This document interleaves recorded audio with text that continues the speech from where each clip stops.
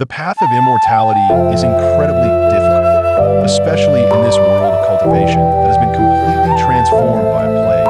When mortals carry the disease, once an immortal comes into contact, they may suffer a decline in their cultivation at best, or return to the heavens at worst, thus creating it. Eternal separation between immortals and immortals' cultivation methods cannot be practiced together, and the entire cultivation world has become a vast, dark forest of fanboys.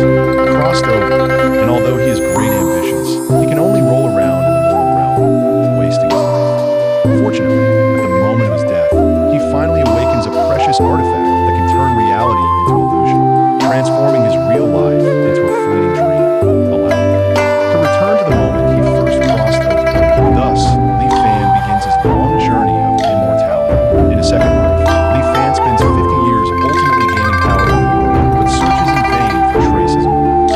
Only at the end of his life does he catch a glimpse of a mortal's mark. In his third life, Li Fan exhausts all his efforts and devises countless plans, yet he cannot withstand the sword of an immortal. In his fourth life, Li Fan, a mere mortal, have no regrets after our lives, but only seek immortality.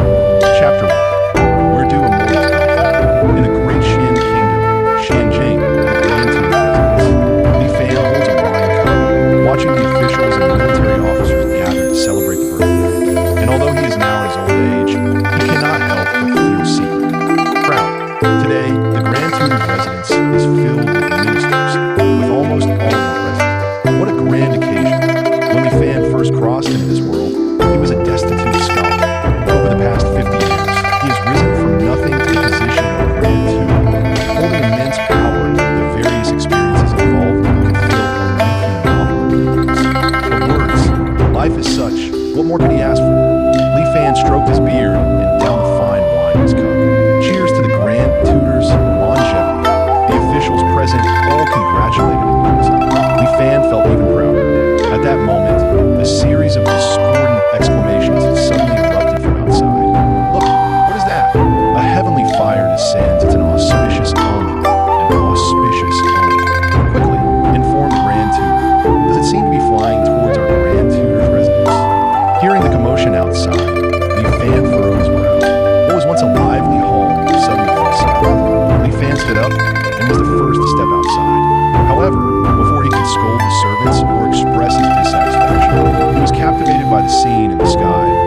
In the distant sky, two silver beams of light, one in front and one behind, sped toward this direction like shooting stars. What is this? Li Fan was stunned. In the blink of an eye, the two shooting stars arrived above Xianjing City, but suddenly stopped. At the same time, a voice like thunder descended from the heavens, exploding in the ears of the crowd. Dao Xuanzi, do not bully others too much. Everyone present was astonished. Some even exclaimed, "Immortal Master," and fell to their knees. A term that had been buried deep in his memory, almost forgotten, suddenly popped into Li Fan's mind. Cultivator Li Fan was dazed, murmuring, "How is this possible?" The two cultivators in the sky clearly did not care about the thoughts.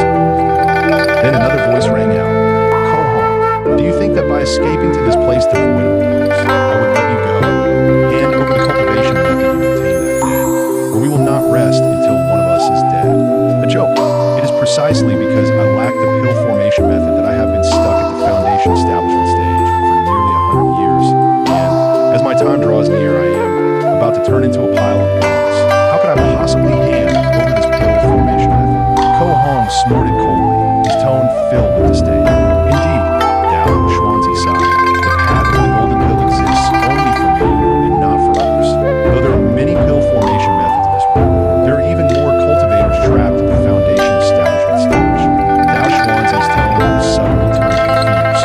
If that is the case, now that the path to immortality is in front of me, how could I possibly let you go? How could I not bully you too much? Ko-Hong laughed loudly. It's just a performance. How ridiculous that we, brothers for 100 years, now draw our swords against each other for a slim chance of survival. Dao Xuanzi sneered in silence. What Ko-Hong suddenly said, I know match for you. Today I will surely face disaster. However, there are so many mortals here, I wonder if you can withstand such a dense concentration of miasma. Dao Xuanzi's expression changed instantly. Ko-Hong, what do you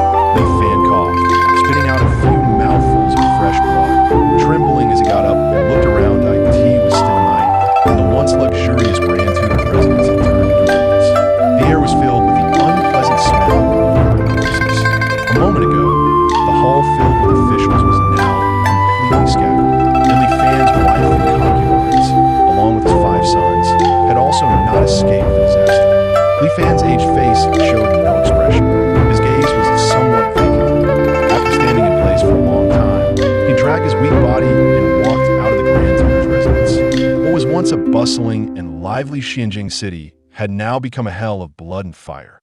Everywhere he looked was broken bodies and collapsed buildings. Surely, after this calamity, the surviving commoners would be few and far between. All of this was caused by the two suddenly descending immortal masters, the two cultivators. Li Fan had no strength left, and he slumped down in a corner of a broken wall. His hearing had long been damaged in the violent explosion earlier. However, it didn't matter. At this moment, he just wanted to laugh. How could there be cultivators in this world? From the moment he became an official, he had used the power in his hands to search for traces of the possible existence of the immortal path. By the time he became the imperial tutor and stood above 10,000 people, he had searched the entire realm, from a northern ice sea to the southern ocean, from the eastern abyss to the western mountain range. Throughout the great Xian, there was not a single trace of an immortal's existence. But today, after he had grown old and completely lost hope, two cultivators descended from the heavens, came before him, and crushed everything he possessed without any explanation. This what immortals are? Where do immortals come from? All the anger and unwillingness finally transformed into endless confusion. Heaven's will is a cruel joke. At the same time, Li Fan felt an immense sense of relief. Relieved that before his death, he finally confirmed the existence of immortals. Otherwise, when he began his next life, wouldn't he have wasted another 50 years of time? That's right.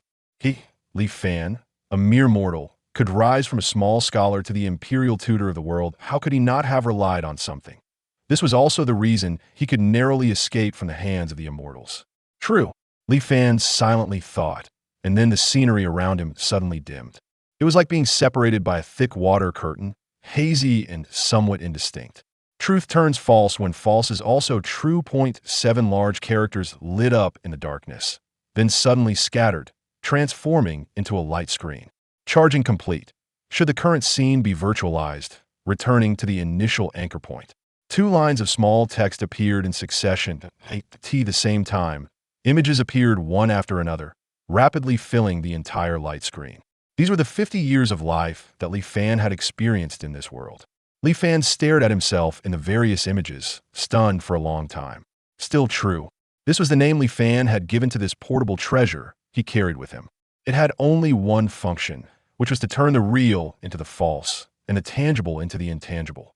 The so-called turning the tangible into the intangible meant transforming everything Li Fan had truly experienced into simulated, illusory experiences, bringing Li Fan back to the initially set anchor point, which was when he had just crossed into this world, in fact, this world was already Li Fan's second life.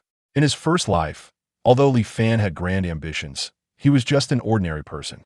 After repeated failures, he finally gave up on the idea of studying and becoming an official. After turning 30, he started a small business, became an ordinary wealthy man, married and had children, and lived a mundane life. It was only when he was old and on the brink of death that he finally awakened. Still true. This led to the rise of the second Li Fan, unstoppable and soaring. But unfortunately, it seemed he had used it in the wrong place. After pondering for a moment, Li Fan chose not to end this life immediately. Before that, he had a few things to do. Turning off the light screen and returning to reality, Li Fan forced himself to gather his spirits and deal with the aftermath of the severe blow to Xinjiang. After searching for some survivors, Li Fan, relying on his years of prestige, managed to stabilize the people's hearts somewhat. Even though Li Fan could not hear, he could still find pen and paper, and although communication was somewhat troublesome, it did not hinder him from conveying his orders one after another. First, Li Fan ordered his trusted guard stationed outside the city to rush to Xinjiang to maintain order after the disaster. He then sent orders to surrounding cities to dispatch food supplies and officials to Xinjiang. Most of the buildings in Xinjiang had been destroyed in an instant. After the guard camp took over Xinjiang, Li Fan simply stayed in the military camp to oversee the aftermath work. With Li Fan's orders, resources and talents from surrounding cities flowed continuously into Xinjiang. A month later, the ruined Xinjiang city had begun to regain some semblance of life. When the great Xian kingdom finally caught its breath after the blow from the immortal, Li Fan began to order the collection of information regarding the 2 immortals who appeared that night, including where the 2 originally came from, where they went afterward, and whether they had any conversations on the way, etc. Unfortunately, after months of investigation. Apart from knowing that these two cultivators seemed to have appeared from the direction of Domyan Xinyuan, there was nothing else to report. The event Li Fan had hoped for, where the two immortals would perish together, did not happen. I shouldn't have had any expectations for such a thing, Li Fan sighed inwardly. In that case, there is nothing for me to cling to in this life. Standing in the newly built Grand Preceptor's residence, Li Fan activated Still True once again. Should the current scene be virtualized, returning to the initial anchor point? Li Fan no longer hesitated and chose yes, that on the light screen, countless vivid images froze simultaneously. Then, the intrigues, glory, and wealth of this life shattered like a dream, transforming into streaks of meteors that flew into Li Fan's mind. Scenes flashed quickly before Li Fan's eyes like a revolving lantern, finally freezing on the image of two cultivators confronting each other high above the Grand Preceptor's residence. Dao Xuanzi, Ko Hong, Li Fan murmured their names softly. 50 years later, I will still be waiting for you in this Xianjing city. Wealth and honor are but clouds to me. Li Fan's consciousness gradually became hazy, but his will and goals became unprecedentedly firm. In the next life, I will capture immortals. The brilliance in his mind gradually faded, and Li Fan slowly fell into a deep sleep. Chapter 2. Aspiring for Longevity. In the darkness, lines of glowing small characters appeared in succession with the images. You have returned to the anchor point of 1 year. Overjoyed, you made some outrageous moves and almost had your aunt force you to drink the exorcism water obtained from the village witch. With half a year until the provincial exam, you studied day and night at home. Since you already knew the exam questions, you appeared very confident. Your aunt, although often complaining about you, has always supported your studies. The village chief's brother coveted your family's ancestral fertile land and secretly pressured you. Your aunt, being a woman, encouraged you to resist, but was powerless. You use a little trick to settle this matter. Since then, your aunt viewed you in a new light. Half a year later, you participated in the provincial exam. Although you only ranked in the 30s, you successfully became a Jiren, bringing glory to your ancestors. Anchor point 2 years, you went to Xianjing City to participate in the metropolitan exam. Naturally, you succeeded in passing the exam since you were well prepared for the questions. You then performed excellently in the palace examination, ranking among the second class, and were conferred the title of Jinshi. You established connections in Xianjing City, and finally got what you wished for, obtaining the position of county magistrate of one county in Jiangnan. Anchor point 3 years, after taking your aunt with you, you began your term in one county. You secretly started to cultivate your own trusted team. That same year, you led your subordinates to find several mineral deposits from your previous life memories in the deep mountains. Anchor point 4 years, you successfully produced a batch of explosives and flintlock guns. Your subordinate firearms team successfully eliminated and incorporated a nearby band of mountain thieves. Anchor point 5 years, Jiangnan faced a severe drought with refugees everywhere.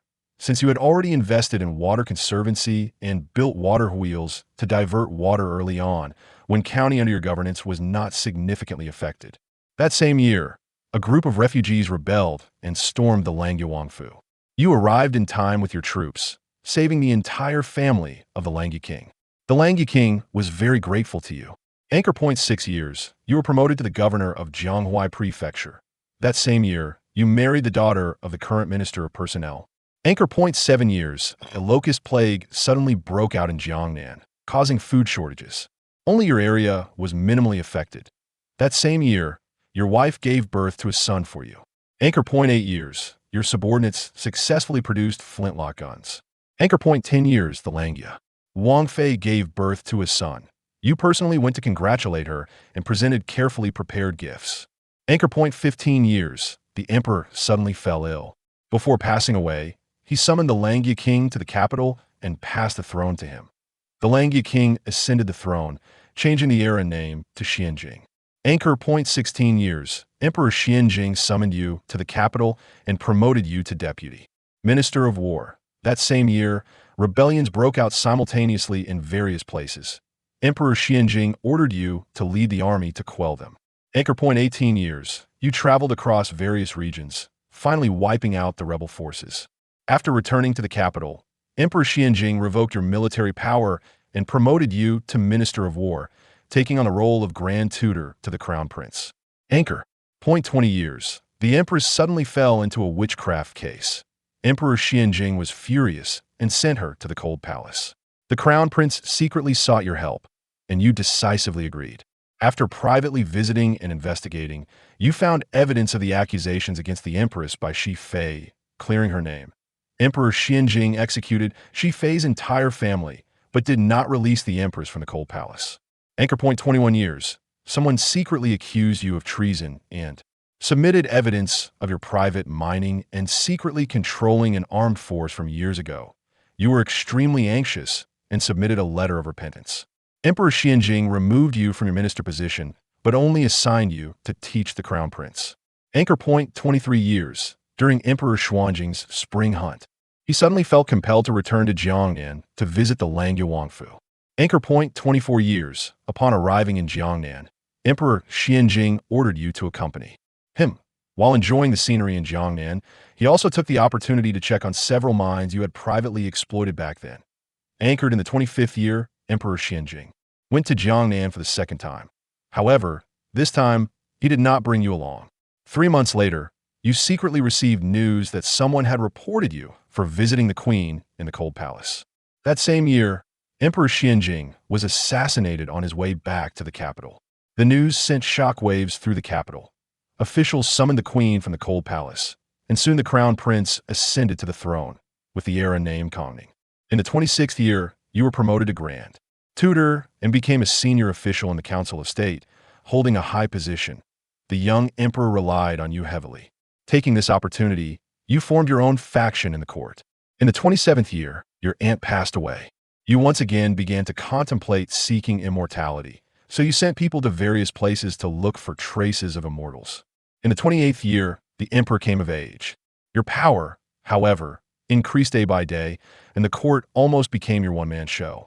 In the 30th year, the world only knew the Grand Tutor, but not the emperor.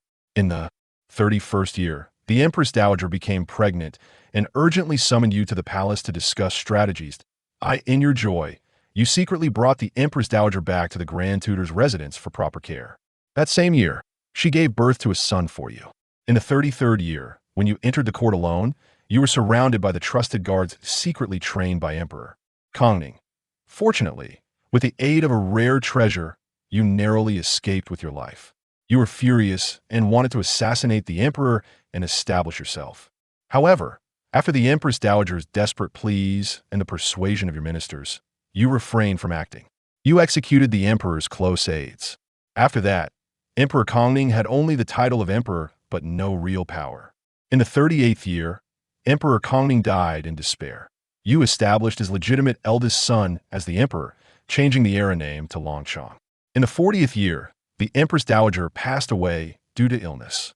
Your desire to seek immortality grew stronger. In the 45th year, your wife passed away. In the 46th year, your eldest son passed away due to illness. In the 48th year, after many years of seeking immortality without results, you gave up on the idea of finding an immortal. In the 50th year, 2 immortals came from the eastern Su Yuan and destroyed Xianjing City in an instant. You narrowly escaped with your life. The simulation ends here. You can choose one of the following options to retain. 1. An item you possessed during the simulation. 2. Your cultivation realm during the simulation. 3. The simulated memory of a person closely related to you during the simulation. This memory can be inherited by that person. 4. Abandon the above choices to accelerate the charging progress. Li Fan regained consciousness and found himself back in his shabby study.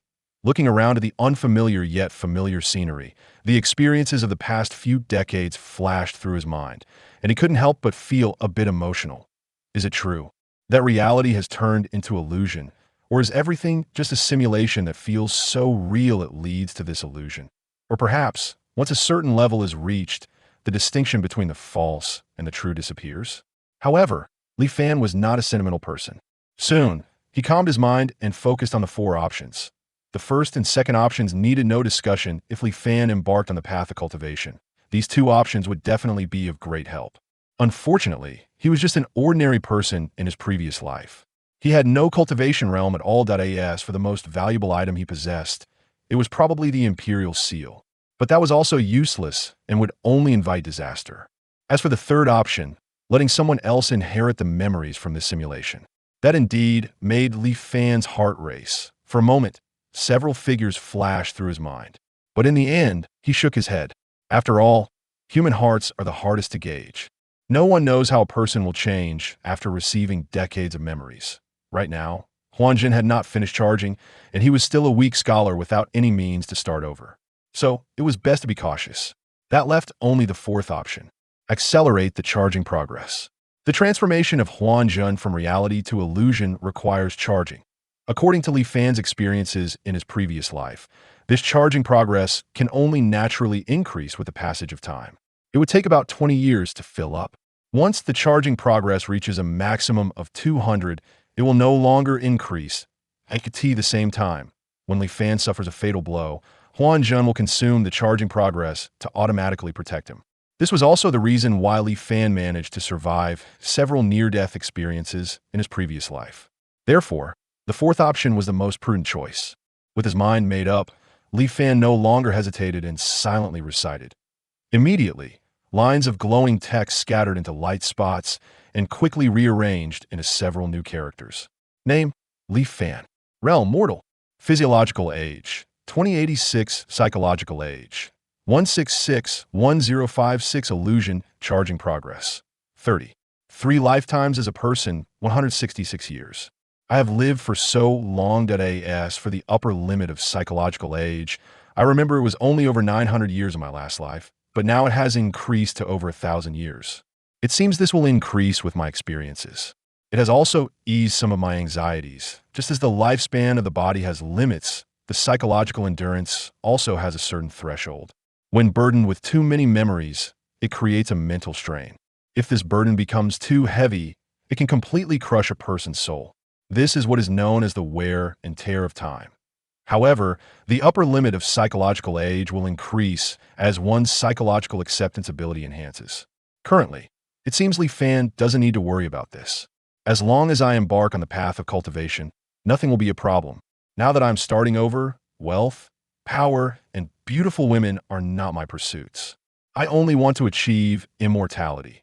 The pain of losing beloved friends and family in his previous life, along with the helplessness and fear brought by his aging body, made Li Fan's resolve even stronger at this moment. The goal of this life is to learn the secrets of cultivation from those two immortals. 50 years later, they will arrive in Xianjing City. With careful planning, even if they are so-called foundation establishment experts, I might still have a chance. Perhaps what I can rely on, besides firearms and gunpowder, is also the immortal and mortal miasma they mentioned. Additionally, in these 50 years, I cannot just wait idly. They come from the eastern Suyuan, so perhaps I can send someone to explore the depths of Suyuan first. The most frightening thing in life is having no goal. In his previous life, there were many nights when Li Fan woke up from the Empress Dowager's bed, feeling an immense emptiness and confusion. In this life, he has already reached the pinnacle of ordinary people. He is the Emperor's teacher and holds the military power of the world. Most of the ministers in the court are his trusted aides. He can depose and establish emperors, and even the Empress Dowager submits to his will. There is no higher position to reach. Even if he were to live another life, it would be the same. In the next simulation, should he do this again? If so, what is the meaning of one life after another? Power and pleasure, when repeated too much, become tasteless. Perhaps, if there were no variables, after a certain cycle, Li Fan might actively give up and choose to end his life. But the appearance of those two immortals opened a new possibility for Li Fan. It showed him a strange and enticing world beckoning him that ignited within Li Fan a great ambition and goal. He wants to cultivate. He wants to achieve immortality. No one could stop him. Li Fan pushed open the door of the house and walked out with his head held high. His steps were firm. Chapter 3. Mortals seeking immortals. Time seemed to have pressed the fast-forward button. Li Fan methodically implemented his plan step by step. With the experience of 2 lifetimes, everything went surprisingly smoothly. He still participated in the imperial examination, but this time with decades of experience and power. The essays he wrote naturally surpassed those of his previous life. In the provincial exam, the metropolitan exam, and the palace exam, he ranked first in all. achieving the top 3 honors and gaining fame throughout the land. Subsequently, he volunteered to serve as an official in a distant location, citing his youth as a reason to gain more experience. The destination was naturally Wen County. Although there was much confusion and regret in the court, his request was approved. After anchoring for 3 years, he arrived in Wen County again. This time, it was much better than in his previous life. Due to his immense reputation and his thorough understanding of the personalities of the county's officials, he almost effortlessly brought the entire Wen County under control. He then began to promote and cultivate his trusted subordinates from his previous life, continuously expanding his influence. At the same time, he drew up blueprints for flintlock guns, ordering craftsmen to produce them according to the designs and informing them of all the difficulties encountered during production. Afterward, he sent people to various places to secretly recruit skilled artisans, striving to develop more advanced firearms. The mining of mountain resources was also in full swing. Li Fan swept away all the bandits in the nearby mountains of Wen County and forced them to mine. Relying on the mining area, he built many workshops in the deep mountains, producing crafts and iron goods in large quantities. He also secretly organized merchant fleets to travel and sell goods, accumulating funds. After anchoring for 4 years, Li Fan secretly searched and finally found the stand-in for Emperor Kongning. The existence of this stand-in had nearly caused his assassination plan in the previous life to fail. Fortunately, his cautious nature and numerous contingency plans had prevented him from failing. Li Fan personally trained the stand-in, and after half a year, there were hardly any flaws. After anchoring for 5 years, a severe drought struck Jiangnan. Li Fan ordered his trusted subordinates to impersonate refugees and attack the Wangfu of the Wang family of Langya. Li Fan led a group to feign rescue, but in reality, they coordinated internally and externally to directly kill the entire Wang family. At the same time, he had the stand-in make an appearance. From then on, Li Fan took over the Wangfu of Langya and secretly controlled it. The news of the Wang family's massacre, with only the Wang family head surviving, shocked the court and the people. The emperor was furious and dispatched troops to suppress the refugees. Li Fan, having performed a great service, was promoted to governor of Jianghuai. Li Fan's influence further expanded. However, after that, he became more cautious. Instead of continuing to expand outward, he focused on quietly advancing technology and developing productivity.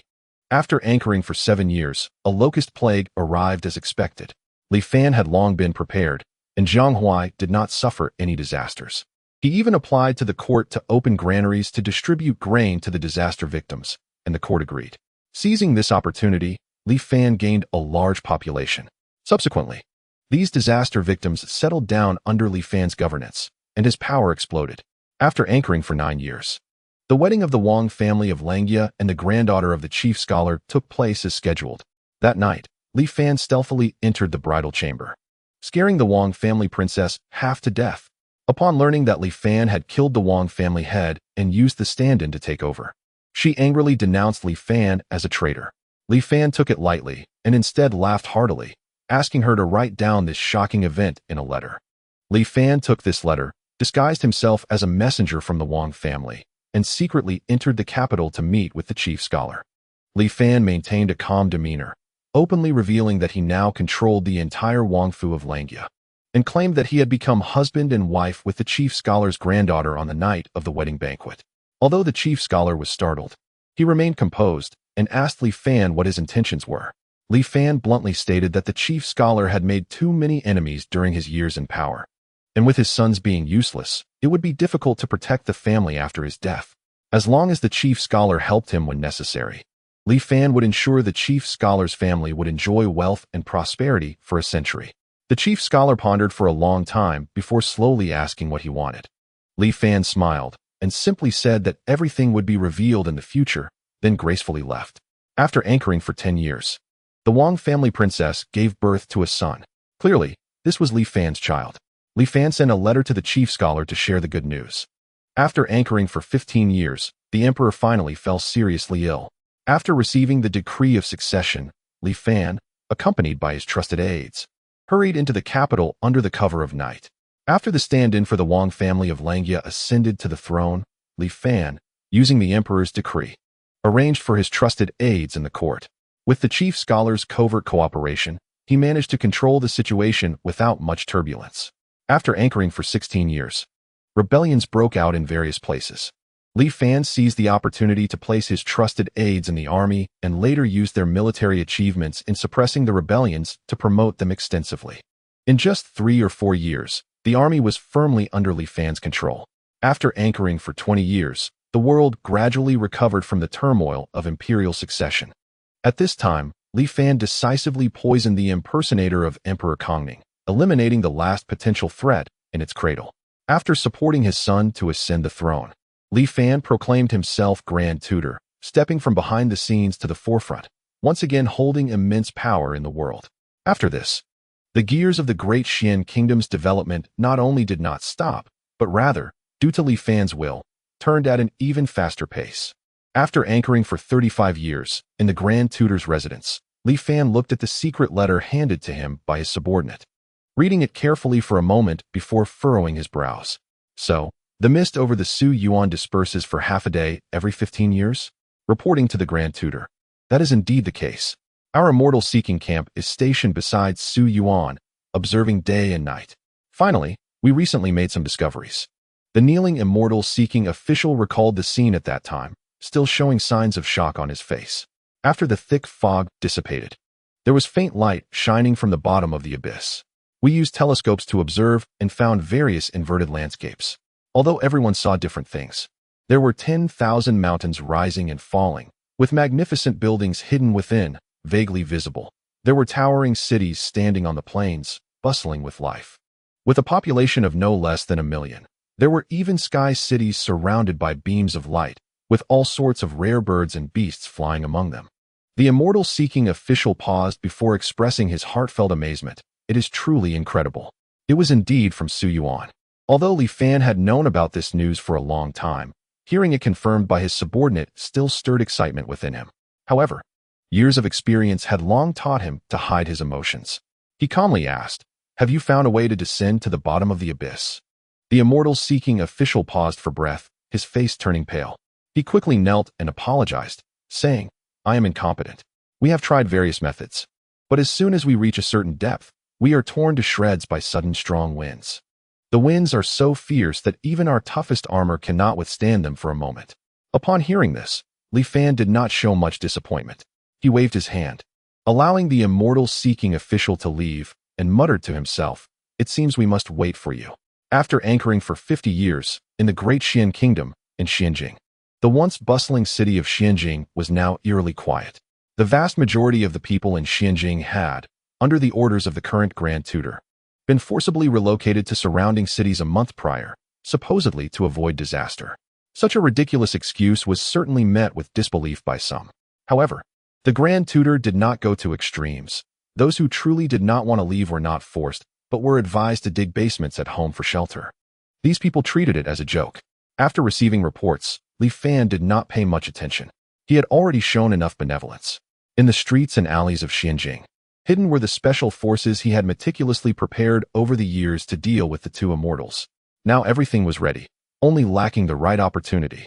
That night, with the bright moon hanging high, the two cultivators arrived as expected. "Dao Xuanzi, do not be too overbearing." Ko Hong's furious shout echoed throughout Xianjing. Suddenly, countless tongues of fire ignited, and tens of thousands of bullets rained down like a waterfall, simultaneously striking the two immortals. Chapter 4. The immortals soared. The two cultivators high in the sky were caught off guard, struck directly. There was no scene of blood and flesh flying. Instead, ripples spread around them as some invisible force deflected the waves of bullets like a tide. What kind of magical artifact is this? Faced with the sudden assault of thousands of mortals, the two cultivators remained calm. Ko Hong extended his right hand, pulling a soldier up into the sky, seizing the soldier's firearm to examine it closely before casually tossing the soldier aside. Interesting, using intricate mechanical structures to replace the formation, and the explosive power of mundane objects to substitute for spiritual energy, is capable of unleashing the strength of a chi refining stage cultivator. Ko Hong understood the principle of the firearm with just a glance.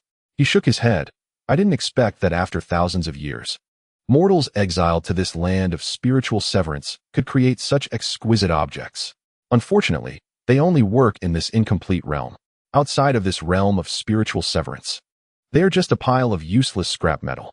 After saying this, The firearm in his hand suddenly vanished, as if he had casually put it away. How dare mere mortals attack us cultivators? I initially felt a trace of guilt, but now it seems you are seeking death. Kohong looked down from above, observing the countless mortal soldiers in the darkness, his eyes filled with disdain. He pointed quickly in the air, tracing out mysterious patterns. Countless sparks suddenly appeared from the darkness, expanding into huge fireballs like a raging inferno. Dao technique, Fire Dragon's Roar. With Kohong's cold shout, crimson flames extended outward, igniting from these massive fireballs. In an instant, the red flames connected the fireballs as if they were flesh and blood. A giant dragon, its face fierce and composed of crimson flames, appeared, spiraling above Xianjing City. The fire dragon raised its head and let out a resounding roar, coiling its body before suddenly crashing down. Boom! The sound of explosions rang out incessantly. The buildings of Xianjing City crumbled like flimsy toys, offering no resistance whatsoever, easily destroyed. The crimson flames seemed to have their own will, devouring everything they touched upon landing.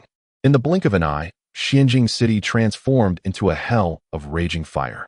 However, Kohong, the one responsible for all this, furrowed his brow.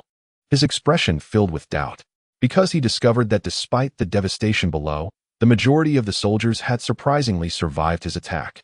It must be known that the fire dragon's roar he unleashed in a fit of rage was a full-force strike. The power of a perfected foundation establishment cultivator is not something mortals can withstand. Even if those soldiers were well-trained and took out protective gear the moment they saw him cast the spell, their casualties should have been far greater than this. What is going on? Kohong was both astonished and puzzled, and suddenly, he seemed to realize something. With a flick of his hand, he retrieved a small metallic object that had been shot at him from all directions, but was easily repelled by his protective spirit energy, now scattered on the ground. Kohong's expression changed drastically, and he began to scan the surroundings alertly, his disdain abruptly turning into caution. These hidden weapons had been soaked in the blood of mortals. The voice of Dao Xuanzi also reached him, looking grim. We just arrived here and are already ambushed. Moreover, the enemy has employed the immortal mortal blight, clearly coming prepared. Could there be cultivators guiding these mortals from behind? The two exchanged glances, several thoughts flashing through their minds. No matter what, this place is strange, and it's not safe to stay. Dao Xuanzi and Kohong could fight against each other over the golden core technique, but that was a matter between them. Now that things had taken an unexpected turn, faced with mere thousands of mortals, the two who had a century-long tacit understanding instinctively chose to retreat together. Perhaps sensing their intentions, the gunfire that had paused due to the Dao technique Fire Dragon's roar rang out once more. However, this only deepened Dao Xuanzi and Kohong's suspicions. These mortals clearly had ulterior motives. Let us go. Just as the two were about to escape, they heard a voice call out from below. Dao Xuanzi, Kohong, if you two escape today, news of you obtaining a golden core technique will spread throughout the entire cultivation world by tomorrow. The voice echoed from all directions around Xianjing City, reverberating through the night without end.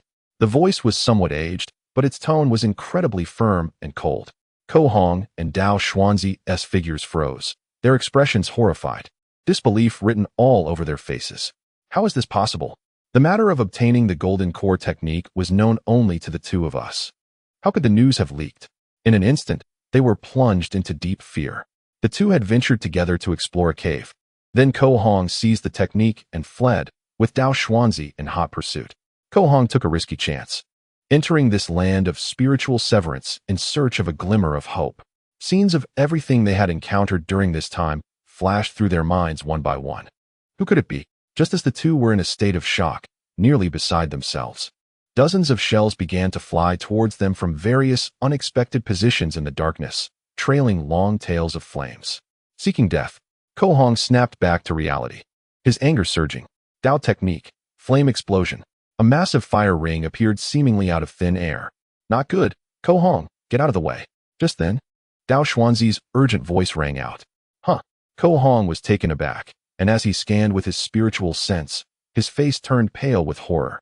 Just as he was about to dodge, it was already too late. Dozens of shells exploded around them. There was no deafening explosion. Instead, dark red liquid erupted around them, creating a small-scale rain of blood that drenched the two cultivators. Ah! A chilling scream immediately echoed across the sky. At the same time, The fearsome aura that once made mortals tremble rapidly diminished. After just a moment of resistance, the two could no longer hold on and fell from the sky.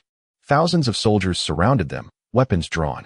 At this moment, the state of the two immortals sent chills down the spines of these specially trained death warriors who were willing to risk their lives.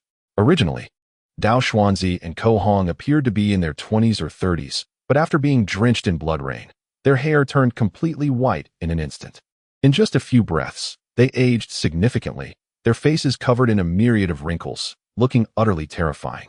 The two hunched over, collapsing to the ground. Ko Hong was on the verge of death, while Dao Xuanzi, slightly better off due to his deeper cultivation, was barely hanging on. These once lofty immortal masters had become like this. Not only the soldiers present, but even Li Fan, who was hiding in the back directing operations, felt an inexplicable chill upon hearing his subordinates report. Two immortals, our Grand Master has ordered that if you two surrender, you may preserve your lives. A soldier shouted from a distance. Surrender?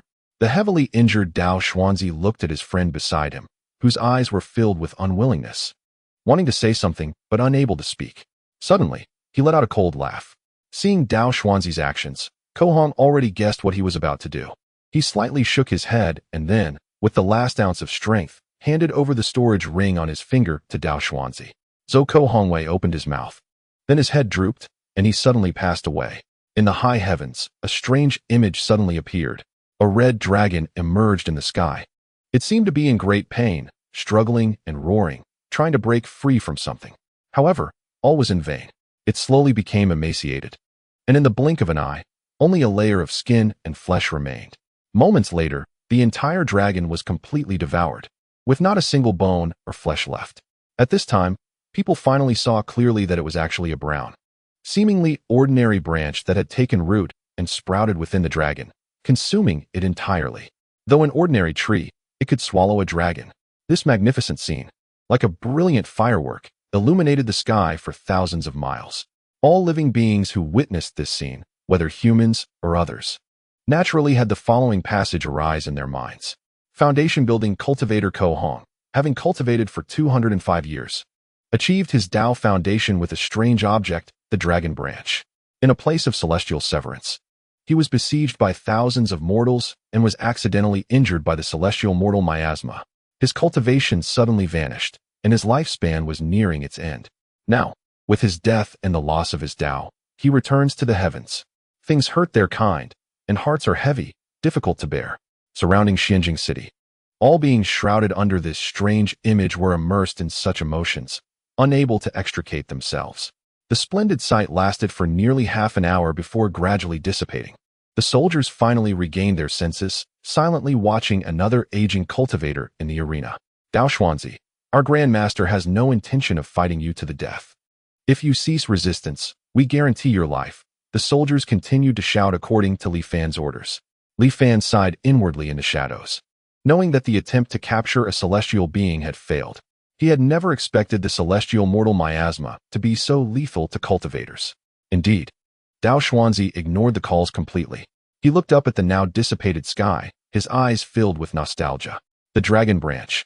After a long time, he withdrew his gaze and struggled to straighten his hunched body.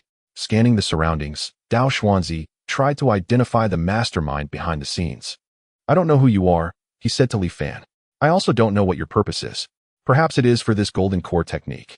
Or perhaps for something else, Dao Xuanzi calmly said, glancing at the storage ring on his hand. Now that our brothers have been set up by you, leading to their deaths, we should have nothing to say. But I cannot accept it, Dao Xuanzi said coldly. To be able to follow us closely, knowing our affairs so well without being discovered, your cultivation must be considerable. Such a person, not daring to confront us head-on, instead engages in sneaky acts, hiding behind mortals, even using the celestial mortal miasma, something all cultivators despise. Dao Xuanzi took a deep breath. My brother Ko Hong died at the hands of someone like you, and I feel it is unjust for him. Dao Xuanzi slowly ascended, looking down at the suddenly vigilant crowd, his expression neither sad nor happy. You have already seen my brother's foundation-building wonder, now I would like to show you mine.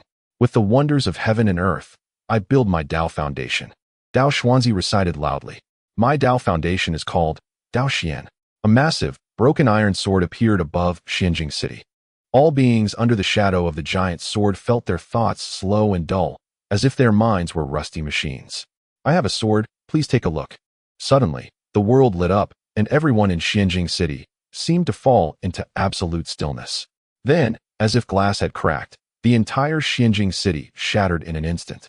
Indeed, the charging progress plummeted, and at the moment before consciousness faded, Li Fan silently thought. Chapter 5. Ripples arise from the ground. This simulation has ended. When Li Fan regained consciousness, he was still immersed in the power of Dao Xuanzi's sword. Is this the power of a perfected foundation-building cultivator? Li Fan was filled with shock.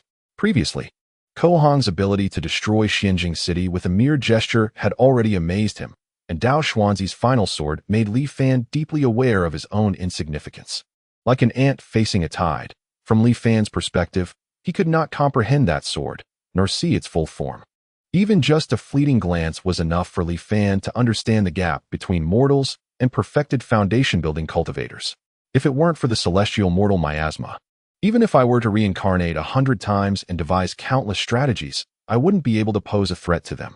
Li Fan secretly rejoiced in his heart, while feeling an overwhelming sense of confusion and fear. What exactly is this celestial mortal miasma? Aren't cultivators supposed to grow step by step from mortals? How could mortal blood have such a terrifying restraining effect on cultivators? The hidden implications made Li Fan's thoughts race. However, he quickly forced many thoughts down. First, summarize the gains and losses of this world. Watching the scenes flashing across the light screen, Li Fan pondered inwardly. The ambush against Dao Xuanzi and Ko Hong was basically within my expectations. First, I used bullets soaked in the blood of death row inmates to deplete their strength, then used the golden core technique to distract them, and finally struck with a blood rain to capture them at their weakest. What I didn't expect was how powerful the celestial mortal miasma was against cultivators, which directly led to Ko Hong's death. Even more unexpected was that I thought the bond between the two brothers mentioned was just casual talk, but their relationship turned out to be extraordinary.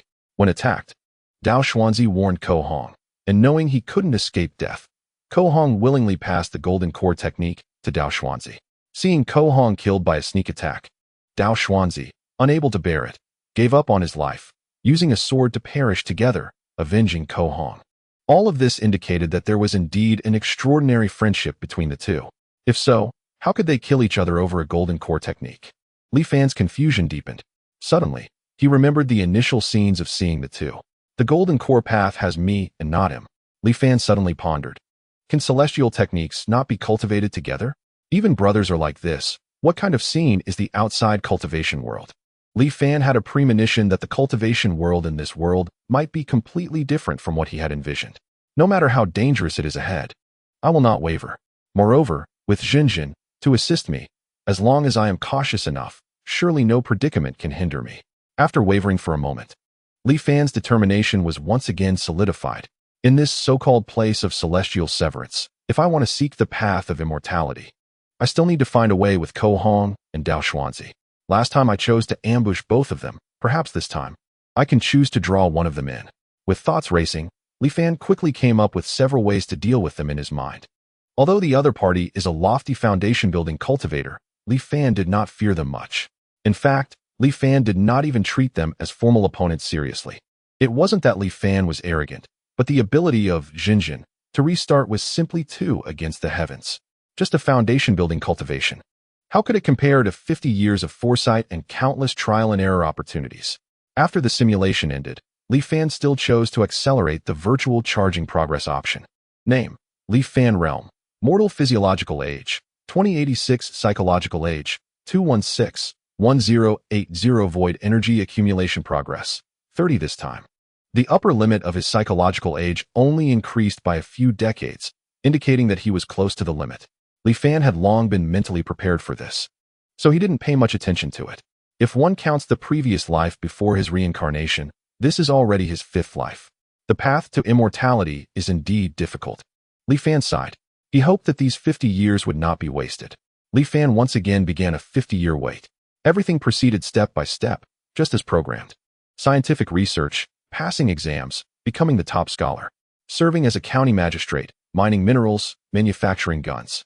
After killing the king of Langia and taking his place, Li Fan began to feel a bit anxious. 10 years felt too long. If one day he could not control the world, he would remain confined to the Jiangnan region.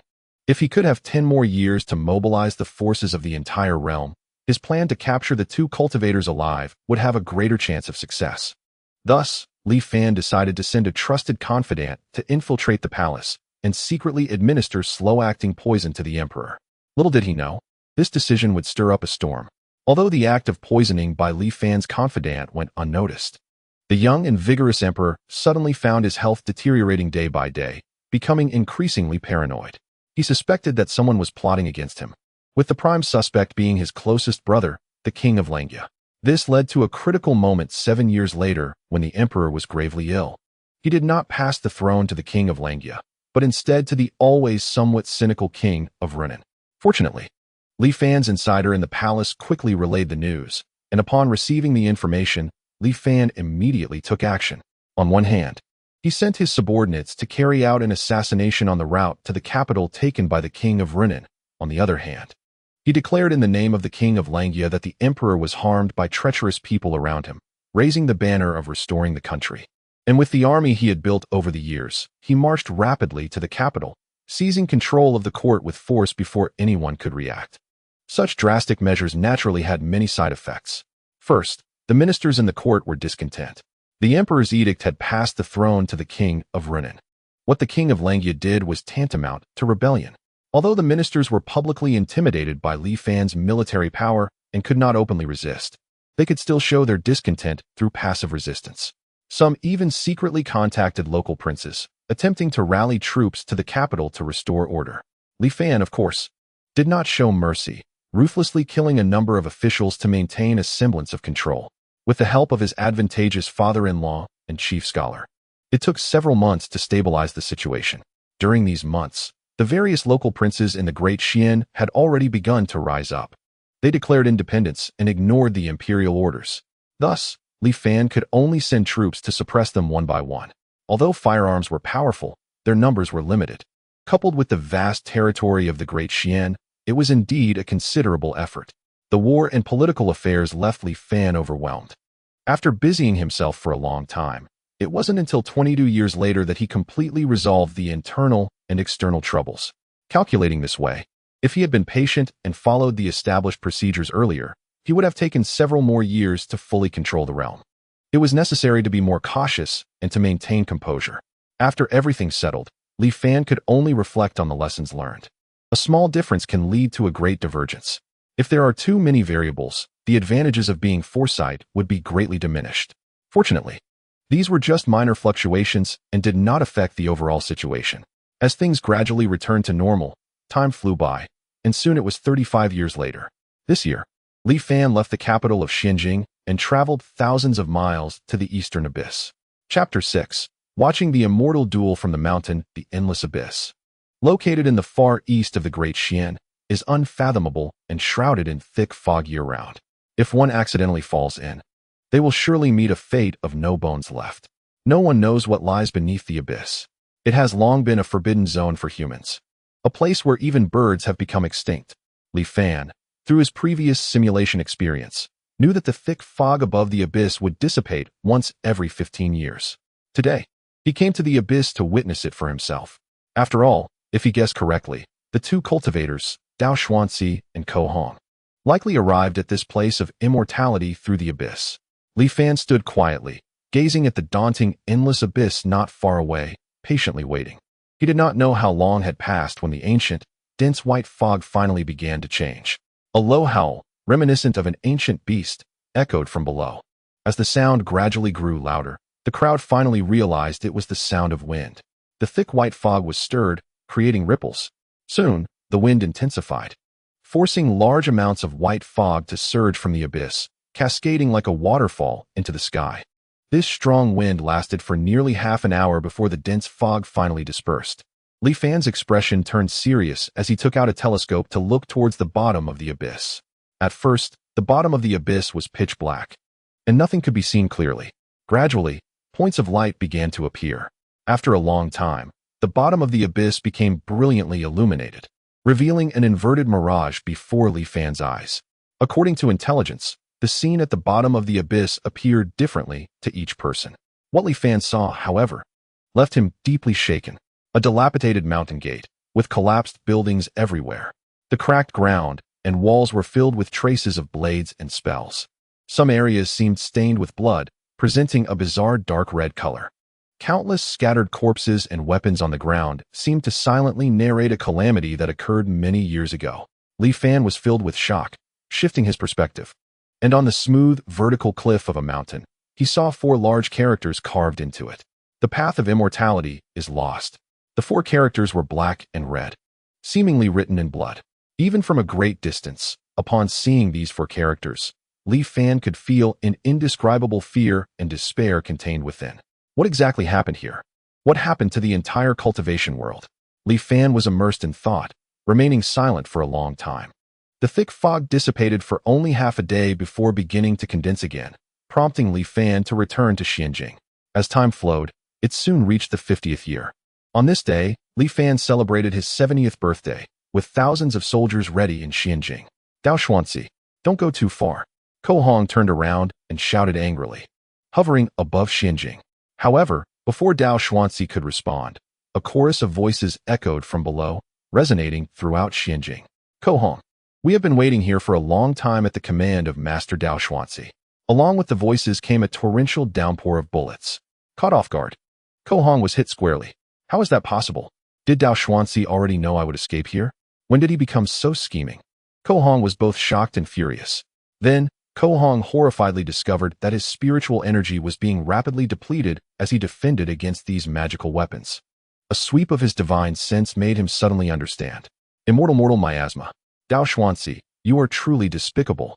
Ko Hong looked at Dao Xuanzi, who arrived shortly after, with disbelief, as if seeing this lifelong friend for the first time. At this moment, Dao Xuanzi was somewhat confused. What was going on with these mortals? Why were they attacking Ko Hong in my name? They even dared to use the immortal miasma? The sudden turn of events left Dao Xuanzi in a state of mental shutdown. But seeing Ko Hong, who was now consumed by extreme anger not far away, Dao Xuanzi suddenly jolted awake. This is strange. Ko Hong, these mortals are not under my command. Dao Xuanzi quickly explained. What? Are you refusing to admit it? Ko Hong laughed in anger.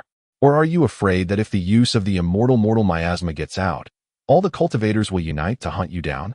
Or perhaps you're more worried that your good reputation built over 100 years will be ruined in an instant. Dao Xuanzi was well aware of his brother's temper and knew that he had lost his reason at this moment. Whatever he said would probably not be heard. Dao Xuanzi faintly felt that he had fallen into some trap. The strange aura here further increased his sense of crisis. It wasn't wise to argue with Ko Hong now. Thus, he patiently explained to Ko Hong, after knowing each other for 100 years, when have you ever seen me lie? This place is indeed not. But before he could finish, an old voice suddenly came from all directions, interrupting him. How can the immortal Master Dao Xuanzi turn his back on people? Didn't we agree that as long as we assist you in killing this Ko Hong here, and take his core formation technique, you would lead my clan out of this land of immortals? The voice was somewhat aggrieved, with a hint of resentment. Core formation technique. Both Ko Hong and Dao Xuanzi's expressions changed simultaneously. You say it's not you. Who else besides you and me would know about this matter? Ko Hong's hair stood on end, clearly furious.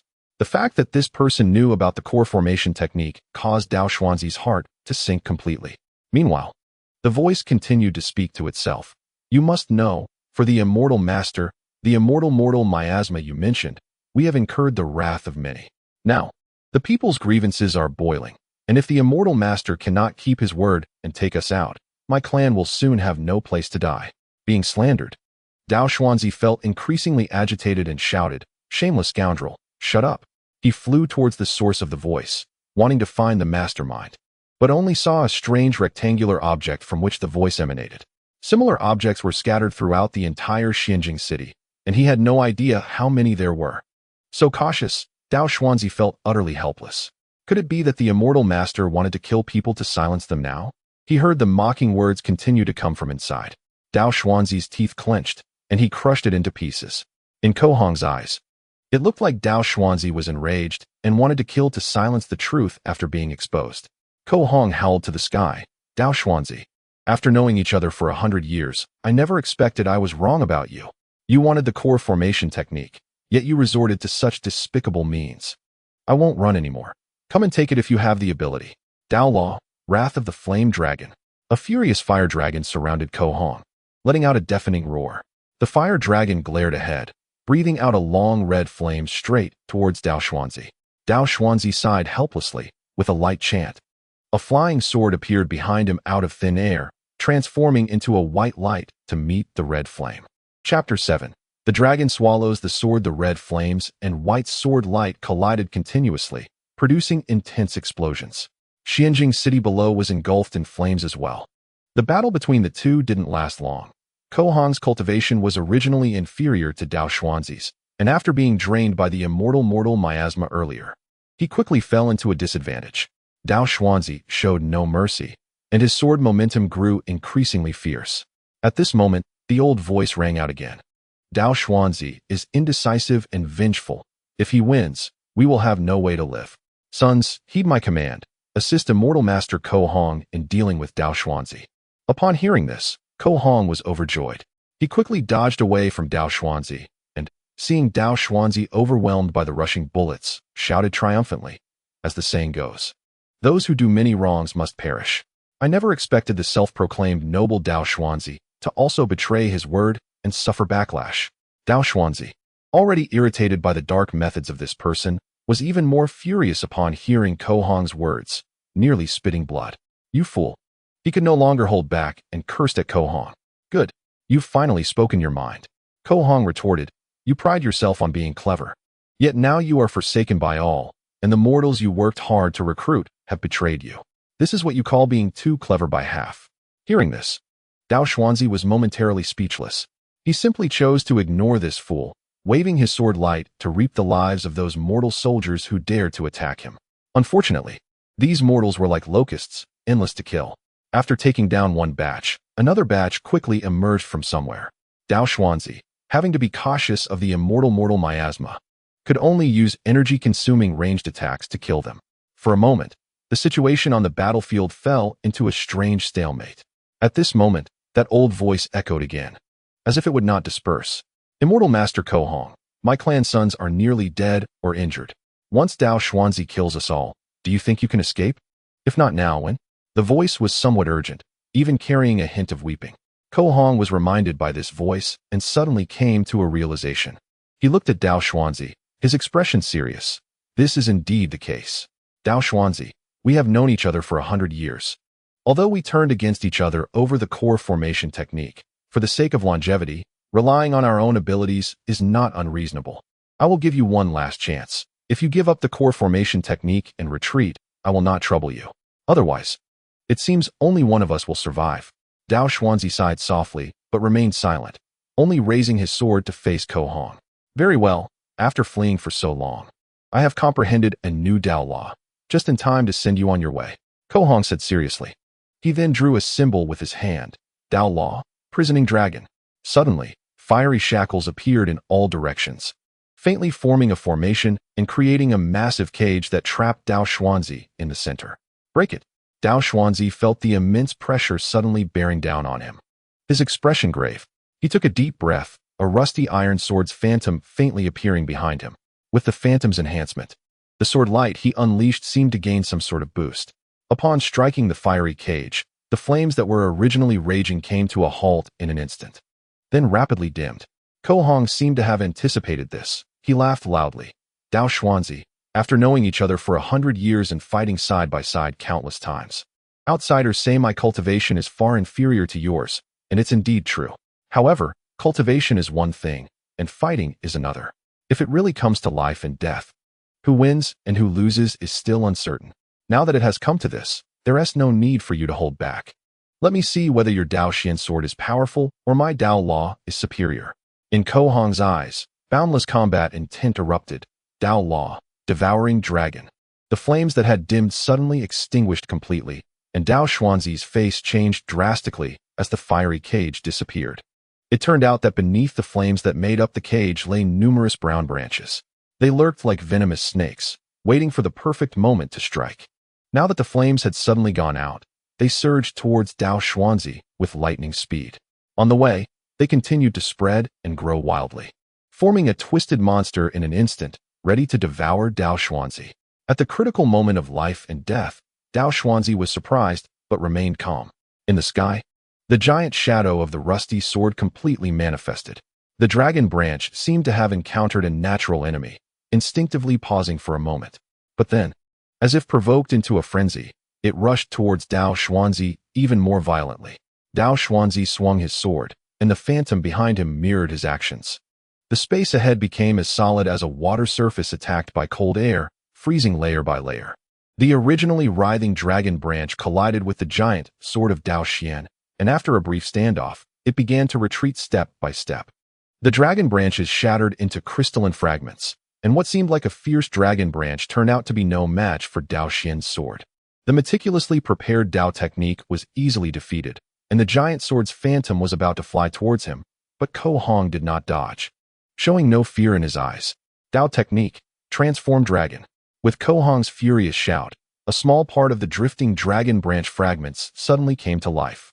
They quickly congregated, forming a brand new dragon branch. Its color was even deeper than the previously twisted giant, with two protrusions at the front resembling dragon horns. The dragon branch, like a sharp sword, charged towards Dao Xuanzi recklessly, accompanied by a faint dragon roar. A hint of admiration flashed in Dao Xuanzi's eyes. But the giant sword of Dao Xian showed no signs of retreating. In life and death combat, it was a contest of who was more decisive, who was more ruthless. The winner lives, the loser dies, that's all there is to it. Just at this critical moment, the ancient voice that had been swirling above Xinjing City rang out again. Master Ko Hong, we will lend you a hand. Before the words fell, long tails of flames, as if premeditated, roared from all directions, crashing down beside Dao Xuanzi, erupting into a rain of blood. Caught off guard, Dao Xuanzi let out a scream. His momentum suddenly diminished. The phantom of Dao Xian also dimmed, and the dragon branch took this opportunity to flow upward, breaking through the solidified space and rooting itself on Dao Xuanzi.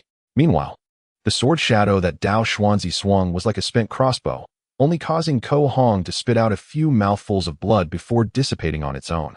Coughing, Dao Xuanzi let out a bitter laugh, wanting to say something but could no longer speak. In just a moment, under the devouring of the dragon branch, he transformed into a skeleton. Chapter 8.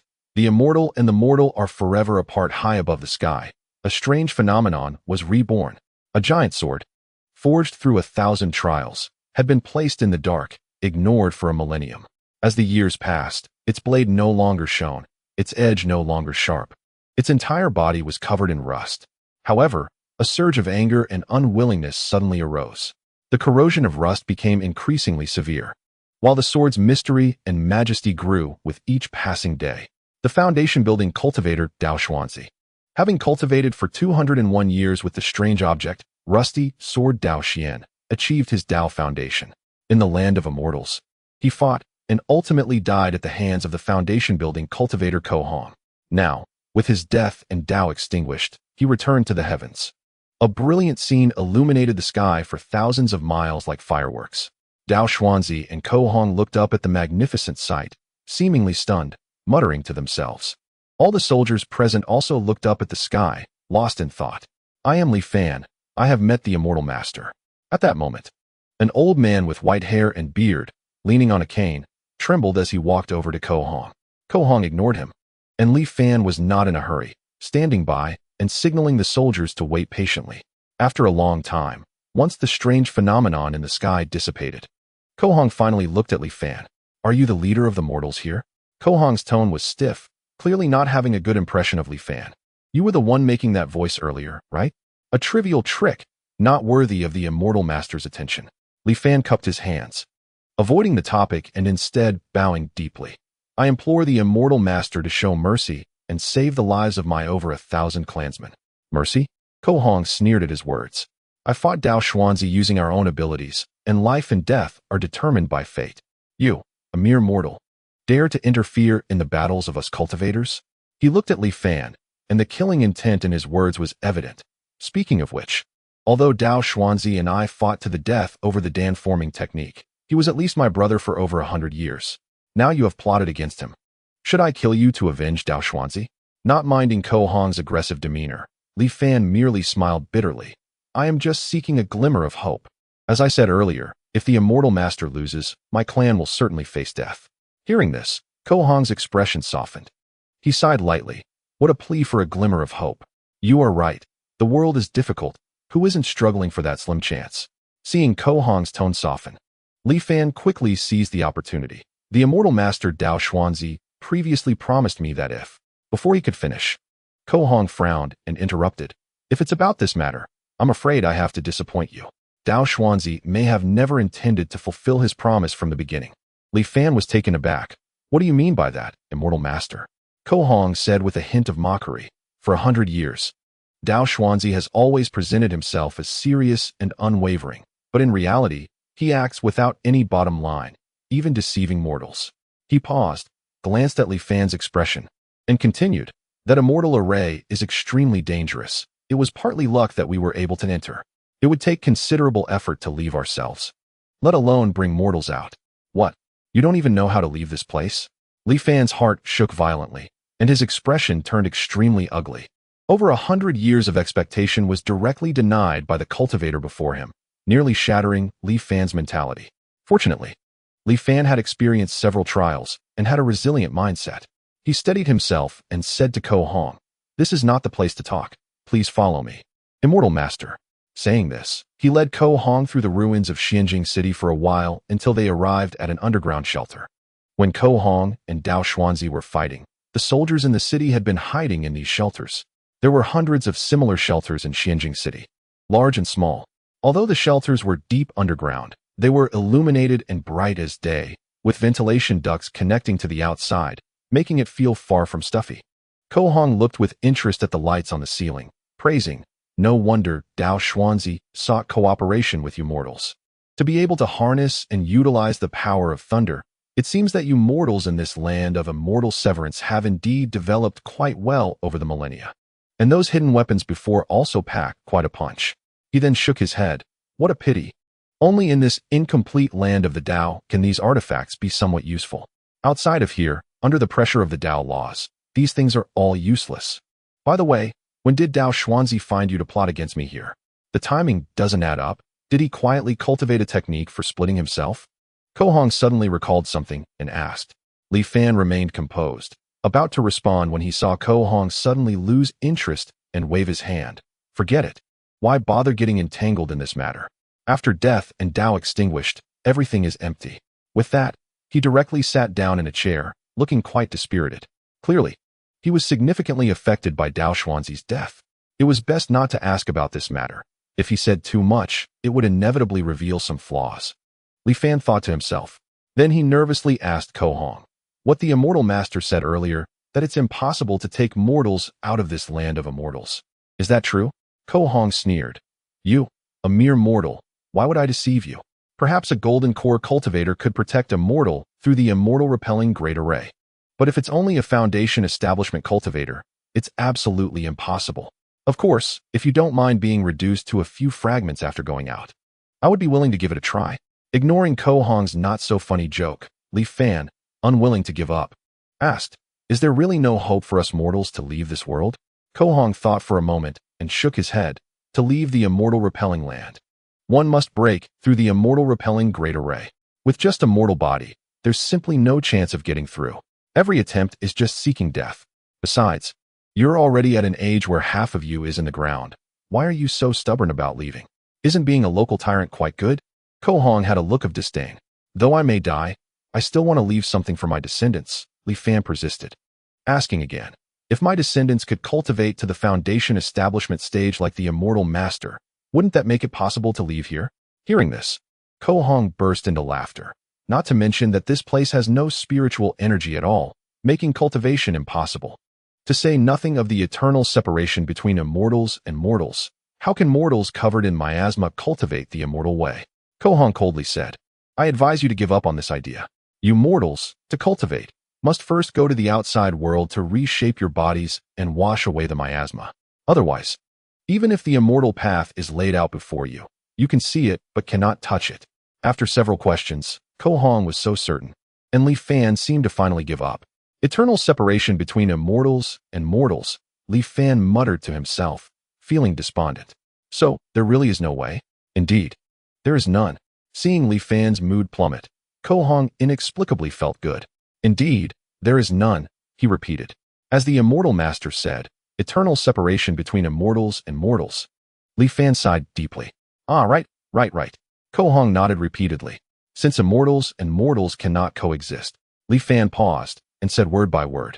Then, as a mere mortal, how can I fully believe the words of the immortal master? His demeanor suddenly changed, the flattery in his eyes vanished, replaced by the gaze of a hunter encountering prey. What do you mean? Ko Hong was stunned. Looking at the seemingly ordinary mortal old man before him, Ko Hong suddenly felt a dangerous aura.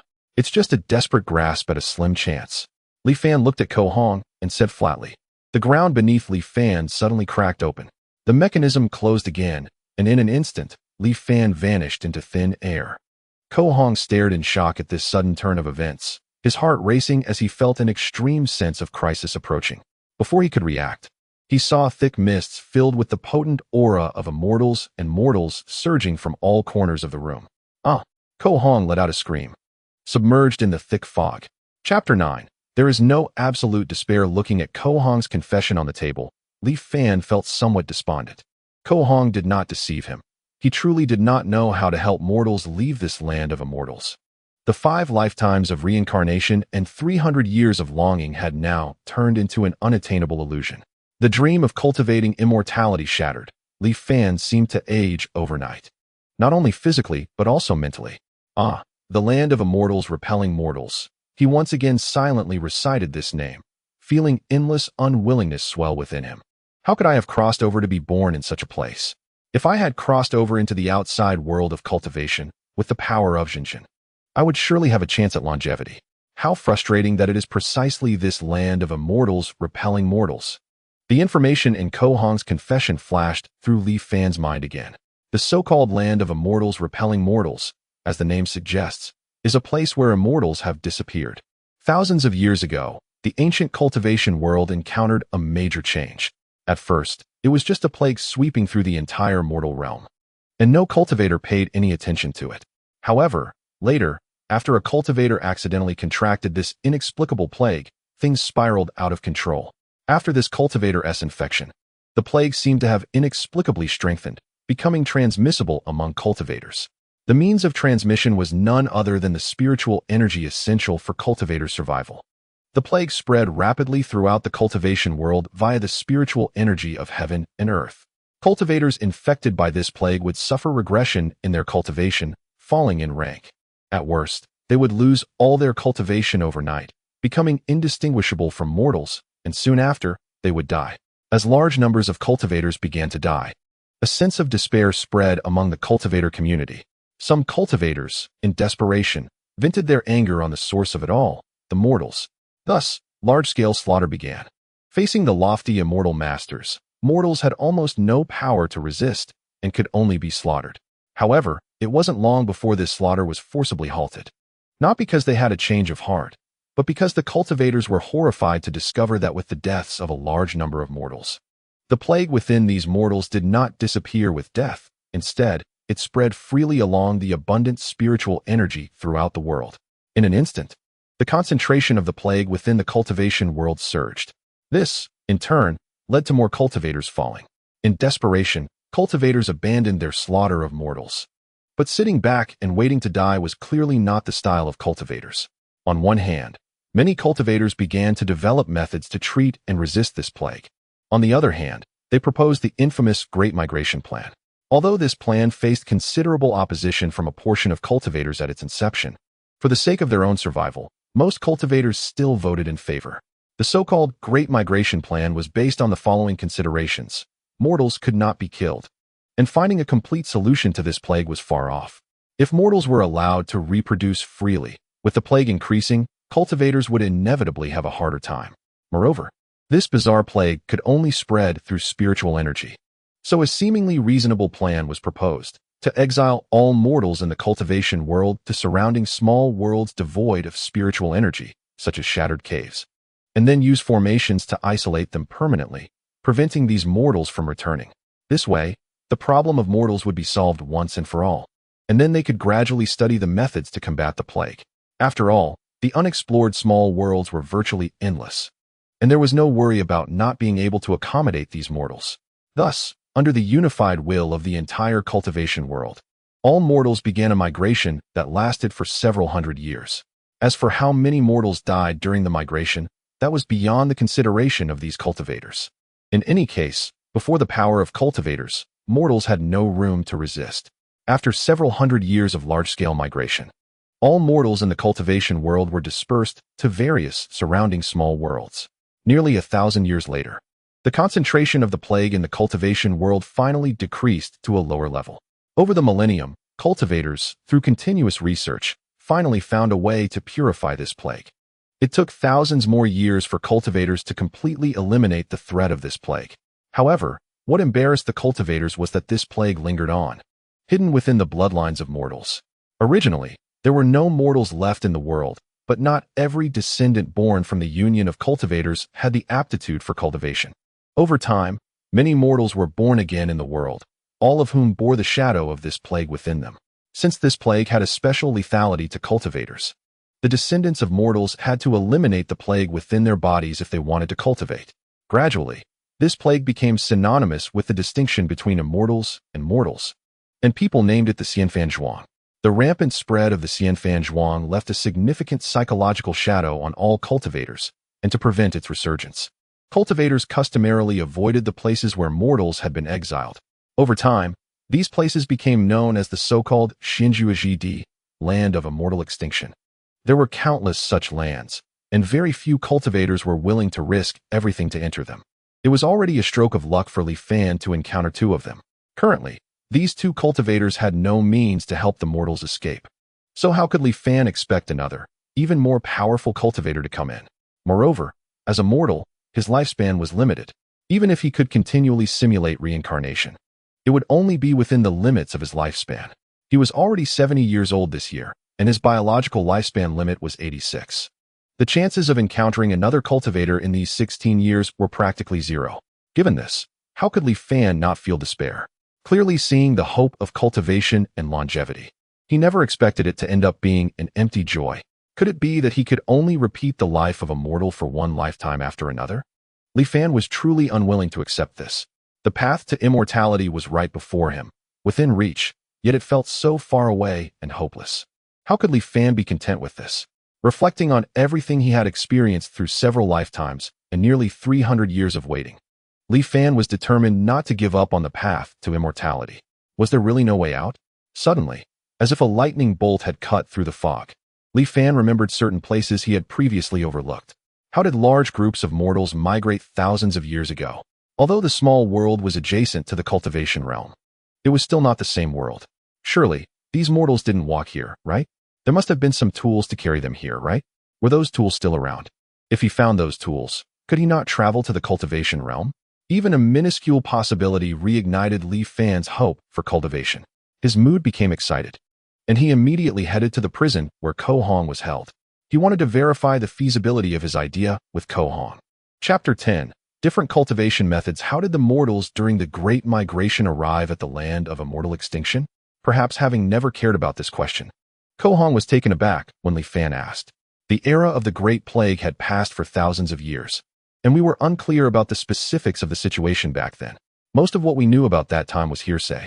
After pondering for a moment, Ko Hong shook his head. What? You still haven't given up? Ko Hong looked at Li Fan and couldn't help but mock. Even if you get out, what can you do? At 70 years old, you still want to cultivate? As he spoke halfway, he noticed Li Fan's cold gaze sweeping across him, while a few nearby enforcers looked eager and menacing, which made him shiver and awkwardly shut his mouth. Ko Hong had already been released from the prison by Li Fan.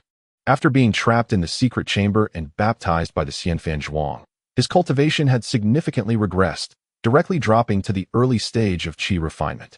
All his Taoist methods were unusable, and now he was just a slightly stronger mortal. After being captured, he had initially been cursing, but after several rounds of harsh torture, Ko Hong finally became compliant. It turned out that high-ranking cultivators, after losing their cultivation, were no different from us mortals. In fact, they might even be less resilient than us. One of the enforcers said sarcastically, "Yes, this guy didn't last even an hour under our hands." Another enforcer echoed.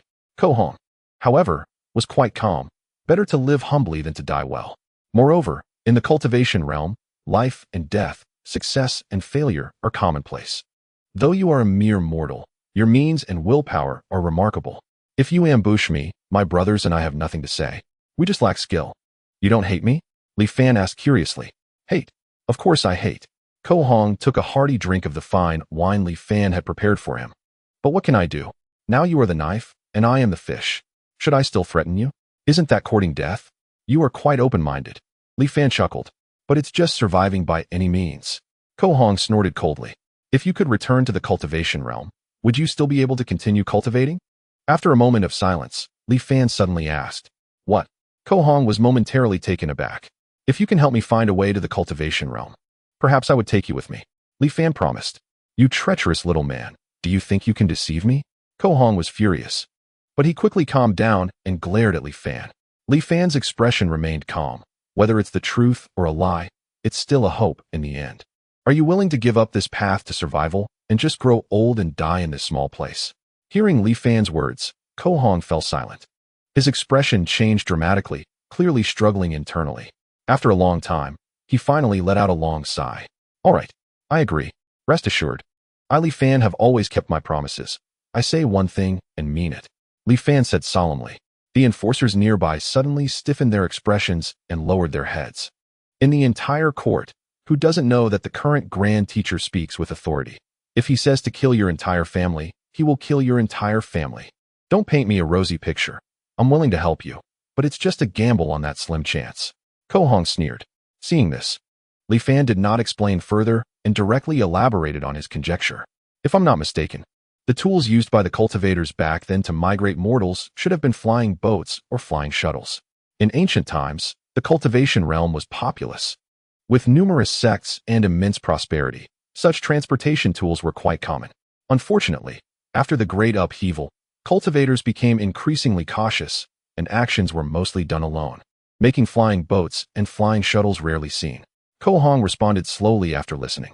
The great upheaval refers to that bizarre Great Plague, right? Li Fan asked. Although the Xianfan Zhuang is bizarre, it did not shake the foundation of the cultivators. In fact, the reason the Xianfan Zhuang could run rampant was that the vast majority of cultivators perished in a great calamity. The strength of the cultivation realm plummeted, which is why they could not effectively deal with the Xianfan Zhuang.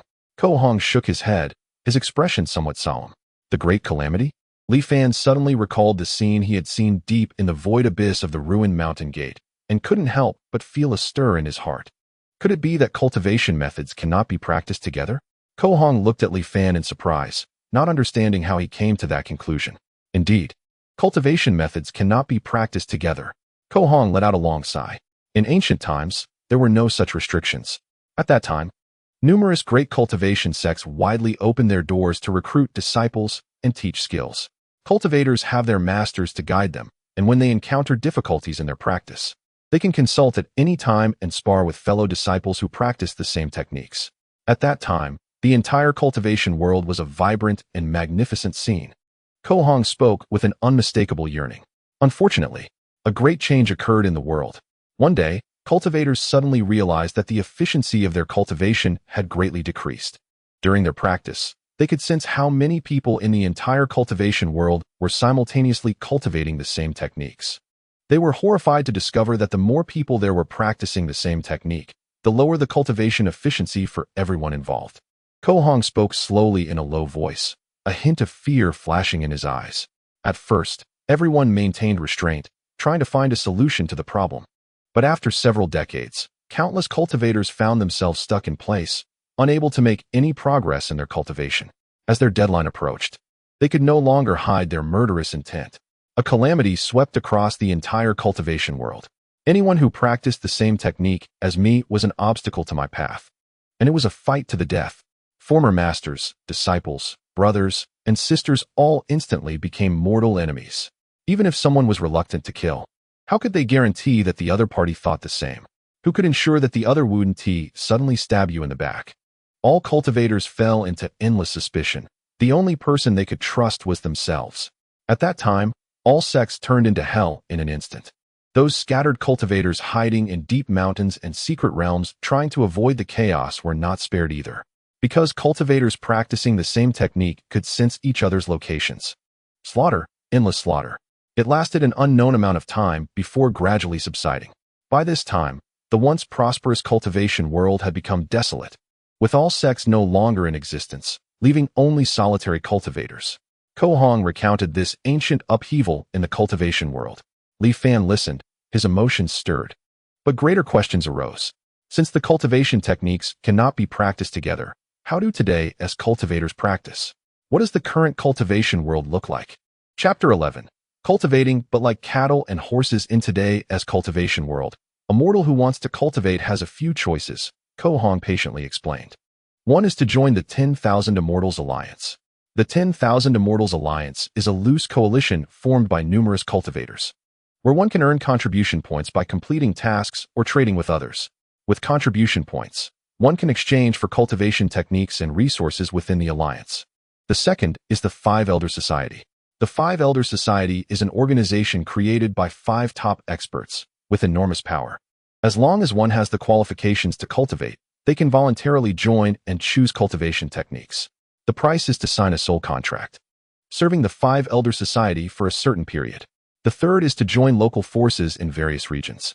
Although these forces cannot compare with the 2 giants mentioned above, they are often more united and generally do not have dangerous tasks, making them suitable for those with a laid-back personality.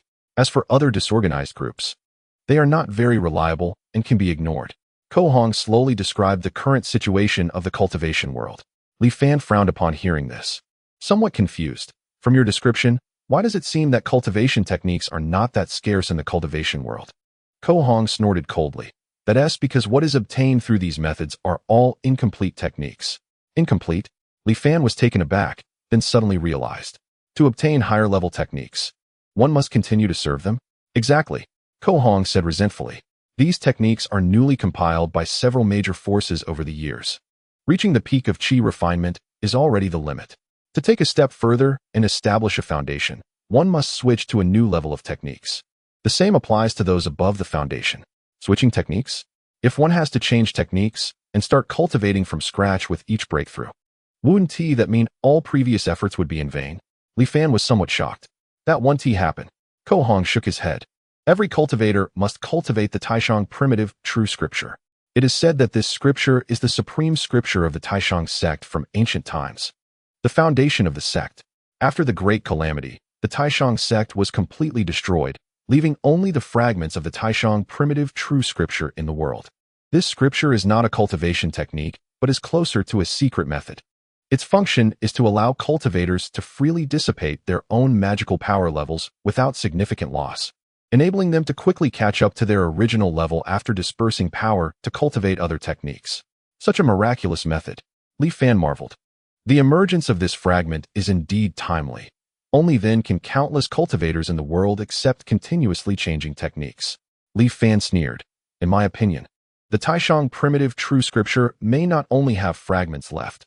Perhaps the people behind it are only willing to release the part about dispersing power to recultivate. Ko Hong sighed heavily. This reasoning is known to all. But what can be done? True techniques are hard to find. Being drained by others is unfortunate. But at least there is a visible goal and path. With some effort, it is still possible to achieve it. Those who are unwilling to be controlled for a lifetime and are willing to take the risk of falling to seek opportunities in various secret realms and ancient sects are, after all, a minority. Li Fan nodded, roughly understanding the current situation of the cultivation world. It was completely different from the unrestrained, single-minded pursuit of immortality he had imagined. Rather, it resembled the world he came from before his transmigration. In light of everything, Li Fan felt a cold smile in his heart. Ko Hong did not notice Li Fan's unusual demeanor and couldn't help but exclaim, Dao Xuanzi never knew that the reason I snatched the technique and ran away was not only because it was a core formation technique, but because it was a true technique that could directly point to the nascent soul realm. If it were truly a core formation technique, I might still be able to create it myself. But after all, it is a true technique for the nascent soul. Ko Hong repeated. Li Fan's heart stirred upon hearing this, and he touched the ring he was wearing on his hand. Ko Hong and Dao Xuanzi's belongings had all been collected by him and stored in this storage ring. Perhaps it was due to his experience of multiple reincarnations, giving him spiritual power far beyond that of ordinary people. He could use this storage ring. which originally required a cultivator at the Qi refinement stage to have spiritual consciousness to use with ease. However, if he couldn't find a way to leave the land of immortal severance, these items would be of no use to him. So he hadn't yet checked them one by one. Next, Ko Hong introduced Li Fan to some common knowledge of the cultivation world, such as how the fall of a cultivator would trigger celestial phenomena within a certain range, before finally returning to the main topic and discussing the possibility of the relics of the Great Migration era's flying boats. There might indeed be such a possibility. Ko Hong thought carefully for a long time before speaking. I have heard rumors that over the past few thousand years, there have been mortals who were exiled to the land of immortal severance, secretly returning to the cultivation world. However, most of these are just hearsay with no solid evidence. Where there is smoke, there is fire. Sometimes rumors can often be the truth of the matter. Li Fan's heart stirred. After all, there are numerous connections between mortals and cultivators. It was normal for cultivators to leave a way out for their mortal families. It seems these mortals returned through the means left by those cultivators. Ko Hong, however, was not very optimistic. Even so, thousands of years have passed. This world is quite vast, and the chances of finding them are very slim. As long as there is a glimmer of hope, I won't give up. Li Fan said firmly. I really don't know how you, an old man on the verge of death, can still stir up so much trouble, Ko Hong muttered quietly. Li Fan pretended not to hear and solemnly said to Ko Hong, as long as you help me find a way to the cultivation realm, I will not only let you go and take you back with me, but I will also return everything that belongs to Dao Zhuangzizi, including that method of true infant cultivation. Is this true? Ko Hong suddenly raised his head, a glimmer of hope emerging in his eyes. Of course, Li Fan nodded. Well then, I will do my utmost to help you. Ko Hong gritted his teeth and finally made up his mind.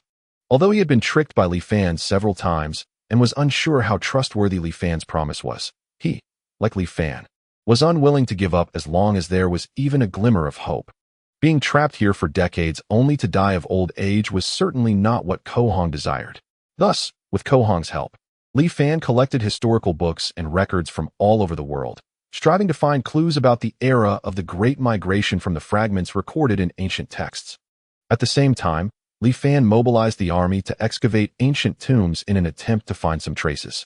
Although this caused public outrage and officials repeatedly petitioned him to stop, he forcefully suppressed all objections. Unfortunately, too much time had passed since the era of the Great Migration, and the remaining lifespan in this world was too short.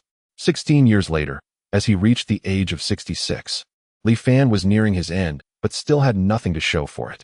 He ordered Ko Hong to be released and went alone to the underground secret chamber of the Grand Tutor's residence. With a thought, he took out all the items from the storage ring and arranged them in order. First, Li Fan's gaze focused on a jade slip emitting a faint golden glow. It was the method of infant cultivation that had caused a rift between Ko Hong and Dao Zhuangzizi. Chapter 12. The second anchor point appears. Qianji Yuhuan Golden Seal. Infant cultivation method. Current number of practitioners. 0. Li Fan picked up the jade slip, and a piece of information naturally appeared in his mind.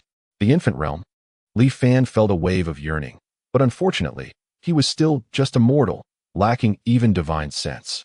Although he could easily use the storage ring, he was powerless when it came to this true infant method, only able to look at it longingly without knowing its specific contents.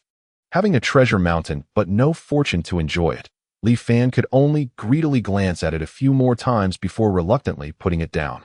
He then turned his attention to a rusty iron sword beside him. It was the foundational oddity of Dao Zhuangzizi, rusty sword Dao Xian. According to Ko Hong, Qi refining cultivators needed to use various heavenly and earthly oddities as a foundation to break through.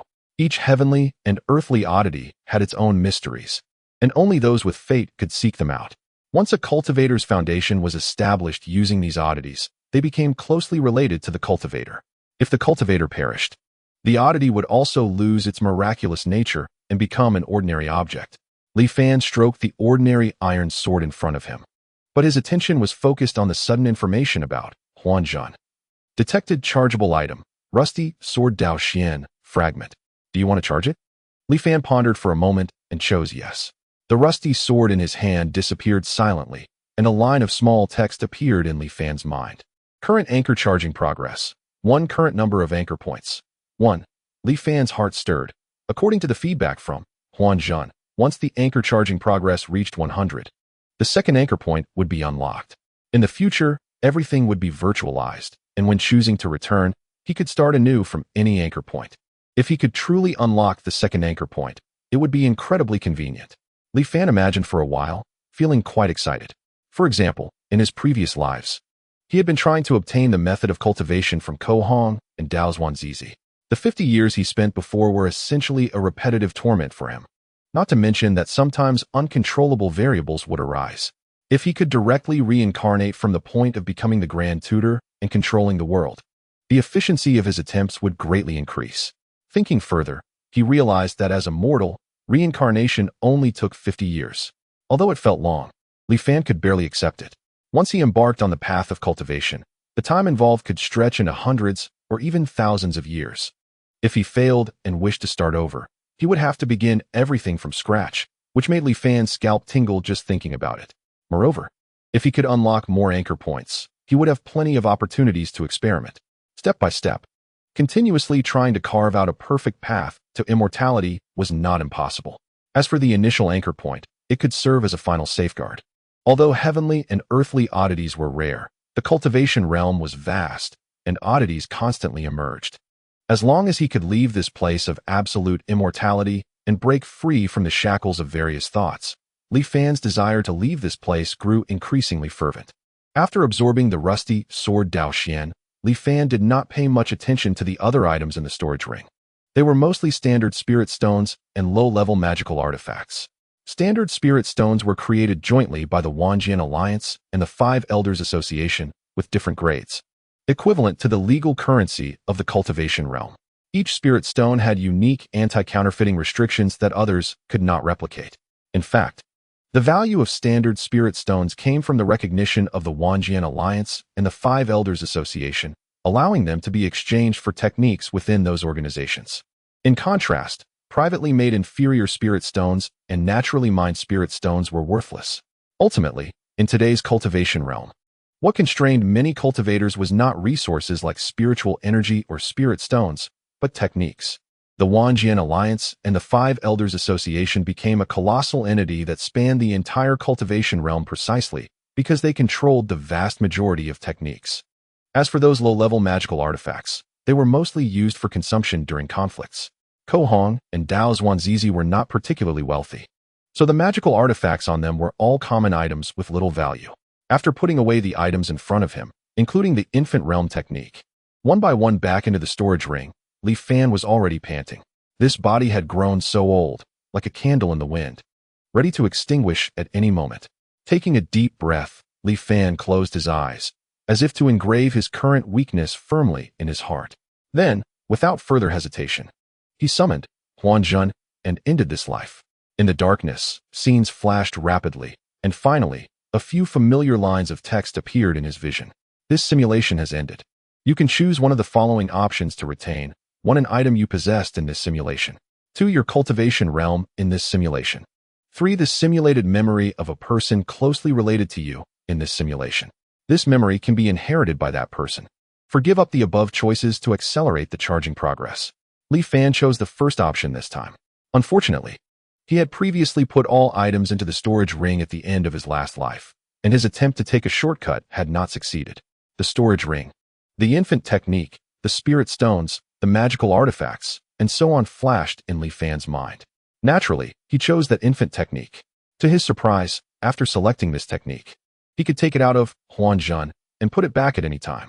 Moreover, the technique had established a kind of binding relationship with him. This technique now completely belonged to him, and even if in the next life simulation he chose not to bring it back, it would permanently exist within Huan Zhun. This way, there are many more plans for Li Fan to take out the Golden Jade Book, playing with it in his hand while contemplating the course of action in this world. The era of Great Migration has passed for thousands of years, and the relevant clues have long been buried underground. Moreover, the act of digging up ancient tombs is indeed too shocking, and even my strong control over the court in my previous life has provoked considerable opposition. If the court were to carry out such actions right after it was established, it would surely be unsustainable. However, if I start laying the groundwork from this moment and spend 20 years on it, it may not be impossible to change the thoughts of the people in the world. Name, Li Fan realm. Mortal physical age. 2086 mental age. 282-1109 void filling progress. 0 anchor fixing progress. 1 current anchor points. 1 bound item. 1000 machine jade sphere golden seal as time flows. Li Fan's 6th life has begun. Everything progresses along the pre-established trajectory, but under Li Fan's subtle influence, many subtle changes have occurred in the world. From the 3rd year of anchoring, rumors of immortals descending in various places of the Great Xian have spread. In the 5th year of anchoring, the ancient learning sect emerged. This sect entered the capital with several volumes of ancient texts to meet the emperor. Due to the exquisite and rare nature of these ancient texts, they shook the world. The ancient texts are titled Yin, Dao De, Nanhua, Luanyu, Deshui. Chapter 13. Turning the world over in Xianjing City, at the top scholars' building. A group of scholars gathered to view the few ancient texts that have recently caused a stir in the world. Since the ancient texts appeared some days ago, the bookstores in the city have been printing nonstop. Even so, the published books are still in short supply. These scholars have only managed to buy a few volumes today with great difficulty, so they invited a group of friends to enjoy them together. The highest good is like water, which benefits all things without contention. Wonderful, wonderful. Tao gives birth to 1, 1 gives birth to 2, 2 gives birth to 3, and 3 gives birth to all things. Just a few words read and one feels the boundless profundity. This scripture is truly extraordinary. In my view, these 3,000 words are worth more than all the articles I have read before. I feel the same. No, in my opinion. The brilliance of Yin surpasses that of Dao De. Although the words are obscure and profound, every word is a gem, seemingly containing the principles of heaven and earth. Exactly. Heaven moves vigorously, and a gentleman should constantly strive for self-improvement. This expresses our inner voice. The scholars were passionately discussing, appearing deeply engrossed. Just then, one person suddenly sighed. I never expected such exquisite words to be buried underground for thousands of years without anyone knowing. Every time I think of this, my heart aches. This remark also drew agreement from the crowd. Indeed, our esteemed teacher loved reading the most in his lifetime. If he could read these few volumes of scriptures, how comforted he would be. It is unfortunate that past scholars could not hear these scriptures. But are these scriptures really written by our predecessors, lost due to war? With only fragments preserved in ancient tombs? I noticed that Nanhua and Luanyu contain people, events, and things that are not recorded in historical books. Among the crowd, a voice sounded somewhat abrupt. The crowd first fell silent, then firmly reached a conclusion. It must be so. Such writings could not possibly be forged by modern people. The existing historical books only have nearly 3,000 years of history. Before 3,000 years ago, there are basically no detailed records. It seems these classics are products of that time. I have heard that when the ancient learning sect met with the emperor, they mentioned that in ancient times, there were 100 schools of thought contending, and the classics born from them are indeed as numerous as the stars in the sky. The few volumes of scriptures we read now are merely a trivial part of them. Upon hearing this, there was an immediate uproar in the tavern. Such a thing exists. The thought that so many classic texts are buried underground, unseen by the world, filled me with immense heartache, causing sleepless nights. I wonder what the other classics look like. But after all, these ancient texts are hidden in various ancient tombs. The ancient learning sects claim to extensively excavate ancient tombs to find lost classics indeed goes against human ethics. The scholars instinctively wanted to voice their agreement. But upon thinking of the countless classic texts still waiting underground to be unearthed, their tone became less resolute. Did not the leader of the ancient learning sect say that they are engaged in protective work, salvaging excavations? They are not engaging in destruction. Indeed, I have heard that every time they excavate an ancient tomb, it is not like the past tomb robbers who cause widespread destruction, taking only gold and silver. Instead, they carefully extract all the items, preserving them properly. If there is any damage, there are dedicated personnel responsible for restoration. It is true that one cannot simply compare them to tomb robbers. However, there are still many people among them who hold opposing views. But it's just good talk. What is the difference? Who here does not have ancestors? If your ancestor's tomb were excavated like this, how would you feel? This precedent must not be set, otherwise, it would bring endless disaster. We should do our best to dissuade it. Exactly. Some others had not expressed their opinions, playing the role of peacemakers. This matter has surely been discussed by the emperor and the ministers in the court. We need not worry too much. Let's just observe. As doubt spread throughout the world, intense debates erupted across the Great Xian. Scenes similar to today's top scholars building were countless. Li Fan knew that it would be impossible to change the thoughts of the people in the world in a short time. Currently, it was only the beginning. But Li Fan was not worried at all about the matter not being accomplished. After all, those who hold the power of speech in the world are still the scholars. With countless classics as bait, Li Fan was not afraid that these scholars would not yield. Moreover, Li Fan did not seek their support. As long as they did not come out to oppose, it would suffice. While secretly plotting for the world, Li Fan was also gradually advancing the influence of the ancient learning sect in the secular world. In the 6th year of anchoring, the emperor suddenly fell seriously ill and was bedridden. The imperial physicians were at a loss. At this time, the ancient learning sect presented a pill to meet the emperor, claiming that this pill was found in an ancient tomb, suspected to be left by an immortal, with the effect of reviving the dead and restoring flesh and bones. Taking it might resolve the crisis. At first, the emperor did not pay attention, but as his condition worsened day by day and he was on the verge of death, he, with the mindset of treating a dead horse as a live one, took the pill. Who would have thought the pill indeed had miraculous effects? After just a few days, the emperor recovered as before. The court was shaken, and ministers discussed fervently. The emperor even issued a night edict for the leader of the ancient learning sect to enter the palace and inquire in detail about the immortal matter, not attending court for several consecutive days. Since then, the emperor became a firm believer in the existence of immortals, secretly instructing his trusted military officials to cooperate with the ancient learning sect to search for traces of immortals in ancient tombs. In the 9th year of anchoring, the ancient learning sect held an exhibition in Xianjing City, inviting ministers and nobles of the capital to view. Although these people were also extremely wealthy and well-informed. After seeing the rare treasures at the exhibition, they were all immersed in it, reluctant to leave. After this, the ancient learning sect further relaxed restrictions, allowing ordinary citizens to enter with a ticket for viewing. Xianjing City was suddenly in an uproar. Countless people lined up to glimpse the treasures in the exhibition. The number was so great that it even led to traffic congestion in the capital. Fortunately, the emperor issued an order for the guard camp to maintain order, preventing greater chaos. The grand occasion lasted for more than half a month. After this, the exhibition not only did not stop, but began to tour various places, unfolding in various parts of the Great Xian one by one. For 11 years, the Zhanghuai prefecture has cracked a serious tomb robbery case, arresting over 100 members of a tomb raiding team. This group has been recklessly excavating ancient tombs in the deep mountains, causing immeasurable losses. According to the law, all members of this group should face the death penalty. However, due to the large number of people involved and the widespread implications, the governor of Zhanghuai, Li Fan, dared not make a decision on his own. He wrote a letter and urgently sent it to Xianjing City, requesting the emperor's judgment. Some officials, upon hearing this, were extremely indignant and submitted petitions for immediate execution. Strangely, however, the vast majority of court officials remained silent at this moment. The emperor also suppressed the petitions and did not express his stance. A full month passed before the emperor's decree finally arrived. Instead of imposing the death penalty, he ordered them to serve as slaves, to be kept in the capital. Almost no court officials submitted petitions against this decision. Li Fan looked at the edict and smiled slightly, knowing that the situation had been set in motion.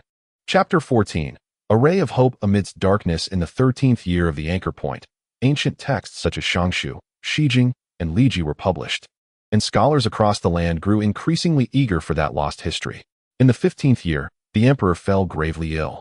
Desiring to seek a longevity elixir, he dispatched over 100,000 troops to excavate ancient tombs in search of traces of the elixir. Although many officials expressed mild objections, there was no large-scale petition against it. Unfortunately, the elixir was difficult to find. Even with hundreds of ancient tombs excavated, no traces were discovered. By the end of the year, the emperor passed away with regrets, passing the throne to the Wang of Langia. From this point on, Li Fan once again secretly held control over the realm. Under Li Fan's influence, the trend of seeking ancient artifacts and tombs grew even stronger. In the 17th year, a hunter in the mountains found an ancient tomb, winning the favor of the Grand Tutor and receiving a noble title. From then on, people across the land became even more enthusiastic and fanatical about seeking ancient sites. Groups of antiquarians could be seen in even the most remote forests. As time passed, it was now the 23rd year of the anchor point. Li Fan stood in the Grand Tutor's mansion, looking at the accumulated clues gathered from years of official and civilian excavations. Previously, this world had only 3,000 years of historical records, spanning 23 dynasties. However, as more ancient tombs were excavated, the previously lost history was gradually being pieced together. Before these 23 dynasties, there were 16 more, traceable back approximately 6 to 7,000 years. The earliest dynasty that could be found was called Qi, 6 to 7,000 years. Roughly aligning with the era of the Great Migration, Li Fan thought. He then began to order his subordinates to focus on excavating the tombs of the Qi dynasty, offering rewards across the realm for anyone who could locate a Qi dynasty tomb, promising them noble titles. As soon as the news broke, people rushed to share it. Countless young people set off on the path of seeking ancient sites. No matter how buried the history was, it could not withstand the fervent explorations of the people. In the 25th year, the tomb of the first emperor of the Qi dynasty, Yi Xing, was finally found. Upon hearing the news, Li Fan led his trusted confidants to the site, sealing off the surrounding area. Over the years, the techniques for excavating ancient tombs in the Great Xian dynasty had rapidly developed, culminating in a highly effective tomb opening plan. Even though the tomb of the first emperor in this realm was vast and filled with countless mechanisms, with the efforts of the antiquarians, a passage leading to the main burial chamber was carved open in just over a month. Once all obstacles were cleared, Li Fan, surrounded by the crowd, entered the ancient tomb. The main burial passage stretched for hundreds of meters, with the walls on both sides covered in vivid murals. Despite being thousands of years old, they remained clearly visible. Li Fan walked slowly, observing these murals. The murals were divided into several main sections. The first section depicted the protagonist, the first emperor of the Qi dynasty, Yi Xing, sitting atop a mountain. Above the ethereal clouds, there were several celestial figures, seemingly speaking to him. The second section represented the arrival of disaster, with red, symbolizing blood, splattered across the ground. Under Yi Xing's leadership, the survivors boarded large ships and crossed the vast seas of clouds, facing countless dangers before arriving at a vast plain. From then on, they settled down in this place. The third section showed Yi Xing, with the support of the people, declaring himself emperor and establishing the Qi dynasty. The fourth section illustrated various trivial matters that occurred during Yi Xing's reign. After viewing the murals, Li Fan arrived at the main burial chamber. The chamber was about 40 to 50 meters high and several thousand meters long and wide. The ceiling seemed to mimic the arrangement of stars, embedded with thousands of luminous pearls. The interior of the chamber resembled a mountain gate layout, with peaks rising, shrouded in a sea of clouds. This sea of clouds, inexplicably generated, remained fixed within the chamber and did not drift away. Thousands of years had passed, yet it had not dissipated. Each mountain peak was connected by invisible paths, and as everyone walked through, they marveled and expressed their astonishment. Truly a celestial technique, Li Fan thought to himself. At the highest peak, there was a simple thatched hut, while the fertile land outside had become overgrown. As everyone entered, they discovered that the thatch of the hut was actually intertwined with countless fine golden threads. Clearly, this hut was Yi Xing's coffin. At Li Fan's signal, the crowd opened the large door of the hut. To everyone's surprise, there was no remains of Yi Xing inside. Only a wooden tablet stood quietly within. The tablet bore several large golden characters. Tomb of Yi Xing. Outer sect disciple of Taiyin sect. Aside from that, there was nothing else. It seemed that although this person had joined the sect called Taiyin, he had always remained just an outer disciple and had not embarked on the path of immortality. Ultimately, he was exiled to this place by the cultivators. Even before his death, he still remembered his sect, identifying himself not as an emperor, but as an outer disciple of Taiyin. According to the previous statements of Ko Hong, it was believed that all sects in the world should have been wiped out during the Great Catastrophe before the Great Migration era. Now it seemed that there must be some hidden truths behind this. Li Fan pondered continuously. Yi Xing should have been entrusted by the cultivators of Taiyin to oversee the Great Migration in this realm. However, he wondered if they could find the flying vessels used during the migration.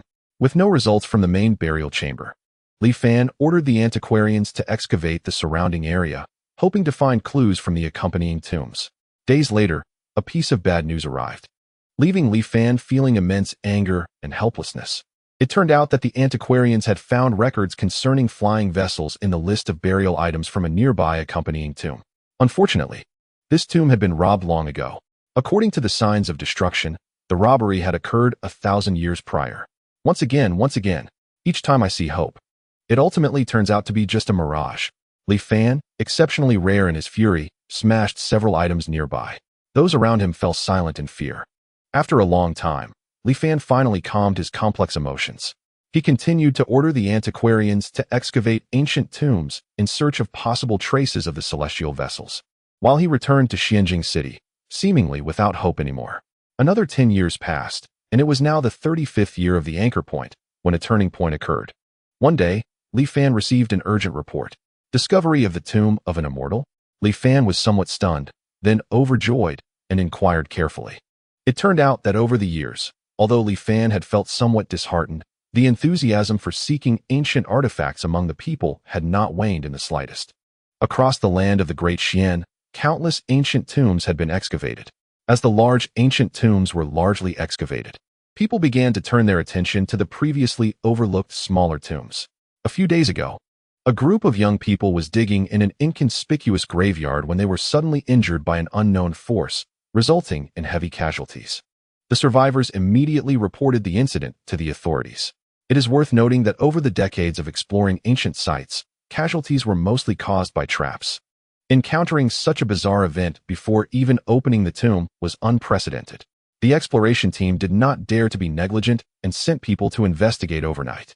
Despite having many experienced veterans and fully armed soldiers working together, they could not budge the small tomb even a little.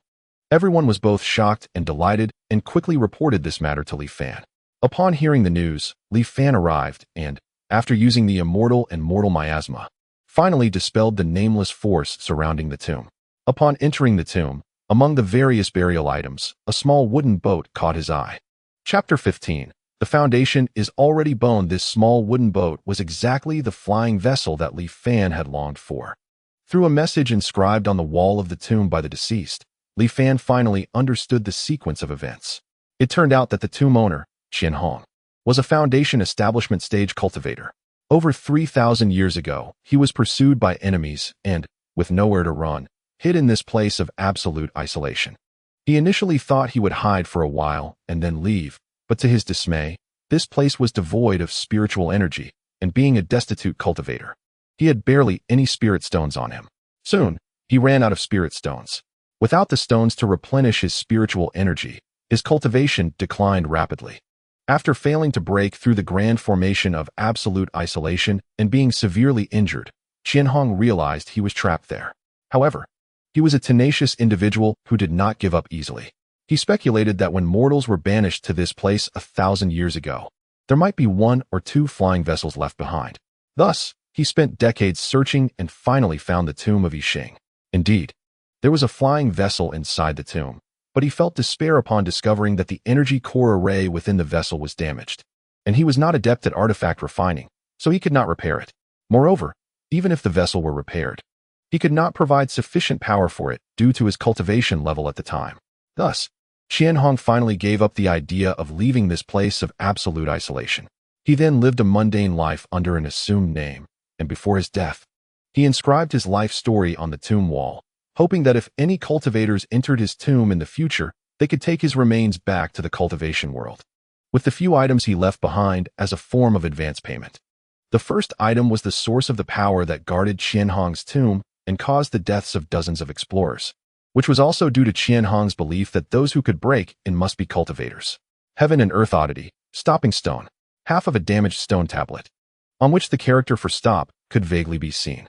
Li Fan touched the stone tablet, but it did not react at all, and he couldn't help but feel a bit regretful.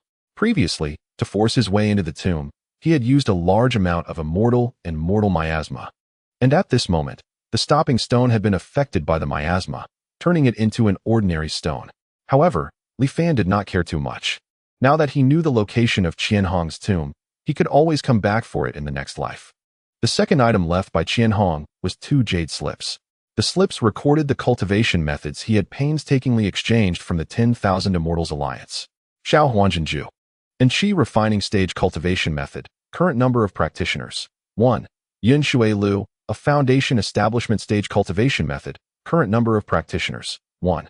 Picking up the jade slips and feeling the information conveyed by them, Li Fan's heart skipped a beat, thinking that Qianhong might not have died and that this place was a trap he had set. But a moment later, Li Fan came to his senses. Over 3,000 years had passed, not to mention Foundation establishment cultivators. Even Golden Core cultivators would likely have turned to dust. As for why someone was still practicing these methods, Li Fan quickly understood. The 10,000 Immortals Alliance must have an original archive of the cultivation methods. If the number of practitioners for a method dropped to 0, it would indicate that the cultivators who previously exchanged for it had died. Naturally, these methods could be made available for exchange again. In fact, over the past 3,000 years, these two methods probably changed hands several times. Li Fan felt a mix of emotions. After a moment of reflection, he turned his gaze toward the third item, the Taiyin boat. This item was used by the Taiyin sect to transport mortals. Perhaps it was precisely because this flying vessel was damaged that it had been left behind. After thousands of years of twists and turns, it had now fallen into Li Fan's hands, becoming his hope of escaping this place of absolute isolation.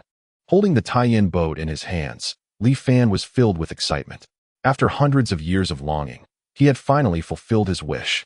As for the damage to the Taiyin boat, Li Fan was not worried at all. Qianhong could not repair it, and neither could he, but someone could. 15 years later, marking 50 years, Ko Hong and Dao Xuanzi returned to Xianjing City. Dao Xuanzi, do not be too overbearing.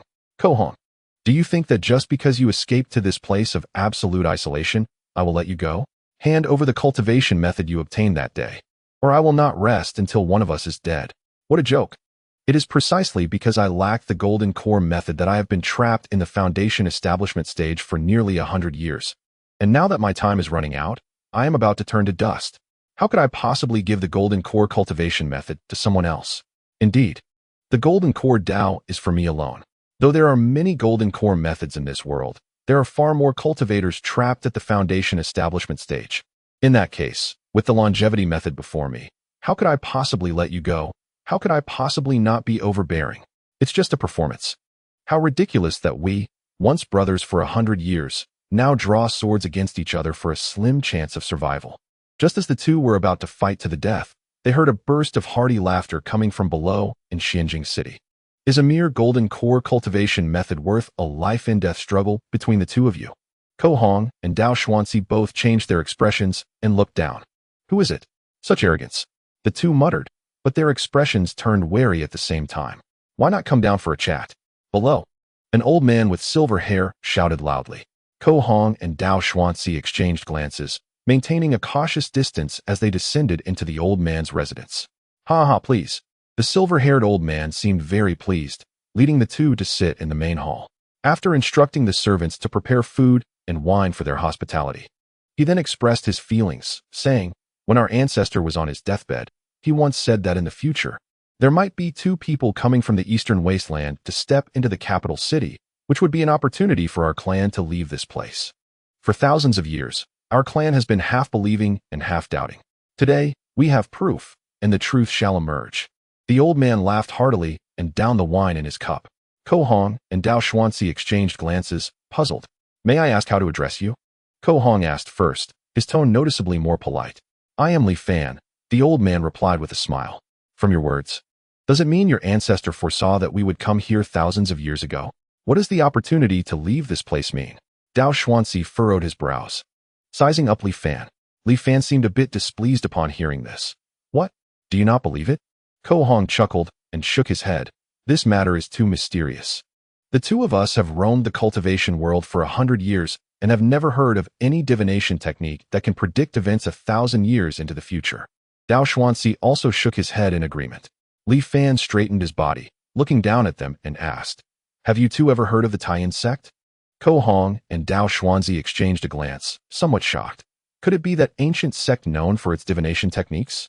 Li Fan let out a sigh of relief and nodded lightly. My ancestor was indeed a member of the Taiyin sect. Chapter 16. The Immortal's Fate in the Palm of the Hand. Li Fan squinted his eyes, gazing ahead, seemingly filled with infinite nostalgia. Although his ancestor joined the Taiyin sect, he did not enjoy cultivation, but rather became obsessed with divination and calculation techniques. Initially, this was not a problem. But who would have thought that a great change would occur in the world, forcing mortals to migrate? with his ancestors' early-stage qi refining cultivation. Even if he was unwilling, no one would have forced him.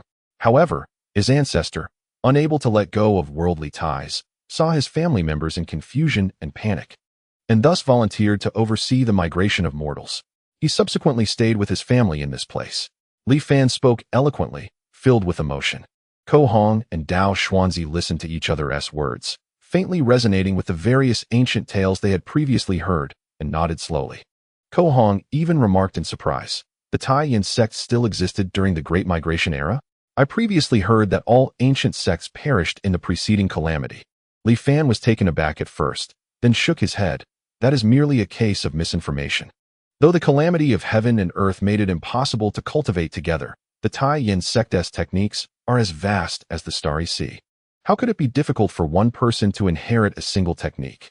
The sect did suffer significant losses back then, but there was absolutely no possibility of complete destruction. Li Fan spoke boldly, especially that phrase about techniques being as vast as the starry sea, which left Ko Hong and Dao Xuanzi mesmerized. Then, Li Fan suddenly asked, "I observe that your words suggest the Tai Yin sect has not appeared in the world for quite some time?" Dao Xuanzi shook his head. Not only the Tai Yin sect, but also the Taishang sect, the Taoist sect, and the Tianjin sect. These ancient sects have all vanished without a trace. Upon hearing this, Li Fan muttered to himself, "The path of immortality is difficult. Just as my ancestor said, the sect has indeed chosen to hide away to avoid disaster." Dao Xuanzi and Ko Hong exchanged glances and privately communicated. "I had some doubts about the widespread destruction of ancient sections. Now that I think about it, it does seem a bit strange. The foundations of these ancient sects are so deep. How could they possibly disappear overnight? It's no wonder they chose to remain hidden. If news of their survival were to spread, even if they were strong, it would likely attract visitors from time to time." The two exchanged a few more words. Then Dao Xuanzi cupped his hands. "May I ask why you have stopped us?" Li Fan sighed. "This place has not seen a cultivator for hundreds of years. Today, upon meeting you two, I know you are the individuals foretold by my ancestor before his death. You are the opportunity for my family to escape calamity. Seeing that you are about to fight to the death over a golden core technique, I hurriedly spoke to dissuade you." Dao Xuanzi replied calmly, "Please don't laugh at us, my friend. However, you may not know that techniques are rare in the outside world, and it is quite normal for people to turn against each other over a scroll of technique." Li Fan shook his head repeatedly. "How could it come to this?" Dao Xuanzi tentatively asked. "From your tone, it seems that, indeed, my ancestor passed down a scroll of technique before his death, directly pointing to the golden core realm." Li Fan said proudly. Dao Xuanzi took a deep breath. "May I ask what you seek?" Ko Hong was even more delighted. "That is wonderful. If Dao Xuanzi can obtain this technique, then the two of us need not fight anymore. My ancestor's lifelong wish was to return to the Tai Yin sect in the world of immortality. Before his death, in addition to this scroll of technique, he also passed down a magical artifact called the Tai Yin boat. Although it is already damaged, my ancestor once used Tai Yin techniques to calculate that years later, two cultivators would come to this place, one skilled in sword techniques, and the other fond of artifact refining, who could help future generations repair the Tai Yin boat and escape this dead end." Li Fan took a sip of wine and slowly said. Ko Hong and Dao Xuanzi both changed their expressions. "My brother Ko Hong is enamored with the path of artifact refining, and my strength is precisely in sword techniques. This Tai Yin technique is truly incredible." Dao Xuanzi was shocked, and it took him a long time to recover. It is hard to imagine such unpredictability at the foundation establishment stage. Ko Hong was also stunned. Li Fan smiled, and after a moment, said, "Words alone are not enough. Please follow me to see this technique." Dao Xuanzi's face brightened, and he stood up to follow.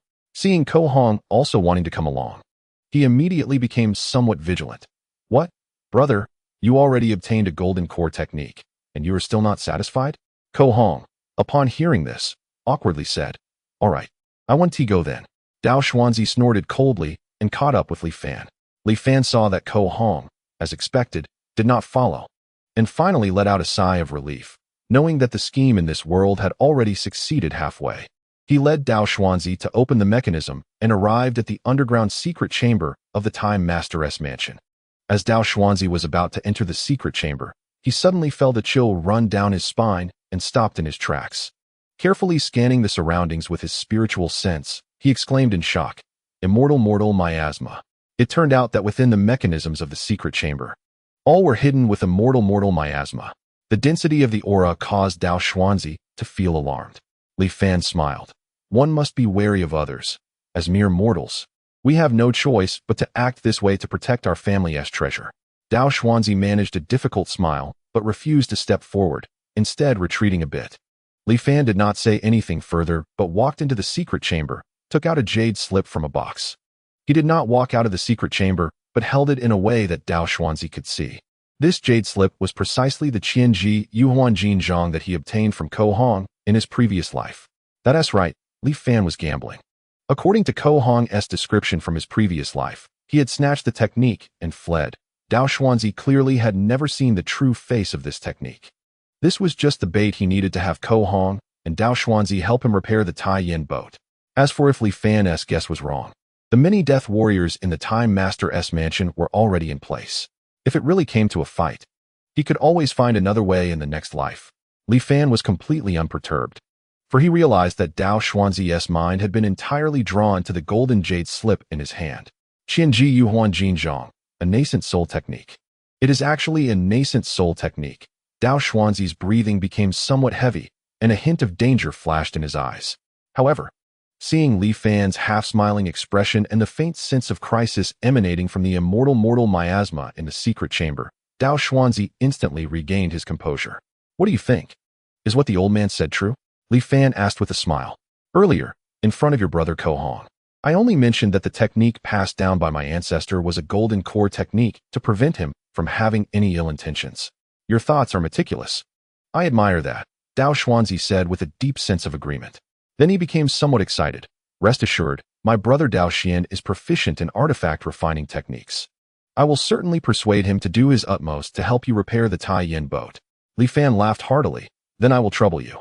After the matter is accomplished, I will surely present this technique to you with both hands. With the hope of longevity ahead, Dao Xuanzi wished he could immediately pull Ko Hong to start working. Reluctantly watching Li Fan put away the technique and close the secret chamber, Dao Xuanzi eagerly sought out Ko Hong. Chapter 17. Everything is prepared so, what Li Fan said is not false. There really is a scroll of ancestral golden core technique. In the Time Master's mansion, Ko Hong and Dao Xuanzi were secretly plotting through sound transmission. Indeed, I saw it with my own eyes, Dao Xuanzi nodded. Can we forcibly seize it? But he is merely a mortal. Ko Hong's fierce demeanor was evident. Dao Xuanzi quickly advised against it. Although this Li Fan is just a mortal, he is after all a descendant of the Tai Yin sect. You have seen the terrifying divination techniques before. They are indeed intimidating. If we forcibly seize it, who knows what other means he might have. It is just helping him repair the Tai Yin boat. It is not a difficult task. Why create further complications? Of course, the main concern for Dao Xuanzi was that if they forcibly seized it, Li Fan might be pushed to the brink and reveal that the scroll of techniques was actually a nascent soul technique. After some persuasion from Dao Xuanzi, Ko Hong finally extinguished the thought of forcibly taking it. The two then secretly negotiated the distribution of benefits and ultimately agreed to help repair the Tai Yin boat. The next day, they met the Tai Yin boat that Li Fan had mentioned. Ko Hong, excited at the sight, quickly took it to examine closely. As expected of a treasure of the Tai Yin sect, the craftsmanship and the intricacies of the formation were far beyond what I have learned. The more Ko Hong looked, the happier he became. If it could be repaired, my crafting skills would surely advance.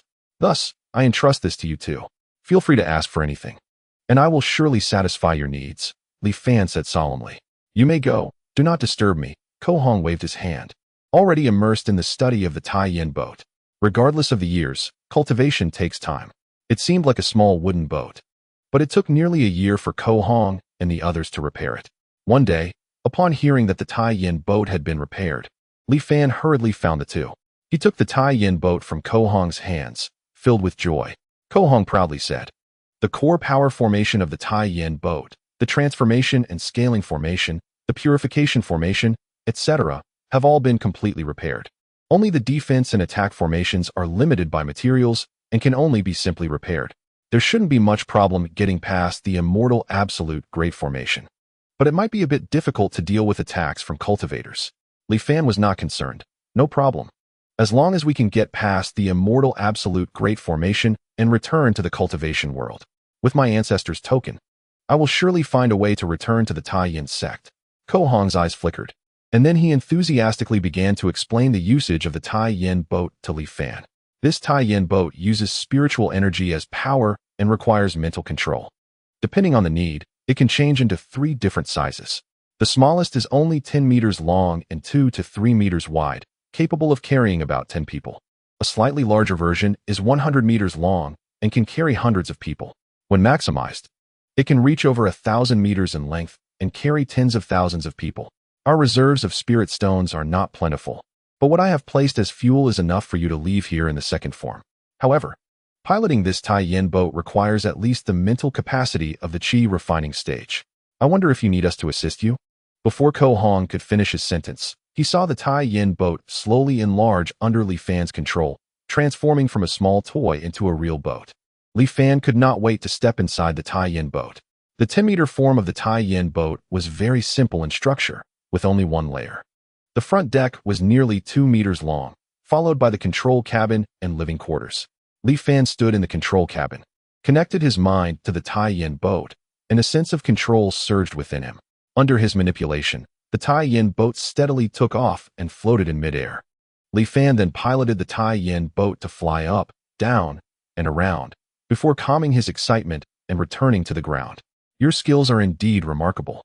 Although you are immortal, you can control the Tai Yin boat. Ko Hong praised. Just a few minor tricks, nothing worth mentioning. Li Fan smiled slightly, wanting to thank the 2 friends. Having been trapped for 1,000 years, now with hope of escape, it's all thanks to you 2. Li Fan spoke sincerely. Although Ko Hong was curious about how Li Fan could control the Tai Yin boat without mental capacity, he saw that Li Fan avoided the topic and decided not to pursue it. Dao Xuanzi, however, was becoming a bit impatient.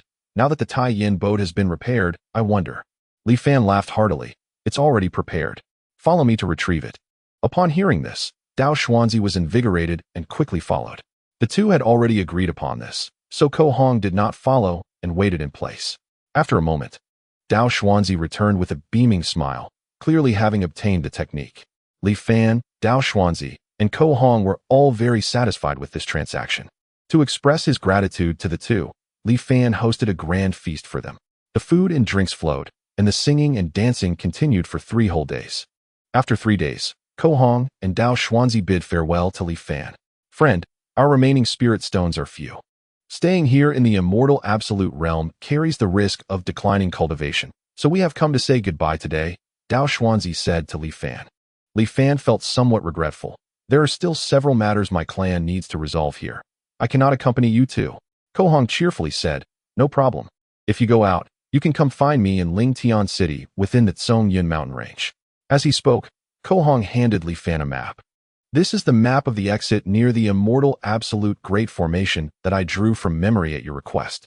There were no blank jade slips available, so I had to use paper and pen. Li Fan solemnly accepted the map and expressed his thanks repeatedly. After some more pleasantries, Ko Hong and Dao Xuanzi finally transformed into 2 streaks of light and left. After dismissing everyone, Li Fan went alone to the underground secret room. Placing the map and the Tai Yin boat together, Li Fan was suddenly overwhelmed with emotions. 6 lifetimes of reincarnation, over 300 years of arduous planning, had finally borne fruit at this moment. These 2 items were the key to his escape from this immortal absolute realm and his hope for longevity. In the eastern Su Yuan, Ko Hong and Dao Xuanzi stood in midair, looking back towards the direction of Xianjing. When we first entered this immortal absolute realm, I thought that even if I didn't die, I would be severely injured. I never expected to have such an opportunity by sheer chance.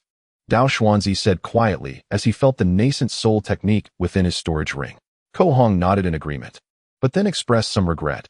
That Li Fan has an extraordinary will. He is quite a character. It's a pity that his time is running out. Even if he can return to the cultivation world, he won't have many years left to live. Without longevity, everything is in vain. Aren't you and I fighting against each other for the hope of longevity? Dao Xuanzi said. By the way, what kind of technique did Li Fan give you? Ko Hong suddenly became curious. Dao Xuanzi did not answer, but instead smiled. It can't possibly be the same technique as the one you have, right? Don't worry. Once I return and break through to the golden core stage, I will definitely fulfill the 3 promises I made to you. Ko Hong then stopped asking questions and became somewhat excited. Once I also break through, who in the Tsong Yun mountain range would be our opponent? The protective formation's mist has yet to dissipate. Do you dare to venture in, brother? Dao Xuanzi looked at the thick fog above Su Yuan and suddenly took the lead, flying into it. Clearly, he was eager to return to the cultivation world and comprehend the technique. What is there to fear? Ko Hong laughed heartily and quickly followed him in. Chapter 18. The Deep Abyss for Fish to Leap. When Ko Hong and Dao Xuanzi returned to the cultivation world and discovered that they were cultivating the same technique, Li Fan no longer cared about their reactions. At this moment, he had taken care of everything and piloted the Tai Yin boat, arriving above Su Yuan. Logically speaking, he should wait until the fog dissipated every 15 years before exploring Su Yuan. However, Li Fan was already 71 years old, and he would have to wait another 14 years for the next fog to clear. By then, he would be 85, nearing the end of his life. And even walking would be difficult, let alone piloting the Tai Yin boat. Therefore, it was better to explore this immortal absolute great formation sooner rather than later. After all, in this life, he had nothing to cling to and could enter the next life at any time. Manipulating the Tai Yin boat, Li Fan slowly descended towards the bottom of Su Yuan. Without the ability to probe with mental awareness, he could only rely on his vision to discern the direction. The thick fog enveloped everything in a white haze, giving Li Fan an extremely surreal feeling. The surroundings were extremely quiet, with only the sound of one's own breathing. With heightened concentration, he continued to fly downward. Suddenly, it felt as if he had collided with something, and the Tai Yin boat began to shake violently. Li Fan immediately tensed up. It seemed he was being squeezed by an invisible force, and strange metallic scraping sounds could be heard from outside the Tai Yin boat. Fortunately, the defense array activated in time, enveloping the Tai Yin boat in a faint golden light. The boat gradually stabilized, and the eerie sounds disappeared. Only the constantly twisting and changing protective light screen spoke of the terrifying pressure from the outside world. After passing through the wind barrier layer, he reached the illusionary light layer below. Li Fan recalled the previous introduction by Ko Hong about this immortal exile great array. The immortal exile great array was mainly designed to prevent exiled mortals from returning to the cultivation world. The wind barrier layer was filled with strong winds. Wind blades could easily tear apart mortal bodies, and even Foundation establishment cultivators needed to use spiritual power for protection and be cautious. Beneath the wind barrier layer was the illusionary light layer. Colorful light flowed like satin in this abyss. Mortals who saw it would fall into endless illusions. Below the illusionary light layer was the inversion layer. Upon entering this layer, one would feel the world change, unable to distinguish up from down or left from right. Moreover, the surroundings were a white expanse, without any spiritual awareness to discern direction, making it easy to get lost.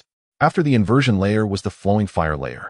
Countless shooting stars of flowing fire flew at high speed in this space, smashing everything in their path to pieces. Thick white mist served as cover, making it hard to guard against. Below the flowing fire layer was the profound ice layer. From this layer onward, the fog gradually thinned. There was nothing else in the profound ice layer, only extremely low temperatures. Without corresponding protective measures, one would likely freeze into an ice block upon entry. Below the profound ice layer was the thunderstorm layer. The myriad of thunderbolts, radiating a sense of destruction, roared incessantly in this abyss. Finally, there was an open space several times larger than the combined area of the previous 6 layers. According to Ko Hong, this layer posed no danger, just a dark expanse that nonetheless made one's heart race. After passing through the dark layer, one could leave the immortal exile great array and enter the cultivation world. Li Fan carefully controlled the Tai Yin boat and spent half an hour finally traversing the wind barrier layer.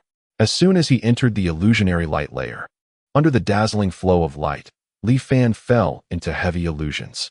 In the illusions, he successfully escaped the immortal exile great array and, by coincidence, obtained a rare cultivation method upon reaching the cultivation world. In just 100 years, he refined a golden core. After that, his cultivation journey was smooth sailing. 1,000 years later, he attained the Tao and ascended. Upon reaching the immortal realm, Li Fan began his cultivation journey step by step from the lowest level of immortal officials, eventually becoming the immortal emperor who looked down on the immortal realm. Then, Li Fan broke the spatial barriers of the immortal realm and ascended to the divine realm. Starting as a miner in the divine realm, after 10,000 years of experience, Li Fan cultivated to the divine king realm becoming the strongest existence in the divine realm. Later, after great hardships, Li Fan ascended to the primordial divine realm, becoming a gatekeeper at the bottom level of the primordial divine realm. He started all over again. Such nested experiences went on for an unknown number of layers. Finally, the illusion collapsed. Li Fan awakened, his previous experiences receding rapidly like a receding tide in his mind, leaving only faint traces. He felt somewhat speechless about his encounters in the illusion. Li Fan steadied his mind and continued downward. A wave of dizziness hit him, and he immediately lost direction, realizing he had arrived at the inversion layer. Surrounded by endless white mist, the tie-in boat felt like a drop of water in the ocean. With no sense of up or down, unsure of where to go, just when he thought this exploration journey would end here, Li Fan was pleasantly surprised to find an instinctive feeling from within the tie-in boat, guiding him on where to navigate. Following the guidance of the tie-in boat, it didn't take long for him to leave the inversion layer. After tasting success, Li Fan did not intentionally control it. He simply provided power, allowing the tie-in boat to fly through the immortal exile great array on its own. Flowing fire, profound ice, thunderstorm. These places seemed exceptionally dangerous. Yet the tie-in boat flew slowly and steadily, always narrowly avoiding destruction. Li Fan smoothly arrived at the final layer, the dark layer. Indeed, this tie-in boat had been specifically responsible for migrating mortals 1,000 years ago. The era of mass migration lasted for hundreds of years. So this boat surely made multiple trips. Judging by its level of damage, it might not have stopped the migration work for even 100 years. It seemed the cultivators responsible for this found it laborious to operate it personally each time, hence leaving a hidden door within the tie-in boat, allowing it to automatically pass through the immortal exile great array. While Li Fan was thrilled, he suddenly realized why this journey had gone unexpectedly smoothly. The tie-in boat quietly moved through the darkness. Thinking about how the cultivation world he had long awaited for 100 years was just ahead, even with Li Fan's composure, he couldn't help but feel excited. Suddenly, from the incomparably silent darkness, an ancient, distant, profound voice inexplicably sounded. This strange voice quickly spread throughout the entire dark layer, echoing constantly within. Li Fan's heartbeat momentarily stopped, as if encountering some kind of nemesis, and his blood turned cold in an instant. The voice grew closer, seemingly surrounding the small tie-in boat from all directions. Suddenly, the sound vanished. It returned to total silence. The surroundings remained pitch black, but it felt different from the previous darkness. Li Fan felt a chill run down his spine. He knew that the tie-in boat had been swallowed by some existence. Bang! The protective light shield of the tie-in boat shattered in an instant, and the boat itself began to disintegrate. The energy charging progress plummeted in that moment. Taking one last deep look at the surrounding darkness, Li Fan silently chanted. So it is. Chapter 19. The Abyss of Illusions desires to devour. This simulation ends. Li Fan regained consciousness. He stared intently at the scene of the tie-in boat breaking apart within the light screen, a deep fear lingering in his heart, refusing to dissipate. What on earth was that? Li Fan felt puzzled. Previously, when Ko Hong and Dao Shuzi crossed the immortal exile great array, they did not encounter this entity in the dark layer. Why was he different? Could it be that he simply had bad luck? Li Fan didn't think so. The dark layer within the immortal exile array was vast, and the small tie-in boat was merely a drop in the ocean. Yet this unknown existence had precisely found him. It was highly likely a method specifically targeting mortals. It seemed he would have to wait for the fog to dissipate and for light to emerge from the bottom of the abyss before exploring further. Although he ultimately failed, the gains from the previous life indeed far exceeded expectations. Li Fan calculated in his heart and then chose to preserve the tie-in boat. Name: Li Fan Realm. Mortal biological age: 2086. Psychological age: 333-111. 3 charging progress of void energy. 0 anchoring charging progress. 1 current number of anchor points. 1 bound items. Qianji Yuhuan gold seal. Tie-in boat. Looking at the ever-decreasing upper limit of his psychological age, Li Fan also faintly felt a sense of pressure. In the realm of cultivation, the hope of ascension is always within reach. As long as one leaves this desolate land, the sky is high and the birds can fly. With such anticipation, Li Fan's life in his 7th reincarnation began. Before the Zhan could fully charge, Li Fan was resolutely unwilling to take any risks. Therefore, he still planned to spend the first 20 years according to the script he had experienced several times. After anchoring for 3 years, Li Fan returned to the hidden place in Wen County, Jiangnan. After anchoring for 4 years, he led his trusted followers to secretly arrive at the tomb of Qianhong. This time, he used a spray containing the essence of immortals and mortals to slowly erode the power of the stopping stone tablet until it weakened to the point of being unable to penetrate steel armor. Li Fan, clad in steel armor, entered the tomb and placed his hand on the stone tablet. He discovered a chargeable item, stopping stone tablet, damaged. Would you like to charge it? The prompt from Zhun appeared just in time. Unfortunately, there was still some damage. Li Fan thought it was a pity and chose yes. The stopping stone tablet gradually transformed into a void and disappeared. The anchoring charging progress of Zhun increased by 25 after absorbing the stopping stone tablet. Just 3 more times, and the second anchor point could be unlocked? Li Fan was overjoyed, but he also had a faint feeling that it wouldn't be that simple. Overthinking was useless. He would know when he came back in the next life. The other items in Qianhong's tomb had lost their value for Li Fan, and after ordering the tomb to be sealed again, he finally left. After anchoring for 5 years, Li Fan couldn't resist any longer and went to the eastern abyss. Just to take a look, not to go down. Li Fan told himself this. Gazing at the endless sea of fog, his vision seemed to pierce through infinite spatial barriers. Reaching the bottom of the abyss, after standing for a long time, with the howling wind, the thick fog gradually dispersed, and the originally perilous immortal desolation Great Formation seemed no longer dangerous. At that moment, if he could pilot the tie-in boat, he could smoothly reach the realm of cultivation. A thought suddenly emerged in Li Fan's mind, and he couldn't suppress it any longer. It expanded wildly, quickly occupying all of his thoughts. Yes, he had already waited so long. Did he really have to wait another 15 years? What if Zhun hadn't finished charging? How could he achieve the great Tao with such cowardice? He had already tested it once in the previous life. As long as he carefully avoided that unknown monster in the dark lair, he could leave this cursed place. Voices chattered endlessly in Li Fan's ears, and his eyes gradually lost focus, turning blood red, as if bewitched by these sounds. Li Fan stepped forward, getting closer and closer to the endless abyss.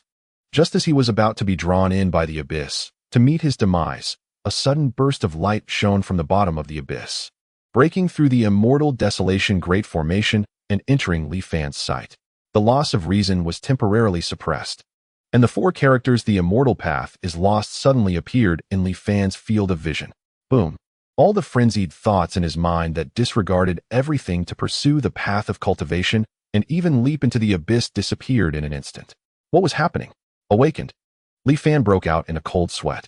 In his eyes, the calm abyss suddenly transformed into a lurking, ferocious beast, which had opened its massive mouth, ready to devour him. Li Fan immediately turned around and fled without looking back. After a long time, the thick fog recongealed. From the bottom of the abyss, an angry roar faintly echoed. 15 years later, anchoring for 20 years, Zhun had finally finished charging. With newfound confidence, Li Fan returned to the abyss.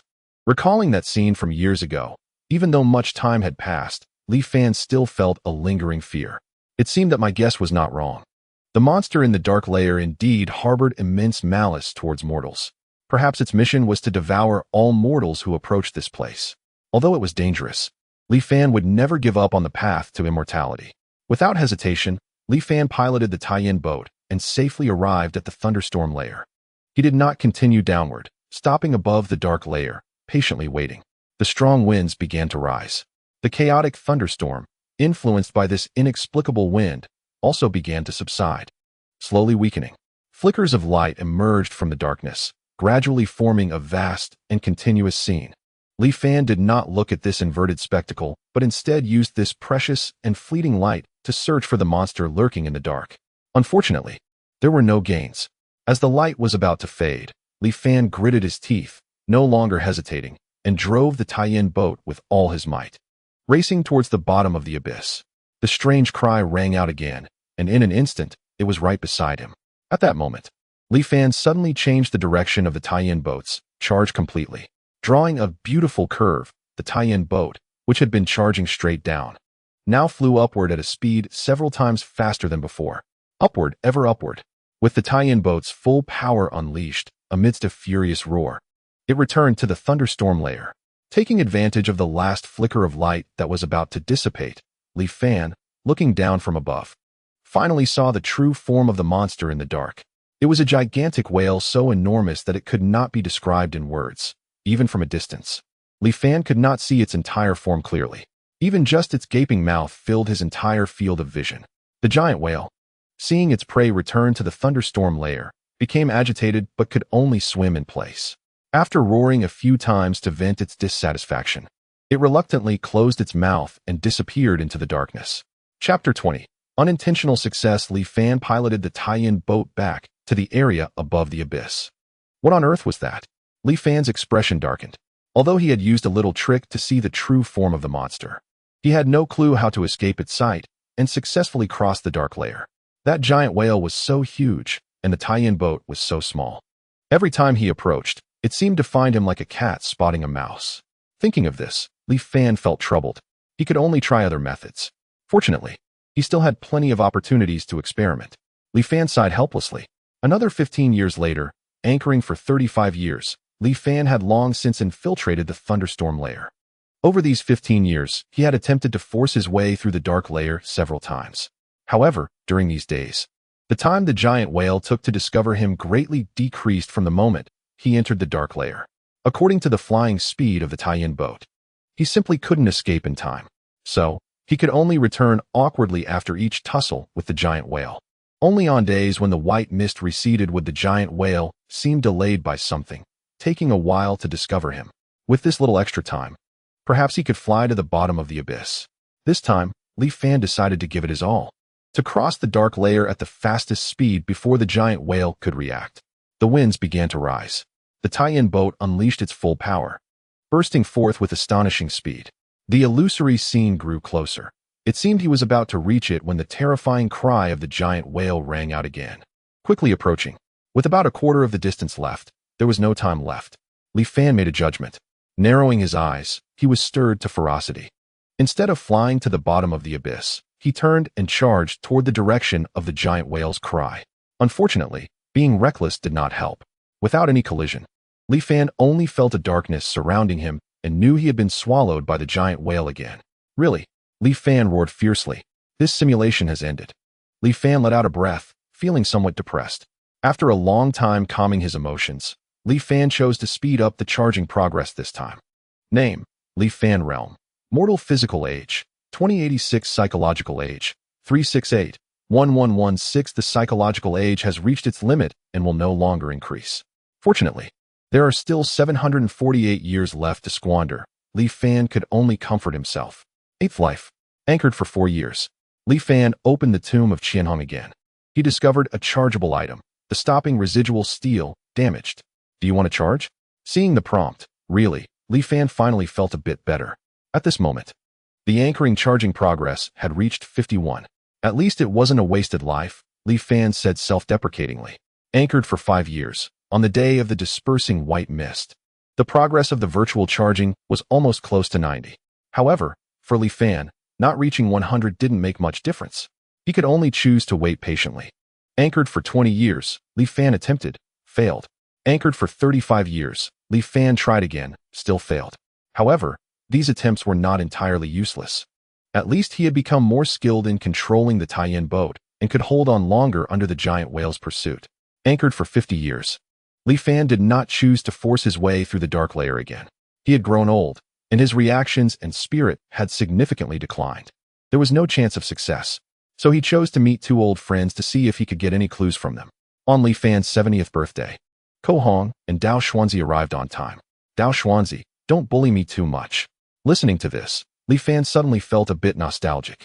He still used the name of the golden elixir technique to trick the two into the Taisha mansion. After a few rounds of drinks, Li Fan took out a scroll.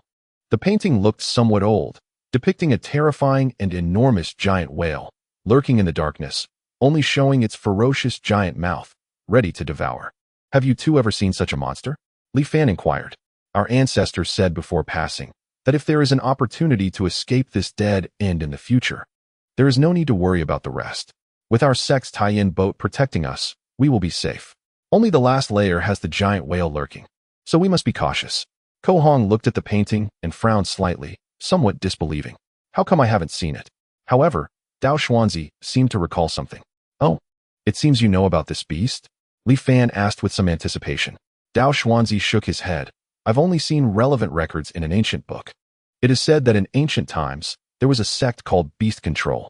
The Beast Control sect had no profound techniques, but with their beast control decision, they could control the strange beasts of the world to fight for them.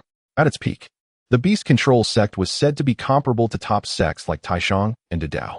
Unfortunately, during the Great Calamity, the Beast Control sect, which only practiced one technique, perished the fastest. Among the most famous strange beasts controlled by the Beast Control sect, it seems there is this giant whale. Now that you mention it, I seem to recall it. I think it's called the Rift Whale. Ko Hong clapped his hands and said quickly. Li Fan's heart stirred, and he hurriedly asked, do you two know how to avoid this Rift Whale? Ko Hong and Dao Xuanzi both smiled awkwardly. We've only heard bits and pieces. Such strange beasts have long disappeared from the cultivation world for thousands of years. How could we know their habits? Li Fan couldn't help but feel a bit disappointed. In the end, would he still have to rely on himself? After handing the Qianji Yuhuan golden seal to Dao Xuanzi and sending the two away, Li Fan chose to end this life. Name, Li Fan Realm. Mortal physical age, 2086 psychological age, 418-11169th life.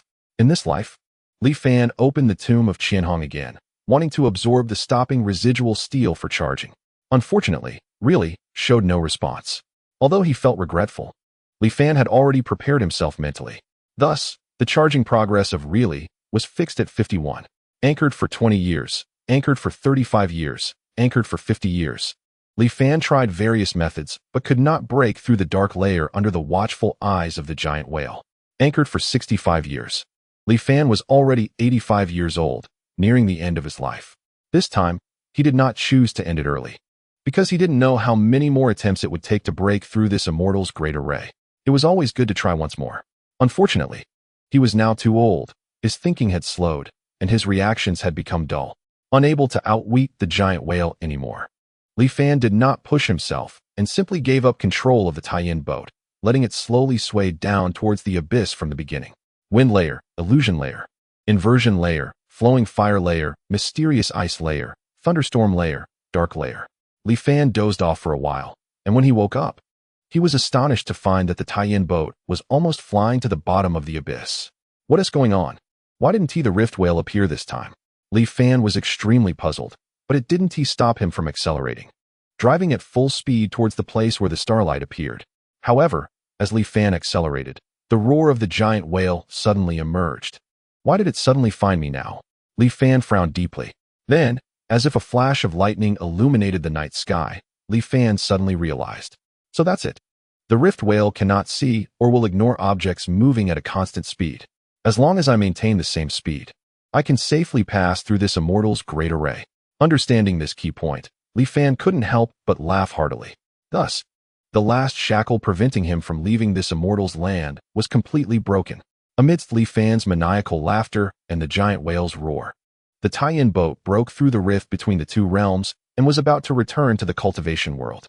The surroundings became blurry, as if he had crossed multiple worlds in an instant. Under the immense pressure, Li Fan let out a muffled groan, blood pouring from his nose and eyes. But he didn't care at all. Looking back at the immortal's land he had come from, due to the distance, the perspective was infinitely raised. And Li Fan saw a scene he would never forget.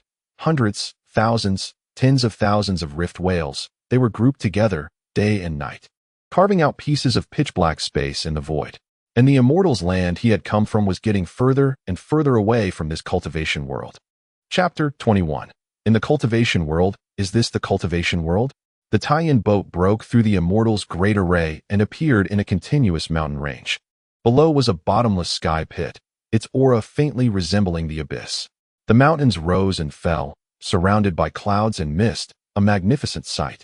On the tallest mountain peak, an enormous city stood towering in the sky. Li Fan wanted to laugh, but he could only cough uncontrollably, continuously spitting out blood. He was already too old. He had already reached the brink of life and death, and the pressure from crossing the immortal's great array had completely destroyed his vitality. However, being able to catch a glimpse of the cultivation world before dying, this life was not lived in vain. Really, the simulation has ended after the darkness. Li Fan's consciousness gradually recovered. He recalled how, in his previous life, He had tried various methods to break through the Immortal's great array, but ultimately failed, only to accidentally discover the way to crack it. Li Fan couldn't help but lament the unpredictability of life.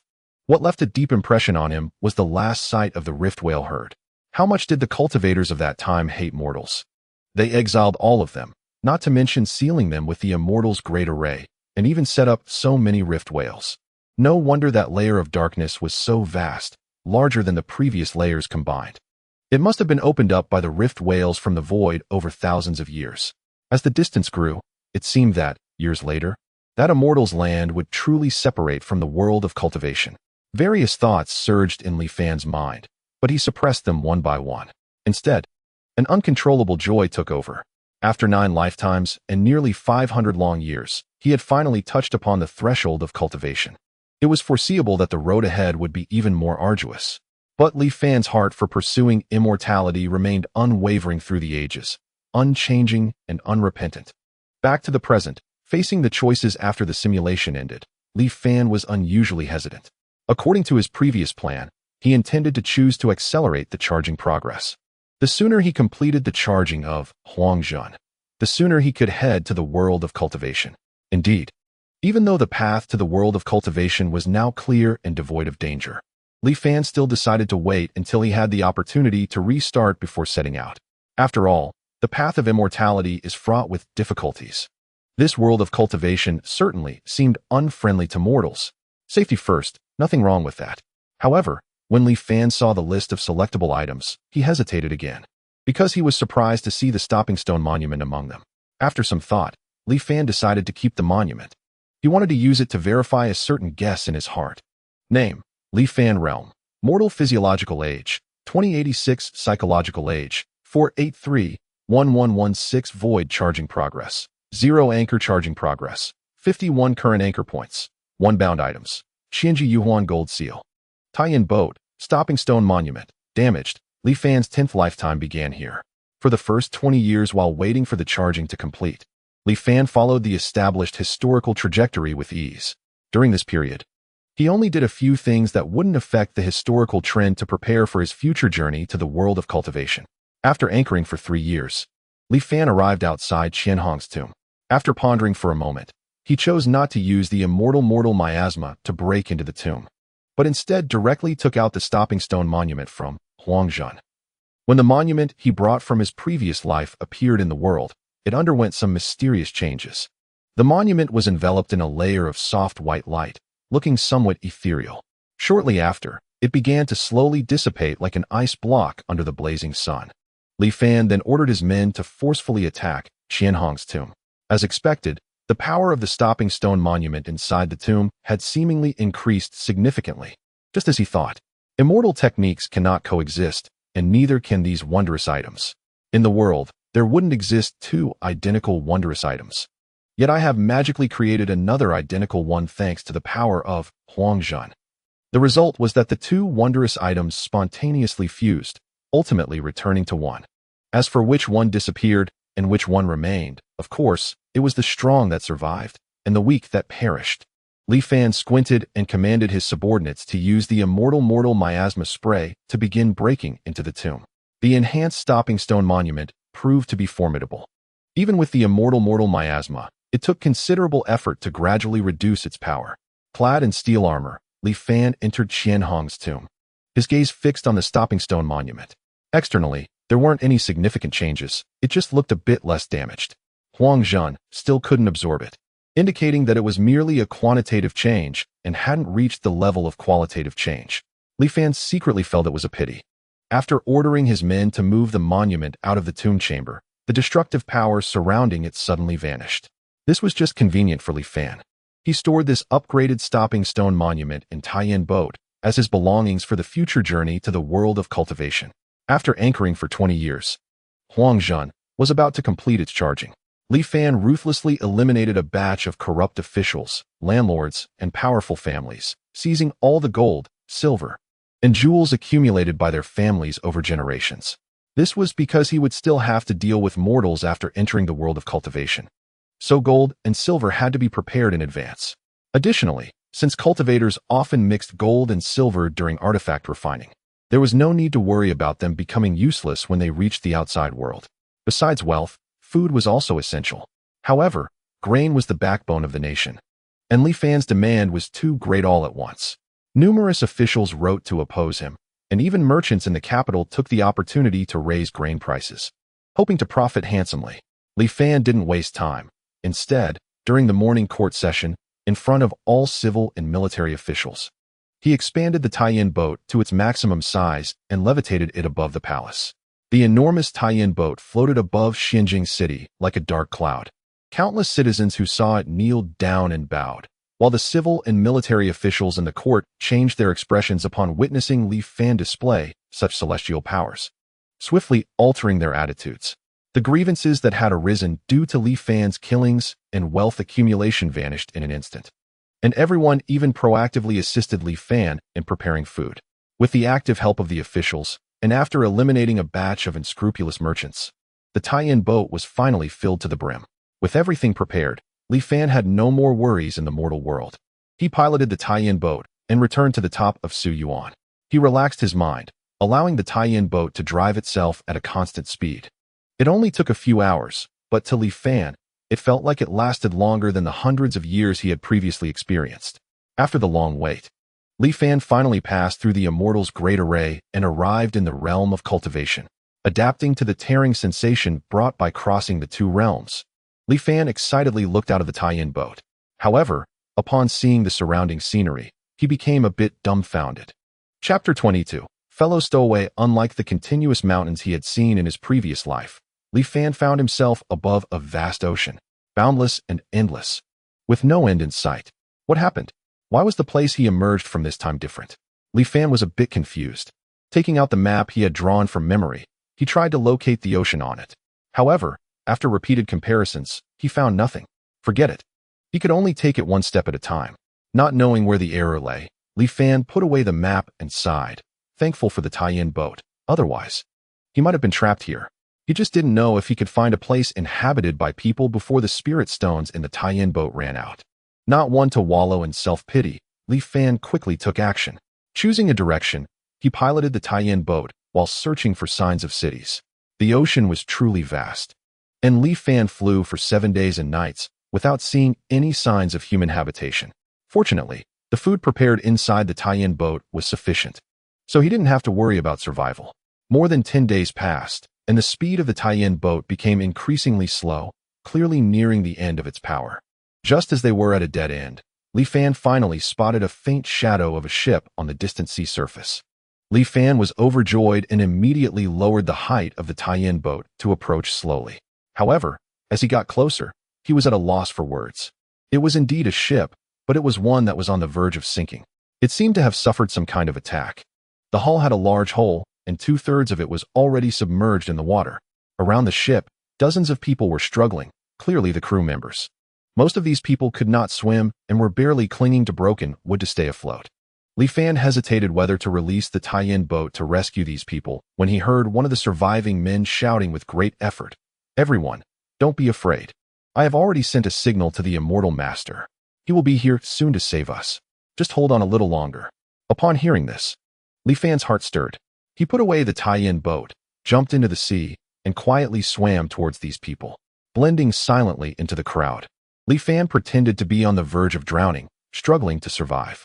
After a while, a streak of light flew in from the distance and stopped above everyone. "Immortal Master, save me. Immortal Master, help." The people saw hope and frantically called for help. Silence. The voice was male, but his clothes and appearance seemed to be obscured as if behind a layer of gauze, making it difficult to see clearly. The man snorted coldly and, without knowing what spell he cast, Li Fan felt unable to make a sound. The crowd instantly quieted down. The Immortal Master then flew to the side of the sunken ship, lightly lifted it with his hand, and brought the ship, which was mostly submerged, back up. Another burst of light shot out, and the large hole in the ship's hull was surprisingly repaired in an instant. He then looked at the group of people floating in the sea, snorted again, lightly gestured forward, and then lifted. Li Fan and the others felt as if they were being picked up by an invisible hand and flew towards the repaired ship. Bang, bang, bang. In an instant, those rescued were thrown onto the ship like dumplings by the Immortal Master. Unable to speak, The crowd could only emit muffled groans. Yet, all had expressions of awe and joy at being saved, not daring to voice any complaints. After everyone was rescued, the immortal master flew above the crowd and said in a stern tone, "Who sent me the signal?" The man who had previously comforted everyone quickly knelt on the ground. The immortal master waved his hand, dispelling the spell on him. The man, bowing his head, said, "I am Su Changyu." However, the immortal master directly interrupted him. "You understand the rules, right? Once we get to the place, everything will have nothing to do with me. I have never seen you before and don't know who you are. Do you understand?" Su Changyu bowed again. "I understand. My elders instructed me before I came." Halfway through his words, he fell silent. It turned out that the immortal master nodded in satisfaction and then casually silenced Su Changyu again. The immortal master ignored these mortals, went to the bow of the ship, and, not knowing what spell he cast, the ship began to sail rapidly in a certain direction. Seeing this, the mortals mostly revealed expressions of shock. Some others seemed still unable to recover from the previous disaster, just sitting on the deck, trembling and curling up, seemingly crying quietly. The ship fell into an eerie silence. This continued for more than half a day until after dark, when they finally saw a faint flickering light in the distance. It was an island that looked quite prosperous. Although it was still quite far away, faint voices could already be heard. Hundreds of large ships were docked at the island's pier, quite a spectacular sight.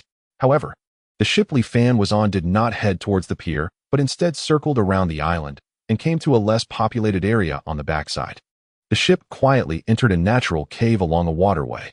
After navigating through the narrow cave for a while, it finally stopped. Once the ship was steady, several burly men in black came to assist. The black-clad men seemed to ignore the immortal master entirely, merely wielding weapons to drive everyone off the ship. They did not say a word from beginning to end. They led the crowd to a spacious hall, and only then did one of the black-clad men speak. "You will rest here tonight. Food has been prepared in the hall. You can take it yourself. Tomorrow, someone will take you to complete your registration. Also, no loud talking without reason."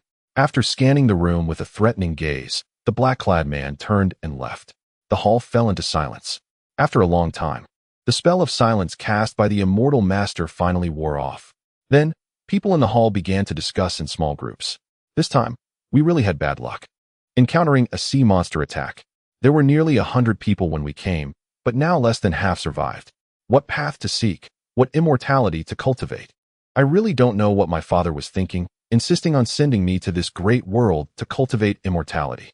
If you ask me, cultivating immortality is not as enjoyable as listening to music." Exactly, back in our place, I was at least the son of the Southern King, enjoying all the wealth and honor.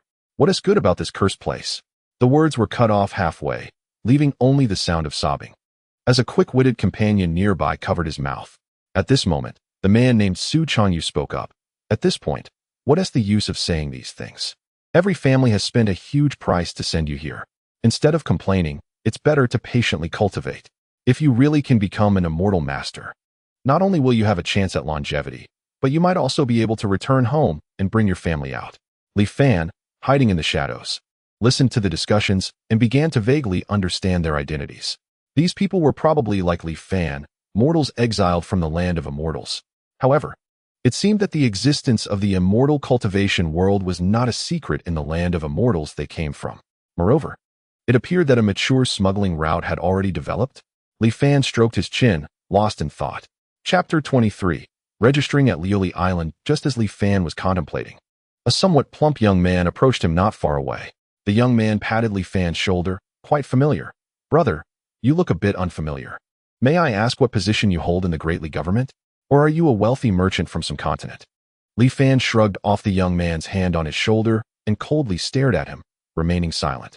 The plump young man suddenly felt as if he was being eyed by a venomous snake, a chill running down his back. Although he felt a bit embarrassed to be scared by just a glance, the plump young man was somewhat perceptive. Li Fan appeared unremarkable, but there was an underlying, imposing aura that clearly indicated he had held a high position for a long time. He was not someone simple. The plump young man quickly reached a conclusion and then left tactfully. Seeing this, others understood that Li Fan was not very friendly, so no one approached him to start a conversation after that. As the flickering lights dimmed, the voices of the crowd grew quieter until everyone gradually fell asleep. A night passed without incident. The next day, before dawn, everyone was awakened. A middle-aged man with a long beard, dressed in a blue robe, walked in front of the crowd with his hands behind his back. In a moment, I will take you to register for your household registration. After you receive your registration, you will officially become a member of Lily Island. The middle-aged man scanned the surroundings and said coldly. Upon hearing the words of the middle-aged man, everyone showed excitement. Remember, do not say what should not be said. Otherwise, I cannot guarantee your safety. The man squinted his eyes and added. Everyone knew that what they were doing was not to be seen in public, and they all nodded in agreement. Then, under the orders of the middle-aged man, Li Fan and the others changed into tattered clothes. They were then taught a set of unified phrases. You are all residents of Western Dayu Island. Due to a storm disaster, the island was destroyed, and you fled here. If anyone asks, just say this. Everyone agreed. Following that, the middle-aged man led the way. And under the watch of 4 or 5 men in black, they left the cave through a hidden passage and emerged onto the surface. After winding through the residential area of the city for an unknown time, they finally arrived in front of a mansion. Li Fan noticed that although they were a large group of dozens, most of the island's residents merely glanced at them before losing interest, clearly accustomed to such scenes.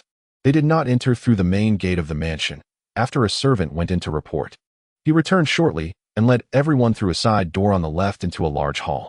The hall was quite spacious, and before Li Fan and the others arrived, 2 or 3 groups had already gathered, totaling over 100 people. Even so, it did not feel crowded. The middle-aged man signaled for everyone to wait patiently. Soon, it was their turn. Manager Zhao, the middle-aged man greeted. These are the disaster victims here to register? Manager Zhao appeared to be in his 50s or 60s, somewhat aged. But his gaze was exceptionally sharp. After scanning the crowd, he said with a half-smile, Sun Zhang, these disaster victims are either rich or noble. Sun Zhang was not flustered. He just sighed yes. They were all wealthy families from Dayu Island. Unfortunately, without the protection of the immortal masters, when the natural disaster struck, all their wealth and glory turned to dust. Now they can only travel thousands of miles to seek refuge on our Lily Island. After saying this, Sun Zhang discreetly took out an item from his bosom and handed it to Manager Zhao. Zhao glanced at it, accepted it, and then sighed. A while ago, the storm wreaked havoc, and even Lily Island was affected. The Western Islands suffered even more severe losses. It's reported that over 200 islands were leveled, and who knows how many mortals returned to the sea. Fortunately, the immortal masters are compassionate and allowed us to assist the disaster victims. Your Tianbao Tower is so considerate. That's a good thing. Rest assured, I will report truthfully to the island lord. When the immortal masters bestow rewards, you will certainly receive your share. Hearing this, Sun Zhang was overjoyed and began to shower praises. Manager Zhao, while listening, processed the registration paperwork for everyone. Before long, it was Li Fan's turn. Manager Zhao looked at Li Fan, and a hint of unusual interest appeared in his eyes. What is your name? Manager Zhao asked. Li Fan. Li Fan replied honestly. Come, drop a drop of your blood on this. Manager Zhao instructed, taking a rectangular object that seemed neither jade nor paper and writing Li Fan on it. He then handed it over. Li Fan bit his finger, letting a drop of blood fall. Subsequently, the blood seemed to have a life of its own. Drilling into the 2 characters Li Fan. Keep this talisman safe. It will serve as your identification in the island. You will need to show this talisman for work, food distribution, inspections, and all sorts of matters, so do not lose it, Manager Zhao said, clearly being much friendlier to Li Fan than to others, giving him extra instructions. This drew the attention of Sun Zhang and the others. Not knowing what Manager Zhao had seen, Li Fan did not say much in thanks. After nodding, he put away the talisman and walked to the side. The efficiency of the household registration process was high, and soon everyone received their household registration for Lily Island. Everyone's expressions were filled with excitement. Leaving that place, they did not return to the previous cave, but were led by Sun Zhang into the courtyard of a house. Now that we have the household registration, we can sign the contract, right? Sun Zhang said to Su Changyu among the crowd. Su Changyu carefully took out a thin piece of paper from his bosom, bit his finger, and solemnly wrote his name in blood. As soon as he finished signing, the thin paper spontaneously ignited without fire, turning into a wisp of blue smoke, drifting away to an unknown place. After burning, the contract was left with only a small remnant. As the saying goes, the contract ends in 3 parts.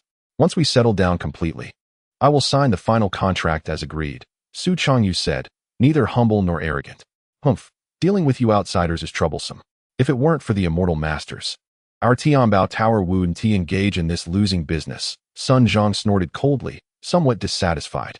However, he did not say much afterward and began to explain the matters that everyone needed to pay attention to on the island. Any resident of Lioli Island can use their household registration talisman to receive a place to stay. Although it is only in a remote area at the northernmost part of the island, at least it provides shelter from the wind and rain. In addition, during the first year after registration, they can receive a certain amount of food for free every month. Of course, if you are used to delicacies and cannot eat the free relief food, you can also pay to feast on the island. After Sun Zhang spoke for a long time and was parched, he paused to rest, but was suddenly interrupted by Su Changyu's inquiry. How can we cultivate if we wish to? This was precisely what Li Fan was concerned about, so he perked up his ears and listened closely. Chapter 24. Qi refining requires expelling miasma. Sun Zhang glanced at Su Changyu and patiently explained, for mortals to cultivate, they must expel the miasma from their bodies. You returnees from the exiled land have a much higher concentration of miasma in your bodies than ordinary people. Therefore, without expelling the miasma, you cannot cultivate. Su Changyu frowned and said, we are already aware of this. But how do we remove the miasma? Sun Zhang replied, there are several methods to remove miasma. The first is the purifying spirit pool on the island. Soaking in the spirit pool for a day and night can completely eliminate the miasma in your body. Unfortunately, the materials required to open the spirit pool are quite staggering. Although our Lioli Island is affluent, we can only open it once every 3 years. Let me think. The last time it was opened was a year ago, which means we will have to wait almost 2 more years for it to open again. Moreover, the number of spots in the spirit pool is limited, and the competition is fierce. You outsiders have no foundation. How could you compete with the locals on the island? Sun Zhang shook his head. What about other methods? Su Changyu continued to ask. The second method is to practice the Xian Huangqing Xian spell combined with specific medicines and diets. Over time, you can gradually change your physique and completely eliminate the miasma from your body. Although this method takes a long time, often requiring 5 to 6 years, it is stable and does not require any special costs. The Xian Huangqing Xian spell and the corresponding elixirs can be purchased at the island's apothecaries. 5 to 6 years. Su Changyu murmured, unwilling to give up, and asked, is there anything else? The third method is to become a test subject. At this point, Sun Zhang's expression turned somewhat grim, as if he was struggling to suppress an uncontrollable fear. Nevertheless, he still answered Su Changyu. Test subject? Su Changyu was somewhat confused. That's right. Some immortal masters are very interested in the miasma in our mortal bodies.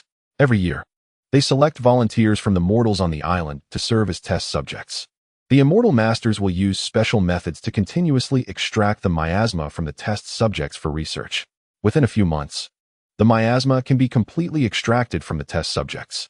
Seemingly recalling something, Sun Zhang's face turned a bit pale, but this process is incredibly painful. It can be said that one cannot survive nor die. Often, the vast majority of people cannot hold on until the moment the miasma is completely extracted, and are driven insane by the torment. I do not recommend this method to you. It is truly unbearable for ordinary people. Su Changyu did not know if he had taken Sun Zhang's advice to heart. He only remained silent for a moment before asking, are there any other methods? Sun Zhang shook his head. It is said that the direct descendants of those immortals can reshape their bodies with rare treasures, not only freeing themselves from the troubles of miasma, but also enhancing their cultivation aptitude. However, such means are beyond the imagination of you and me. Even our Lioli Island master does not have such treatment. This is all I know. If you really want to cultivate, you should think it over in the coming days. After saying this, Sun Zhang noticed Su Changyu looking somewhat dazed and couldn't help but offer some comfort. I know you all have a heart set on the way after enduring countless hardships to return from the exiled land. Who wasn't like that at first? Unfortunately, the path of immortality is indeed difficult. Even if one can remove the miasma from their body, there are very few who can sense the spiritual energy of heaven and earth and draw it into their bodies afterward. Why seek trouble for yourself? Being an ordinary person is not so bad. Sun Zhang seemed to be comforting Su Changyu, but also seemed to be comforting himself with the invisible nourishment of spiritual energy. Even if you cannot cultivate, you can still live longer than in the exiled land. It would not be in vain for your families to spend a great deal of resources to send you out, rather than desperately pursuing the path of immortality. It would be better to enjoy life, indulge in the present, and live in the moment. After Sun Zhang finished speaking, he left. Among those present, some looked delighted, deeply agreeing with Sun Zhang's words, as if they had found an excuse for indulgence. Others could not accept how difficult cultivating immortality was and burst into tears, while some wore worried expressions, not knowing what to do. Only Su Changyu's face was resolute, as if he had made a certain determination. Observing everyone's reactions, Li Fan sneered coldly in his heart. Not wanting to meddle, Li Fan quietly left while everyone was lost in thought. After some inquiries, he found the place on the island where free housing was distributed. Li Fan showed his spiritual talisman and, under the guidance of a staff member, arrived at the residential area in the northern part of Lily Island. Here, countless houses were densely packed, some empty and some already occupied. Most of these houses only had one room, but fortunately, each had a small courtyard enclosed by walls, which did not seem too shabby. The sixth house was the seventh one. Impatient, the staff handed the key to Li Fan and hurriedly left. Li Fan opened the courtyard door, walked in, and casually closed the door behind him. The room was very simple, with only a bed and a few tables and chairs, which made Li Fan feel rather uncomfortable. However, he did not care much about these external matters. After a simple cleanup, Li Fan rested and pondered his future plans. The beginning was quite fortunate. He settled in without much effort, thanks to those exiled people. Unfortunately, apart from Su Changyu, the rest seemed to be mediocre individuals with no heart for the way, unlikely to achieve greatness. This place of residence was indeed a bit too simple, but at least safety was not a concern. He had already inquired that there were immortals stationed on Liuli Island, and it had been a long time since any reckless individuals dared to cause trouble. The next primary goal was to eliminate the miasma from within his body. Although the quota for entering the purifying spirit pool was precious, the treasures he had gathered from the Taiyin boat were countless, so securing a quota should not be difficult. The downside was that it would attract too much attention. As the saying goes, wealth should not be revealed. As an outsider with no roots, suddenly exposing so much wealth would undoubtedly draw eyes. Careful planning was needed. Suddenly, a knock on the door interrupted Li Fan's thoughts. Who? Li Fan immediately became cautious. Me. The voice was somewhat low and sounded familiar. Li Fan remained calm, took out the Taiyin boat, and retrieved a dagger, concealing it in his sleeve. He opened the door a crack and saw the visitor's appearance.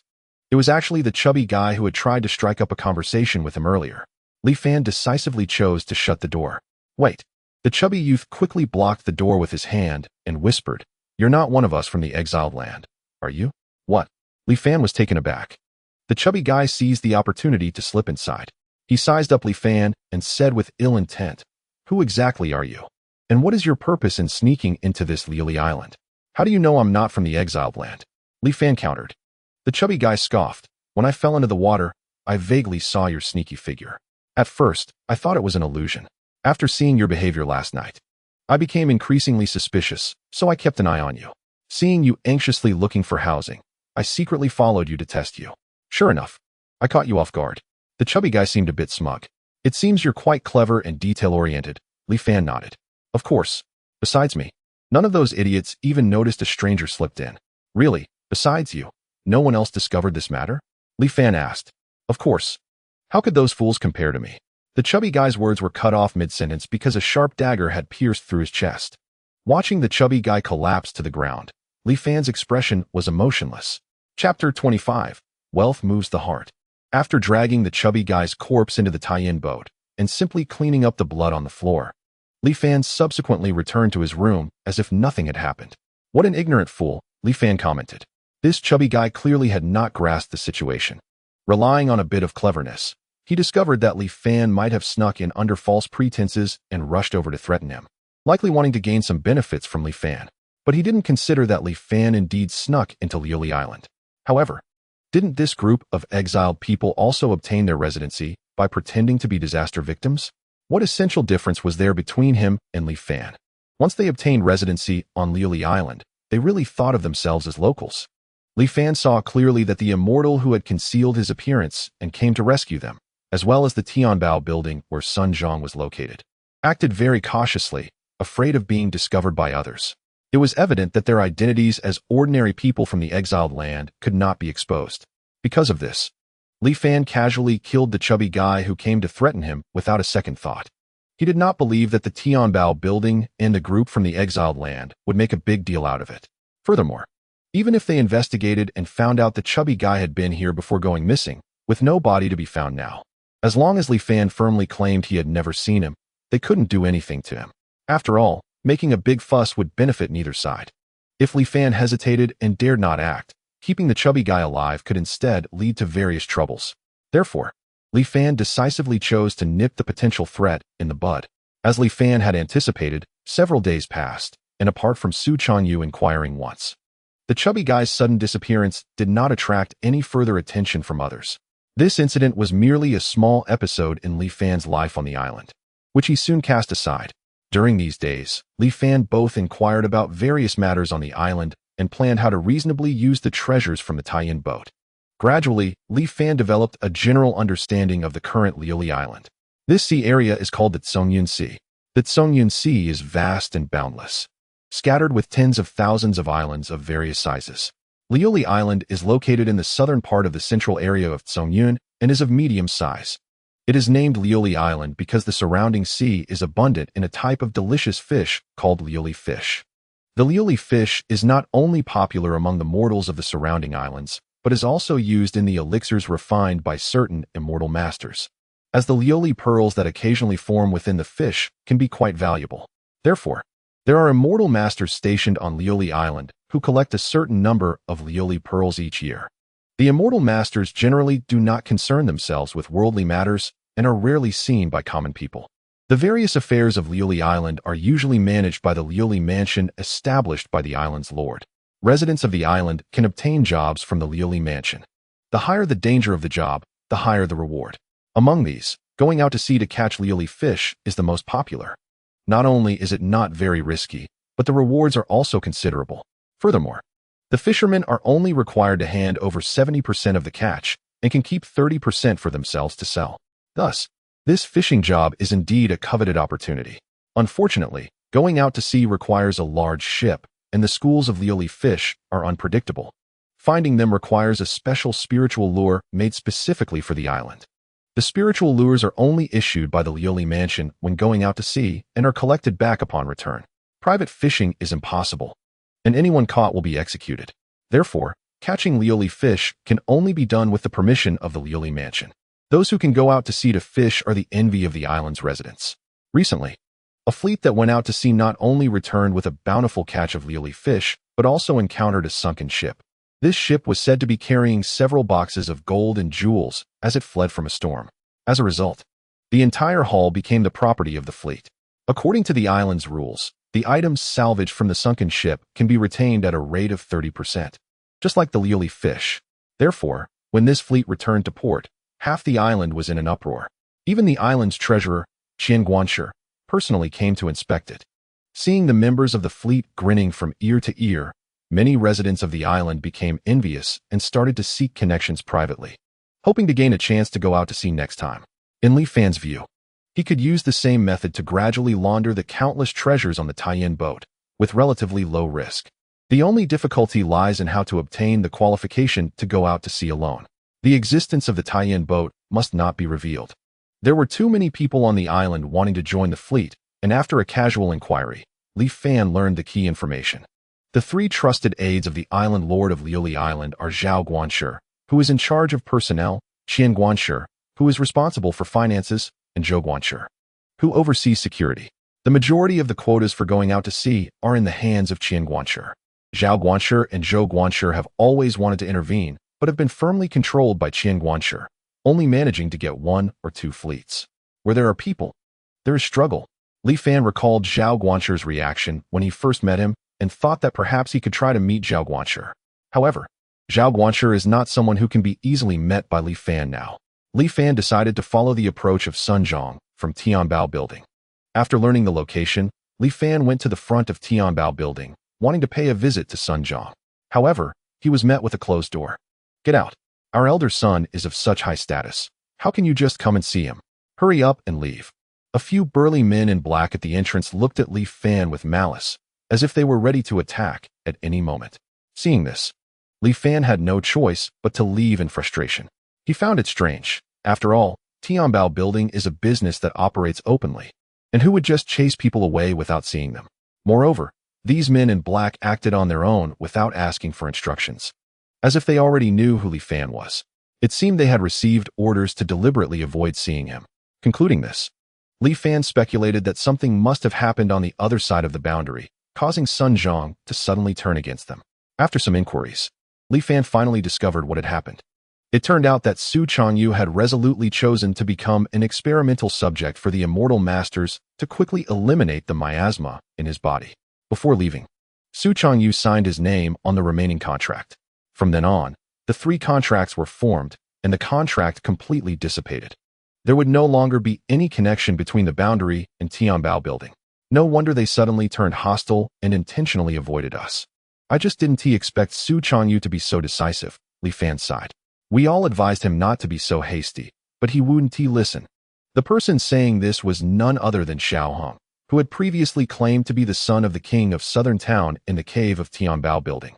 Xiao Hong seemed to have a very good relationship with Su Changyu and was now extremely dejected. If it weren't for saving his sister who suffers from a terminal illness, Su brother wouldn't be so desperate. Upon hearing this, Li Fan fell into deep thought. Chapter 26. Clever words to speak to the people. Although Sun Zhang chose to avoid meeting, Li Fan would not simply give up. From the way he couldn't help but comfort Su Changyu that day, it was clear that this person was at least not malicious. The reason for his previous cold demeanor was probably that he didn't want to be overly involved with the mortals of the immortal abandonment land. Compared to strangers, Li Fan preferred to deal with those who knew some of the details. Thus, Li Fan returned once more to the front of Tianbao building. Why are you back again? Are you looking for death? The burly man at the entrance looked at Li Fan warily and said fiercely. Li Fan smiled slightly. I came to do business with your Tianbao building. You don't even want to talk and just want to chase me away. Is this how you treat your guests? Li Fan deliberately raised his voice, attracting the attention of people around. The burly man instantly became furious and was about to come over to hit him, but was stopped by someone beside him. After going back to consult, the man brought Li Fan in with a somewhat awkward expression. Once in a guest room, a maid served a cup of tea. Li Fan took his time to sip it, and as the tea entered his stomach, he felt a warm current flowing throughout his body. In just a moment, Li Fan felt as if he had basked in the sun for half an hour on a winter day, feeling warm and even a bit hot all over. Good tea. Li Fan couldn't help but praise. The Daiyu Yanlong, which grows around the underwater volcano of Daiyu Island, has only a few dozen plants. Now that Daiyu Island has been destroyed, this Daiyu Yanlong has temporarily become a rare treasure. A smiling figure walked in slowly. It was Sun Zhang. That indeed comes from Elder Sun's grace, Li Fan said without reservation, finishing the remaining tea in one gulp. After Li Fan put down the teacup, Sun Zhang squinted and slowly asked, now that the matter of Dolly is over, there should be no more entanglements between us. Why have you sought me out again? Sun Zhang's tone was quite unfriendly, and there was a hidden killing intent in his eyes, as if he would strike if Li Fan's answer didn't satisfy him. Li Fan paid no mind to Sun Zhang's accusatory tone and replied with a smile. Elder Sun has misunderstood. I really came to discuss a business deal. Business? You? Sun Zhang was first taken aback, then scoffed as he sized up Li Fan. Li Fan maintained a calm expression, smiling without speaking. Seeing this, Sun Zhang gradually became serious. What business? I wonder if Tianbao building has any interest in the quotas for going out to sea with the fleet, Li Fan said slowly. Every time the fleet goes out to sea, aside from the occasional treasures that can be salvaged, just the lioli fish and other marine specialties are enough to make a fortune. It would be impossible to say that Tianbao Tower has no interest. However, the quota for the fleet is firmly controlled by Manager Qian. Not to mention Tianbao Tower, even Manager Zhao would find it very difficult to occupy one more spot. As a newcomer, what ability do you have to dare to covet it? Sun Zhang stared intently at Li Fan, as if trying to read something from his face. If I can meet Manager Zhao, I have my own way to persuade him, Li Fan said confidently. Seeing Li Fan so certain, Sun Zhang was momentarily unsure. Let him meet Manager Zhao. It's not a difficult matter. If it doesn't work out, we can just chop him up and throw him into the sea to feed the fish. Just then, a somewhat lazy voice came from outside the room. Li Fan's eyes narrowed, and he saw a woman in a light yellow outfit with a veil walk in. The girl sounded like she was only 17 or 18, but her curvaceous figure exuded a mature and alluring aura. I have met the shopkeeper. Sun Zhang immediately stood up and respectfully greeted the woman in yellow. Then thank you. Shopkeeper, Li Fan said calmly, cupping his hands. You seem quite confident, not like someone who is just talking big. The woman in yellow tilted her head, looking at Li Fan with curiosity as she sat down opposite him. I have always kept my word, never going back on it, Li Fan replied calmly. The woman in yellow chuckled lightly. If this really works out, Tianbao Tower will want its fair share of benefits. According to the island's rules, we can keep 30 of the harvest from each sea outing. I want to take any of that 30, half for Manager Zhao and half for your Tianbao Tower. Li Fan nodded in agreement, saying something astonishing. The woman in yellow was immediately stunned. She scrutinized Li Fan again. That's strange, since that's the case. What do you want so much effort for? I just want a quota for the purification spirit pool, which opens every 3 years, Li Fan stated frankly. The woman was truly shocked at this point. She looked at Li Fan several times, seemingly trying to confirm whether she had heard wrong. Li Fan met her gaze, his eyes firm. Ha ha ha, it sounds like a particularly funny joke. The woman in yellow suddenly laughed out loud. Come on, uncle, you're of such an age. And you still want to learn from others to cultivate? After laughing for a while, she found it hard to stop, and after forcing out a sentence, she couldn't help but burst into laughter again. Sun Zhang looked at Li Fan, his face full of disbelief. Li Fan just quietly looked at the woman in yellow without speaking. The woman's laughter gradually diminished. Haha. In the end, she let out an awkward chuckle, sheepishly returning to normal. I only seek longevity. I will not regret, even in death, Li Fan said. The woman in yellow was silent for a long time. All right. I will agree to this matter, she finally stated decisively. Once the date is set, I will send someone to notify you. So it's settled. I live in room 7, 6th vertical, outside the city. You can find me there. Li Fan cupped his hands and turned to leave. Only the woman in yellow and Sun Zhang were left in the room. After a long silence, Sun Zhang couldn't help but say, Shopkeeper, about the purification spirit pool quota. The quota for the purification spirit pool is fiercely contested on the island every year. But Tianbao Tower is not without the strength to compete. Moreover, if he can really secure a fleet for going to sea in about 5 years, the profit brought by the fleet would barely make up for one quota. This is a guaranteed profit. The woman in yellow was unconvinced. Instead, she frowned beautifully, looking in the direction Li Fan had left, muttering to herself. What? Sun Zhang couldn't help but ask.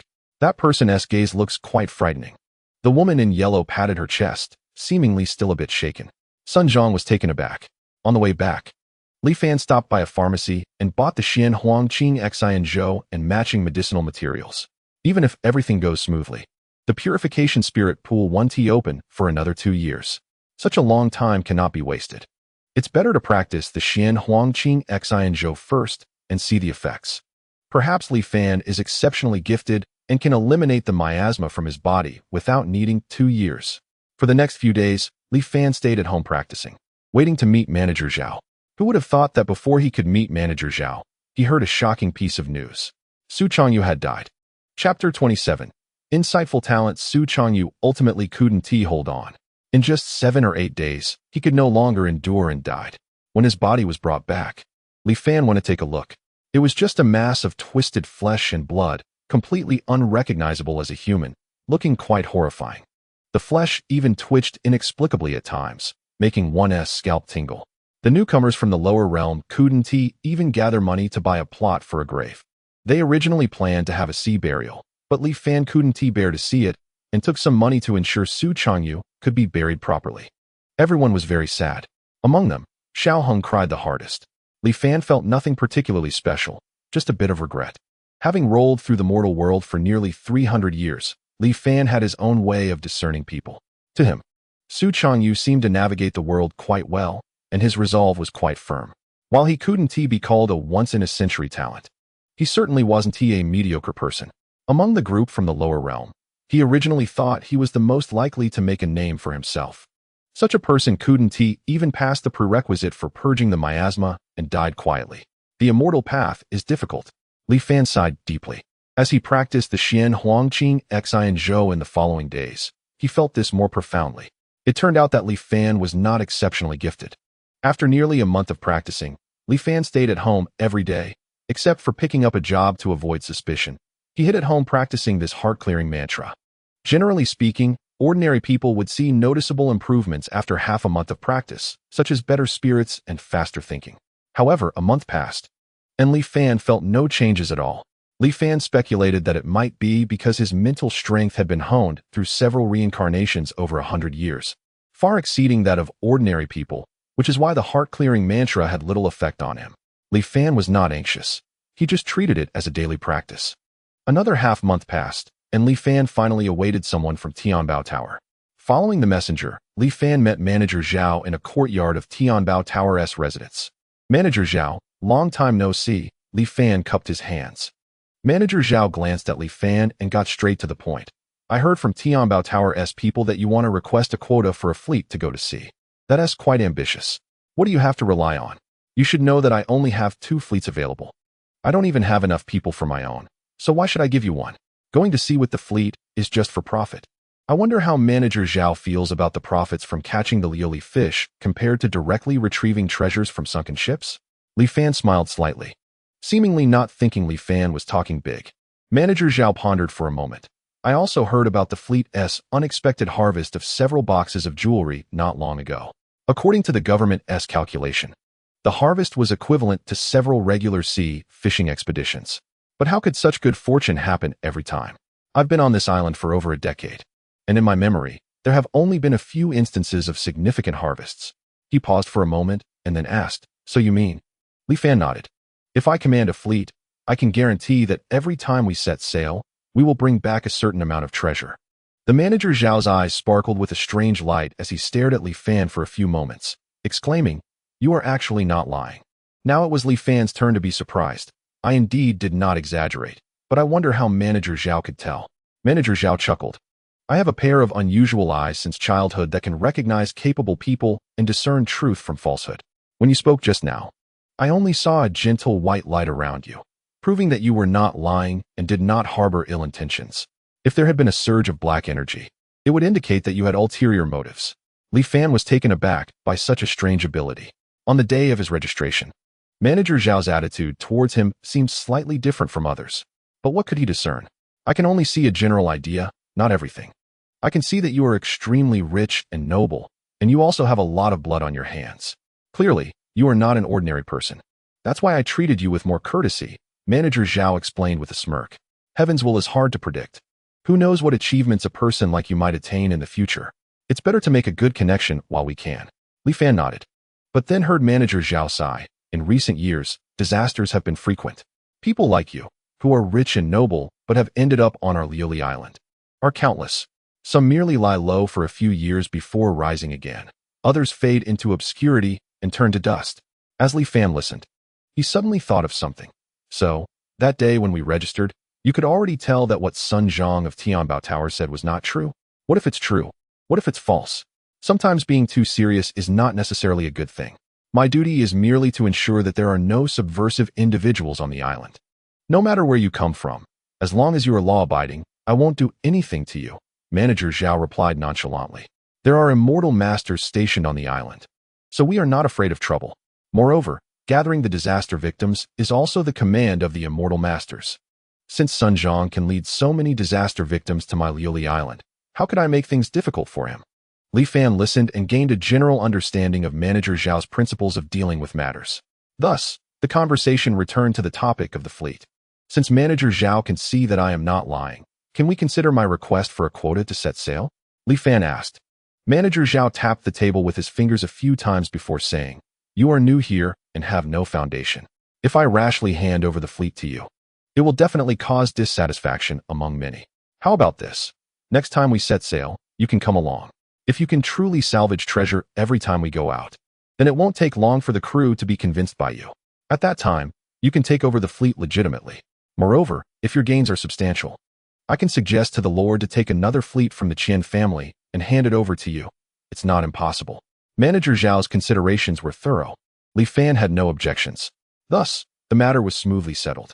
The details of their conversation were unknown to Tianbao Tower.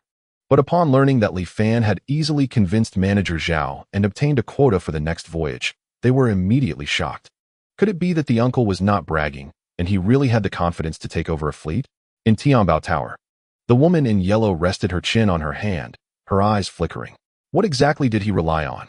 Sun Zhang was also puzzled. No matter how he looked at Li Fan, he was just an ordinary middle-aged man. Send him the land deed for that vacant courtyard on East Street in the city. The woman in yellow suddenly said. Huh. Sun Zhang was momentarily taken aback. Chapter 28. The Wind Disaster Manager. That's not good. Sun Zhang felt a bit pained upon hearing this. That courtyard was something we spent a lot of money to rent, intending to bribe Manager Qian with it. How can we just give it to this kid? If we really give it to him, we should at least wait until he helps us take over the fleet. The woman in yellow rolled her eyes at Sun Zhang. Just go and do as I say. By the time it comes to that, it might not just be a small courtyard that will suffice. Sun Zhang muttered a few words privately, but ultimately did not dare to disobey his manager's orders. Obediently delivering the land deed to Li Fan. Li Fan did not refuse and had nothing to pack. So he moved into the small courtyard on East Street that very day. Compared to the slums outside the city, the environment around this courtyard was significantly better. At the entrance of the alley, there were officials from the Lioli mansion on duty, responsible for maintaining public order. The small courtyard was also much more spacious than the previous house, with 3 main rooms and 2 side rooms on each side. Although it was not very large, it was enough for Li Fan to live alone. After declining the several maids sent again by Tianbao Tower, Li Fan settled in and quietly awaited the next voyage of the fleet. Originally, Li Fan thought it wouldn't take long, but an unexpected event made the sailing date seem far away. The wind disaster is coming. Previously, Li Fan had heard many discussions about the wind disaster among the people on Lioli Island, but he had not paid much attention. He thought it would be like the typhoons and hurricanes he had experienced before, just a bigger storm. However, when the wind disaster truly arrived, Li Fan realized he was terribly wrong. That day, Li Fan was at home practicing the Xian Huangqing Xian Jun as usual when he suddenly heard urgent sounds coming from outside. Strange and sharp noises echoed in the sky above the island, quickly spreading throughout the entire Lioli Island. Quick, go home. The wind disaster is coming. Immortal Masters bless us. Immortal Masters bless us. Mother, where are you? Come home quickly. The island was suddenly thrown into chaos, with frantic and fearful shouts everywhere, and Li Fan was momentarily confused. Suddenly, he saw a blue light curtain appear in the sky above Lioli Island. The light curtain resembled an upside-down giant bowl, spanning the entire island and enveloping all things within. The island's protective array has been activated. There is no need to panic. Stay at home and do not go out. A clear female voice accompanied the light curtain and instantly spread across the island. Immortal Masters are merciful. Listening to the rising and falling cries around him, Li Fan raised his head and carefully observed the island's protective array. The blue light flowed and isolated the inside from the outside. Characters that Li Fan did not recognize occasionally appeared on the light curtain, looking extraordinarily mysterious. As the howling wind, like the cries of ghosts, gradually rose, the wind came. The light curtain rippled, blocking all the strong winds. Inside the light curtain, there was not a single breeze. It was very peaceful. Heavy rain began to fall from the sky. Dense raindrops almost formed lines, pounding against the light curtain. Rings of ripples echoed on the light curtain, completely isolating the torrential rain outside. The outside world was filled with strong winds and heavy rain, while within the light curtain, it was calm and tranquil. Is this the method of the immortals? Li Fan secretly admired, although he had already witnessed the destructive powers of Ko Hongdao Xuanzi. Seeing this protective array still made Li Fan feel restless and infinitely yearning. The strong wind and rain lasted for more than half an hour. Gradually, the rain stopped, and the wind began to die down. Just when Li Fan thought the wind disaster was about to pass, he suddenly noticed something was wrong. The sky not only did not clear up, but instead became even darker. Countless dark clouds appeared from who knows where, layer upon layer, as if they would never end, pressing down towards the ground. In an instant, the world turned pitch black. The thick clouds seemed to be brewing something, and Lioli Island fell into a brief silence. The silence was soon broken. Boom! A thunderous sound exploded in Li Fan's ears. Boom, boom, boom. The sound, like an explosion, echoed from all directions, continuous and unending. It was like a symphony without an end, reverberating through heaven and earth. Caught in this overwhelming noise, Li Fan felt dizzy, stars dancing before his eyes, as if a heavy stone was pressing down on his chest, making it hard to breathe. When he touched his nose, he found blood flowing continuously. Li Fan was somewhat terrified. Just as he intended to escape back into the house, he suddenly felt the ground beneath his feet shake violently. As the world spun around him, Li Fan quickly lost his balance and fell to the ground. It was as if something was continuously crashing into him. the earth trembling incessantly. Li Fan looked up and saw a scene that nearly took his breath away. A wall of water, the height of which he couldn't determine, filled his entire field of vision, sweeping down with a force that could crush everything in its path, heading towards Liuli Island. The towering waves were about to crash down in an instant, burying all life below. Li Fan couldn't help but raise his hand instinctively to shield himself. Boom! The huge wave slammed against the blue barrier. The barrier twisted as if it were about to shatter. However, after a flash of blue light, the barrier returned to normal. Like the rocks by the sea, it stood firm against the crashing waves. It failed to engulf Liuli Island, seemingly angering the sea. Wave after wave of monstrous tides crashed in succession. Liuli Island was like a small sapling swaying in the storm, seemingly on the verge of being torn to pieces. For many moments, Liuli Island was even completely submerged by the seawater, making Li Fan feel as though this world was about to end. Fortunately, the protective formation was more reliable than he had imagined, managing to hold up without breaking. The towering waves continued to crash without respite. This apocalyptic scene nearly left Li Fan in a daze. It was unclear how much time passed in this confusion, but the waves gradually became calmer. Yet, they were only calmer. The wind disaster came quickly and left slowly. In the midst of the wind and rain, day and night became indistinguishable. It felt like 2 or 3 days had passed before the storm finally receded. Thank the immortal master. The surviving islanders knelt on the ground, weeping. Amidst their chatter, Li Fan received even more shocking news. The wind disaster that Liuli Island had just experienced was still relatively small in scale. The storm 15 years ago was several times more powerful than this one. Back then, the protective formation could barely hold up and was forced to reduce its protective range. As a result, areas that did not receive the formation's protection were completely devastated by the storm. The area of Liuli Island was reduced to only 1/3 of its original size. After more than a decade of recovery, Liuli Island gradually regained its vitality by gathering refugees. So this is what a wind disaster is, Li Fan thought in shock. The might of heaven and earth is truly terrifying. Chapter 29, After the Incident. It's time to set sail. In the days following the wind disaster, all residents of Liuli Island received instructions to check for any damage to the protective formation. The method of inspection was simple. The Liuli government would provide a spirit talisman, which needed to be hung in each household for several days to observe if any red light would emerge. In addition, there were designated individuals responsible for checking various remote corners of the island. With 36,780 nodes in the protective formation, it was essential to ensure that each node was functioning properly, under the will of the immortal master, and for the safety of all living beings. All activities on Liuli Island were halted to prioritize the maintenance of the protective formation. In the past, the immortal master would oversee the maintenance work, but this time, it was said that the spirit stones sustaining the formation were nearly depleted, so the immortal master had returned to Wanjian Island to fetch more spirit stones. Li Fan also received his spirit talisman.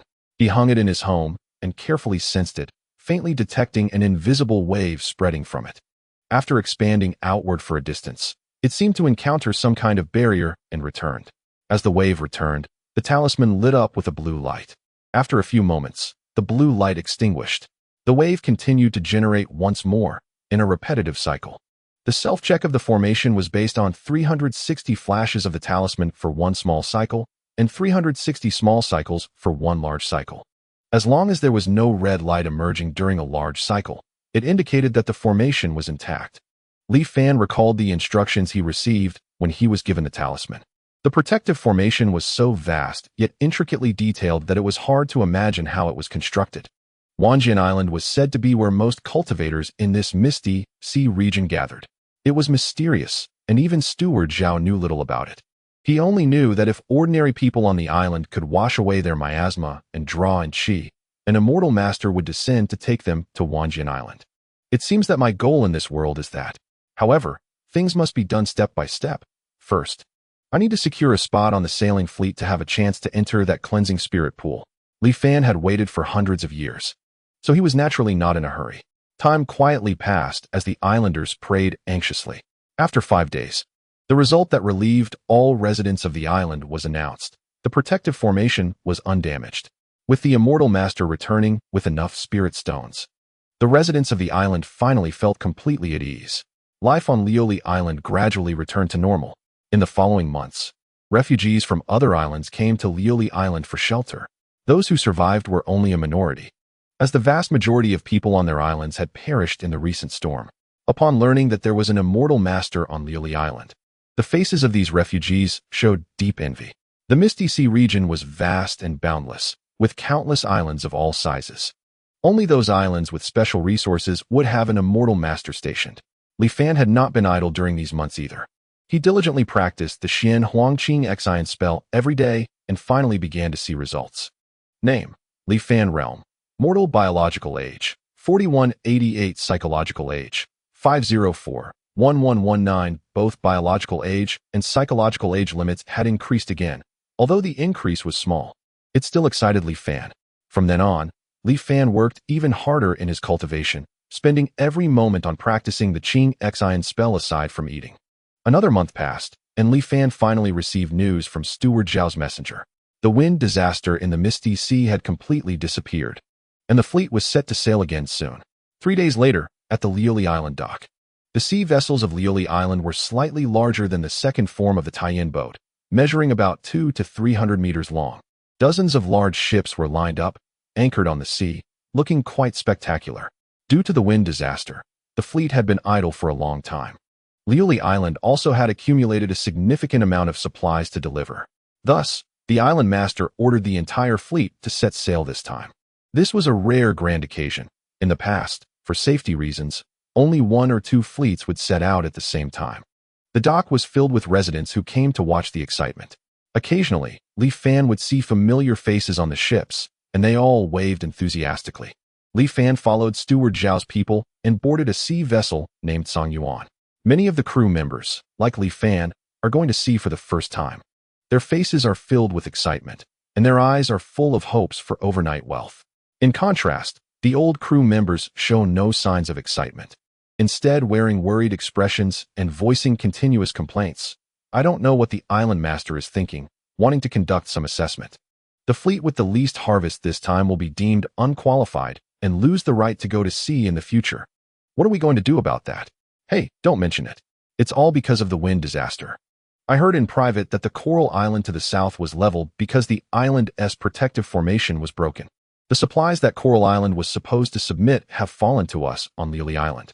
What kind of situation is this? How are we supposed to live in the future? It's said that it's only temporary. As long as we make up for what was owed before, it will be fine. The crowd sighed in despair. Look at you all, what a pathetic sight. Why not think positively?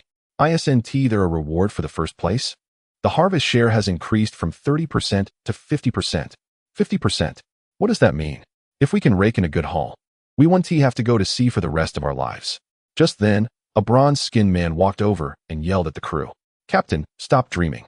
First place? You know our fishing skills. We barely manage to complete our catch every time. Yeah, I think this is going to be our last time at sea.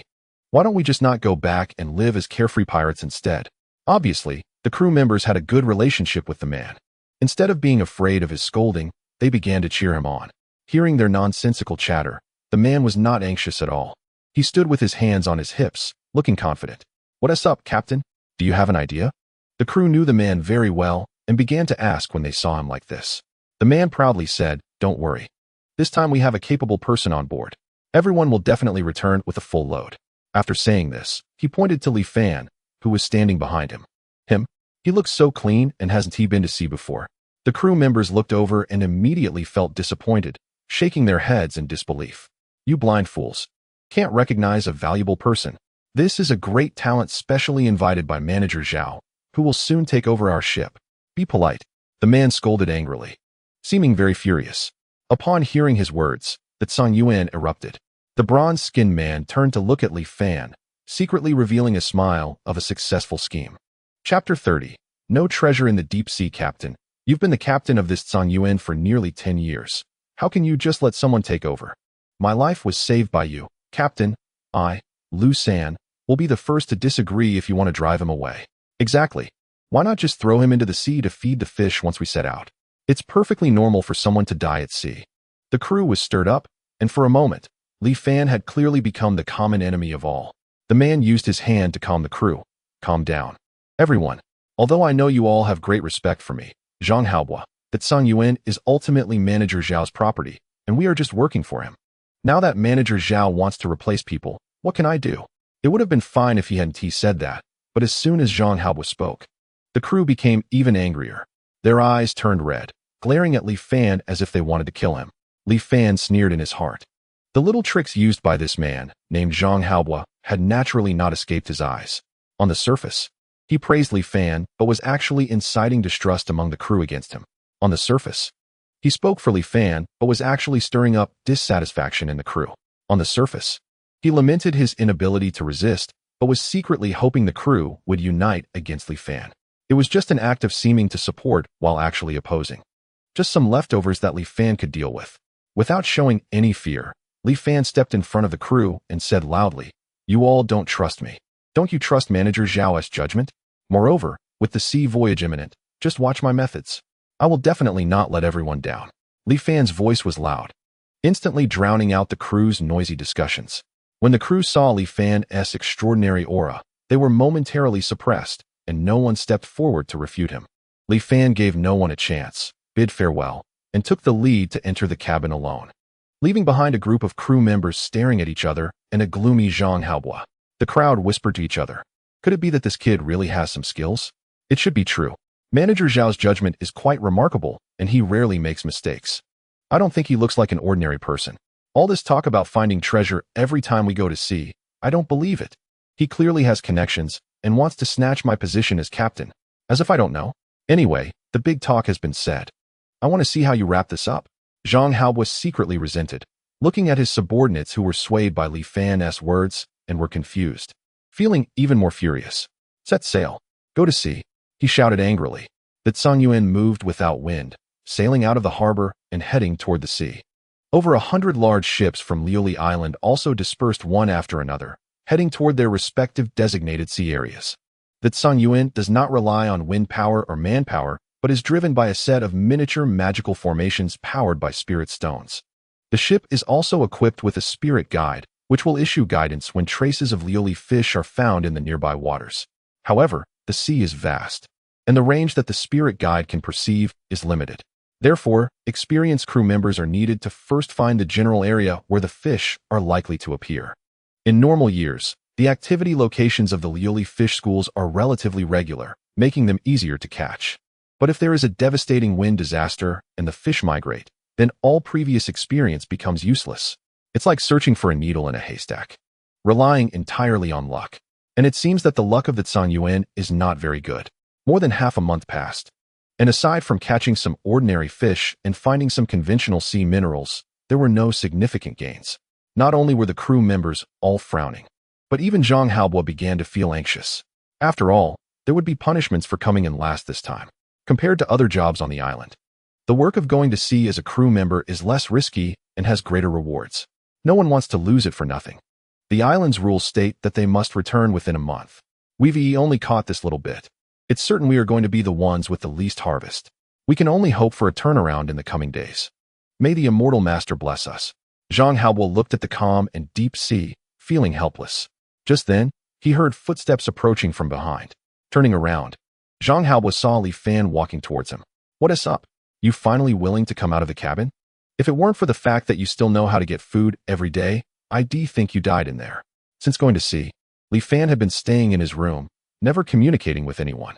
Zhang Haobo was in a bad mood, and didn't he give him a good expression? Li Fan didn't he care about his rude remarks, but gazed out at the distant sea with a serious expression. He just stood there, not saying a word. Seeing Li Fan's strange demeanor, Zhang Haobo felt uneasy and looked in the direction Li Fan was staring at, but saw nothing. The sea surface looked perfectly normal. However, Li Fan's expression grew increasingly serious. Yet he remained silent. After a long time, Zhang Haobo could no longer hold back and asked, "What are you looking at?" Li Fan was startled, turned around with a face full of frustration, and glared at him. "What are you pretending for?" Zhang Haobo felt a bit guilty, but still forced himself to question.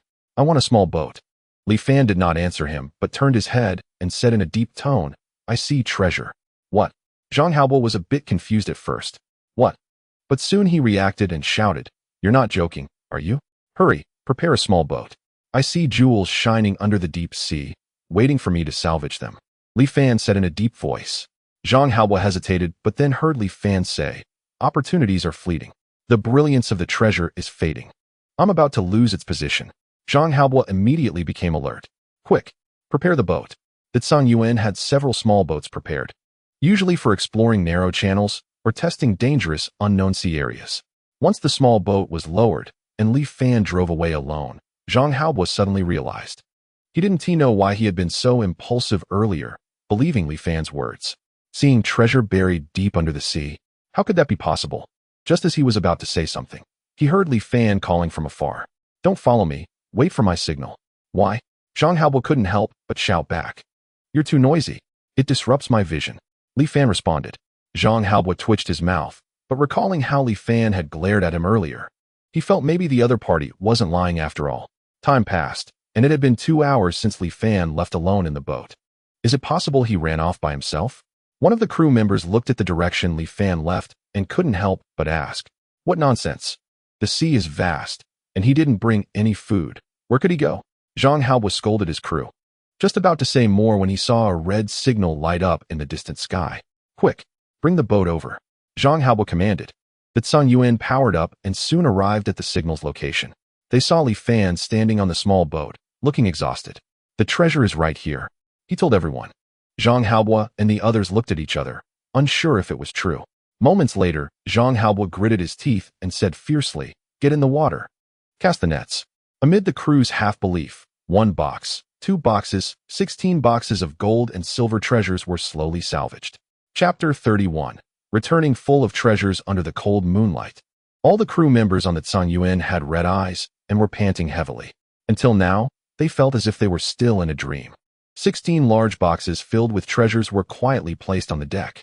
Some people were still not at ease, pinching themselves to feel pain before they could tear their eyes away from the treasures on the ground. That Mr. Li actually didn't boast. He really managed to bring everyone back with full loads. However, the extent of this fullness far exceeded everyone's expectations. The boxes were filled with various jades, gold, silver, and jewels, dazzling everyone. They had spent half their lives fishing at sea, and even in their finest dreams, they had never seen such a fantastical scene. Zhang Haobo was even more blank-minded. It was actually true. That guy really could find the treasure sunk at the bottom of the sea. This ability having lived on Lioli Island for over 20 years, Zhang Haobo knew well that besides the immortal masters, there were some ordinary mortals who also possessed various incredible abilities. For example, being able to communicate with flying birds, foreseeing disasters in advance, holding their breath for long periods while swimming at the bottom of the sea, and being able to see through people's true and false natures like Zhao Guanshi.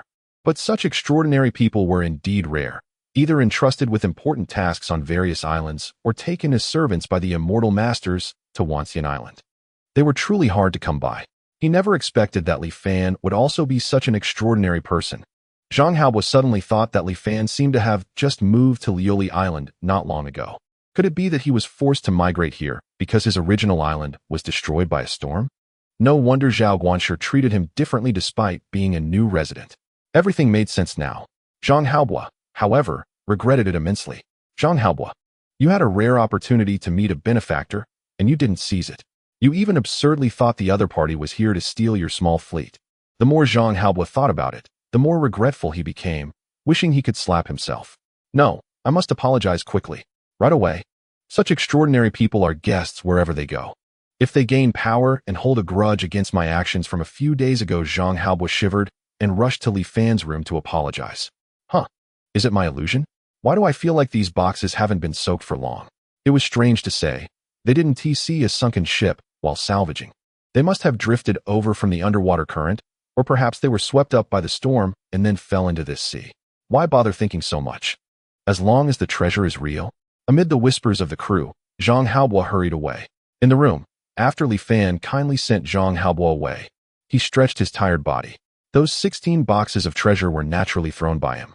He had come alone to an uninhabited sea area, unfolded the tie-in boat, and moved a small portion of treasure he had scavenged from Dashuan into the ocean, finally sending out a signal for the Tsang Yuan crew to come and salvage.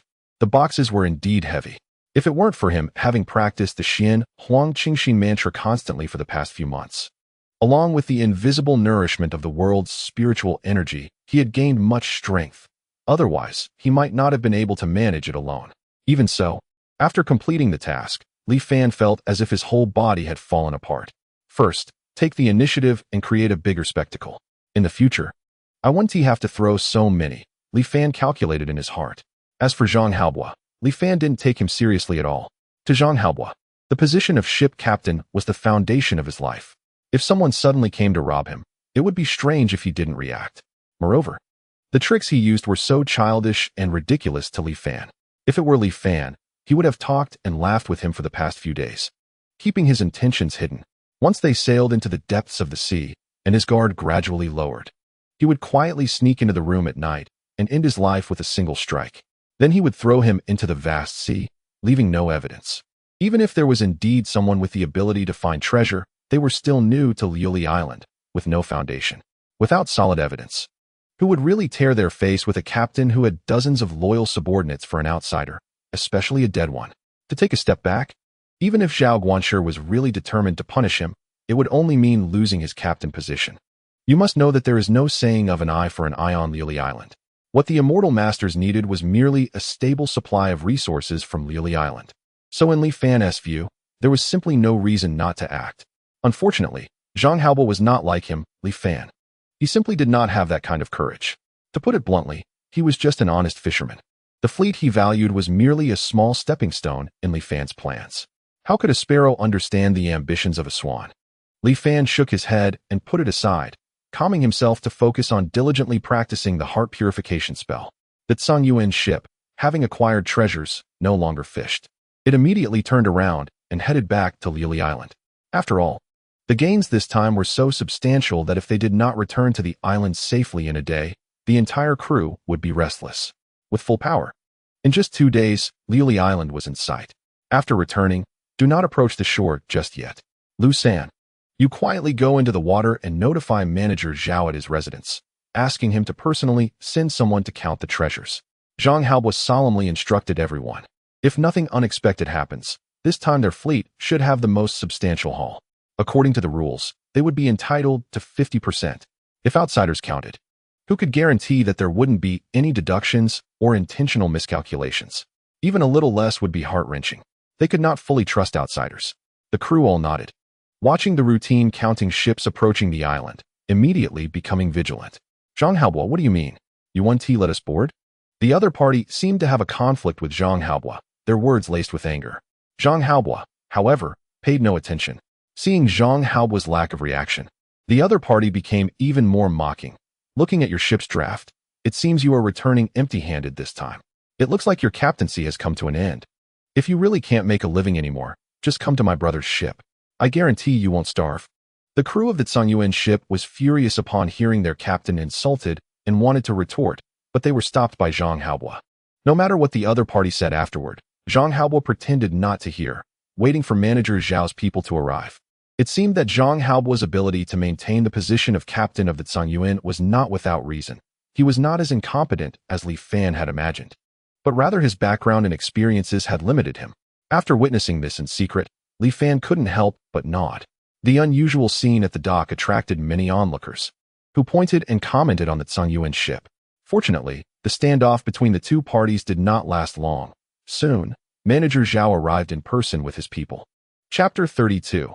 The treasure body can communicate with spirits as 16 boxes of jewels were unloaded from the ship in front of everyone. The entire dock was in an uproar. It is worth noting that the last time the fleet had such a large haul was just a few months ago. When did salvaging treasures sunk at the bottom of the sea become so easy? Or has the sea near Liuli Island become so rich that treasures are everywhere? The people on the island fell into deep suspicion. Soon they became even more enthusiastic. Who wouldn't want to become rich overnight? Countless excited people rushed home to share their experiences at the dock with their families. They also wanted to go to sea. They also wanted to salvage treasures from the seabed. Thus, news of the Tsang Yuan ship's massive treasure haul spread rapidly throughout Liuli Island. At Tianbao Building, a woman in a yellow dress was focused on appraising a batch of newly acquired items when she suddenly heard hurried footsteps. Manager! Manager! Sun Zhang rushed in without greeting. What's wrong? The woman in yellow asked, somewhat surprised. There are over a dozen boxes of treasures from the Tsangyuan ship, Sun Zhang gasped, speaking in fragments. The woman in yellow was unimpressed. Isn't it just a dozen boxes of treasures? Is it necessary to make such a fuss? The things on the island needed to be digested, and it was still necessary to go through our Tianbao building's channels. As she spoke, her expression suddenly changed. Wait, did you say Tsangyuan? Is that the ship where the man named Li Fan is? Sun Zhang nodded repeatedly. The woman in yellow was stunned for a long time before regaining her senses. No wonder that guy confidently claimed he could persuade Manager Zhao. He is certain that as long as he goes to sea, he can find treasures. Indeed, this ability is just like our Tianbao building's big manager, Sun Zhang said, both envious and admiring. Fortunately, you had the foresight to send him a small courtyard earlier, establishing a connection with him. Now that he has returned from the sea, he will undoubtedly be famous. To win him over again will probably require a significant investment. The woman in yellow interrupted Sun Zhang and instructed, you go arrange it immediately and see when you can invite him to dinner. Also, send someone to clean up the ghostly building and deliver the land deed to him. Sun Zhang was startled but said nothing this time, hurriedly going down to handle it. Only the woman in yellow remained in the room, whispering softly. The spirit communicating treasure body, the legendary spirit communicating treasure body, can sense rare treasures within a certain range. The big manager of Tianbao building, who is also the woman in yellow's sister, Ying Yuding, possesses this special physique. It is precisely due to this extraordinary ability that Ying Yuding has built the Wanjin building, a large commercial association spanning the Cloud Sea, from nothing over the past decade. Li Fan was unaware that he had been mistakenly regarded as a spirit-communicating treasure body by the people of Tianbao building. At this moment, he was in Manager Zhao's residence. Your talent is indeed extraordinary. Your first voyage at sea yielded 16 boxes of treasures, truly a great surprise for me, Manager Zhao said with a beaming smile. Full of admiration, Li Fan smiled but did not respond. He knew that Manager Zhao had the ability to discern truth from falsehood, so he cleverly changed the topic. Indeed, this time's harvest is considerable, but it will likely be hard to achieve such a bounty in the future. Manager Zhao was not concerned. That is only reasonable. How could one have such luck every time? He then continued. However, based solely on this harvest, it is enough for me to arrange a separate fleet for you. Li Fan nodded. In that case, thank you, Manager Zhao. I've heard that you've been working hard to obtain a spot in the pure body spirit pool. Manager Zhao took a sip of tea and suddenly asked. That's right. I encountered a great change and only then realized that the riches and honors of the world are fleeting. Even if there are endless treasures, they will turn to dust 100 years later. Only by seeking immortality and enlightenment can one not waste their life in this world. Li Fan sighed, feeling deeply. Manager Zhao stared at Li Fan for a long time before sighing. At your age, to still have the heart to seek immortality, I am not as good as you.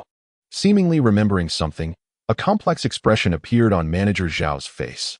More than a decade ago, when I was about your age, by chance, I saved a celestial master.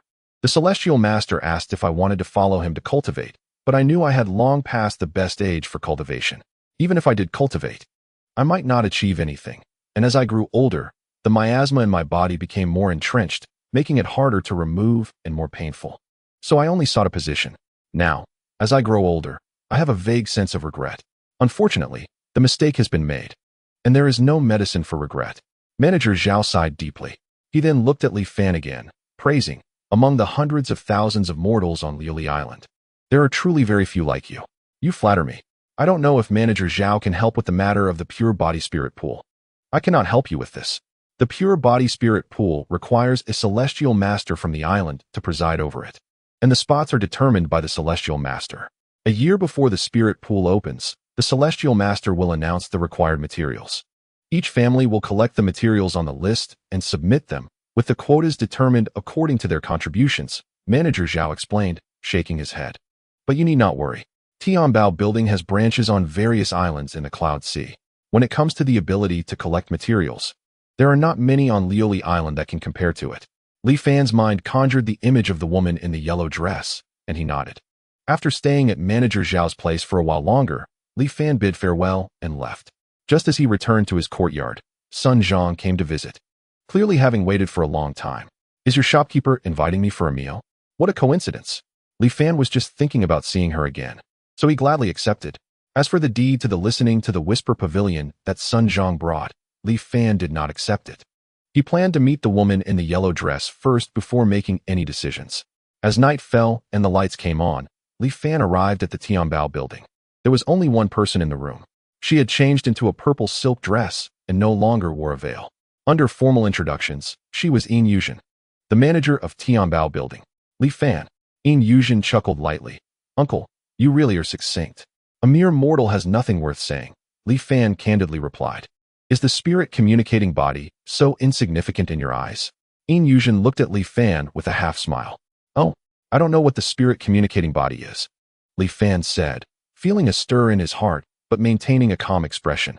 Then how did you find the treasure in the vast sea? Yin Yuzhen was skeptical. It was just a feeling, Li Fan replied. And you say you are not a spirit communicating body? Yin Yuzhen furrowed her brows and said through clenched teeth. However, seeing that Li Fan seemed genuinely unaware, she reluctantly explained the matter of the spirit communicating body to him.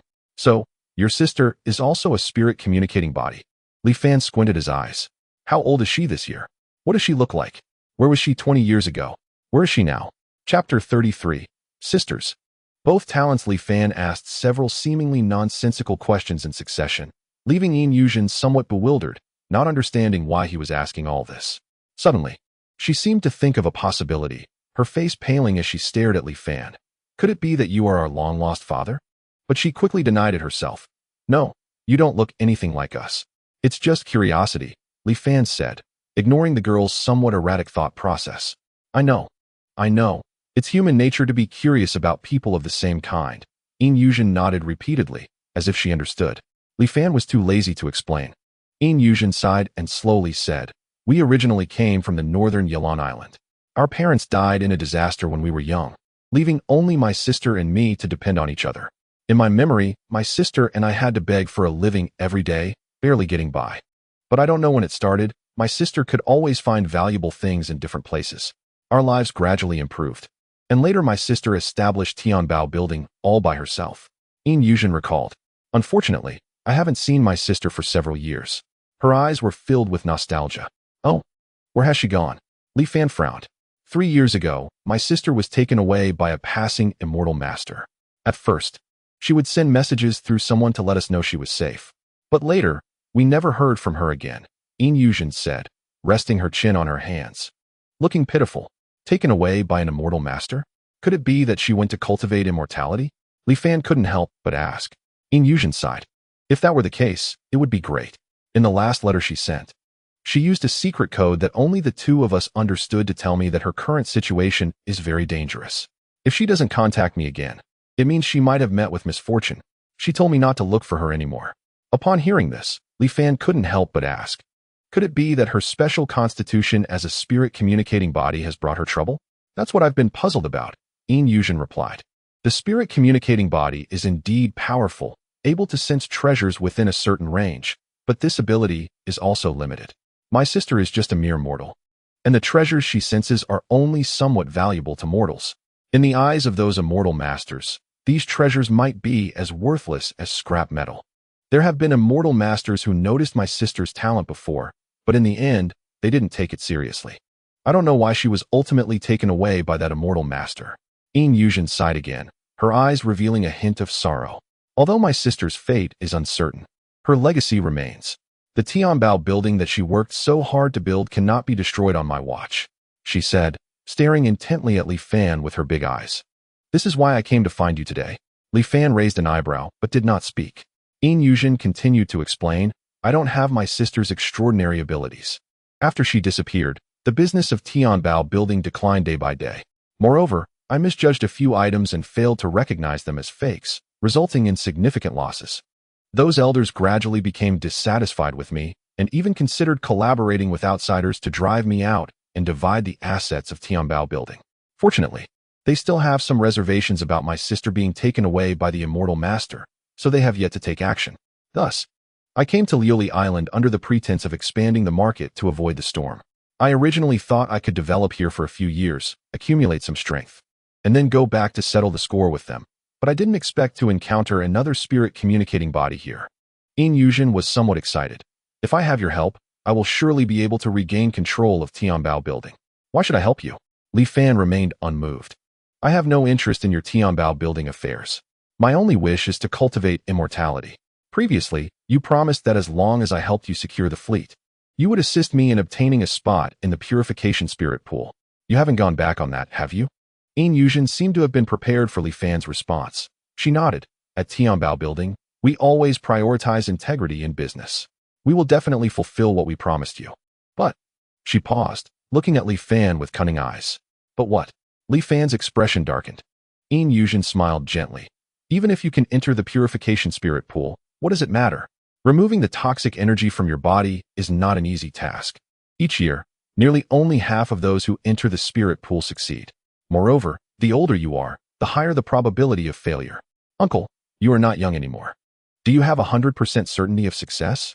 Each person only has one chance to enter the spirit pool in their lifetime. If you fail, you may have to say goodbye to cultivating immortality forever.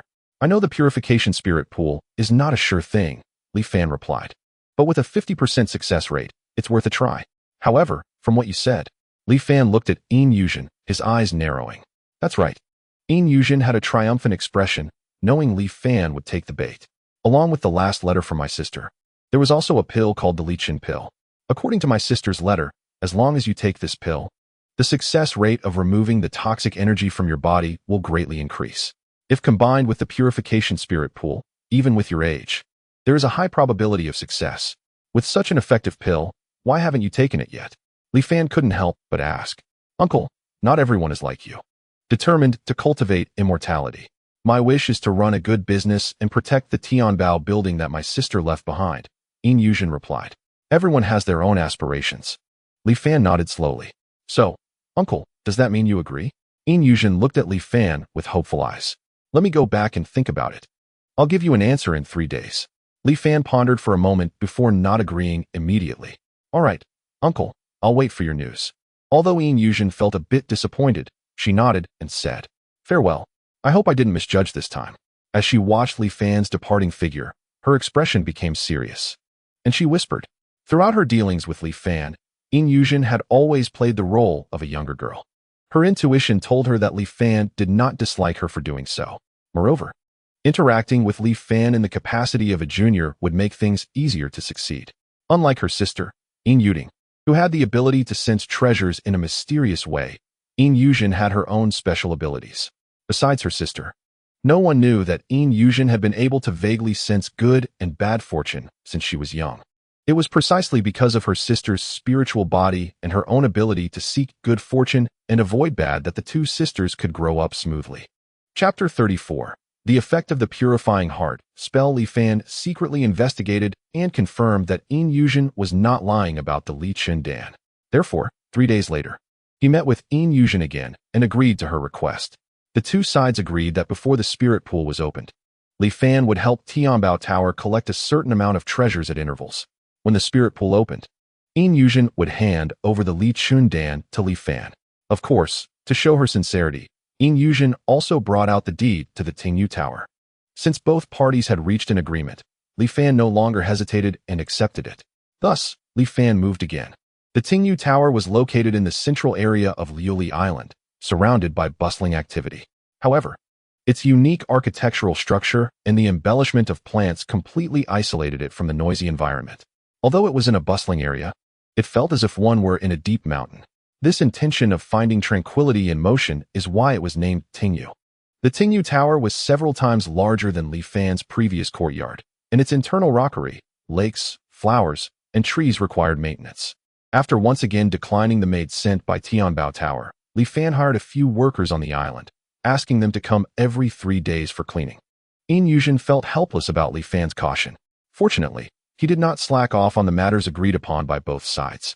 During the year he lived in Tingyu Tower, Li Fan first completed 3 official sea expeditions from Liuli Island, each time bringing back several boxes of treasures, shaking the entire island and successfully winning a place for Tianbao Tower to have its own fleet. After that, every time the Tianbao Tower fleet went to sea, Li Fan would accompany them. After a year, Tianbao Tower made a fortune, almost equal to the total earnings of the previous 5 years. He also established a reputation among the people of Tianbao Tower, and everyone treated him with both respect and fear. In the eyes of the people at Tianbao Tower, This elderly not only had great skills, being able to help everyone find treasures during sea expeditions, but was also meticulous in thought and decisive in action. On one occasion, when the Tianbao Tower fleet was at sea, a few crew members, envious of the treasures they had salvaged, plotted to unite and kill for the treasure. However, Elderly had long sensed the abnormality. Before they could act, he took the initiative and beheaded them all, throwing their bodies into the sea. Their heads strung together to intimidate others. Everyone privately said that those crew members might have just been talking bravely after drinking and might not have had the guts to commit murder and robbery. But with even a slight possibility, Elderly showed no mercy and killed them all. Moreover, the official from Lioli Island and the shopkeeper did not blame him, but instead praised Elderly's actions as a reasonable and effective protection of Lioli Island's assets. Even the citizens of the island, upon learning of this, cursed the robbers as deserving their fate and said Elderly had done well. From then on, no one in the Tianbao Tower fleet dared to harbor ill intentions.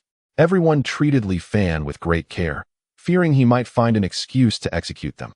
Li Fan, of course, did not care about others' opinions of him. To quickly gain complete control over the fleet, some measures to set an example were necessary. He did not have the energy to waste on these mundane matters. Over the past year, whenever he had free time, he diligently practiced the Xianhuang Qingxinji, not only because it could dispel miasma, but also because Li Fan discovered something that delighted him. The charging progress of Haojin had accelerated. Previously, the charging progress of Haojin could only increase naturally with the passage of time. It would reach 100% after 20 years, slowly rising to a cap of 200%, after which it would no longer increase. In the reincarnations of the previous 9 lives, Li Fan had tried various methods to speed up the charging process, but none had succeeded. Li Fan had been in the cultivation world for over a year now. According to the previous pattern, the charging progress should be around 67. However, to his surprise, Li Fan found that the charging progress had reached 15. The charging speed was nearly twice as fast. Apart from the Qingxinji, Li Fan had not come into contact with anything else that might help with this. The only explanation was that practicing the Xianhuang Qingxinji could actually speed up the charging progress of Haojin. Although he still did not know the principle, this did not hinder Li Fan's increasingly diligent cultivation. With the display of the Haojin panel, every bit of progress was clear. This also prevented Li Fan from losing motivation due to long periods of monotonous and repetitive practice. In addition to the charging progress, Li Fan's age limit had also increased significantly. Name: Li Fan Realm. Mortal physical age: 4295. Mental age: 505. 1210. Void charge progress: 15. Anchor charge progress: 51. Current anchor points: 1. Bound items: Qianji Yuhuan Gold Seal. Tie-in boat: Jibu Songbei. Damaged. Time quietly passed as Li Fan immersed himself in cultivation. Soon, only 1 year remained until the opening of the purifying spirit pool. Lioli Island also announced the list of required materials for this event. At this moment, Li Fan was discussing this list with the people from Tianbao Tower. The other items on the list were easy to discuss, but what was this star sea flowing sand? Li Fan frowned and asked after reading it. After working at Tianbao Tower for a year, Li Fan had gained some knowledge, at least regarding the conventional ores and rare materials circulating in the Zhongyan Sea. Not only was Sun Zhang confused, but even the shopkeeper Yin Yuzhen was silent. The required materials this time were all very common. But this star sea flowing sand was unheard of. It seemed that the key point in the competition for this quota lay in this star sea flowing sand. Sun Zhang said, "I have been in business for more than a decade and have never heard of this thing." Yin Yuzhen lightly tapped the table with her fingers. "It seems we need to inquire with the people from the Wanhua Merchants Association. These people are very greedy. It's likely to cost us a lot." Sun Zhang sighed. "The quota for the spirit pool is something I must obtain," Li Fan said solemnly. The Wanhua Merchants Association is not a local association from the Zhongyan Sea, but comes from a continent thousands of miles away. It is said that the association has support from immortal masters, allowing them to easily cross endless seas to do business in this remote Zhongyan Sea. Ever since Yin Yuzhen established a connection with the Wanhua Merchants Association over a decade ago, the two sides have had trade exchanges over the years. It was thanks to the Wanhua Merchants Association that Tianbao Tower could quickly digest the vast treasures salvaged by Li Fan and convert them into profits. There is still a year of preparation time left. The Wanhua Chamber of Commerce's merchant caravan is expected to pass through the Zhongyun Sea in 3 months. By then, I can get in touch with him, said Yin Yuzhen. We cannot place all our hopes on the Wanhua Chamber of Commerce. In the past year, Liuli Island has taken in many disaster victims from other islands, and these victims come from all over the Tsongyun Sea. It's possible that some of them know about the Star Sea Sand and can provide information. Other forces on the island are also looking for the Star Sea Sand and need to be monitored closely. Once they make any discoveries, we can take action right away. Li Fan made a decisive decision. Chapter 35. The outcome is preordained with the announcement of the materials needed for the purification spirit pool. Liuli Island appeared calm on the surface, but in reality, undercurrents were already stirring. Even some ordinary people who were not concerned about this matter knew that the major forces on the island were all searching for something called Star Sea Sand. Li Fan's inquiries yielded no results, but that day, an unexpected guest arrived. It was Xiao Hong, whom Li Fan had met when he first arrived in the cultivation world. "Make yourself at home," Li Fan said, pouring him a cup of tea. Xiao Hong looked around Li Fan's current residence, his eyes filled with envy and nostalgia. "Is there something you need from me, little brother?" he asked, as Li Fan had a good impression of him and spoke warmly. Xiao Hong first scanned the surroundings cautiously, then leaned in and whispered, "I heard that Brother Li is also looking for Star Sea Sand recently?" Li Fan's expression sharpened. "That's right. I am getting old. And if I want to cultivate, I can only rely on the purification spirit pool. So, do you know about this thing?" Xiao Hong swallowed hard and nodded. "Yes." When the immortal master descended upon Li, he promised that as long as the required materials were gathered, he would take a group of people to the great world of cultivation. Among those materials was the Star Sea Sand. Li Fan was taken aback, then said with some confusion, "Is that so? I don't recall this at all." He had previously asked the people from Li, and they all claimed ignorance, which prompted his question. Xiao Hong felt somewhat awkward upon hearing this. When the announcement was made to the world, some items on the list had already been removed, as they were allocated to the major families of Li. What my family needed to collect was this Star Sea Sand. Li Fan nodded slowly. "Speak. What are your conditions?" he asked directly. Seeing Li Fan being so straightforward, Xiao Hong felt a bit embarrassed, his face turning red as he explained, "You helped pay for Chong Yu's burial, which is a kindness to me. I shouldn't be asking for much. But life on Liuli Island is too hard. I don't have the same abilities as Brother Li. I'm still living in a slum on the outskirts, working hard every day just to get by." Xiao Hong rambled on, but Li Fan smiled gently and interrupted him. "No need to say more. I understand your difficulties. I am determined to obtain this item. As long as you can provide clues, feel free to state your requests, and I will do my best to fulfill them." Xiao Hong was very grateful. "Then I thank you first, brother." He paused, then said with some emotion, "In fact, this item is not rare.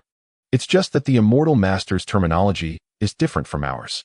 Of course, if the explanation of the materials hadn't been included with the list, I wouldn't have known that the so-called Star Sea Sand is simply iron from meteorites." Li Fan listened carefully, then suddenly realized, "So that's what the Star Sea Sand is. But is it just meteorite iron? Are there any other special requirements?" Yes. Xiao Hong nodded repeatedly, then slowly laid out the specific requirements. First, the meteorite iron must look good. Rough and pitted surfaces won't do. Second, a single piece must weigh at least 50 pounds.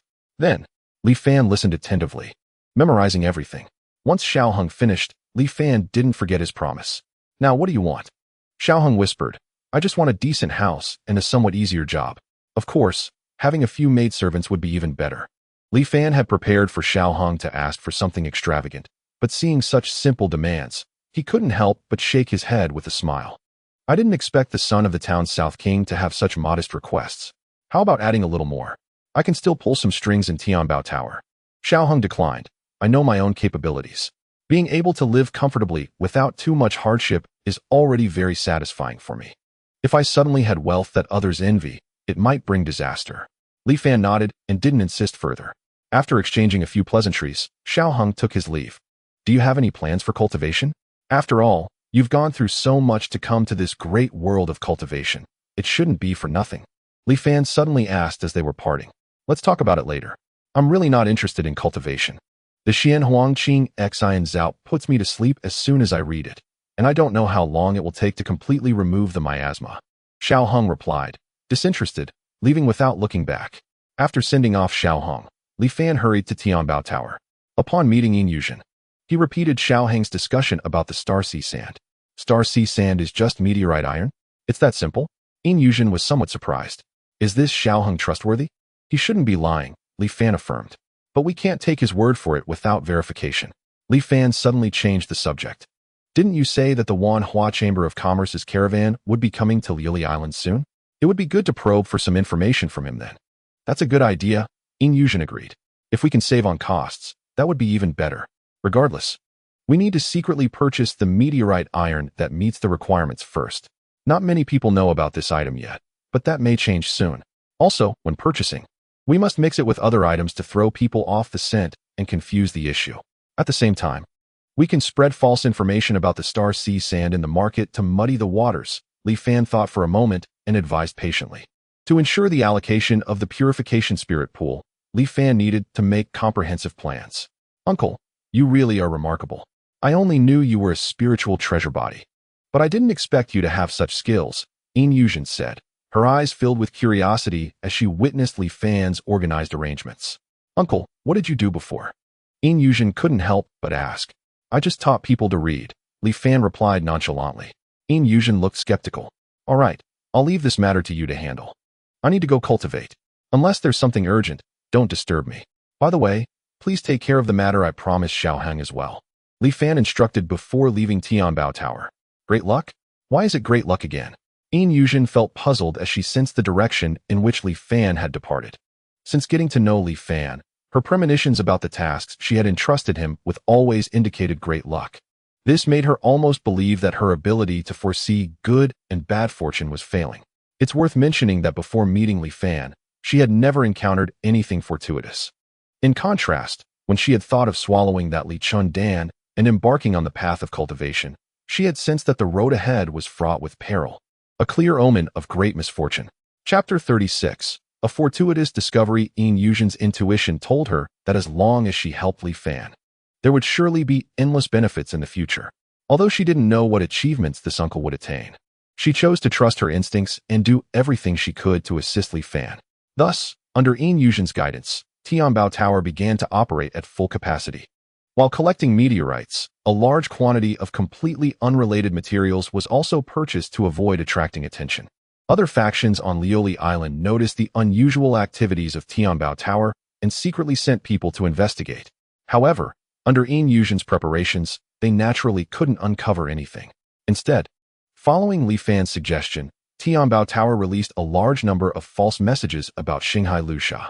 Other factions, suspecting a trick, initially chose to observe. However, one faction, thinking it would be better to buy first and sell later even if it was fake, began to purchase items related to the rumors in large quantities. As a result, they couldn't sit still and joined the purchasing frenzy. In no time, the prices on Liuli Island soared, creating chaos. Li Fan, the instigator of it all, quietly stayed in Tingyu Tower to cultivate. 3 months later, Yin Yuzhen finally contacted a merchant from the Tianhua Chamber of Commerce. Early one morning, Yin Yuzhen and Li Fan left Liuli Island on a small boat belonging to Tianbao Tower, traveling north for dozens of miles to the agreed sea area. The boat was fully loaded with the goods for this transaction. After the sun reached its zenith, they finally awaited the arrival of the Wanhua Chamber of Commerce. A small black dot rapidly enlarged in the sky, and upon closer inspection, Li Fan realized it was indeed a flying vessel. A banner was fluttering on the flying vessel, emblazoned with a large Wan character. This flying vessel appeared to be only half the size of a tie-in vessel's second form, approximately 50 meters long. The flying vessel soon hovered above them and then slowly landed on the water's surface. Manager Yin, long time no see. After stabilizing, a hearty laughter came from the flying vessel. Yin Yuzhen was looking at Li Fan, hoping to see a look of surprise on his face. To her surprise, Li Fan showed no signs of astonishment upon seeing the flying vessel from the Wanhua Chamber of Commerce, as if he was already accustomed to it. Disappointed, Yin Yuzhen felt even more curious about Li Fan. Hearing the merchant's voice, Yin Yuzhen turned her head. Woo, it's been 3 years since we last met, right? Yin Yuzhen smiled in response. Time really flies, Wu said, already aboard the Tianbao Tower's ship. Who is this? He asked, looking at Li Fan with a smile. He is an elder we hired at Tianbao Tower, Yin Yuzhen simply replied. Seeing that Yin Yuzhen was unwilling to elaborate, Wu tactfully did not ask further. Let's take a look at the goods. I fear this may be our last meeting for a long time. Yin Yuzhen was momentarily stunned. What do you mean by that? Is something wrong? Wu shook his head. I don't know the specifics either. Just a few days ago, I suddenly received a notice from headquarters that all merchant activities in the Songyun Sea must cease and return as soon as possible. If it weren't for our prearranged trading date, I would probably be on my way back by now. So we can't delay this transaction. We need to hurry. Yin Yuzhen felt a bit flustered. The reason Tianbao Tower was thriving on Liuli Island was due to its backing from the Wanhua Chamber of Commerce. Now that the Wanhua Chamber of Commerce suddenly planned to withdraw from the Songyun Sea, what would happen to Tianbao Tower's business? Could she still keep Tianbao Tower safe? And why did her intuition not react at all this time? Yin Yuzhen's mind was in turmoil, and she was momentarily stunned. Manager Yin? Seeing her dazed expression, Zhao reminded her. Yin Yuzhen forced a smile and came back to her senses. Entering the cabin, she began to count the trading goods: 16 pairs of jade discs, 23 pieces of coral, 46 luminous pearls. Li Fan led Zhao through the various goods. Zhao occasionally picked up an item and examined its quality, nodding in satisfaction as he carefully set it down. 3 pieces of Xinghai Lusha, Li Fan reported calmly as they reached the center. Zhao's face lit up with joy as he quickly walked over to the meteorites. He gently stroked them, then flipped them over, inspecting them repeatedly. Li Fan saw this and realized that Zhao was not an ordinary person. These meteorites weighed at least 50 pounds each, yet in his hands, they seemed like toys. After a moment, Zhao reluctantly placed the meteorites down. Manager Yin, what luck this time? You've managed to collect such a treasure as Xinghai Lusha. Li Fan and Yin Yuzhen exchanged a glance, feeling relieved. They could confirm that Xiao Hong was right. This time, Tianbao Tower had seized the opportunity and acquired a substantial amount of Xinghai Lusha. The quota for the pure body spirit pool should be secured smoothly. After this, there was nothing of significant value left, and Zhao was very satisfied with the goods provided by Tianbao Tower. Furthermore, due to the fact that they wouldn't be able to meet for a long time, he specially invited Li Fan and Yin Yuzhen to visit the Wanhua Chamber of Commerce's flying vessel as guests. After a hearty meal, Zhao then led them to the vessel's storage. These are items I've collected from various islands in the Songyun Sea. Some are priceless, while others I don't even know their uses. They just looked interesting, so I bought them. If you two are interested, you can pick a few. Zhao, who was quite pleased after the enjoyable meal, said proudly, looking at the dazzling array of treasures. Upon hearing this, Yin Yuzhen was quite excited. She had the ability to attract good fortune and avoid misfortune. Wasn't this akin to a mouse falling into a rice jar? Li Fan had no interest in this at first, but seeing Yin Yuzhen so eager, he couldn't refuse and accompanied her as they wandered around. You only have the time of an incense stick. Zhao seemed very interested in this game, calling out loudly to the two. Yin Yuzhen ignored him, excitedly darting around the storage room. There were thousands of treasures inside. Even though she could attract good fortune and distinguish their values, she was momentarily dazzled. Li Fan, on the other hand, was bored and randomly picked up an item to look at before quickly putting it down.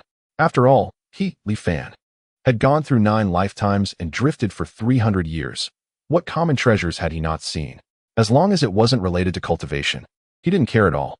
Although Zhao was much stronger than an ordinary person, he was clearly not a cultivator and was merely engaged in mundane business. How could there be anything in there that mattered to Li Fan? As he thought this, when his hand touched one particular item, his body suddenly stiffened. Because the prompt from Jinjin suddenly popped up.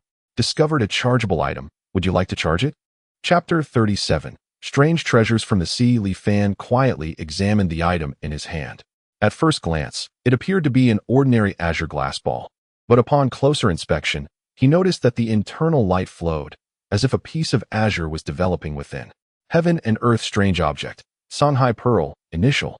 With the passing of the Songhai is born. Li Fan never expected to encounter a celestial wonder here. Moreover, it was one that was still in the process of formation, not yet fully formed. Suppressing his excitement, Li Fan placed the Songhai Pearl back where it was. He pretended to be indifferent and began looking at the other items around him. Until Wu announced that time was up, he didn't look at the Songhai Pearl again. Yin Yuzhen came out with a few items, feeling both regretful and excited. Aren't you going to pick a few? It's rare for Wu to be so generous. Once this opportunity is gone, there won't be another. Yin Yuzhen noticed Li Fan was empty-handed and couldn't help but say. Wu Xing also said, Manager Yin is right. How can one enter a treasure mountain and come back empty-handed? Isn't that looking down on me, Wu? Li Fan thought to himself, it's good that you both said that. Otherwise I would have to bring it up myself. So he accepted their kindness. He walked over to the Songhai Pearl, chose a jade statue nearby, and casually picked up the Tsang Hai Pearl as well. Let's take these too, Li Fan said somewhat casually. The statue resembled an ancient tree, and Wu Xing took a glance, praising, Elder has a good eye. This ancient tree jade statue was something I found on a cheap island at the northernmost part of Yunhai. It has been worshipped by a primitive tribe on the island for thousands of years and is quite mystical. Placing it in a home can calm the mind and strengthen the body. Wu Xing praised the jade statue greatly, but only glanced at the Tsang Hai Pearl and did not mention it again. Thanks to Wu Xing.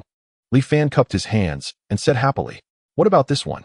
Li Fan asked, playing with the Tsang Hai Pearl. Oh, this? I got it from a fisherman on Luyun Island. Wu Xing thought for a moment before recalling that there was nothing special about it. Just that it looked a bit unusual, so he took it. Luyun Island. Li Fan memorized the name. Then he quickly changed the subject. Manager Yin. What did you pick? Wu Xing's gaze immediately turned to Yin Yuzhen. He saw that Yin Yuzhen had chosen a painting, a pair of jade bracelets, and a gemstone. And he enthusiastically began to introduce these items to the two. Li Fan listened perfunctorily, but his thoughts were all on the Tsang Hai Pearl. Just as Li Fan's mind was wandering, both sides concluded the transaction. The Tianhua Chamber of Commerce acquired a large batch of treasures, while Yin Yuzhen amassed a significant amount of gold and silver. Manager Yin, may we meet again by chance? Wu Xing sighed and piloted the Wanhua flying ship out of sight of the two. On the way back, although Yin Yuzhen had made a bountiful harvest, she still couldn't hide the worry on her brow. Are you worried about the future business of Tianbao Building? Li Fan asked. Yes, without the Wanhua Chamber of Commerce, we lose an important sales channel. I fear the profits of Tianbao Building will take a significant hit in the future, Yin Yuzhen lamented. Unsure why the Wanhua Chamber of Commerce suddenly withdrew from Yunhai. There will always be a way when we reach the mountain, Li Fan said, trying to comfort her. Though he couldn't think of any good solutions. Yin Yuzhen nodded but clearly did not take it to heart. Upon returning to Liuli Island, Li Fan bid farewell to Yin Yuzhen and hurried back to Tingyu Building. He tightly sealed the door and took out the Tsang Hai Pearl in his room. The original intention of this trip was just to verify whether Star Sea Flow sand was meteorite iron, but unexpectedly obtaining this treasure was a pleasant surprise. Li Fan looked at the Tsang Hai Pearl in his hand, unable to contain his joy. But what special qualities does this Tsang Hai Pearl possess? In Li Fan's understanding, every unique item from heaven and earth represents a certain characteristic or rule of the world. The Qiulong branch represents the act of devouring while using the small to overcome the large. The Xiujin Dao Xin embodies indomitable will and the ability to delay rust. The Jibukan Bei is inscribed with laws and commands one to act accordingly. Why is this small glass bead named Tsang Hai? Could it be that it truly contains an ocean? Li Fan raised the Tsang Hai Pearl, immersing himself in its deep blue hue, feeling entranced. Unfortunately, after studying it for half a day, Li Fan could not discover the special qualities of the Tsang Hai Pearl. Perhaps only cultivators could glimpse its mysteries. Li Fan sighed deeply, reluctantly, and carefully putting away the Tsang Hai Pearl. Should he absorb it now? Li Fan hesitated for a moment, but according to the feedback from Huanjin, the Tsang Hai Pearl was still in its initial state, and if he absorbed it, it would probably only increase the charging progress by 12. Better to wait until it fully formed before absorbing it. After all, this item was already in his possession, so there was no fear of it running away. After a long time, Li Fan finally calmed down from his surprise at obtaining the unique item. Once he settled his mind, he began to immerse himself in the practice of the Xian Huangqing Exine spell. A few days later, Li Fan was awakened by a series of urgent knocks on the door. At that moment, it was still dark outside. He wondered who would disturb him at this hour. Cautiously, Li Fan took out a dagger and hid it in his sleeve before going to open the door. Who is it? Big brother Li, it's me. A voice from outside belonged to Xiaohong. What did this kid want at this time? Did he think I hadn't arranged for him to stay at Tianbao Building as I promised? A hint of doubt flashed through Li Fan's mind. But he still opened the door and let Xiaohong in. Xiaohong looked anxious and panicked. Sit down and talk. The two entered the room, and Xiaohong said urgently, Big brother Li, something bad has happened. Our crossing from the lower realm has been exposed. Who leaked the news? Li Fan asked, somewhat surprised. We don't know. But now everyone on the island knows that we are not the original residents of the immortal cultivation world, but have crossed over through Tianbao Building. It is said that the immortal master is extremely angry and wants to capture and kill us all. Some of our group is terrified and fled by boat overnight. The rest of us really don't know what to do. They all said that Big Brother Li must have a solution, so I hurried over to ask you. Xiaohong explained repeatedly. After listening, Li Fan thought for a moment, then chuckled lightly. Don't worry, this matter is not a big deal. Xiao Hong was taken aback. What do you mean, big brotherly? Li Fan sneered. Does the government need to notify thieves before capturing them? If they really wanted to kill you, you would have been dead long ago. How could you have heard the news and then openly escaped to discuss countermeasures? Big brotherly, do you mean this news was intentionally leaked to scare us? Xiao Hong suddenly realized. But why would that be? He asked, confused. In my opinion, this matter probably isn't aimed at us. Li Fan abruptly stood up. Their target is Tianbao Building. Chapter 38. Finally entering the spirit pool without explaining too much to Xiao Hong. After assuring him not to worry, Li Fan hurriedly made his way to Tianbao Building. Yin Yuzhen was somewhat surprised by Li Fan's sudden visit. After listening to Li Fan's reasons for coming, she explained the situation with a face full of anger. It turned out that after several months of inquiries, the various forces on Liuli Island finally figured out that the Star Sea Flow sand was indeed meteorite iron from the sky. However, when they wanted to collect the meteorite iron, they discovered that all the Star Sea Flow sand within the waters of Liuli Island had already been cleaned out by Tianbao Building. The chaotic scene in the market of Liuli Island before was actually manipulated by Tianbao Building behind the scenes. Tianbao Building is treating everyone like monkeys. In their anger and shame, they went to the Lord of Liuli Island to demand an explanation.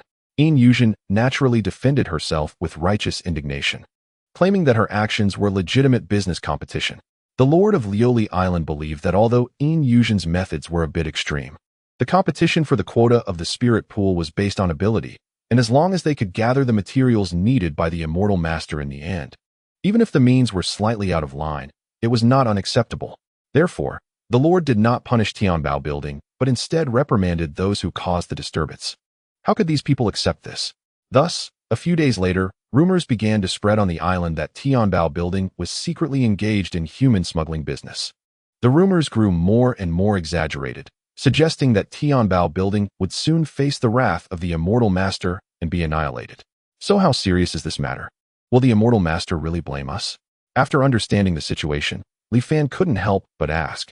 This is also the tricky part of the matter.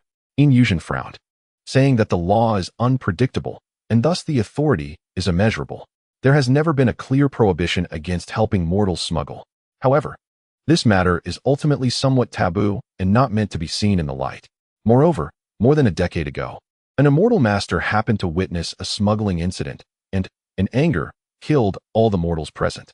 Since then, everyone has tacitly engaged in this smuggling business quietly. After hearing this, Li Fan also frowned. So, this matter could be big or small. How it is handled depends entirely on the immortal master's mood. That's right. If the immortal master doesn't mind too much, then it's nothing. If the immortal master is in a bad mood, then Yin Yuzhen didn't finish her sentence, but her face turned a bit pale. Li Fan fell silent. He recalled the scene when he first met Ko Hong and Dao Xuandi. To those cultivators, mortals are truly like ants, easily killed. They are willing to take the risk of being executed to engage in this smuggling business, so the profits must be quite high. Li Fan sighed. Naturally, the cost of one smuggling operation often requires nearly 10 years of plundering in a small world to meet. One can imagine how much profit there is. Yin Yuzhen nodded. Precisely because of this, some immortal masters can't help but secretly join in and take a share. These immortal masters would never admit to their involvement in such matters. When they interacted with us, they used immortal techniques to conceal their identities, making it impossible to see their faces. Moreover, they would ultimately take away most of the profits. At this point, Yin Yuzhen also felt a bit helpless. So this matter still needs to be handled by us at Tianbao Tower. Li Fan recalled the immortal master he met when he first entered the cultivation world, who was responsible for guiding mortals out of the realm, and nodded. Then, what is the temperament of the immortal master stationed on Liuli Island? What is his attitude toward this matter? Li Fan then asked. The immortal master on Liuli Island usually keeps a low profile, and I haven't seen him many times. So it's really hard to gauge his attitude. However, from his past methods of handling mundane matters, he is not a soft-hearted person, Yin Yuzhen said solemnly. After analyzing in his mind, Li Fan ultimately sighed. He knew that no matter how many schemes he had, in the face of absolute power disparity, everything was in vain. For such a ticking time bomb-like unstable factor, Li Fan also had no way to deal with it. A thought crossed Li Fan's mind as he remembered that there was a large amount of immortal and mortal miasma stored in a certain cabin of the Taiyin boat. If there were thousands of death warriors in Dashuan, perhaps there would still be a chance to fight back. Unfortunately. But soon, he suppressed this dangerous thought. Let's set a time to meet. This matter shouldn't be made too big after all, Li Fan said. Yes, I was thinking the same, Yin Yuzhen replied. They just want us to hand over some Star Sea sand anyway. After all, we have the upper hand and have collected enough. We might as well throw out a portion of it and let them fight among themselves. They will definitely start fighting among themselves soon enough, Li Fan snorted coldly. There is no such thing as an unbreakable alliance in this world. 3 days later, Tianbao Tower arranged a meeting with the various forces on Liuli Island and proposed the following demands. Tianbao Tower agrees to hand over a portion of the Star Sea sand, but requires the other party to provide equivalent materials in exchange. At the same time, how the Star Sea sand is divided among the various parties will be decided by them. Finally, it must ensure a quota for Tianbao Tower's pure body spirit pool. These conditions are not too harsh, so after some discussion, both sides quickly reached a settlement. After all, there is no deep enmity between them. It is merely a matter of competing for the quota of the pure body spirit pool. Thus, after paying the price of several pieces of meteorite iron, Tianbao Tower successfully extricated itself from the chaotic vortex. Almost on the same day, the rumors about smuggling on the island disappeared without a trace. Meanwhile, other forces began to openly and secretly fight for those pieces of meteorite iron. No longer paying any attention to Tianbao Tower. Time passed quickly, and the day for the opening of the pure body spirit pool was approaching. After finishing the inventory of the materials submitted by each party, the quota for this pure body spirit pool was finally confirmed. There are a total of 13 quotas for this pool, and Tianbao Tower has one. With the major matter settled, Li Fan couldn't help but breathe a sigh of relief. As long as the spirit pool opens, he can eliminate the miasma from his body and officially embark on the path of cultivation. He had been waiting too long for this day. Therefore, even with Li Fan's composure, he became somewhat excited. Name, Li Fan Realm. Mortal physiological age, 4299 psychological age, 505, 1299 virtual charge progress, 121 anchor charge progress, 51 current number of anchor points, 1 bound items, Qianji Yuhuan gold seal. Taiyin boat, Jibu Kanbei, damaged. Li Fan looked at the panel of still true. After 2 years of transformation, his physiological age had reached the limit of 99 years, with no signs of further growth. As for his psychological age, due to his day and night practice of the Xian Huangqing Xian Jia, it was still slowly increasing. He wondered what changes would occur after the baptism of the spirit pool. Li Fan felt a bit expectant. The day for the opening of the spirit pool finally arrived. On this day, Li Fan took the Li Chun Dan that Yin Yuzhen handed to him and, under the guidance of a specialist, entered the formation in the center of Liuli Island. Chapter 39. The first lesson of cultivation among the 13 people who entered the central formation, apart from Li Fan. All were teenagers in their teens. They had been instructed not to speak easily and could only gaze excitedly and curiously at everything around them. The moment they stepped into the formation, the environment they found themselves in was completely different from Liuli Island. It was as if they had instantly moved from a bustling market to a deep mountain, surrounded by lush trees, vibrant greenery, and the continuous sounds of birds and insects. Looking into the distance, the peaks were surrounded by clouds, with rolling hills. A gentle breeze blew by, and the rustling sounds echoed like waves. Li Fan and the others were currently standing at the foot of the mountain. Looking up, the mountain peak was hidden in thick clouds and mist, out of sight. Everyone began to climb the ancient stone steps, and they did not stop for 2 full hours. These teenagers had quite good physiques, after climbing for so long. They didn't even seem to be out of breath. Li Fan, on the other hand, being older and having not exercised for a long time, was already sweating profusely and could barely keep up. After another hour, they finally reached the mountaintop. The summit was merely a small clearing, and everyone stood scattered around, feeling a bit cramped. This peak was the highest point among the surrounding mountains, and looking around, all they could see was a vast sea of white clouds. The wind howled, and the cloud sea rolled, occasionally revealing mountaintops like islands. All these teenagers had grown up above the sea. So how could they have seen such a spectacular sight? At this moment, they were all staring blankly, lost in thought. For Li Fan, however, this scene was just ordinary. Instead, he squinted and glanced at the sun in the sky. They had been in the formation for over half a day. Yet the position of the sun had not changed at all. It seemed to be some sort of illusion. How is the scenery? Suddenly, a voice rang out beside them. The teenagers were startled and quickly reacted. They had seen an immortal master. They bowed and greeted. Li Fan also followed suit. The newcomer was naturally He Xianshi, the immortal master guarding Liuli Island. The man looked to be around 30 years old, dressed in a blue outfit, with kind brows and a benevolent smile. He appeared very amiable, resembling the image of a good-natured person. Seeing that this immortal teacher was not as intimidating as the legend suggested, one of the youths mustered the courage to respond. The scenery here is absolutely stunning. It truly deserves to be called a sacred place of the immortals. I have never seen such a miraculous sight. It stirs the heart. Mr. He smiled and nodded, but his words suddenly silenced the young people present. When I first arrived at Liuli Island, this mountain peak was merely at the edge of the mountains, far below the sea of clouds. The youths were stunned into silence by Mr. He's words, and after a moment, someone finally praised, "The immortal teacher's powers are truly incredible. He can even raise mountains." Mr. He chuckled softly. "I'm just a small foundation-building cultivator. How could I have such abilities?"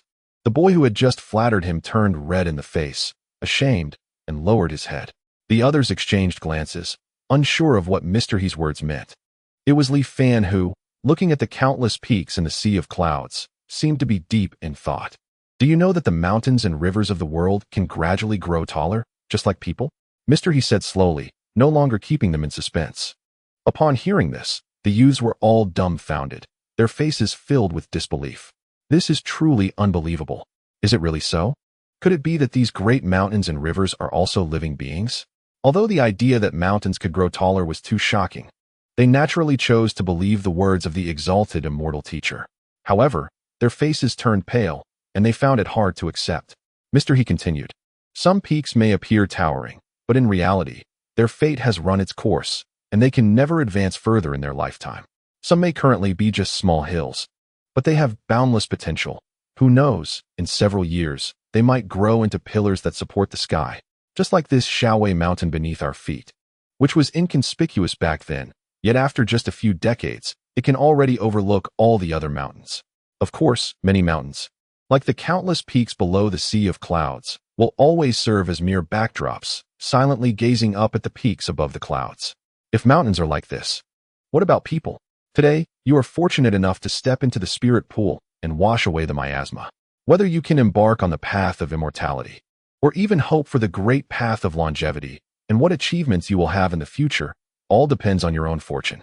Seeing the confused and dazed youths, Mr. He sighed. "No matter what happens in the future, you must give your all today. That's all I have to say. You may go." "Mr. He, may I ask where the cleansing spirit pool is?" Some of the youths, though unable to understand the meaning behind Mr. He's words, finally understood they would be able to enter the cleansing spirit pool. With the heart of youth, they eagerly asked. "It's right there," Mr. He replied calmly. The group looked in the direction he pointed, and it was shockingly at the edge of the mountain, at a sheer cliff. "Is the immortal teacher joking?" one boy exclaimed. Mr. He's expression changed. With a cold snort and without any visible action, the boy's head flew high, while his body collapsed with a crash. Blood splattered everywhere, soaking those around him. This sudden scene stunned the youths. Some, frightened, wanted to scream but tightly covered their mouths, trembling all over, their faces pale. Others were so scared they collapsed to the ground. Some immediately knelt down, bowing to Mr. He in apology. "Let me give you another lesson. When you walk the path of cultivation in the future, your perspective is also extremely important. You must weigh who can be bullied, who cannot be offended, what can be said, and what must not be said. Don't wait until you meet your end, and then blame me for not reminding you today." Mr. He turned from his previous good-natured image and looked coldly at the youths. Li Fan watched this spectacle and the varying reactions of the youths, knowing that this lesson from Mr. He would surely leave a deep impression on them. Not to mention these youths, even Li Fan felt he had gained something from Mr. He's words. He deeply bowed to Mr. He and sincerely said, "I've learned a lot." Then he turned and walked towards the mountain's edge. Ahead was the sheer cliff. If he stepped wrong, he would surely fall to his death. However, Li Fan did not hesitate for a moment, stepping forward without changing his expression. He did not fall. The vast sea of clouds seemed to have a consciousness of its own, rolling and gathering, stabilizing beneath Li Fan's feet. After stepping out with his other foot and finding his balance, Li Fan was enveloped by the rolling white clouds, flying deep into the sea of clouds. "Mr." He watched Li Fan's retreating figure and couldn't help but mutter, "Excellent temperament. It's a pity he's too old. What a shame." Chapter 40. Fortuitous opportunity and remarkable achievement. The youths watched as Li Fan soared away like a cloud, and they suddenly realized that Mr. These words were neither deceitful nor exaggerated, feeling somewhat ashamed. Those who enter the spirit pool first will receive more spiritual liquid. You all hurry up. Mr. His expression softened as he spoke to the youths. Thus, the youths hurriedly rushed towards the sea of clouds. Enveloped by the thick clouds, Li Fan felt lost. The surrounding white clouds continuously gathered towards him, becoming denser and denser. In a moment, they formed white spiritual liquid, wrapping around Li Fan. Being in the spiritual liquid, Li Fan did not feel suffocated. Instead, he felt an immense warmth and comfort. Like a fetus in the womb, Li Fan's mind gradually relaxed completely. The gentle, warm breath flowed over every inch of his skin, penetrating through his pores and entering his body. His entire being, along with his soul, seemed to soak in warm water, making Li Fan almost unable to suppress a comfortable moan. But soon, the warmth turned to heat. The heat transformed into scalding.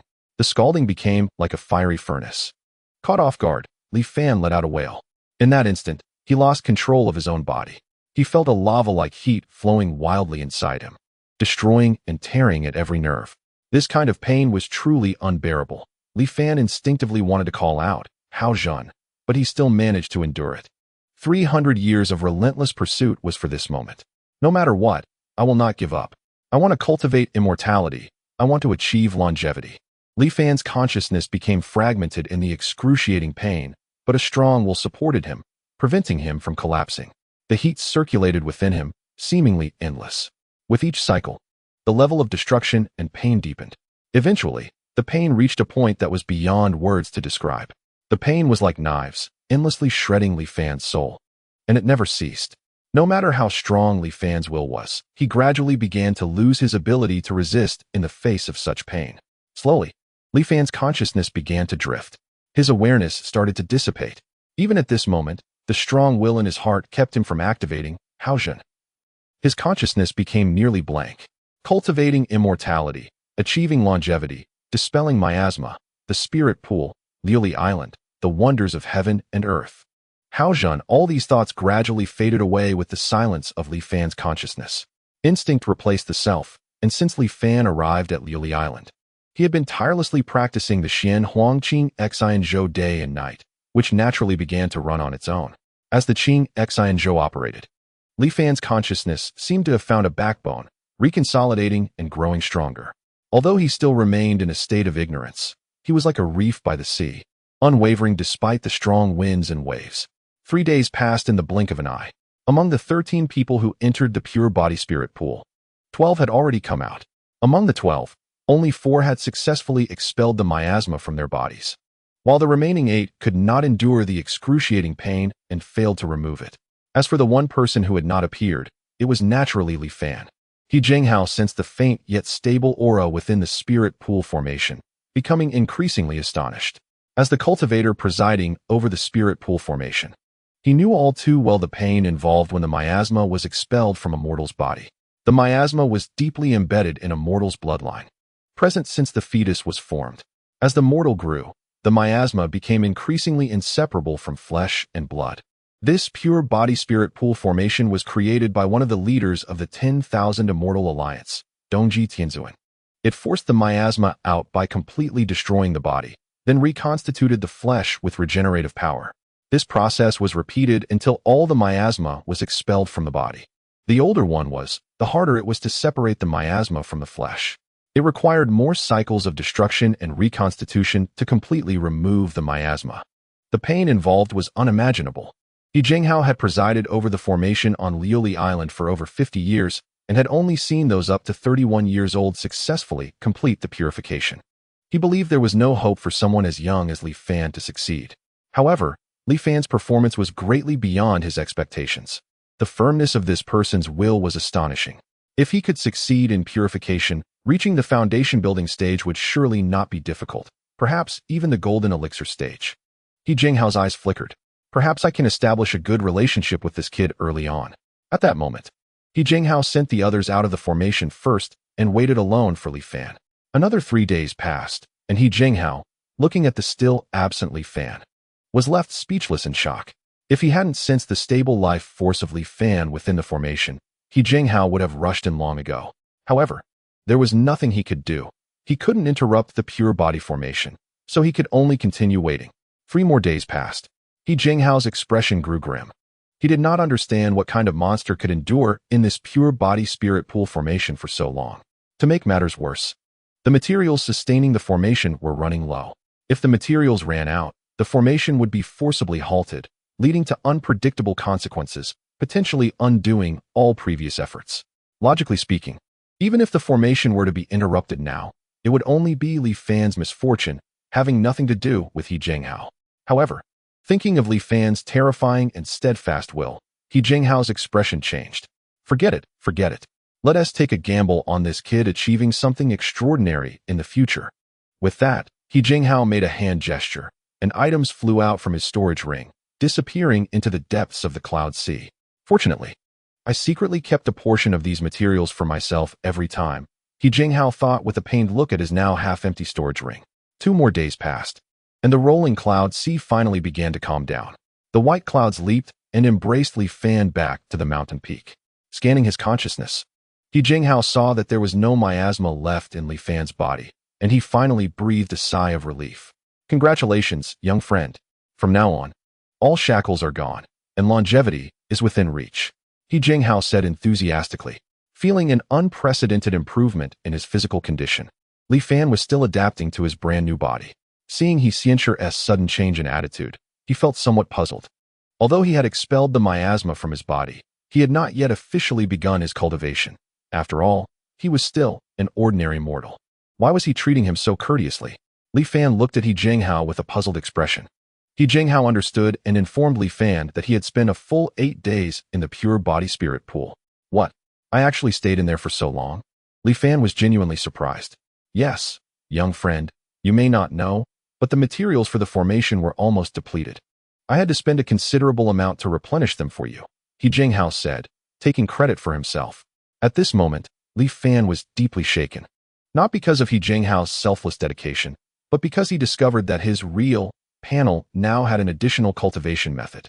It was not the Xian Huang Qing Xian Zhou he had always practiced before, but rather the Xian Huang Lian Xian Zhou.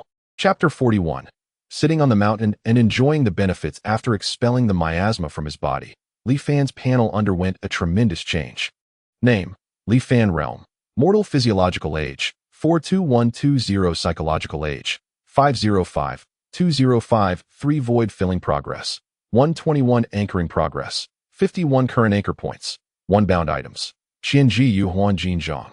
Taiyan Boat.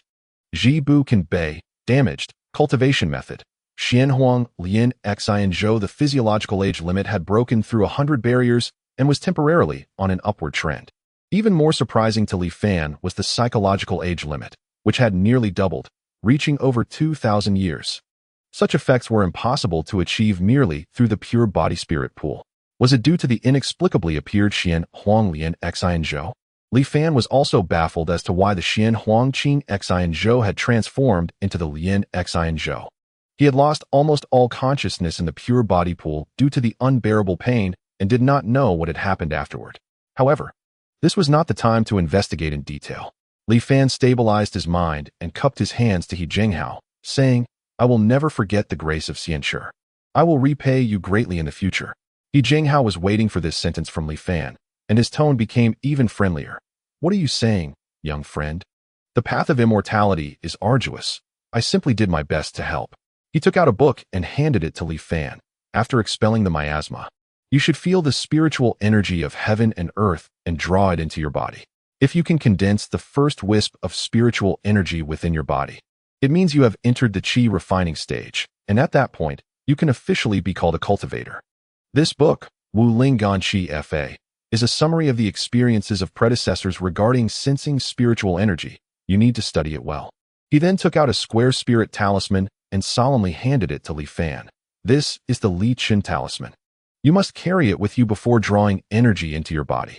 Seeing Li Fan receive these 2 items, He Jinghao explained, although you have expelled all the miasma, it is not a permanent solution. You still live in the secular world and interact with mortals daily. Over time, you may inevitably become contaminated with miasma again. This Li Chun talisman will help you isolate yourself from miasma disturbances, but it won't last long. It can only maintain for about 5 years. However, with your talent, breaking through to the qi refining stage within 5 years should not be a difficult task, He Jinghao said with a smile. After breaking through to the qi refining stage, you can come to the island to find me, and I will take you to our 10,000 Immortal Alliance's base in this sea of clouds, Wanxian Island. Once on the island, you can choose the corresponding cultivation methods and continue your practice. He Jinghao detailed the precautions during the process of drawing energy into the body to Li Fan, who firmly committed them to memory. After everything was explained, Li Fan tactfully took his leave. He hoped to gain something from this encounter. Watching Li Fan's departing figure, He Jinghao murmured to himself. He then surveyed the mountain peak beneath his feet and shook his head. The potential has been exhausted. It's time to change mountains. With that, he soared above the sea of clouds, waved his long sleeves, and gathered the rolling clouds into his sleeves. Looking down at the continuous mountain ranges, He Jinghao selected the peak that would experience the most growth in the next century. The cultivation method He Jinghao practiced was called sitting mountain decision. The greatest characteristic of sitting mountain decision is to enjoy the fruits of others' labor by sitting atop a mountain. By choosing a peak and sitting on it, running the method, and spending several years, one could merge their own aura with that of the mountain. Thereafter, for every inch the mountain rises, one's cultivation would be nourished and correspondingly improved. Conversely, if one misjudged and the mountain's height did not increase afterward, it would be equivalent to wasting over a decade of cultivation time. In addition to benefiting from the mountain's growth, one could also gain from helping others. For instance, by assisting Li Fan. If Li Fan could break through to the qi refinement stage in the future, He Jinghao would receive feedback in return, increasing his own cultivation. This was not about stealing the other's cultivation, but more akin to one person attaining the Tao and all beings rising with them. The mountain's growth would also elevate the trees on it. The growth of giants would also uplift what is within their sleeves. Of course, compared to mountains and rivers, the conditions for helping others were not as stringent. There was no need to be bound to one person, and one could cast a wider net. However, the amount of effort initially put in would determine the magnitude of future returns. Therefore, when encountering promising juniors, He Jinghao would never hesitate to lend them a hand. After exiting the central formation of Liuli Island, Li Fan quietly returned to Tingyu Tower without disturbing anyone. After dispelling the miasma, Li Fan indeed felt a significant difference from before. It was as if he had become 10 years younger. Both his vision and hearing had improved considerably. He could even faintly sense the pure energy flowing through the world, omnipresent. Is this spiritual energy? Li Fan felt joy in his heart. After drawing the energy into his body, he became a qi refinement practitioner. He was eager to cultivate day and night. But before that, he needed to examine the mysteriously appearing Xian Huang Lian Xian Zhou. After searching his mind, he found no new operating methods. Thus, Li Fan started to cultivate according to the method of the Xian Huang Qing Xian Zhou. As soon as he began, he noticed the differences between the Lian Xian Zhou and the Qing Xian Zhou. Previously, when practicing the Qing Xian Zhou, it often took nearly half an hour to slowly calm his mind and eliminate all distractions from his thoughts. However, once he applied the Lian Xian Zhou, in just a moment, Li Fan felt his heart like a clear mirror. It was as if a giant grinding wheel appeared in his mind, continuously absorbing and crushing distracting thoughts, turning them into nourishment to enhance his spirit. After practicing the Qing Xian Zhou for 3 years, aside from some manifestation on the Haotian panel, Li Fan had not noticed any other benefits. But while practicing the Lian Xian Zhou, he could clearly feel his spirit strengthening moment by moment. Although the increase was minuscule, it was indeed growing. Li Fan was inexplicably delighted, but countless questions followed.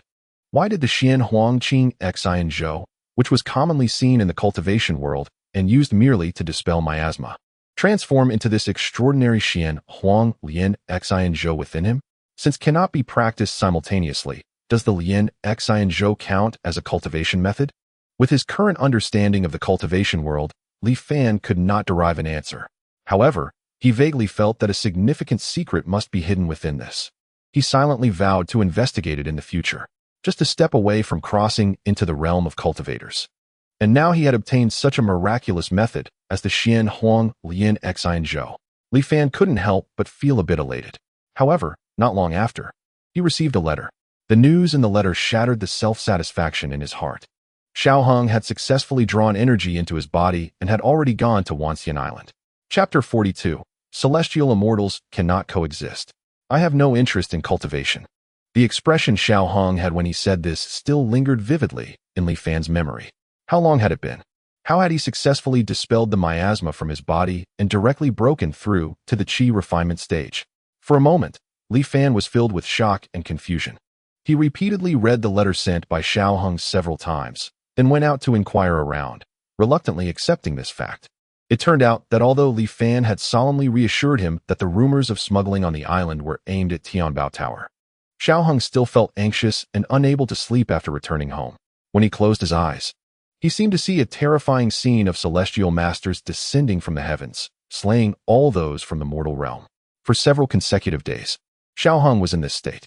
After much contemplation, Xiao Hong finally made up his mind to be able to sleep peacefully and to become a cultivator without fearing every day. He began to earnestly practice the Xian Huangqing Xian Zhou.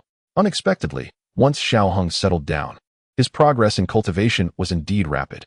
With the aid of medicine, he completely dispelled the miasma from his body in less than a month. He then felt the spiritual energy of heaven and earth as if it were a living entity, intimately swirling around him. He was deeply captivated by this sight, and his spirit became immersed in it. After a refreshing sleep, he successfully drew energy into his body. At first, he was a bit unsure whether he had truly become the legendary celestial master. But when he tried to get intimate with a maid at home and suddenly felt a palpitation, instinctively killing her with a palm strike, Xiao Hong finally confirmed that he had indeed become a cultivator. Celestial beings and mortals must remain eternally separated. Although he was now a qi refinement practitioner, Xiao Hong was at a loss about what to do next. Thus, he wished to meet the guarding celestial master of Liuli Island. Unfortunately, at that time, He Jinghao was busy presiding over the purification spirit pond formation and could not be disturbed.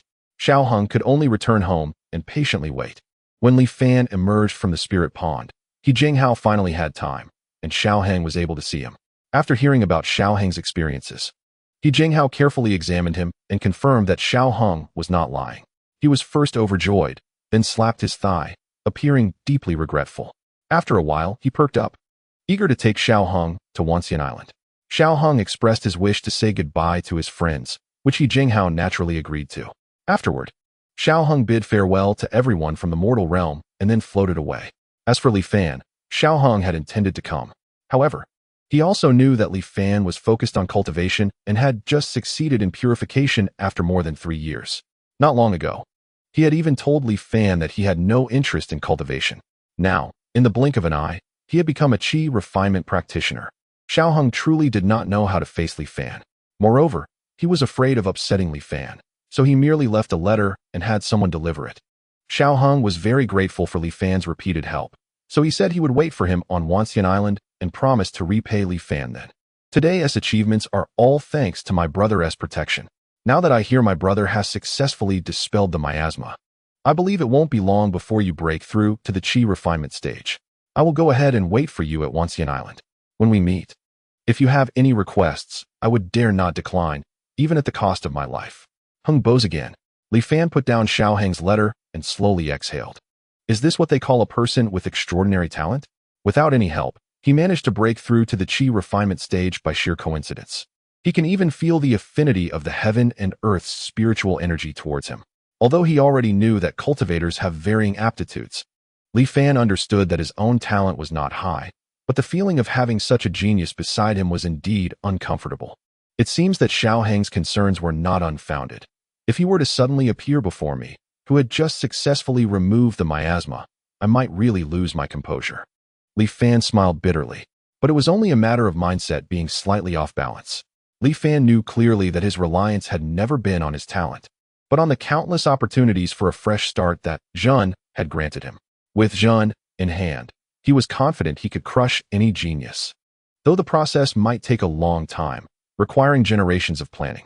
As the heart refinement spell operated, Li Fan's chaotic mind gradually calmed down.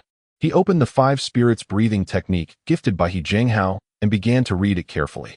The book recorded that in ancient times, there was the concept of spiritual roots. Back then, only mortals with spiritual roots could cultivate.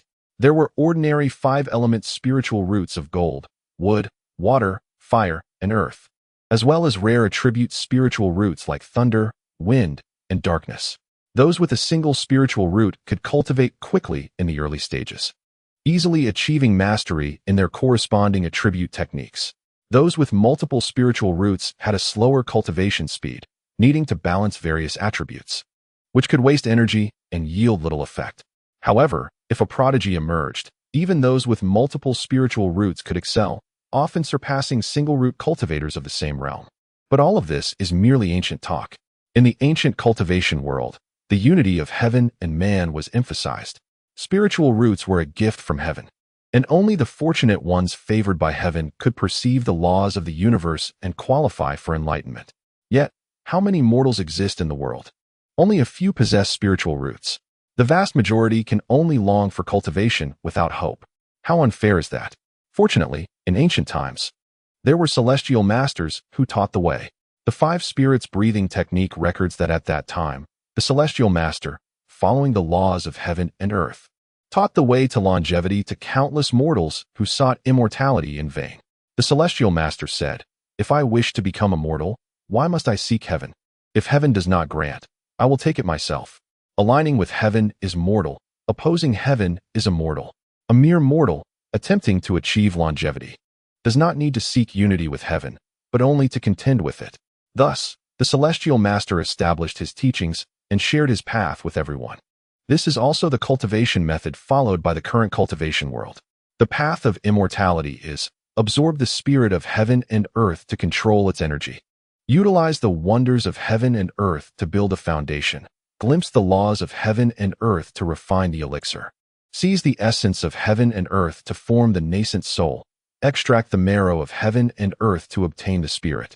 Sacrifice the soul of heaven and earth to unite with the path. Defy the principles of heaven and earth to attain longevity. With a thud, the five spirits breathing technique fell to the ground. Li Fan picked it up with trembling hands, unable to hide his shock. The cultivation methods of this world were completely different from what he had imagined. It could even be said to be somewhat horrifying. No wonder ever since he came into contact with cultivators from this world, he had felt something strange.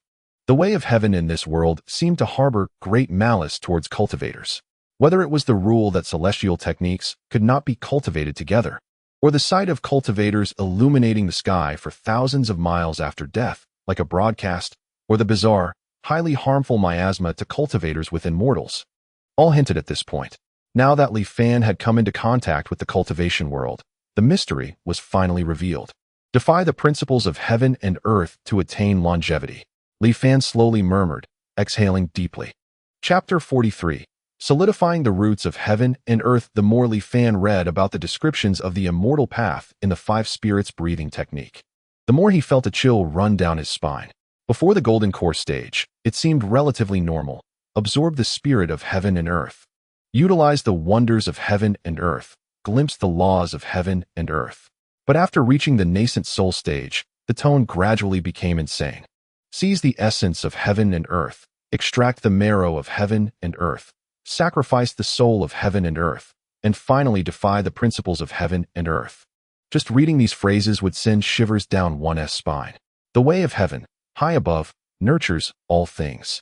Cultivators practicing in this manner are no different from turning against heaven, an act of great rebellion. What does this represent? Do cultivators not know? Yet, this method of cultivation advances too quickly. The book records that since the celestial master taught the way, a large number of mortals who could not cultivate before suddenly rose to prominence in just a few decades. Cultivators at the golden core, nascent soul, and spirit transformation levels emerged like bamboo shoots after the rain. The prosperity of the cultivation world at that time truly saw golden cores everywhere, with nascent souls being less than dogs. And among those who adhered to the ancient methods of cultivation, how many could still persist in their ways when they saw their levels easily surpassed by mere mortals? Thus, the ancient methods of cultivation gradually declined, and the new methods began to take their place. 1,000 years after the new methods became widespread, the cultivation world reached its peak. Unfortunately, the principles of heaven are clear: what flourishes must decline. Countless cultivators greedily plundered the resources of heaven and earth without restraint. Even the increasingly frequent heavenly tribulations could not suppress the growing number of cultivators. Thus, one day, the backlash of the way of heaven descended. The world changed drastically, and a great calamity arrived. From then on, celestial techniques could not be cultivated together. The flourishing cultivation world was struck like a thunderbolt. In their desperate fight for survival, cultivators fell into endless mutual slaughter. For a long time, the cultivation world bore a sense of decay and decline. It took thousands of years to gradually recover. Today's cultivators have become accustomed to the malice of heaven and earth. They have summarized their experiences and lessons, establishing a new order of cultivation on the wasteland left after the Great Calamity. After introducing the origins of the current cultivation world, the book then delves into the 5 spirits breathing technique. If a mortal who has just removed the miasma cannot easily draw in energy, they can cultivate their 5 spirits and forcibly absorb the spiritual energy of heaven and earth, refining it to break through to the chi refinement stage. The so-called 5 spirits refer to the 5 innate emotions of humans: greed, fear, rage, hatred, and self-importance. These 5 emotions lie hidden within the human heart, inexhaustible and ever-present. The 5 spirits breathing technique uses these 5 spirits as fuel, cultivating the roots of heaven and earth in the dantian. The roots of heaven and earth connect the cultivator's dantian with heaven and earth, once formed. The cultivator can strongly absorb the spiritual energy of heaven and earth and transform it for their own use. Compared to the ancient methods of cultivation, which depended solely on aptitude, the 5 spirits breathing technique emphasizes stability. Those with excellent aptitude can cultivate the roots of heaven and earth in just a day and night, embarking on the path of cultivation. Even those without any aptitude for cultivation can, through day after day of diligent effort, form their own roots of heaven and earth within 10 years at most. Having mastered the method of drawing energy into the body, Li Fan began to practice the 5 spirits breathing technique at home, rarely going out. Even though he was mentally prepared for the possibility that his path of cultivation might not be so smooth, 3 whole years passed, and Li Fan still had not succeeded in drawing in energy. Li Fan was quite clear about his own cultivation talent. He was of average aptitude, not a genius, but definitely not lacking either. The current situation, however, had other reasons. The Xian Huang Lian Xian mantra truly brought unpredictable fortunes. Li Fan felt somewhat helpless. The 5 spirits inducing qi method required 5 types of emotions as fuel to shape the roots of heaven and earth. However, Li Fan's practice of the Xian Huang Lian Xian mantra meant that he had very little accumulation of these 5 emotions. Even if he didn't deliberately operate the Lian Xian mantra, he instinctively shattered these negative emotions in his mind. It was akin to carrying a heavy burden, which also led to Li Fan's slow progress. Li Fan had also tried to draw in qi without the roots of heaven and earth, but he clearly didn't possess the talent of Shaohong. The spiritual energy from outside completely ignored him. Without guidance from others, relying solely on his own exploration, Li Fan truly had no idea how long it would take to draw qi into his body. Therefore, Li Fan decided to honestly use the 5 spirits inducing qi method to break through to the qi refining stage. It was slow but stable. What Li Fan lacked the least was time. At the beginning of the 3 years, He Jinghao occasionally sent someone to inquire about Li Fan's cultivation situation. However, after Li Fan had made no progress for a long time, he stopped sending people. As for Tianbao Tower, due to Li Fan and Shaohong, even without the Wanhua Chamber of Commerce as their backing, their business on the surrounding islands had actually improved. No one wanted to offend a business that might have a connection to an immortal master, so they tried their best to avoid conflicts with Wanbao Tower. Thus, over the 3 years, Wanbao Tower had expanded its market vigorously, thriving in prosperity. Yin Yuzhen was even more confident, rubbing her hands together, trying to regain control of the Tianbao Tower headquarters from Yilan Island. As for external matters, Li Fan was only occasionally concerned. The majority of his energy was focused on cultivating the roots of heaven and earth. Unfortunately, this matter could not be rushed. Li Fan estimated that, barring any accidents, he would need about 2 more years to succeed. Having been cooped up at home for a long time, one day, Li Fan felt restless and wanted to go out for a walk. Without alarming anyone, he changed his clothes, put on a felt hat, and went to the market on Liuli Island. Compared to 3 years ago, there seemed to be no changes here. The sounds of bargaining, calls to attract customers, and playful laughter echoed in succession. Here, Li Fan felt a long-lost sense of humanity. Thoughts in his mind sprouted like parched seedlings receiving nourishment, flooding out in abundance. In that moment, the progress of the roots of heaven and earth surpassed 3 days of his closed-door cultivation at home. Li Fan suddenly realized, for ordinary cultivators, retreating to focus on cultivation was necessary because common people did not lack the 5 spirits that served as fuel. However, Li Fan's situation was special. The Lian Xian mantra was constantly operating in his mind, and these distractions transformed into nourishment for strengthening his spirit. The 5 spirits inducing qi method was evidently not as advanced as the Xian Huang Lian Xian mantra, unable to seize much, only able to pick up some leftovers. Li Fan could not change this situation for now. To accelerate the formation of the roots of heaven and earth, he needed to increase the distractions that arose in his mind daily. Daily closed-door cultivation was clearly not enough. He needed to engage with the world. Understanding this principle, Li Fan couldn't help but feel a bit delighted. It seemed that perhaps he would not need 2 years to step into the qi refining stage. Elderly? At that moment, a somewhat familiar voice came from behind. Li Fan turned around and, upon seeing the person's appearance, paused for a moment before recalling who it was. It was Zhang Haobo, the captain of the Tsangyuan ship from Liuli Island, whom he had met once before. Chapter 44. Finally entering the qi refining stage, Zhang Haobo looked at Li Fan with a mix of reverence and joy in his eyes. He had heard that Elder Li had rid himself of all miasma and would soon become a revered immortal master. Seeing him now naturally evoked both respect and fear. So it's you. Li Fan had a decent impression of this person and smiled, mentioning that it had been a few years since they last met and asking how he had been recently. Zhang Haobo did not dare to be negligent and honestly replied, "Thanks to Elder Li, the fleet's profits in recent years have been quite good, especially since every time you go out to sea, you manage to bring back a large amount of treasures, which has attracted many young people wanting to join the fleet. Our treatment and status on the island have also risen accordingly. I don't know how many people envy us." As he spoke halfway, Zhang Haobo paused, hesitating to continue. "But go ahead," Li Fan urged him to continue. However, the brothers on the Tsangyuan ship have recently been discussing leaving Liuli Island. I have a vague sense of wanting to do the same. Oh, Li Fan was somewhat surprised. "Where are you planning to go?" "To be honest, we haven't decided yet," Zhang Haobo said with some anxiety. Li Fan became interested. Since life is going well, why suddenly have the thought of leaving? Zhang Haobo scratched his head. "I'm afraid you'll laugh at me if I say it, but I just feel a bit uneasy." "Uneasy? Please elaborate," Li Fan instructed. Zhang Haobo was silent for a moment, as if organizing his thoughts. After a while, he glanced around and said softly, "To be honest, we brothers have encountered various strange occurrences while going out to sea recently." "Like what?" "In the last few outings, we often caught over 1,000 pounds of fish in a single net, completely full. 9 out of 10 nets were like this, and there were all kinds of fish." "Isn't that a good thing?" "It is indeed good, but I've been fishing at sea for over 10 years, and I've never seen anything like this before." A hint of confusion and fear flashed in Zhang Haobo's eyes. "It's as if all the fish in the sea are fleeing, gathering together." "And what else?" Li Fan pondered for a moment and continued to ask. "We brothers have lived on Liuli Island since childhood and are very familiar with the reefs around the island. However, we recently discovered that there are more exposed reefs around the island," Zhang Haobo said seriously. "Are you saying the water level is dropping?" Li Fan immediately understood. There have been changes in water levels every year, but this year's changes seem somewhat unusual. "The brothers are all a bit worried," Zhang Haobo added.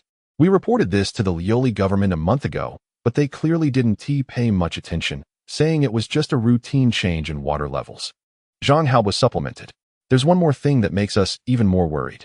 Over the past 3 years, there hasn't been a single storm.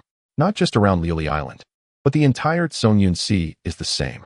We've communicated with various fleets from other islands, and it's absolutely true. Storms have disappeared from the Tsangyuan Sea for the past 3 years." Zhang Haobo, fearing Li Fan might not believe him, quickly added, "I don't know what this means." Li Fan remained silent. Storms had never ceased since he was born. There were often more than 10 in a year, and at least 2 or 3 in a year at the least. It had always been this way for decades.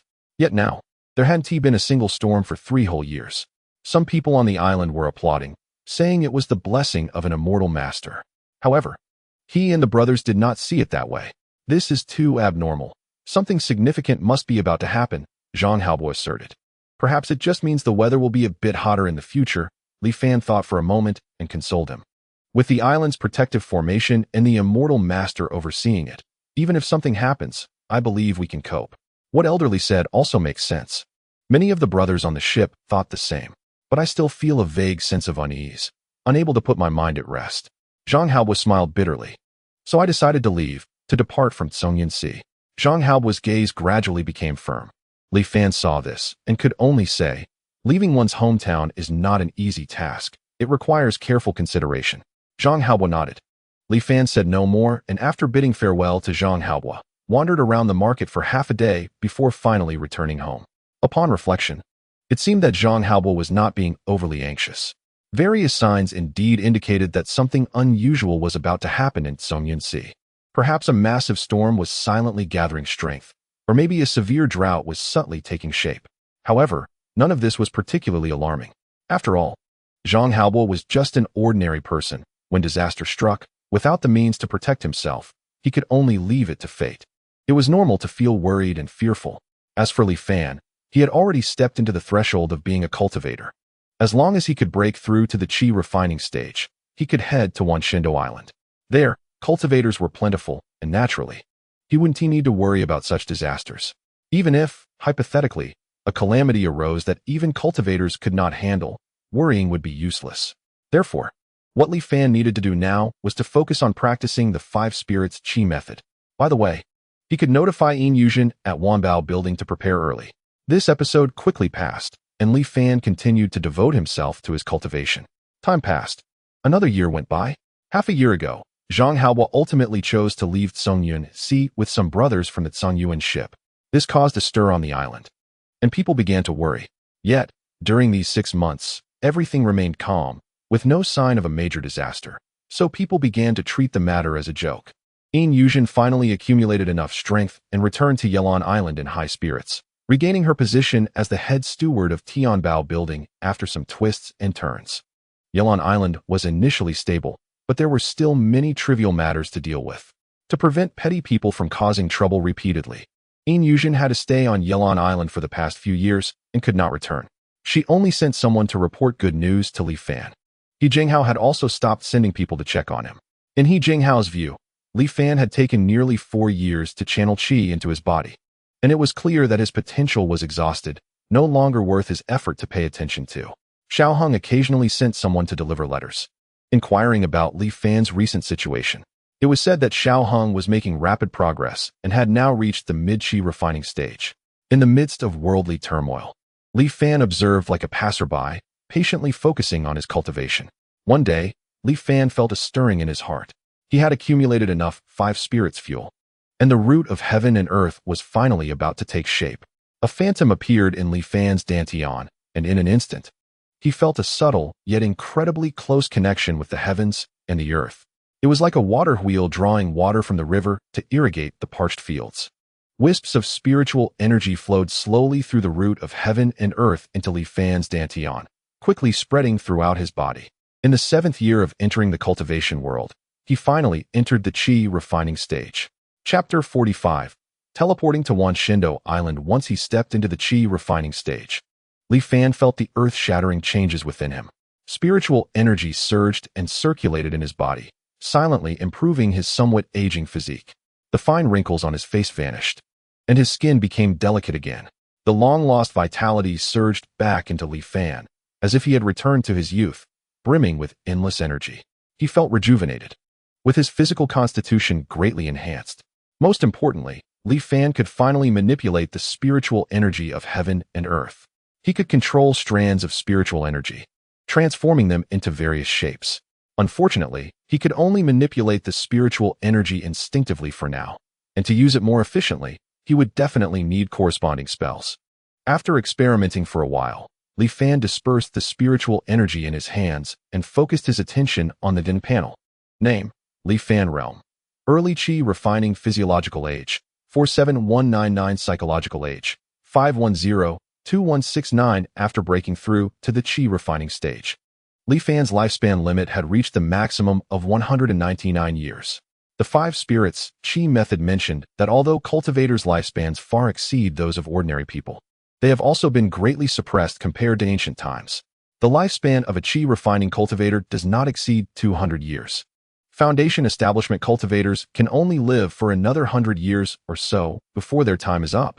Only by achieving the golden core stage and glimpsing the laws of heaven and earth can one greatly extend their lifespan to about 500 to 600 years. In contrast to his physiological age, his psychological age had hardly increased. After all, he had already significantly increased it through the practice of the Xian Huang heart refining mantra. So Li Fan was not particularly surprised. Next, Li Fan took out the Qianji Yuhuan golden seal from Taiyin boat.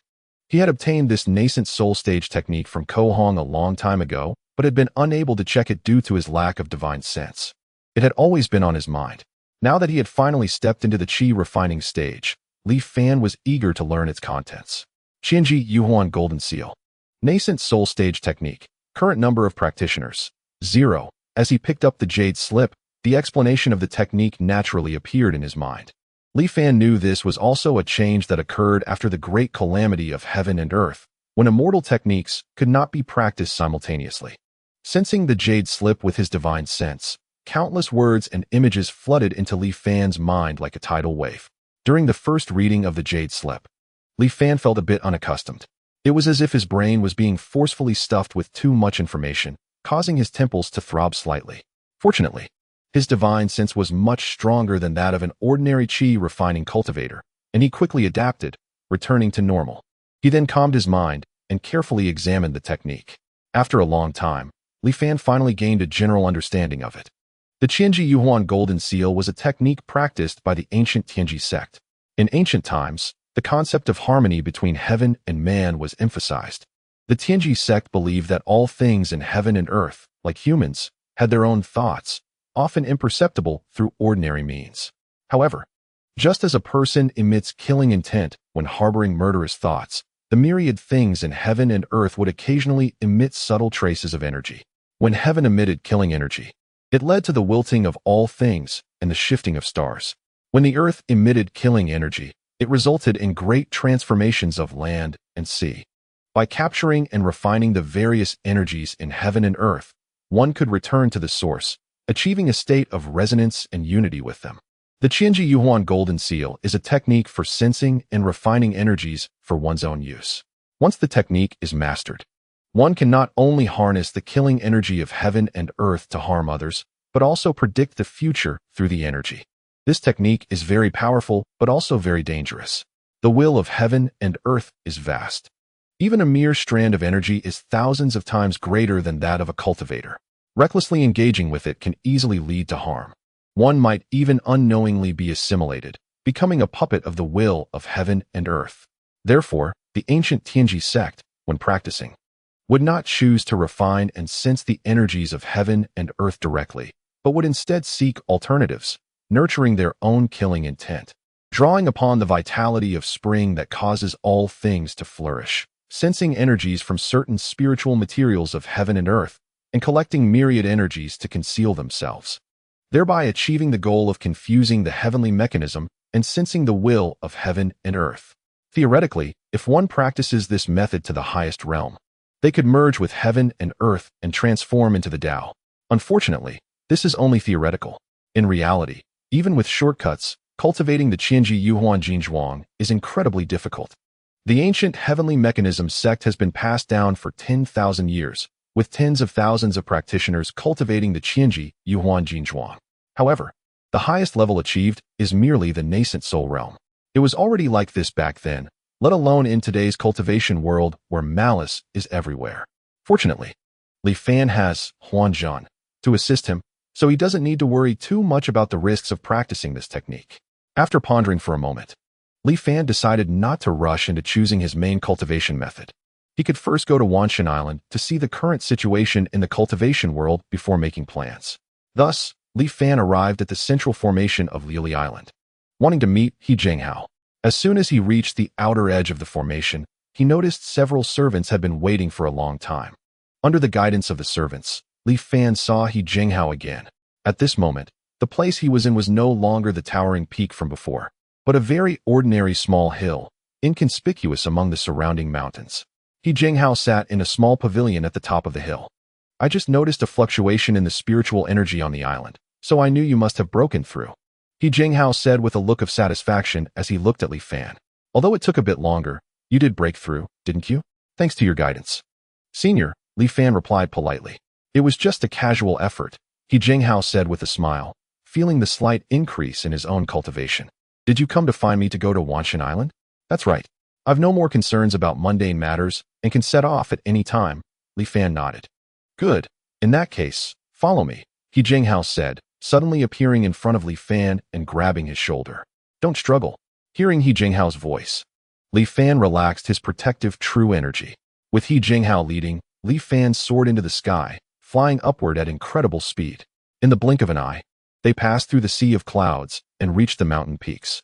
Guide. He Jinghao formed a hand seal and pointed at the continuous mountain range below. Moments later, countless peaks emitted beams of white light, converging in front of He Jinghao to form a massive sphere of light. Open. He Jinghao gestured upwards. The light spheres suddenly accelerated, shooting straight up in the direction indicated by He Jinghao. Instantly, it formed a pillar of light that pierced through heaven and earth, striking the sun above. The surface of the sun twisted for a moment and then split in half, creating a portal in the middle. Let's go. Chapter 46. The Spiritual Treasure Tianxian Mirror Buzz. The sound of rumbling echoed in his ears, and the scene before him continuously spun, making it hard to see clearly. After a long time, Li Fan finally recovered from this anomaly. The first time using a teleportation array is always like this. You'll get used to it, He Jinghao casually explained. Li Fan nodded silently, observing the scenery around him. It seemed they were in a large square. At the front of the square stood a gigantic statue of an old man with a long beard, wearing a high crown.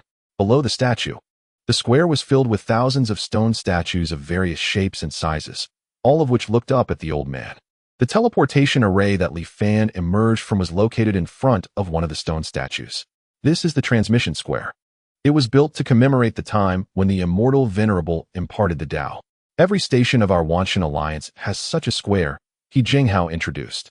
Remembering the scene described in the Wuling Ganshi method, where the immortal venerable manifested the heavenly laws and taught all beings. Li Fan gazed at the statue of the old man for a long time and nodded silently.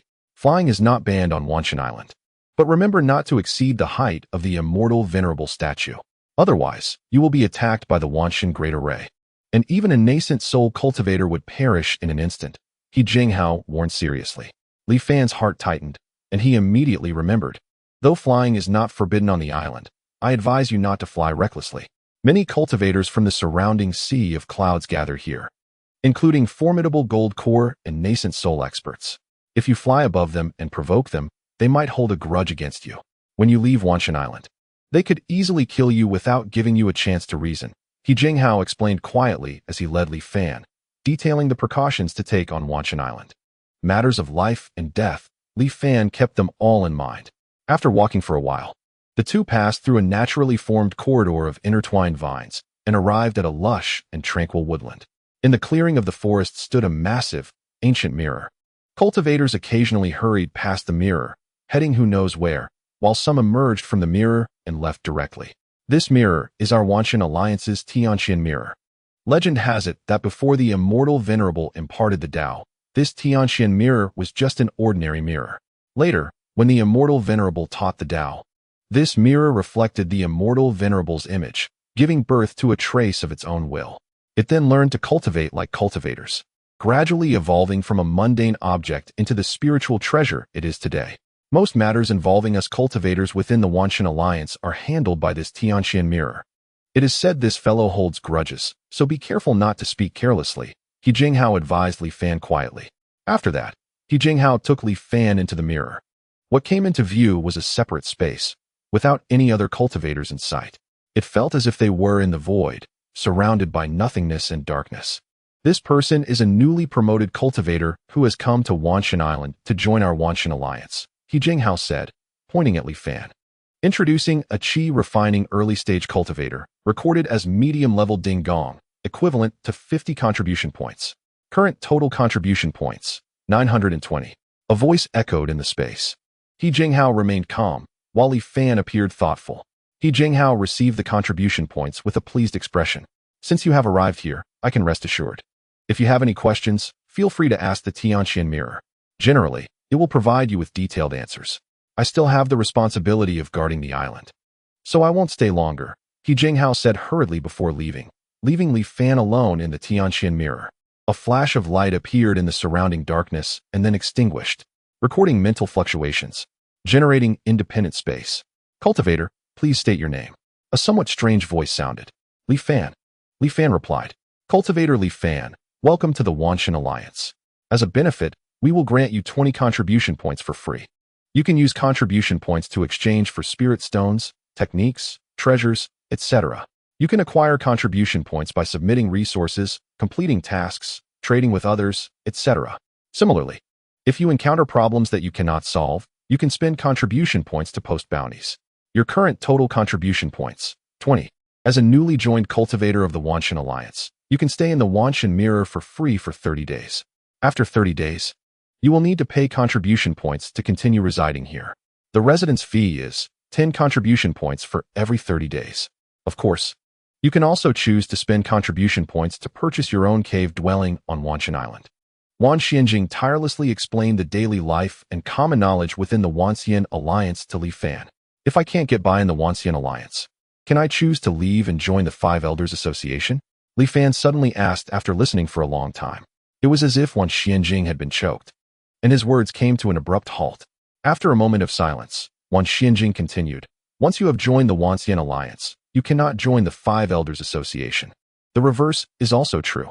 If you violate this, you will face a joint pursuit from both sides. Now it was Li Fan's turn to be silent. I seem to not have agreed to join your Wanxian Alliance yet, right?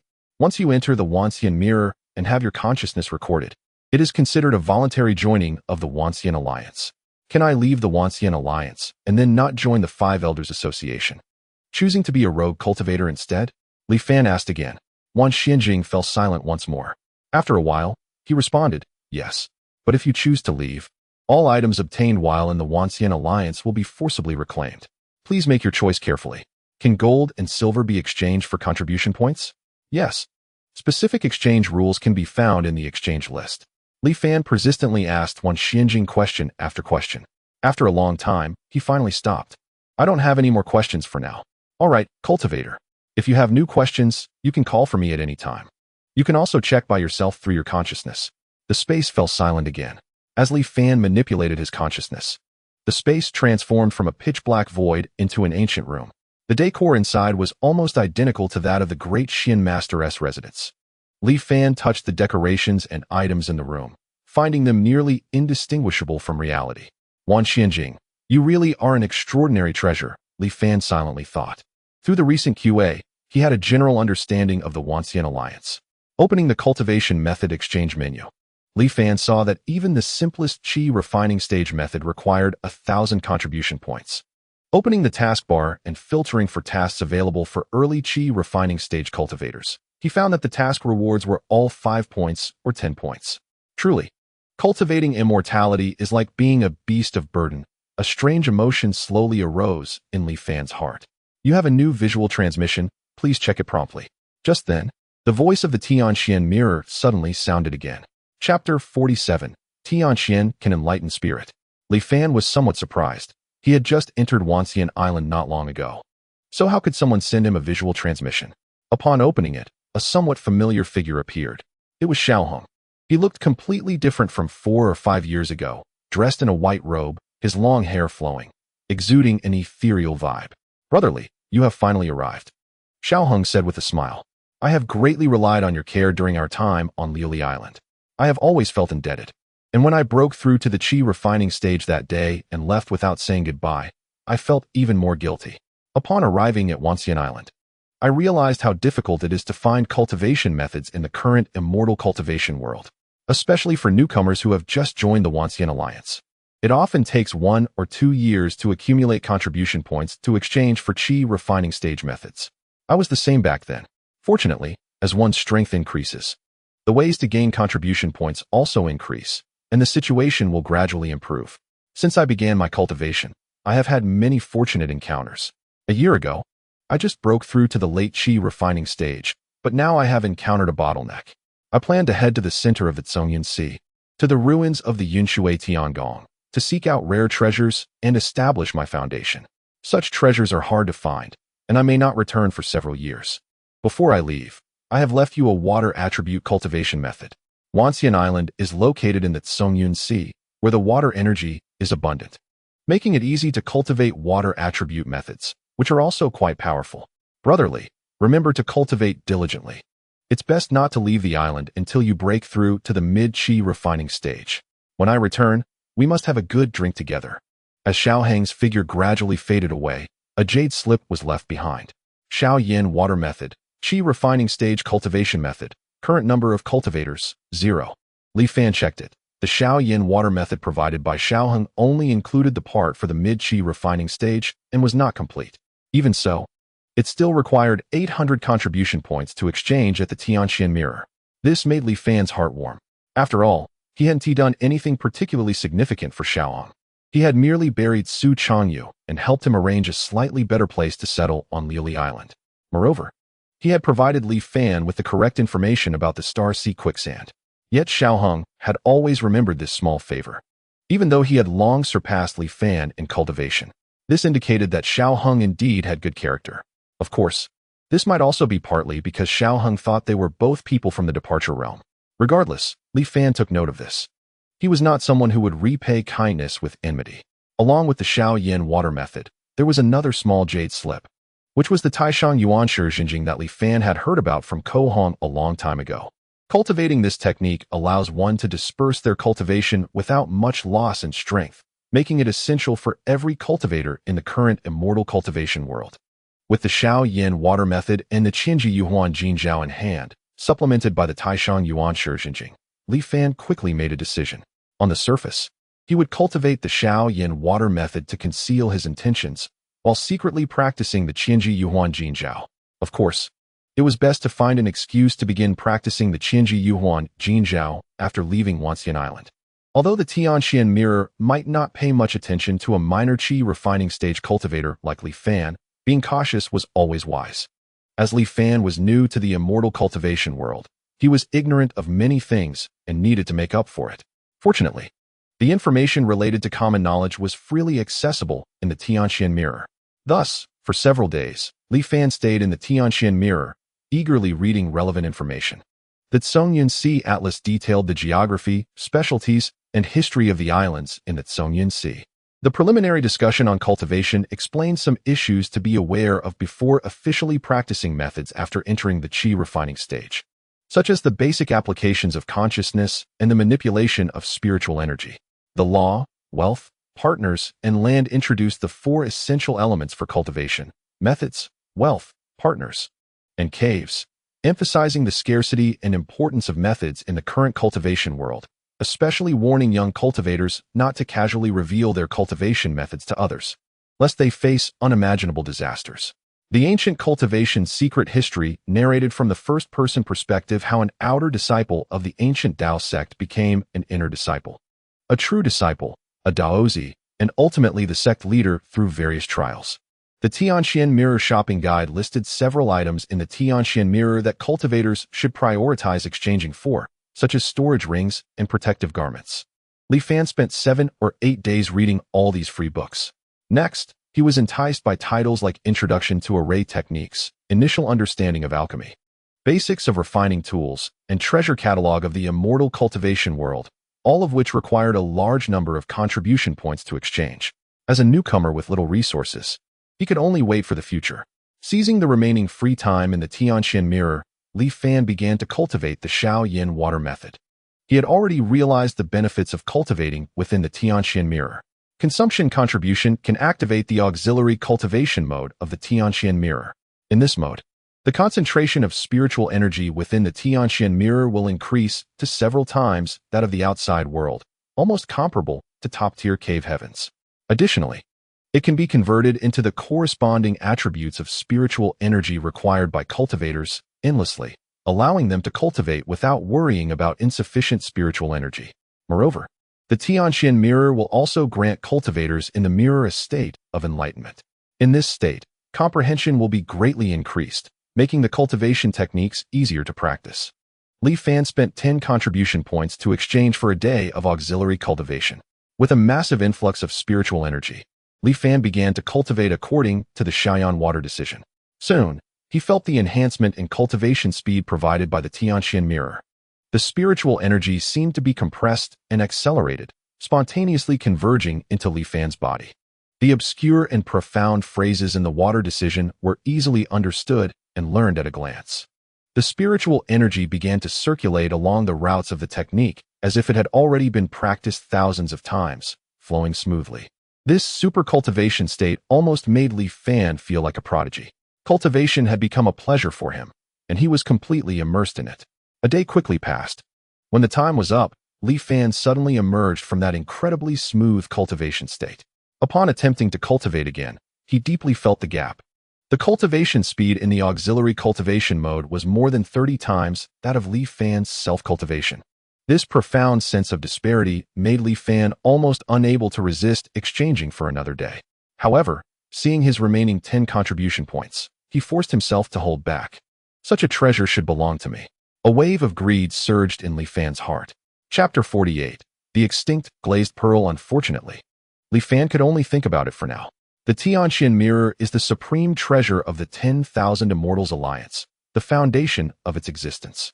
It is not something a mere qi refining stage cultivator like Li Fan can covet. It is more realistic to take on tasks to earn contribution points. Suppressing the greed in his heart, Li Fan opened the contribution task list. He filtered for tasks suitable for the early qi refining stage that posed no danger. At a glance, there were only menial tasks and errands, with rewards mostly just 1 or 2 contribution points. Moreover, these tasks often disappeared shortly after appearing. Clearly not just Li Fan was watching. After removing the low danger condition, many new tasks emerged. These tasks often required going to various islands in the Zongyun Sea to accomplish certain things. However, since the targets of these tasks were ordinary people, they did not require combat and posed relatively low danger. The rewards for these tasks were usually around 5 to 10 points. Using the teleportation array of Wanxian Island also required contribution points, 1 point for a single use. After deducting the 2 points needed for round-trip teleportation, there wasn't much reward left for a task. Earning enough contribution points to stay in the Tianqian mirror and cultivate occasionally was indeed not an easy task. Although it would become easier to earn contribution points as strength increased, the contribution points needed to activate the auxiliary cultivation mode would also increase. Thus, one still had to hustle for contribution points. Moreover, exchanging for techniques also required a large amount of contribution points. Li Fan suddenly realized why the Tianqian mirror opened this auxiliary cultivation function. Any cultivator who has experienced that super cultivation mode finds it hard to refuse another try. Furthermore, under the premise of spending the same amount of time, accumulating contribution points, and then activating auxiliary cultivation is still faster overall than cultivating alone. Techniques, resources, auxiliary cultivation. The 10,000 Immortals Alliance truly has cultivators firmly in its grasp. Li Fan thought to himself while searching for suitable tasks. Earning contribution points was secondary. Li Fan's main goal was still to find an opportunity to go out and retrieve the Taiyan boat hidden in Haojian. The Taiyan boat still contained a lot of gold, silver, and jewels, as well as a rare item, the stopping remnant steel. It would surely be worth a considerable amount of contribution points. As for why he wouldn't release it directly on Wanxian Island, he wasn't foolish enough to do that. Wouldn't it directly inform others that he possessed a treasure? Li Fan believed that every inch of land on Wanxian Island was under the surveillance of the Tianqian mirror. If he attracted their attention, it would be troublesome. Although Haojian could transform reality into illusion, it still required his consciousness to control it. What if a powerful being intervened and directly immobilized his consciousness, leaving him unable to think? Wouldn't he be helpless, at the mercy of others? Even if there was a slight possibility, Li Fan would not take the risk. Moreover, judging by the power displayed by the Tianqian mirror, there must be such powerful beings in the current cultivation world. In any case, caution was Li Fan's first principle in action. Just then, Li Fan suddenly saw a few familiar words among the tasks. Glazed Island. He felt a surge of joy and quickly accepted the task. He then carefully examined the task details. It turned out that the glazed pearls, a specialty of Glazed Island within the 10,000 Immortals Alliance, had been used up. According to regulations, the next submission would have to wait until half a year later. Due to urgent demand for alchemy, the alchemy room issued a commission, recruiting someone to go to Glazed Island to retrieve at least 20 glazed pearls. The reward would be determined based on the quality and quantity of the glazed pearls. Li Fan had heard of the glazed pearls since he arrived at Glazed Island. They occasionally formed within the bodies of glazed fish. He just didn't know what kind of elixir they were used to refine. However, this task was perfectly suitable for him. After spending 5 contribution points to buy the smallest storage ring as a cover, Li Fan wasted no time, exited the Tianxian mirror, and headed straight to the teleportation square. Following the same route back, Li Fan arrived at the statue he had been to earlier. Li Fan now understood that every statue among the myriad statues in the teleportation square corresponded to an island in the Zhongyun Sea.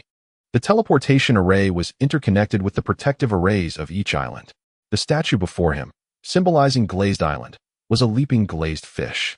After deducting 1 contribution point, Li Fan activated the teleportation array.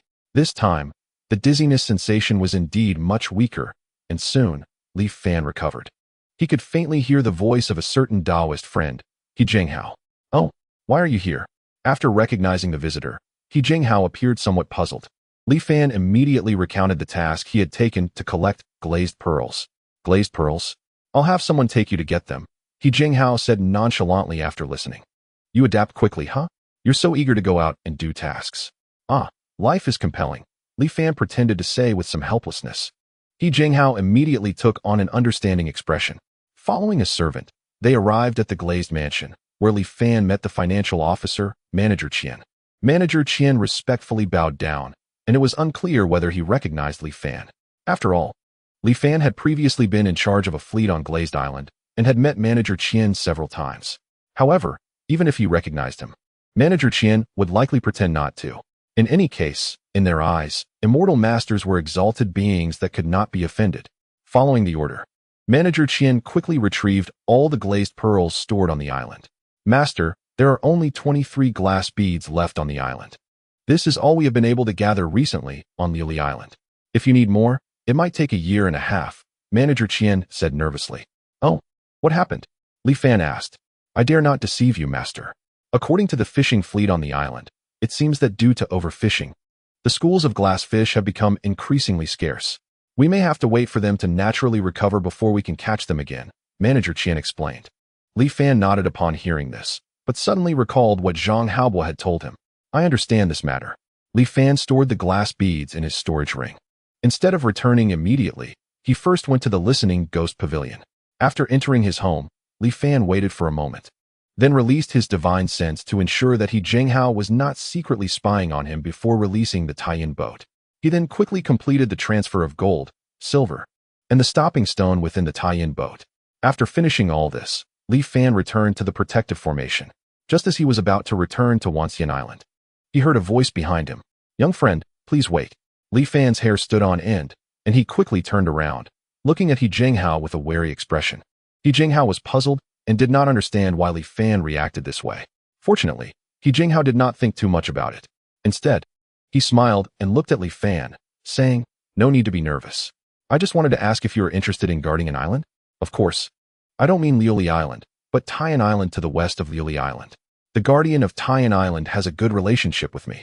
He is currently encountering a bottleneck in his cultivation and wants to go out to seek opportunities. However, due to his responsibilities, he cannot leave freely. So he asked me if I have anyone suitable to recommend. Coincidentally, I ran into you," He Jinghao explained. "To guard an island, one must at least be at the foundation establishment stage, right? I'm only at the early stage of qi refining. Can I really take on this role?" Li Fan asked, somewhat surprised. In the islands of the Zhongyun Sea, any island with valuable specialties would have cultivators guarding it. The duration of guarding an island can be as short as 10 years or as long as 100 years. Because one needs to stay on the island and cannot leave easily, the restrictions are quite significant, so the rewards are considerable. Depending on the size of the island, the annual contribution can range from hundreds to thousands. Therefore, the job of guarding an island is indeed a coveted one, and without certain connections, one cannot get it at all. Moreover, the positions for guarding rich islands are often booked well in advance before the previous guardian resigns. Naturally, this is not a formal guardian position, but rather a commission from my friend for you to temporarily take on the role of guardian. Besides, Taiyan Island is not a large island. With the protective formation in place, a qi refining cultivator is sufficient to watch over it for a while. You need not worry," He Jinghao explained enthusiastically. How long can I leave during the period of acting as guardian? Li Fan asked again.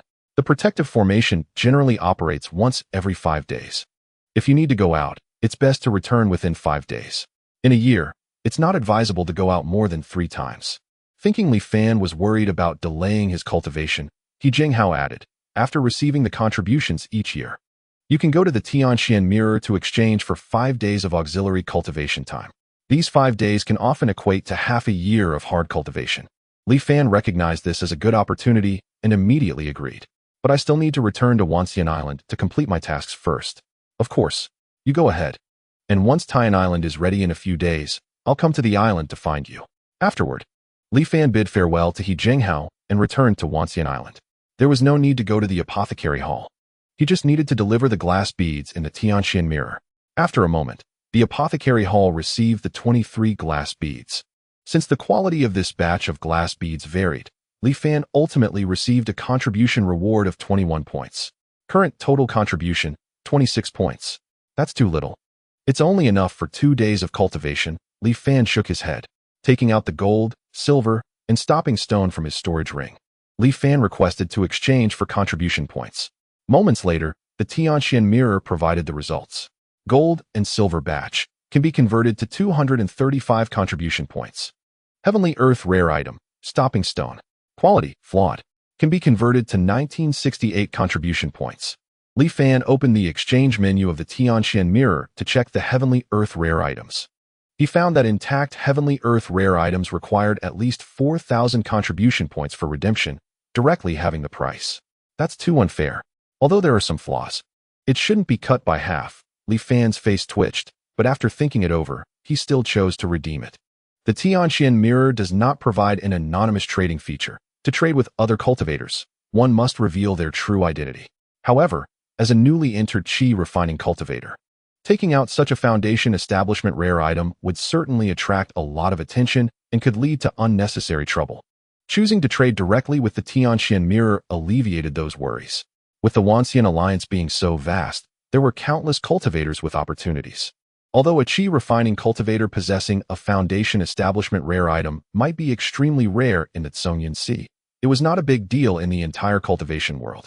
Confirming the exchange, the gold, silver, and stopping stone slowly disappeared, and Li Fan's contribution points rose to 2,229 points. Suddenly becoming wealthy, Li Fan did not immediately choose to spend extravagantly, but first asked the Tianxian mirror about his concerns. Will there be any disasters occurring in the Tsongyan Sea soon? Li Fan recounted all the unusual events that Zhang Haobo had described to him. The Tianxian mirror fell silent for a moment. After a long while, it finally responded. Cultivators need not worry. These are normal celestial anomalies. Calculations indicate that no major disasters will occur within the next 10 years. Since the Tianxian mirror said so, Li Fan felt relieved. Then, he thought for a moment and searched for information about the Liuli pill. Liuli pill, an auxiliary pill, is universally applicable from Qi refining to foundation establishment. After taking it, one's mind becomes clear like glass, allowing for greater comprehension and speed in cultivation. Similar to the effects of Qi Ling. Furthermore, the effects can stack with the auxiliary cultivation from the Tianxian mirror.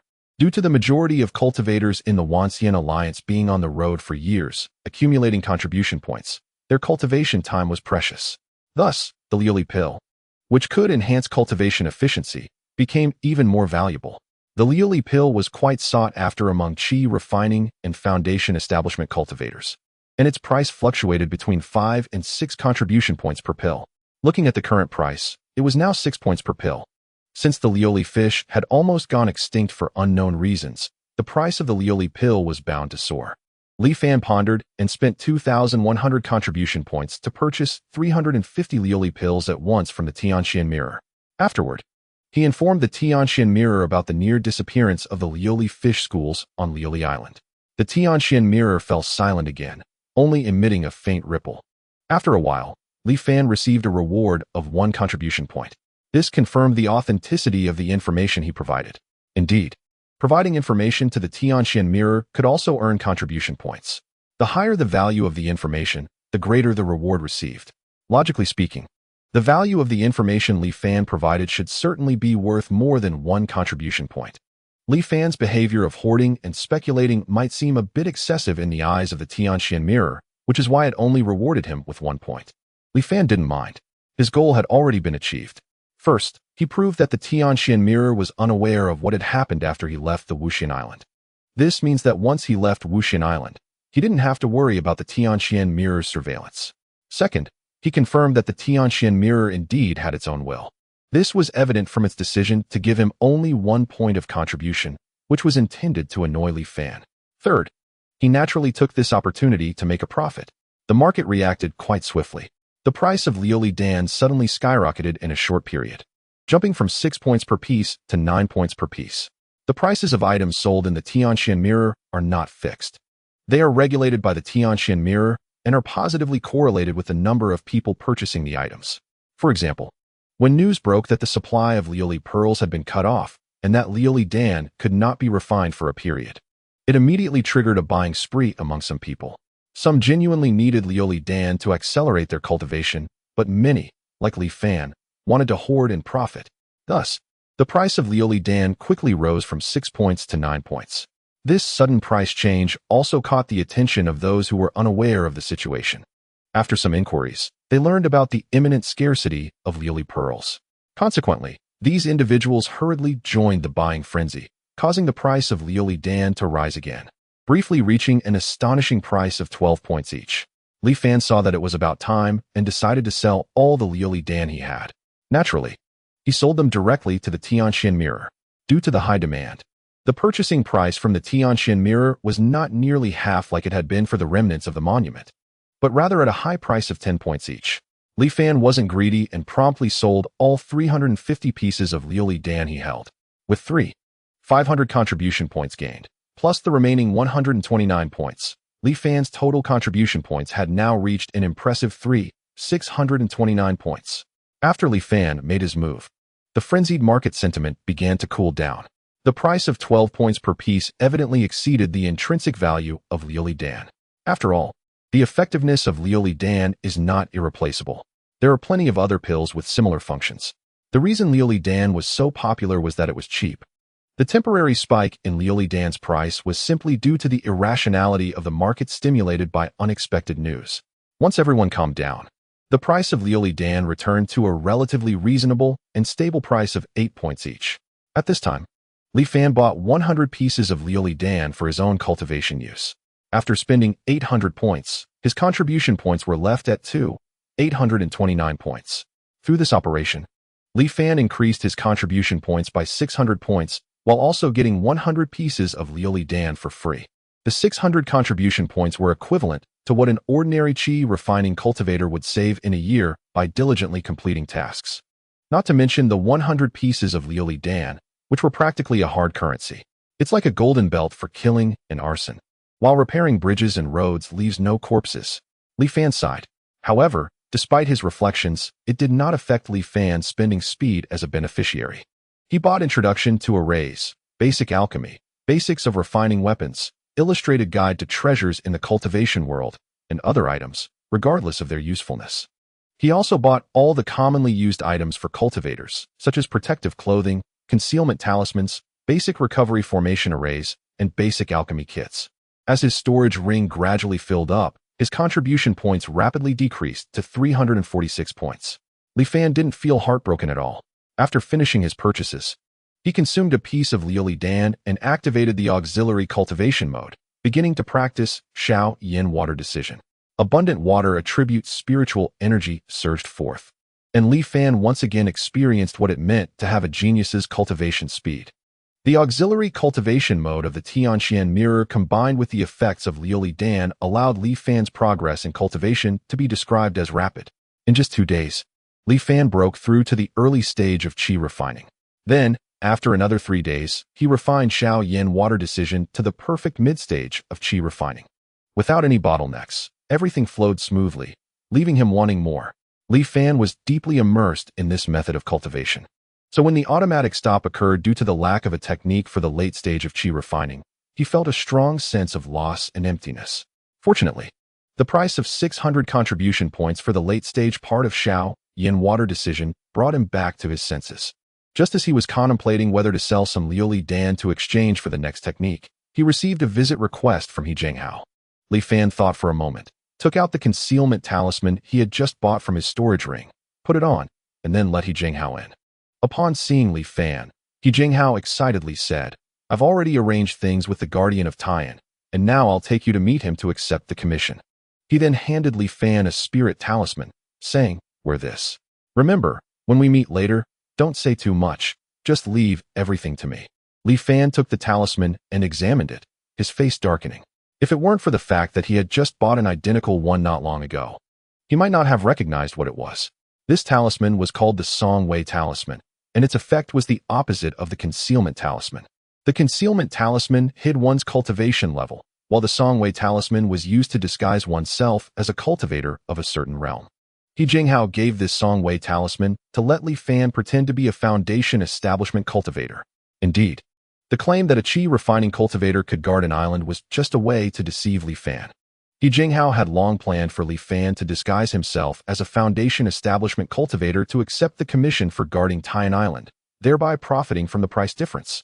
It's worth noting that hiring a foundation establishment cultivator and a qi refining cultivator costs vastly different amounts of contribution points. He Jinghao did not notice Li Fan's expression and cheerfully introduced the guardian of Taiyan Island, Zhou Qinggang, to him. Li Fan, not wanting to expose He Jinghao, could only force a smile and greet Zhou Qinggang. This person is definitely not someone to befriend, Li Fan thought to himself while glancing at the smiling He Jinghao. Zhou Qinggang looked at Li Fan and was quite satisfied. He immediately issued a targeted commission to He Jinghao. After He Jinghao accepted the commission, he turned to Li Fan and issued the commission to him. During Zhou Qingang's absence in search of opportunities, he would have Li Fan guard Taiyan Island. The reward was 800 contribution points per year. Fortunately, He Jinghao did not deduct too much. At this point, Li Fan had no choice but to accept the task. After handing a jade token to He Jinghao, Zhou Qinggang eagerly left to seek his breakthrough opportunity. Seeing this, He Jinghao also breathed a sigh of relief, handed the token to Li Fan, and said seriously, "This is the guardian token of Taiyan Island. With this, you can control the island's protective formation. Be sure to keep it safe and don't lose it." Li Fan accepted the token, and the two then used the teleportation array to arrive at Taiyan Island. The protective formation of Taiyan Island was not as magnificent as that of Liuli Island, which had towering peaks, but rather resembled a seemingly prosperous city. What sets this city apart is that all the residents are fruits with strange human faces. These fruits behave just like real people, working, living, marrying, and having children in this city shaped by the formation. They live out their lives here. This is the specialty of Taiyan Island, the Taiyan fruit. He Jinghao and Li Fan strolled through the city, pointing at the bustling crowds and saying, "When these fruits with human faces die, it signifies that the Taiyan fruit is ripe. Consuming the ripe Taiyan fruit can increase the lifespan of foundation building stage cultivators and below by 5 years. Each person only benefits from it the first time they consume it," He Jinghao lamented. Chapter 51. Human face, smiling fruit. The required number of Taiyan fruits to be submitted each year is 30.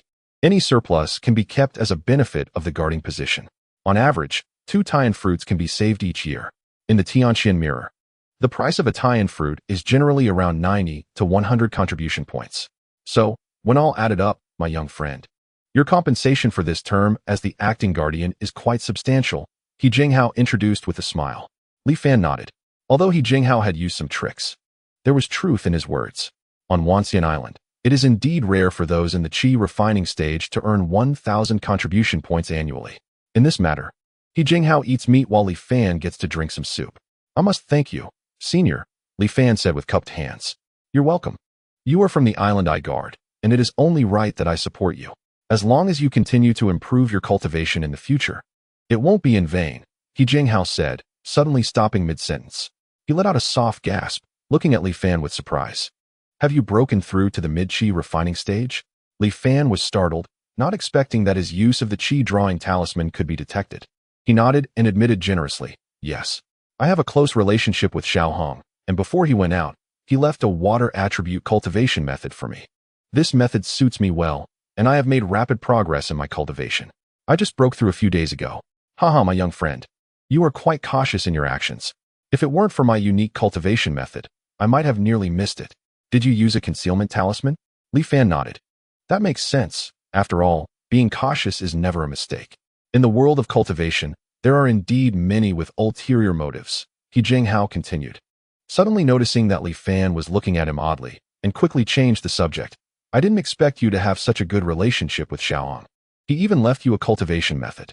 Xiaohong is truly a prodigy. He has only been cultivating for a few years and is almost at the foundation building stage. His future is limitless. Clearly, He Jinghao had been paying attention to Xiaohong, and he spoke with great admiration and envy. It's not impossible for him to achieve golden core or even nascent soul in the future. My young friend, you have such a close relationship with him. You are truly blessed, He Jinghao said, his tone becoming even more enthusiastic. Meeting a senior like you is also a stroke of luck, Li Fan casually flattered. Upon hearing this, He Jinghao laughed heartily, clearly pleased.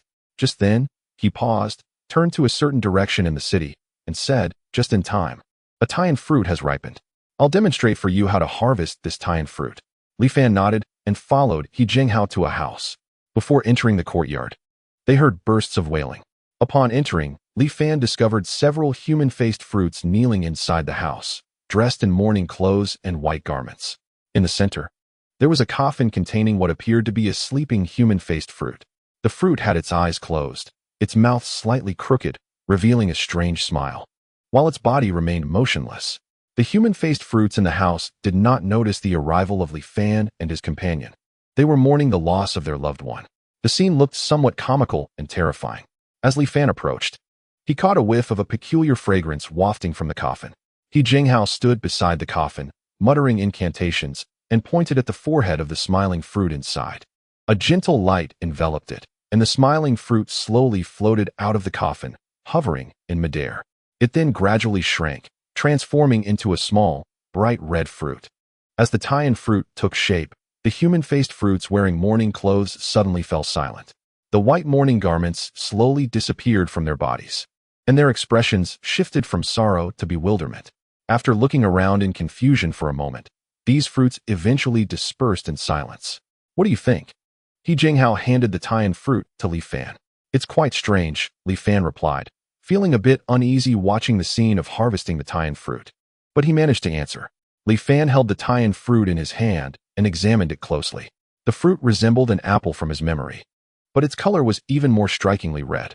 Moreover, a continuous stream of fragrance emanated from the Taiyan fruit.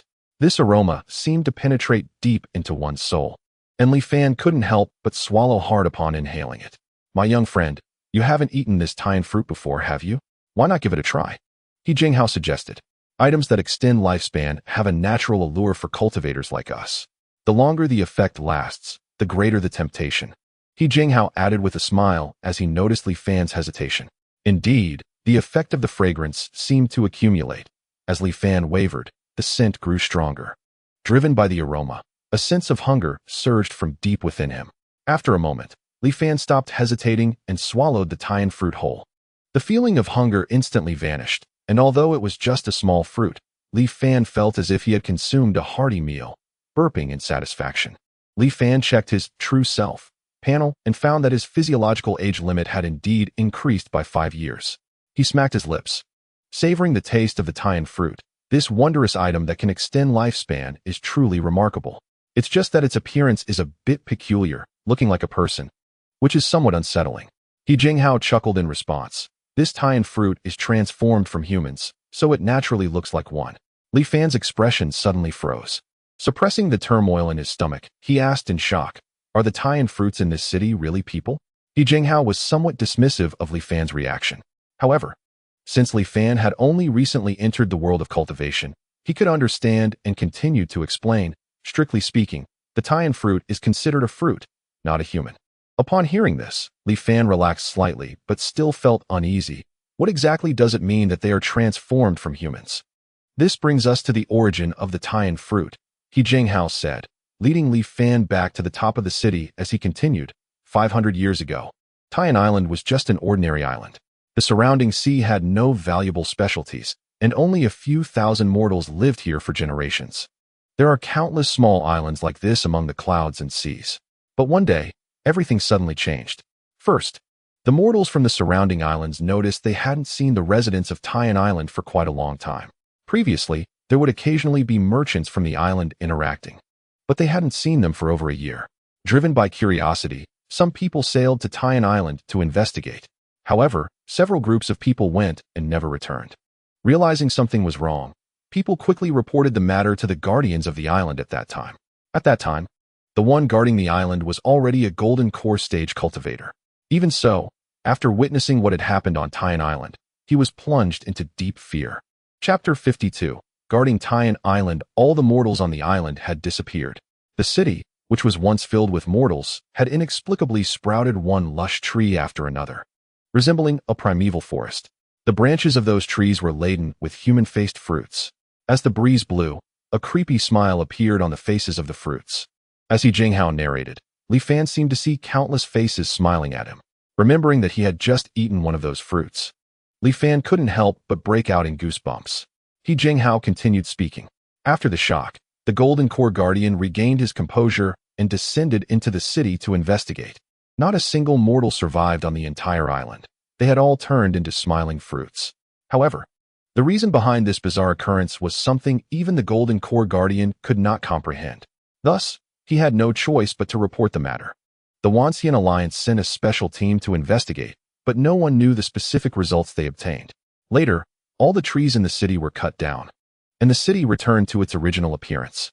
The smiling fruits seemed as if nothing had happened and continued to live in the city as before. Generation after generation, they thrived until now.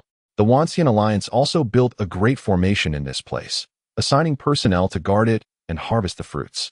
After hearing this, Li Fan couldn't help but say, "So it seems that these Taiyan fruits are actually people?" He Jinghao shook his head. "How can they be considered people? They have no consciousness of their own and act purely on instinct. If we must say, they at most retain some remnants of human obsession." Li Fan pondered for a moment, but ultimately did not refute. This matter was too mysterious, and he didn't know how to characterize these Taiyan fruits. However, once their longevity-enhancing effects were discovered by cultivators, these details became irrelevant. Not to mention the Taiyan fruits. Even if they were true mortals, if consuming them could extend their lifespan, they would inevitably meet the fate of being eaten. Li Fan fell into deep thought. He Jinghao seemed to recall something and also fell silent. After a long time, the two finally came back to their senses. Next, He Jinghao explained to Li Fan some matters to pay attention to while guarding the island. Li Fan memorized them all. The Great Formation covered the entire island, and each time it operated, it would extract a trace of vital energy from the mortals within it. The amount extracted was very small and wouldn't have any impact on the mortals. However, when these vital energies gathered, their quantity became considerable. After transformation, this vital energy could increase the concentration of spiritual energy within the formation. Thus, practicing within this protective formation was not as efficient as activating the auxiliary cultivation mode in the Tianxian mirror, but it was still significantly faster than the ordinary outside world. Finally, He Jinghao proudly shared a secret known only to cultivators who had served as island guardians. After a series of reminders, instructing Li Fan to contact him anytime he had questions, He Jinghao left leisurely, holding the guardian spirit token under the blessing of the formation. Li Fan's consciousness immediately enveloped the entire island. The ordinary mortals on the island and the Taiyan fruits in the central core formation were all busy living their lives. After observing for a long time, Li Fan sighed. To extract the marrow of the world to serve cultivation. If possible, Li Fan naturally wanted to do something. Unfortunately, he was still just a small foundation establishment cultivator. The only thing he could do now was to focus on his cultivation. Li Fan suppressed all the thoughts in his mind. From then on, he settled down on Taiyan Island. It must be said that the position of Island Guardian was indeed relatively easy. The mortals on the island dared not disturb the immortal master when they had nothing to do. What Li Fan needed to do was simply to check from time to time whether the protective formation was functioning normally and to harvest and store the mature Taiyan fruits. Among other trivial tasks, the rest of the time, Li Fan could freely allocate. Li Fan devoted himself entirely to diligent cultivation. 100 techniques of spiritual energy usage. Introduction to spells, winning in combat. Strike first, survival is victory, speed is invincible. Starting from these foundational cultivation texts, Li Fan gradually mastered some simple spells, such as breath-holding technique, fake death technique, wind control technique, and great strength technique, among others. During his studies, Li Fan couldn't help but marvel at the extent of the Wanxian Alliance's protection of knowledge monopolies. The knowledge purchased from the Tianxian mirror for personal use was fine, but teaching it to others after learning was not allowed. Unless one's strength surpassed the Tianxian mirror, it would be impossible to break the restrictions mixed within. Li Fan did not know the exact level of the Tianxian mirror's strength compared to cultivators, but logically, it should be at least on par with a core formation stage cultivator. The power of a core formation cultivator was far beyond what Li Fan could fathom at present. So, even if he had many grievances, he could only temporarily accept reality. After finishing these books, Li Fan began to attempt reading related content on alchemy, artifact forging, and formations. Compared to the previous spell sections, these topics were far too complex. With countless threads to untangle, Li Fan didn't know where to start. Just the basics of alchemy and introduction to alchemy, the age and efficacy of various herbs, identification and analysis. Reading through it completely took Li Fan an entire 10 days. Not to mention the subsequent topics, choosing and controlling alchemical fire, refining the alchemy furnace, and practical alchemy sections. Li Fan estimated that it would take him at least a year and a half to read through everything completely. Knowing that these skills often required a master to guide one in, after some deliberation, Li Fan ultimately chose to temporarily give up. Thus, he cast aside distractions and began practicing Qianji Yuhuan Jinjiao. This ancient technique of the heavenly mechanism sect was indeed obscure and difficult to understand. Completely different from the Shaoyan water decision Li Fan had practiced before, as if they belonged to entirely different systems. Even with the constant assistance of the glass beads to enhance his comprehension, Li Fan took more than half a year to barely grasp the basics. The hardships involved made Li Fan entertain thoughts of going to the Tianxian mirror to practice Qianji Yuhuan Jinjiao in super auxiliary cultivation mode.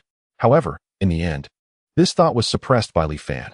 After all, Li Fan still couldn't let go of his concerns about the Wanxian Alliance. From their methods, it was clear that the Wanxian Alliance was not a benevolent organization. If they attracted the interest of the Tianxian mirror, revealing the existence of the Yuanying technique would be one thing, but exposing the Zhun would truly lead to eternal damnation. Thus, Li Fan preferred to cultivate slowly on his own. And so a year passed. Li Fan received the remuneration for acting as a guardian, amounting to 800 points of contribution. He returned to Wanxian Island in exchange for the late-stage portion of the Shaoyan water decision. After practicing in the auxiliary cultivation mode of the Tianxian mirror for 5 days, he reluctantly returned to Tian Island. The rapid cultivation over those 5 days made Li Fan faintly feel that he was not far from the late stage of qi refinement. Chapter 53, Cultivators Face Calamity Tian Island, within the protective formation. Bottleneck. Heavenly Calamity? Li Fan flipped through the miscellaneous notes on cultivation he had purchased, frowning slightly. Ever since he returned from Wanxian Island a few days ago, he had not stopped cultivating for a moment. Originally, I planned to seize the moment and break through to the late stage of qi refining in one go. However, even though I felt that I was close to a breakthrough, no matter how hard Li Fan practiced, he always felt that he was lacking just a little bit. This seemingly minor difference was like a chasm blocking Li Fan's path. After reviewing the miscellaneous notes on cultivation, Li Fan finally confirmed that he had encountered a bottleneck. In ancient times, there was already a concept of cultivation bottlenecks. During the cultivation process, one's progress could be halted at a certain node, making it impossible to advance. In the current immortal cultivation world, the impact of bottlenecks on cultivators is even greater. Starting from the mid-stage of qi refining, every cultivator is bound to encounter bottlenecks when breaking through each small realm. This kind of bottleneck cannot be overcome simply through hard work. One must find the opportunities sensed within oneself to dissolve it and successfully break through. This opportunity could be seeing a painting, drinking a cup of tea, or perhaps a sudden insight during a life and death struggle. It could also come from a casual remark by someone else or the careful guidance of a senior. In short, there are no rules to follow, and one can only rely on the fate in the dark. The existence of this bottleneck undoubtedly suppresses the cultivation speed of cultivators to a large extent. It is like a calamity sent down by the heavens, obstructing the cultivation of immortal practitioners. Thus, cultivators refer to it as the calamity of heaven. In any case, this calamity has now fallen upon Li Fan, causing his plans for a breakthrough in a short time to come to nothing. After sitting in the Great Formation for several days, Li Fan felt no sense of opportunity for a breakthrough at all. Knowing that he could not force this matter in the short term, he did not feel anxious. temporarily setting aside the cultivation of Shaoyin water Ju and instead began to practice Qian Ji Yuhuan Jinzhong. Qian Ji Yuhuan Jinzhong consists of 5 layers, corresponding to the 5 major realms of innate, Qi refining, foundation establishment, golden core, and primordial infant in ancient times. The innate realm is a relatively special existence in the techniques of certain sects during ancient times. It emphasizes expelling all the polluted aura acquired after birth and returning to the pure innate state. Those sects believe that beginning cultivation from the innate realm makes it easier to comprehend the Tao of heaven. Both the speed and the upper limit of cultivation would far exceed that of ordinary cultivators. The Tianji sect is one of the sects that advocates starting all cultivation from the innate realm. However, since the new techniques replace the old ones, cultivators have plundered the heavens and earth, no longer emphasizing the unity of man and nature. Naturally, there is no talk of returning to the innate state. Nevertheless, the most fundamental part of the entire Qianji Yuhuan Jinzhong technique is the innate realm. Therefore, what Li Fan needs to do is use Qi refining to replace the innate realm and complete the first layer of cultivation. Generally speaking, using a higher realm to replace a lower realm will naturally be downward compatible, making cultivation relatively easier. However, the difference between the ancient and modern cultivation systems makes this not so simple, especially since Li Fan was still a beginner who had only practiced for a few years. His knowledge reserves were severely lacking. This is also why Li Fan spent a long time just getting started. This was still under the circumstance of taking the Liuli Dan, which provided a comprehension boost. Now, when Li Fan's cultivation of Shaoyin water Ju hit a bottleneck, he began to shift to practicing the second layer of Qian Ji Yuhuan Jinzhong. He planned to cultivate both techniques to the mid-stage of Qi refining simultaneously, hoping to break through the bottleneck in this way. After all, in this era, techniques are precious. And ordinary cultivators like him, who can practice multiple techniques simultaneously, are truly rare. According to the description of Qianji Yuhuan Jinzhong, upon successful cultivation of the second layer, one would be able to master the divine ability of discerning opportunities. As the name suggests, discerning opportunities means being able to differentiate the various auras sensed between heaven and earth. This is also the foundation of Qian Ji Yuhuan Jinzhong. Only by first discerning and sensing the aura can one proceed to capture and refine it. The difficulty of cultivating the second layer of the technique exceeded Li Fan's imagination. If Shaoyin water Ju straightforwardly tells you how to cultivate without any unnecessary words, then Qianji Yuhuan Jinzhong hides the cultivation methods within a pile of deliberately mysterious phrases, leaving you to decipher and ponder. Moreover, it often intersperses insights on the Tao of heaven and allusions to events in the ancient cultivation world. All these mixed together made Li Fan feel dizzy and his blood surge. After reading it once, it seemed like he understood, but when it came time to practice, he found that he hadn't grasped anything at all. Fortunately, Li Fan was not one to give up easily. Even amidst difficulties, he patiently studied and contemplated every word and sentence. As Li Fan diligently cultivated, another year passed. There was almost no progress in the cultivation of Qian Ji Yuhuan Jinzhong. Li Fan did not feel discouraged. The second time, he went to Wuxian Island to collect his proxy remuneration. He used all 800 contribution points and the 5 Taiyan fruits he had accumulated over 2 years to exchange for some ancient cultivation insights. After that, Li Fan activated the auxiliary cultivation mode in the Tianxian realm. Without practicing any techniques, he simply read these insights and compared them with the experiences he had summarized over the past year. It was like a sudden enlightenment. All the difficulties he had previously struggled to understand were now answered. When he saw the brilliant parts, Li Fan couldn't help but dance with joy, filled with excitement. At this moment, Li Fan began to understand the saying, "Hearing the Tao in the morning, one can die in the evening." 5 days quickly passed. With newfound insights, Li Fan hurried back to Taiyan Island and closed himself off again. This time, when he resumed his cultivation, it was indeed different from before. The obscure parts of the technique had all been clarified, and naturally, there were no more obstacles in his practice. Li Fan's mind quickly immersed itself in the cultivation. In the flow of time, one loses track of the years. One day, a golden mist-like spiritual energy, entirely different from the water attribute spiritual energy, suddenly appeared in Li Fan's dantian. Li Fan suddenly opened his eyes, his face filled with joy. The second layer of Qianji Yuhuan Jinzhong had finally been completed. Li Fan let out a long sigh of relief.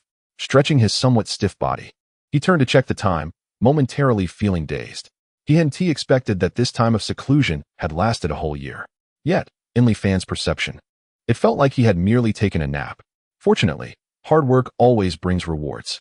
With a thought, as the golden spiritual energy gathered in his eyes, he activated his ability to discern opportunities. Let me see what the so-called aura of heaven and earth is really like. As Li Fan tried his divine ability for the first time, he felt a bit excited. He looked towards Tian Island, only to see a scene that made his heart race. Dense black death aura, like thick storm clouds, enveloped the entire Tian Island. The thick death aura was almost tangible, casting the still daylight Tian Island in the likeness of the underworld. After dispelling the spell, he cast it again. After looking several times, Li Fan confirmed that he had not seen incorrectly. How could this be? Li Fan was filled with doubt. Suddenly, he seemed to remember something and quickly performed the water mirror technique to look at himself in the mirror. He saw that the death aura gathering above his head was 100-fold more intense than that of the mortals on the island. Chapter 54. The Killing Intent of Heaven and Earth. What is going on? Under the terrifying shock, Li Fan's water mirror technique shattered. His mind was in a tumult, falling into temporary chaos. After a moment, Li Fan slowly regained his calm. Could it be that the Qianji Yuhuan Jinzhao has a problem? His first reaction was that there was an issue with this technique. The so-called discernment might no longer apply in the realm of cultivation after the great changes in the world. After all, Li Fan was currently within the protective array of Tian Island, and Tian Island was located in the central region of the Zongyun Sea, under the influence of the Wanjian Alliance. He had been safe all along. How could a mere retreat lead to disaster? However, sensing the dense death energy surrounding him, Li Fan could not simply convince himself otherwise. The unease in his heart gradually intensified. Li Fan made a decisive decision, regardless of whether it was true or not. He would first go to Wanjian Island to avoid disaster. He immediately planned to activate the teleportation array to head to Wanjian Island. But what made his heart sink was that the teleportation array had no response. Li Fan's expression darkened slightly. He took out the communication talisman given to him by He Zhenghao, attempting to contact him. He infused spiritual energy, but there was still no response. It was clear that something strange had occurred. Staying on Tian Island was a dead end. He could not just sit and wait for death. Li Fan summoned the Taiyin boat and took out the Zongyuan Haituji, preparing to pilot the boat himself. The spirit stones that originally powered the Taiyin boat were nearly depleted, but fortunately, during his previous shopping spree, he had acquired quite a few spirit stones as part of a necessary package for solitary cultivators. Li Fan estimated that it would take about 2 to 3 months to fly from Tian Island to Wanjian Island. The spirit stones were definitely sufficient. At this moment, Li Fan no longer cared about the task of guarding the island. He directly piloted the boat, ready to leave. Just as the Taiyin boat was about to fly out of the protective array of the island, Li Fan suddenly sensed an endless killing intent from the outside world. It was as if thousands of sharp swords filled the heavens and the earth. Li Fan's heart stopped, and he immediately halted the Taiyin boat. His intuition told him that if he stepped out of this protective array, he would surely die. Li Fan squinted, looking at the calm sea, unsure of where the crisis was coming from. In the end, Li Fan chose not to take that risk. He put away the Taiyin boat and decided to first ask the mortals on the island what had happened recently. After his consciousness swept across the entire island, he was greatly shocked. It turned out that the population of the entire island had decreased by a third. The remaining residents all looked emaciated, as if they hadn't eaten for a long time. Knowing that something significant must have happened during his retreat, Li Fan's expression darkened as he flew to the residence of the island's master. Since taking on the role of acting protector, Li Fan had only been in seclusion and had not paid much attention to mundane matters on the island. He had only met the island master a few times. At this moment, when the island master saw Li Fan, he directly knelt on the ground, repeatedly bowing and crying out, "Immortal Master, have mercy, please save us." The island master was weeping profusely, nearly bleeding from his forehead from bowing so hard. What on earth happened? Speak quickly. Li Fan's face was extremely somber. Reporting to the immortal master, life is truly unbearable now. It hasn't rained for over half a year, and the fresh water and food on the island are nearly exhausted. If this continues, we will all starve to death, the island master said, crying as he bowed. No rain for half a year. Li Fan recalled what Zhang Haobo had told him a few years ago. The drought has indeed come. But why did I previously inquire with the Tianxian mirror and receive an answer that no major changes would occur? Is it possible that such a scale of drought was not even deemed significant by the Tianxian mirror? The island master continued to cry out. All the fish near the coast have been caught, and the weather is too hot. None of the fishing fleets that went out to sea have returned alive. We are truly about to starve to death. Immortal Master, have mercy, please save us. Li Fan was annoyed by this man's cries and noticed that although he had become a bit thinner, he still had a plump body, and he angrily said, "Half of the mortals on the island have starved to death, yet you still haven't lost weight?" The island master's face turned pale, about to argue. However, Li Fan's consciousness swept through the kitchen of the island master's residence and became even angrier. Without waiting for the island master to speak, he slapped him into a pulp. "You deserve to die for feasting while others starve." Li Fan coldly snorted and used the power of the array to send a message across the island. "The island master has been killed by me. The remaining officials come to the island master's residence to see me." Moments later, a few mortals arrived before Li Fan, trembling with fear. Seeing that they also looked like they hadn't had enough to eat, Li Fan suppressed his killing intent. Through their tearful recounting, Li Fan finally understood what had happened during his year of seclusion. The drought had started half a year ago. At first, no one paid attention when it didn't rain for many days. But after 2 months of no rain, the people on the island panicked. There were fresh water sources on the island, but as the days without rain continued, they had gradually dried up. Initially, they could rely on catching nearshore fish for food. But as the weather got hotter, they could no longer catch fish around the island, and the fishing fleets that went out all disappeared without a trace. Taiyan Island had fallen into famine. In just 1 month, a third of the island's population had died, and countless tragedies had occurred. The remaining people were merely struggling to survive.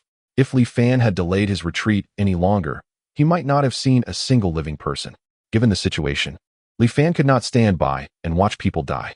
When he left the Dashuan, the Taiyan boat was packed with food, except for a few compartments filled with gold and silver treasures. This was merely a precautionary habit for exploring the unknown cultivation world. He never expected that nearly 10 years later, it would finally come in handy. The Taiyan boat contained a purification formation, so the food would naturally not spoil. Li Fan immediately set the Taiyan boat to its maximum capacity and ordered the mortals on the island to take out some food for emergency use. When the people on the island saw that the immortal master had brought life-saving food, they were all excited and knelt on the ground, repeatedly bowing. Li Fan ignored them and let them rejoice. If they rationed the food from the Taiyan boat, it should be enough for these people on the island to last a few months. The main issue was solving the water problem. With water, they could survive. Li Fan went to the main fresh water source on the island, a medium-sized lake in the center. The lake had long been guarded by personnel to prevent ordinary citizens from approaching. Due to the prolonged drought, the lake had significantly shrunk, now only about 1/10 of its original size, and was about to dry up completely. When the protective array for the island was built, no one had anticipated encountering a water shortage. Holding the order to guard Taiyan Island, Li Fan shook his head helplessly. It seemed that he still needed to build a purification array for seawater. Chapter 55, Life After Death. Half a month later, a rudimentary seawater desalination array was completed.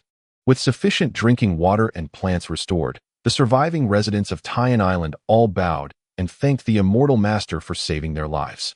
However, Li Fan was not so happy. Instead, he felt a bit worried. After personally building an array, Li Fan had barely stepped onto the path of formations. At this moment, he realized that the protective array of Taiyan Island was being damaged at an extremely abnormal speed. Generally speaking, protective arrays can operate for hundreds of years. However, if the current rate of damage continues, in 2 or 3 years, the array will completely lose its effectiveness. After careful investigation and combining it with the descriptions and introduction to arrays, Li Fan found the reason for the damage to the array. The spiritual energy between heaven and earth had become extremely violent and intense. This intense spiritual energy seemed to have developed its own will. After being absorbed by the protective array, it began to slowly erode the key nodes within the formation. The protective array now resembled a machine with key components gradually rusting, losing its lifespan with every operation. Having found the cause, Li Fan had no good way to salvage the situation. The protective array was too complex. With over 10,000 key nodes, each often composed of dozens of microformations. It was said that it was originally constructed by several array masters from the 10,000 Immortals Alliance at the nascent soul stage. Now that a problem had arisen, It was beyond the capability of a newly initiated cultivator like Li Fan to resolve. Moreover, the main reason for the problem lay in the spiritual energy being absorbed by the array, even if the formation were temporarily repaired. As long as the nature of the violent spiritual energy outside remained unchanged, it would only be a stopgap measure. Staying on Tian Island would only mean waiting for death. He had to find a way to leave. However, he did not know what kind of changes had occurred outside, and the rampant spiritual energy posed a deadly threat. Recklessly going out would also lead to death. Caught in a dilemma, it seemed he had fallen into a deadlock. Was this the killing intent of heaven? Li Fan stared tightly at the sky outside the protective array, feeling like an insect caught in a spider's web, unable to move, struggling to survive. Yet, he did not choose to directly return. Returning would waste over a decade of charging time, and without understanding what had happened, the next time he returned, he would likely still face death. Even if he fled far from the Cloud Sea, could he ensure he wouldn't encounter new crises? It is known that the malice of the heavenly way towards cultivators is ever present in this world. Li Fan did not believe that simply changing locations would allow him to avoid it. Therefore, unless absolutely necessary, he would not choose to give up on this world outright. For a period of time, Li Fan continued to cultivate while seeking a way to break the deadlock. However, the violent spiritual energy outside showed no signs of calming down. Instead, it became even more brutal as time passed. The protective array was on the brink of collapse, ready to crumble at any moment. Was there truly no way out? Li Fan felt a sense of helplessness in his heart. Ending this life in such an unclear manner was something he was unwilling to accept. Yet it seemed he had no other choice. Return. Li Fan reluctantly took one last look at Tian Island, exhaled return, and prepared to end this life. Just then, he stopped. Because, looking at the mortals below who were gradually regaining their vitality, Li Fan suddenly thought that the violent spiritual energy outside seemed not to target mortals. According to the descriptions from the mortals on the island, the weather outside the protective array was just a bit hot. Aside from that, there were no other particular dangers. The killing intent of heaven seemed to be directed only at cultivators. Mortals should be unharmed. If he were to disperse his entire cultivation and temporarily become a mortal again, wouldn't he be able to survive? Li Fan thought of the Taishang Yuan Shijing. With this extraordinary technique, the loss in cultivation from dispersing his power would not be significant. As long as he found a safe place, he could quickly return to his original realm. Was this not the so-called placing oneself in a desperate situation to achieve rebirth? With a solution in mind, Li Fan couldn't help but feel a bit of joy. Soon, he naturally had more considerations. He was currently cultivating two techniques. One was the Xiao Yin Shui Ju exchange from the 10,000 Immortals Alliance, and the other was the Qian Jiyu Huanjin Zhang from the ancient Heavenly Mechanism sect. One was a new technique, and the other was an old one. The cultivation method of the new technique was to seize the heavens and earth. It was precisely because of this that it provoked the malice of heaven and earth. Now, with the heavy killing intent laid out by heaven and earth, the target was the cultivators practicing the new technique. What if he simply dispersed the Xiao Yin Shui Ju and retained the realm of the Qian Ji Yuhuanjin Zhang? Wouldn't the killing intent of heaven and earth be lessened? Li Fan was a decisive person. With the array on the verge of collapse, he made a quick decision. Circulating the spiritual energy within him and operating the Taishang Yuan Shijing. The nameless of the Taishang returns to the primordial.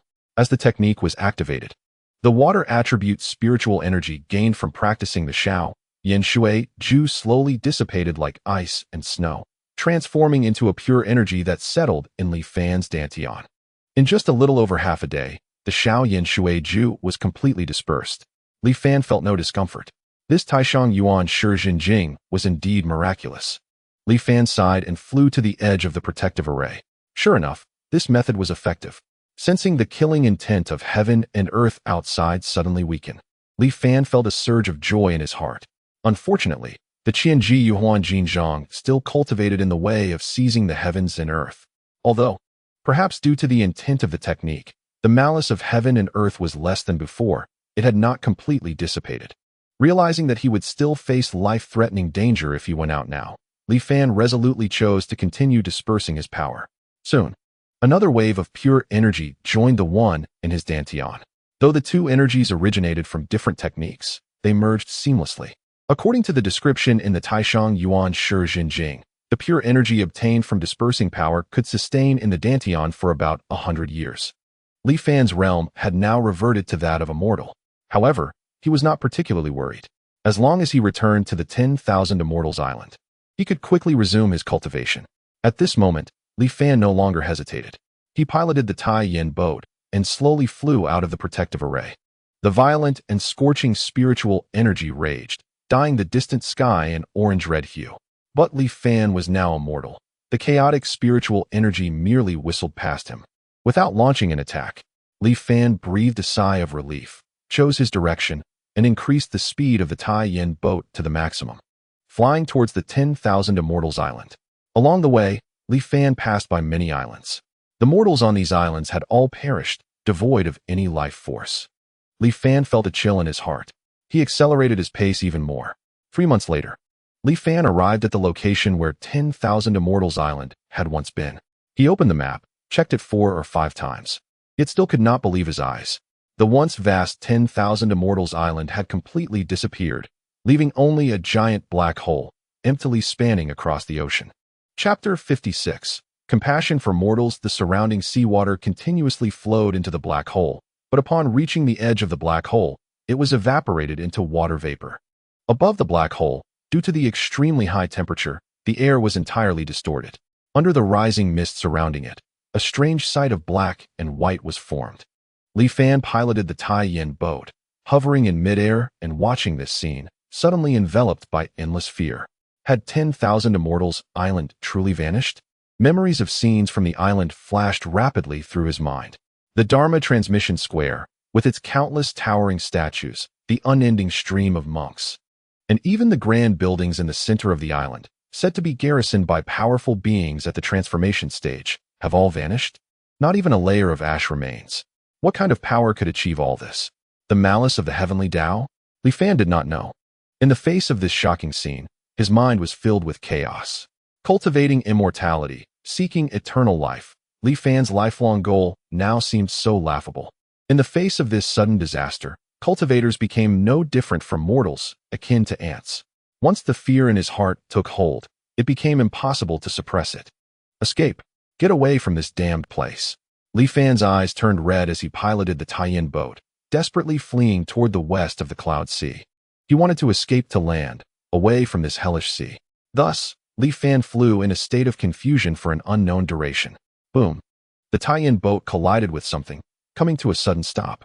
Fortunately, there was a protective formation, so he was not directly killed. Despite sustaining minor injuries from the violent impact, Li Fan gradually calmed down. He looked outside the Tai Yin boat. There was nothing there. In the distance was a continuous coastline. He was not far from the mainland.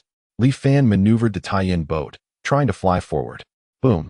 Something blocked his path. Li Fan collided repeatedly, but could not advance an inch. He tried other directions, and it was the same. An invisible shield separated the Cloud Sea from the nearby mainland. Entry was allowed, but exit was not. Li Fan was stunned. He suddenly thought of a phrase, a turtle in a jar. After a long while, he laughed. He looked up at the sky. How ruthless. Then he became somewhat lost, wondering if he should summon Jin to return to the original anchoring point, or should he look around some more. Li Fan felt helpless, having lost his goal. He piloted the Tai Yin boat, drifting over the Cloud Sea. He passed by Yilan Island, which, like the other islands, appeared to be in a post-apocalyptic state, with no survivors. He passed by Liuli Island. The protective formation had shattered, and He Jinghao was nowhere to be found. The island was littered with corpses, devoid of any signs of life. Luoyuan Island, Zhongqiu Island, all had turned into desolate lands. Occasionally, he encountered fellow cultivators like himself who had survived, but they had all gone mad. Upon seeing Li Fan, they screamed and fled as if they had seen a ghost. In the end, Li Fan somehow found himself back at Taiyan Island. Here, he finally felt a long-lost vitality. Perhaps this was the last bit of living people left in the entire Cloud Sea. Li Fan walked through the streets, observing the mortals on Taiyan Island. They still did not know what had happened outside the island, their faces still showing smiles of survival after the calamity.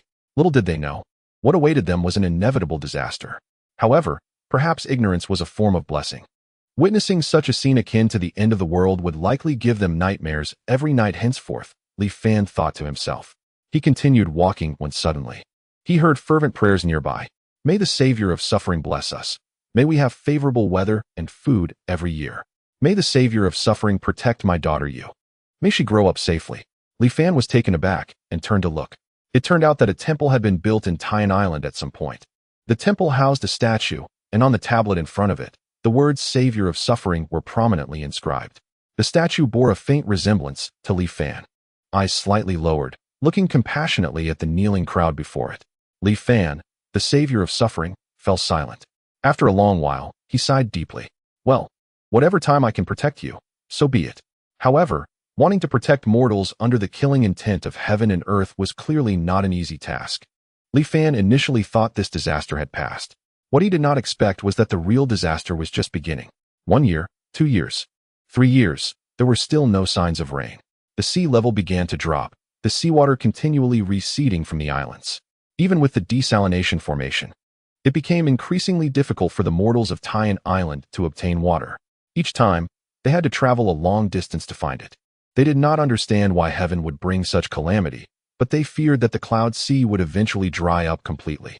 So, every household began to worship Li Fan's wooden statue, praying day and night. Li Fan was helpless.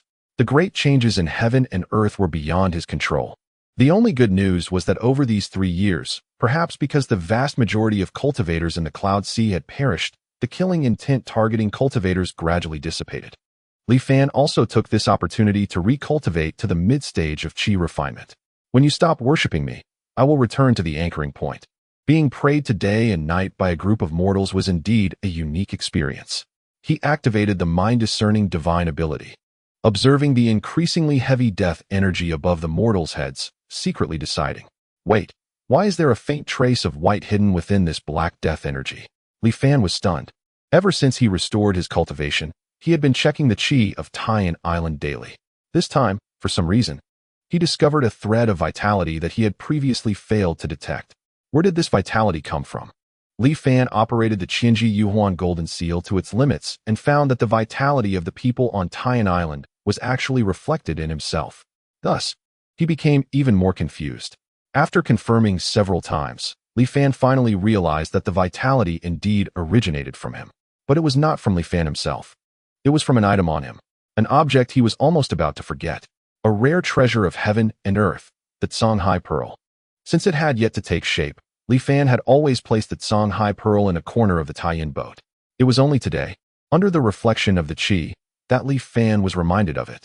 Unlike when he first saw it over a decade ago, it was now a deep blue, surrounded by rich water vapor, as if it truly contained a vast sea. Where there is a sea that departs, there is a sea that is born. Li Fan stared blankly at the Songhai Pearl in his hand, suddenly recalling something. He piloted the Taiyin boat straight up, flying to an altitude of 10,000 meters. Looking down, below, the Cloud Sea, due to prolonged drought, had large areas of seabed exposed. Underwater mountains gradually revealed their true form. The islands that once existed in the Cloud Sea were, in fact, the peaks of these mountains. Suddenly, the passionate face of Ko Hong flashed before Li Fan's eyes. He had once said to Li Fan, "It's no problem. If you go out, you can come find me in Lingtian City in the Songyun mountain range." Li Fan smiled. Cloud Sea, Songyun Mountain. It turned out to be one place. Chapter 57. The opportunity has suddenly appeared in his previous life. When Li Fan's lifespan was about to end, he accidentally broke through the blockade of the Celestial Abandonment Great Formation and arrived in the world of cultivation for the first time. What he saw at that time were rolling mountains and a magnificent city standing in midair. In this life, after arriving in the world of cultivation, he found himself above a vast ocean. Before this, Li Fan had not thought much about it, only believing that something had gone wrong during the teleportation. It wasn't until today, when he saw the desolate Songyun Sea and the birth of the miraculous Songhai, that he finally understood. There was no mishap. He had indeed arrived at the same place through the immortal Great Array. It was just that the timing of his 2 visits to the cultivation world was different. In his previous life, Li Fan arrived in the cultivation world at the age of 85, which anchored him for 65 years. In this life, Li Fan entered the cultivation world at the age of 40, after reaching 100 progress in the void transformation. That was an anchoring of 20 years. A gap of 45 years, encountering the Songhai and the mountains. It's no wonder Li Fan had not thought in this direction. Without personal experience, even if someone had told him in advance that such a monumental change would occur, he would have been half skeptical. So Li Fan smiled. First, He laughed at himself for still being unable to shed the mindset of a mortal. If he could have connected the various anomalies that Zhang Haobo had reminded him of with the differences he observed in the two visits, perhaps he could have sensed this monumental change in the world earlier. Second, he smiled because he finally saw hope for the end of this disaster. Anchoring for 50 years, Ko Hong and Dao Xuanzi broke into the Great Xian. At that time, they claimed to be from the Ling Tian city of the Zhongyun mountain range. Presumably, the drought had already passed before that. The dry ocean would transform into a vibrant mountain range. Now, it is 34 years into the anchoring, and it is not far off. Waiting without hope is the most tormenting, but knowing the final outcome makes this seemingly endless disaster less terrifying. Li Fan calmed his mind and returned to Tian Island. Looking at the anxious and numb mortals who could only pray day and night, Li Fan sent a message to the entire island, telling them that this disaster would eventually pass. Upon receiving the Immortal Master's guidance, the island's residents were overjoyed and reignited their hope for survival. Li Fan then entered seclusion again and took out the Songhai Pearl. Is this the glimmer of hope? Li Fan observed this azure extraordinary object. His divine sense surged into it, but it disappeared instantly like a cow sinking into the sea. It seemed that using it would require some effort. Seeing this, Li Fan contemplated. Extraordinary objects of heaven and earth are the key to achieving a Tao foundation. How to find and use them is invaluable experience. The exchange price required in the Tianxian realm is also extremely high, needing nearly 2,000 contribution points. At this moment, Li Fan could only explore by himself. In the following period, Li Fan made many attempts. He infused it with spiritual energy, nurtured it with divine sense, even struck it with external force, and ultimately tried the method of dripping blood to refine it. However, the Songhai Pearl remained unresponsive, unable to draw out the vast water vapor it contained. Finally, a flash of inspiration struck Li Fan. Recalling that the Qianji Yuhuan Jin Zhang contained methods to sense and refine the qi of various extraordinary objects, he immediately activated the discernment technique and looked at the Songhai Pearl. A deep blue radiance enveloped the Songhai Pearl, ancient, profound, and vibrant. Although the Songhai Pearl is small, its complex and powerful qi surpasses all living beings on Tian Island. It is just currently in a state of nurturing and dormancy, so it cannot be easily distinguished without careful observation. Li Fan cautiously sensed the qi of the Songhai Pearl. Upon contact, he felt his body vanish. It was as if he had suddenly arrived high above the 9 heavens, looking down at the ocean below. The Zhongyun Sea has existed since ancient times, nurturing countless beings. But one day, a certain will in heaven and earth suddenly descended. Thus, the ocean began to head towards death. Heaven brings life and destruction. It is the principle of the Tao. Heaven desires to burn the sea, and the sea has no power to resist. However, it would not yield. Therefore, though the Songhai perished, another Songhai was born. Boom. Li Fan detached from that marvelous realm. Before he could savor the scenes he had just seen, he suddenly felt a wave of weakness, nearly unable to stand. Upon inspection, Li Fan was horrified to discover that he had inexplicably gained a strand of white hair, and fine wrinkles had appeared on his face. This was merely the moment of aligning with the qi of the Songhai Pearl. When Li Fan opened the Huanzhun panel, he gasped in shock. Name: Li Fan Realm. Mid-stage qi refinement physiological age. 89199 psychological age. 517-2280. In just that moment, Li Fan's physiological age had directly increased from 54 to 89. In an instant, it felt as if he had lived through 35 years. No wonder even in the ancient heavenly mechanism sect, there are so few who practice this technique. Just a mere consciousness of its Songhai, and contact with it causes rapid consumption of lifespan. If it weren't for the rapid consumption of lifespan triggering a bodily warning, he might have been inexplicably assimilated by the consciousness of the Songhai. At that time, whether he could still activate Huanzhun would be uncertain. Li Fan pondered over what had just happened and felt a bit of fear. No, this method definitely wasn't the way to manipulate extraordinary objects of heaven and earth. Li Fan knew he had certainly made a mistake. The human perception of time is not on the same scale as that of heaven and earth, mountains, or oceans. Even those powerful cultivators who can live for thousands of years cannot be compared. Carelessly contacting them with human consciousness would only lead to assimilation. So how can one manipulate extraordinary objects of heaven and earth? Li Fan grasped the Songhai Pearl, his expression fluctuating. Days passed. and Li Fan still had not discovered a method to use the Songhai Pearl. Meanwhile, the weather became increasingly hot, as if it wanted to carry out a final, thorough purification of the Songyun Sea. The mortals on the island gradually became too weak even to pray. Li Fan understood that if this continued, these mortals might die before the disaster passed. Dying just before dawn is despairing. Li Fan became somewhat restless, his mind filled with distractions. To calm himself, he unconsciously began to operate the long-lost Xian Huang Lian Xian Zhou. Since becoming a qi refinement cultivator, most of his energy had been devoted to cultivating Yin Shui Ju and Qianji Yuhuan Jinzhang. He hadn't deliberately practiced Xian Huang Lian Xian Zhou for a long time, because it didn't contribute much to the substantial improvement of his cultivation. And even without actively cultivating it, it would still run slowly on its own. So Li Fan had put it aside. At this moment, as the Lian Xian Zhou operated, Li Fan's anxiety, fear, urgency, and other negative emotions gradually disappeared, becoming nourishment to strengthen his Tao heart. With his heart becoming calm again, Li Fan suddenly felt something. His opportunity for a breakthrough also lay with this Songhai Pearl. Chapter 58. Understanding the Qi of Heaven and Earth. Li Fan had been stuck in mid-stage Qi refinement for several years, making no progress. After cultivating both techniques to mid-stage Qi refinement, he still could not find his own opportunity. At this moment, looking at the Songhai Pearl, Li Fan suddenly felt a breakthrough opportunity in the dark. That was to contact and comprehend the Songhai Pearl with his own consciousness, just like before. Li Fan naturally understood how dangerous that was.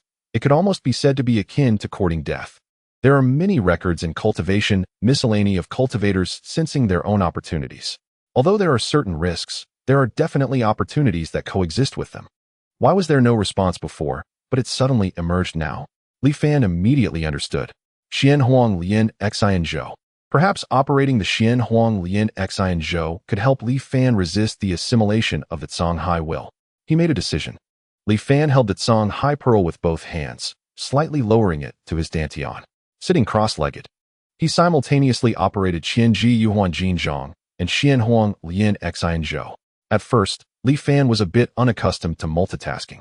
However, the Lian Xian Zhou did not involve the operation of spiritual energy. It was merely the tempering of the mind, so the two techniques did not conflict. After hundreds of attempts, Li Fan finally gradually mastered the method of operating both techniques simultaneously. His mind felt a moment of daze, as if it had transformed back into a vast ocean, watching the changes of the world. The sun rose and set, the stars moved, clouds drifted, and rain fell. All of this accelerated thousands of times, flashing rapidly before Li Fan's eyes. With just one thought, it felt as if over 100 years had passed. The distant, ancient, and weathered aura gradually stained Li Fan's consciousness. He began to get used to viewing the world from the perspective of the ocean. He gradually forgot that he was a human. At that moment, a cool breath suddenly surged forth. It felt like a clear spring in the mountains, slowly washing away the mottled scars of time. Li Fan also gradually regained his consciousness. It was indeed useful. Confirming his guess, Li Fan felt neither joy nor sorrow. Although the Xian Huang Lian Xian Zhou could reduce the assimilation of the Songhai will to a certain extent, compared to the Songhai will, he was still too small. He still inevitably felt its influence. The consumption of lifespan was still many times greater than normal cultivation, and human emotions like joy, anger, sorrow, and happiness were infinitely diluted. Naturally, there were benefits as well. At this moment, he was already able to mobilize a trace of the Songhai Pearl's power. His divine sense was enhanced by hundreds of times, and with a light movement, it easily covered the entire Taiyan island. Without stopping, Li Fan's consciousness spread outward in ripples. One deserted island after another appeared in Li Fan's mind. Through his divine sense, he saw that beneath a certain island, a volcano that had already extinguished was being reignited by the influence of a fiery disaster. He saw, not far from Lioli Island, a giant fishbone lying among countless human corpses. In the center of the fishbone, a huge Lioli pearl shimmered under the sunlight. He saw that in various hidden corners of the Songyun Sea, there were still a few cultivators he thought had perished. He saw many secrets in the Songyun Sea that usually remained hidden, only revealing themselves in such an apocalyptic time. However, none of these mattered to him anymore. His heart was devoid of greed. His divine sense quickly retracted, mobilizing the Songhai Pearl to attract the remaining water vapor in the Songyun Sea, gathering it above Taiyan Island. Thus, The surviving humans on Taiyan Island saw the dark clouds gradually forming in the sky. Thunder rumbled. As heavy rain fell, people cried tears of joy. They embraced each other and rolled in the rain. The heavy rain lasted for half an hour. The clouds above Taiyan Island still retained a faint trace and had not completely disappeared. This was manipulated by Li Fan, who would spontaneously extract the water vapor from the Songhai Pearl every half-month to bring rain to Taiyan Island, ensuring the survival of the mortals on the island. After doing all this, Li Fan quietly looked at the sky. The reason he felt no greed for the many secrets hidden in the Songyuan Sea was not because he had suddenly become extraordinarily enlightened, but because he had found something more worthy of pursuit, an opportunity to connect with the will of heaven and earth. The ideal state of the technique in Qianji Yuhuan Jinzhong theory is to sense and refine the qi mechanism of heaven and earth. The qi mechanism of heaven and earth, as an external manifestation of the will of heaven and earth, is vast and unmatched. Generally, when cultivators come into contact with it, a slight misstep can lead to rapid loss of lifespan, or even the loss of self-will, becoming puppets of the heavenly path, which is quite normal. However, Li Fan now had this rare opportunity to contact the will of heaven and earth while retaining his consciousness, because now, he was not just an ordinary qi refining period cultivator. A part of his consciousness had already connected with the Songhai Pearl. If it's a dead end for cultivators to speculate about heaven and earth, then perhaps there is a path for the Songhai to speculate about heaven and earth. Li Fan's heart gradually became excited. This was truly the path of enlightenment. Even if he died in the evening, it would be worth it. He transformed into the Songhai, quietly observing this world, feeling the various auras flowing between heaven and earth, sensing the will of heaven and earth. 1 year, 2 years. The passage of time no longer mattered to Li Fan. The more he gazed at the sky, the more he understood. The various previous concepts were all overturned by him. He thought that the murderous intent that pervaded the Songyuan Sea had gradually dissipated. But now he realized that the murderous intent of heaven and earth had never diminished. It still existed. The violent murderous intent that Li Fan sensed earlier did not belong to the heavenly path itself. The murderous intent of heaven and earth would never be perceived by mortal cultivators. It would not be so violent, so angry, or contain so many emotions. It is simply a pure will, a pure rule. It is the indifference of heaven and earth, treating all things as fodder. It is to destroy you. What does it matter to them? Under the heavenly path, all are but ants. Mortals, cultivators, Songhai, there is no distinction in their eyes. Cultivators seize the heavens and the earth, and the heavenly path naturally generates murderous intent. However, the heavenly path does not take direct action, because cultivators themselves are also part of the heavenly path. There are corresponding laws that evolve, resonating with the murderous intent of heaven and earth. For example, immortal laws cannot be cultivated together, and for example, what Li Fan saw at this moment. Above the Songyuan Sea, a red transparent figure coldly watched below. In its hand, a small flame danced continuously, scorching the Songyuan Sea. Sensing Li Fan's gaze, the red figure turned its head. Their eyes met. The seawater in the Songhai Pearl instantly boiled. Fortunately, it only glanced at Li Fan before retracting its gaze. Li Fan's consciousness was thus preserved. Because of that glance, Li Fan also understood its identity. The essence of heaven and earth. Yen. Chapter 59. The Songhai becomes mulberry fields. Upon seeing that red figure, countless pieces of information suddenly appeared in Li Fan's mind. The essence of heaven and earth is the concrete embodiment of a certain law in the world. When a specific condition is met, the essence of heaven and earth will be born and appear in a certain area. If the heavenly path issues a murderous intent and sets a plan for cultivators to be eradicated, then the essence of heaven and earth is the concrete executor of that plan. They have no thoughts of their own and will only act according to their predetermined instincts. They are the law itself, slaughtering cultivators as if they were chickens and sheep. Their mission is to eradicate those cultivators who rebel against heaven and earth. For cultivators, the essence of heaven and earth is extremely dangerous. Once targeted, it basically means certain death, but at the same time, as the embodiment of the great Tao's principles. The essence of heaven and earth also represents a tremendous opportunity for cultivators. The so-called ritual of offering the essence of heaven and earth to unite with the Tao. Once a cultivator can successfully perform the ritual of one essence of heaven and earth, regardless of their previous cultivation level, they can immediately achieve the Tao integration realm. It is the natural enemy of cultivators and possesses an unparalleled allure for them. At this moment, witnessing the crimson flame of the essence of heaven and earth, Li Fan felt an overwhelming greed surge from the depths of his heart. Consume it. Consuming it would grant him the proof of the great Tao. Consuming it would allow him to ascend in broad daylight. It was as if a starving person encountered a feast, or a traveler who had walked through the desert for days found a clear lake. This greedy thought whispered like a demon in Li Fan's ear, constantly urging him to rush towards the crimson figure in the sky. While alleviating the intense sensation coming from the ocean pearl, Li Fan frantically operated the Xian Huang heart refining spell to dispel the rolling greed within him. He knew clearly that he was currently using the ocean pearl to observe the essence of heaven and earth.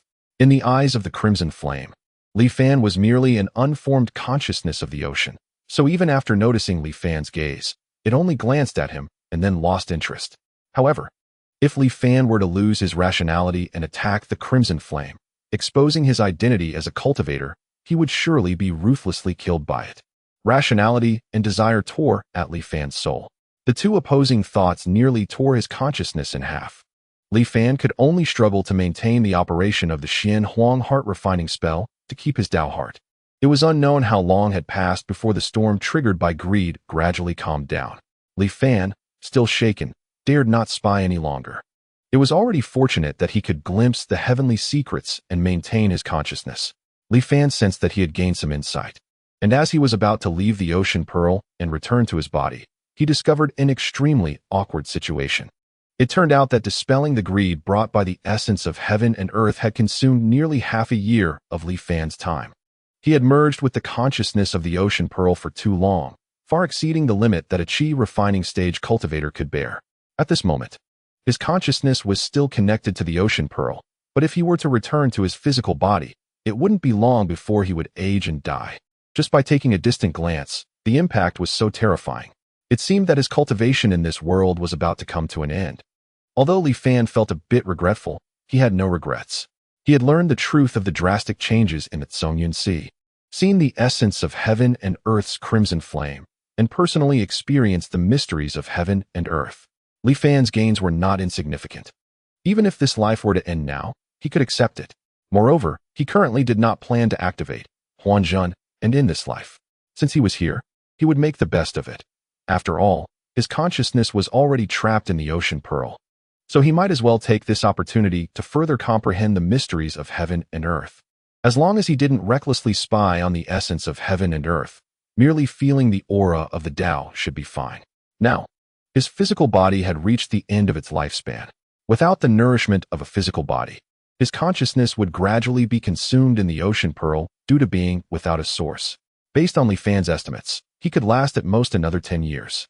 If he could make good use of this time, it might not be impossible to achieve further gains.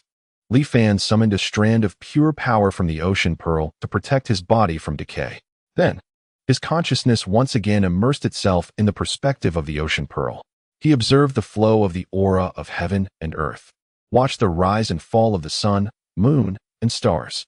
He saw the remaining lives in the Songyun Sea passing away one after another. He felt the indifferent and eternal killing intent of heaven and earth. Just like that, in the blink of an eye, 5 years passed. Anchored at 40 years, the Songyun Sea had completely dried up, becoming a true dead zone. Only on Tian Island, under Li Fan's protection, did a small number of mortals survive. One day, Li Fan suddenly felt something and looked up at the sky.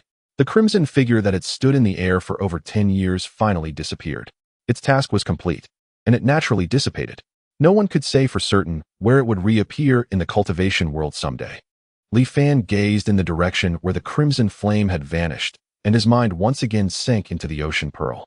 As time passed, Li Fan's consciousness grew weaker and his thoughts became sluggish. It was as if he had lost the ability to think for himself, and could only silently observe the world through the perspective of the ocean pearl.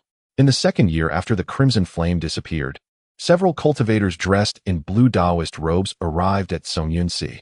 With the casting of spells, it finally began to rain heavily after a long absence. Soon, more cultivators arrived. Green light blossomed on the dry seabed. Vegetation, representing the breath of life, emerged on the earth. A gentle breeze passed, and trees sprang up from the ground. In just a year's time, the scorched earth regained its vitality. The scene of the crimson flame boiling the sea seemed like a nightmare, gently blown away. The Tsongyun Sea had also completed its transformation into the Tsongyun mountain range. A city standing in midair began to be constructed above the Tsongyun mountains. After its completion, it attracted more and more cultivators from all directions. The Tsongyun mountains became increasingly lively. Occasionally, cultivators would come to visit the only surviving island from the fire disaster, trying to find opportunities. However, under Li Fan's instinctive concealment, they found nothing. Anchored at 48 years, a Foundation establishment cultivator returned to the Tsongyun Sea. He arrived at what used to be Liuli Island, now the Liuli mountain range, looking desolate. A short distance away, Li Fan's spiritual sense swept over, and seeing this scene, he felt a wave of emotion. This person was someone Li Fan recognized. It was Zhang Haobo, who had decided to migrate from the Tsongyun Sea due to his unease. After more than 20 years, he had become a Foundation establishment cultivator, but Li Fan did not know what experiences he had gone through.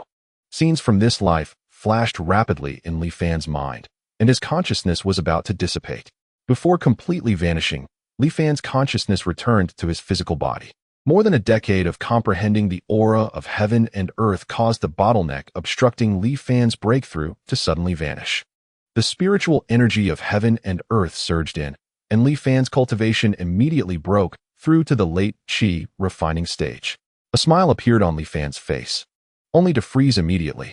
His body rapidly aged, and with a gust of wind, he turned to dust, dissipating into the world. Only a skeleton remained, quietly lying there. Huanzhen. Before dissipating, Li Fan called out in his heart.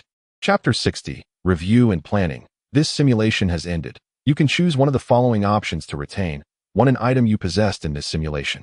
2. Your cultivation level in this simulation. 3. The simulated memory of a person closely related to you in this simulation. This memory can be inherited by that person.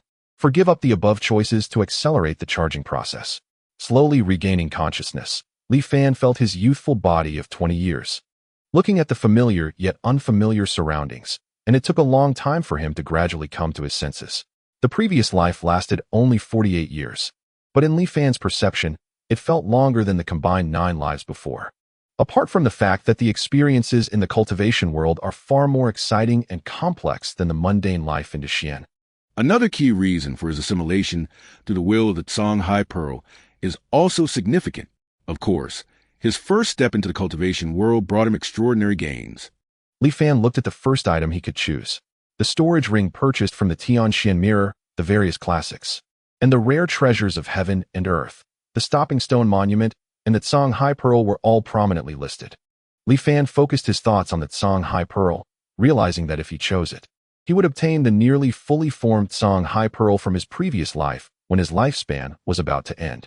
After over a decade of resonance with the Tsang High Pearl, Li Fan was naturally very clear about its powers. Although he was tempted, he resolutely chose the second option to preserve his own cultivation realm. After all, cultivation is fundamental. A mere mortal holding treasures is merely asking for disaster. Moreover, Li Fan knew that the current Tsang High Pearl was still on Flowing Cloud Island, and he could retrieve it later.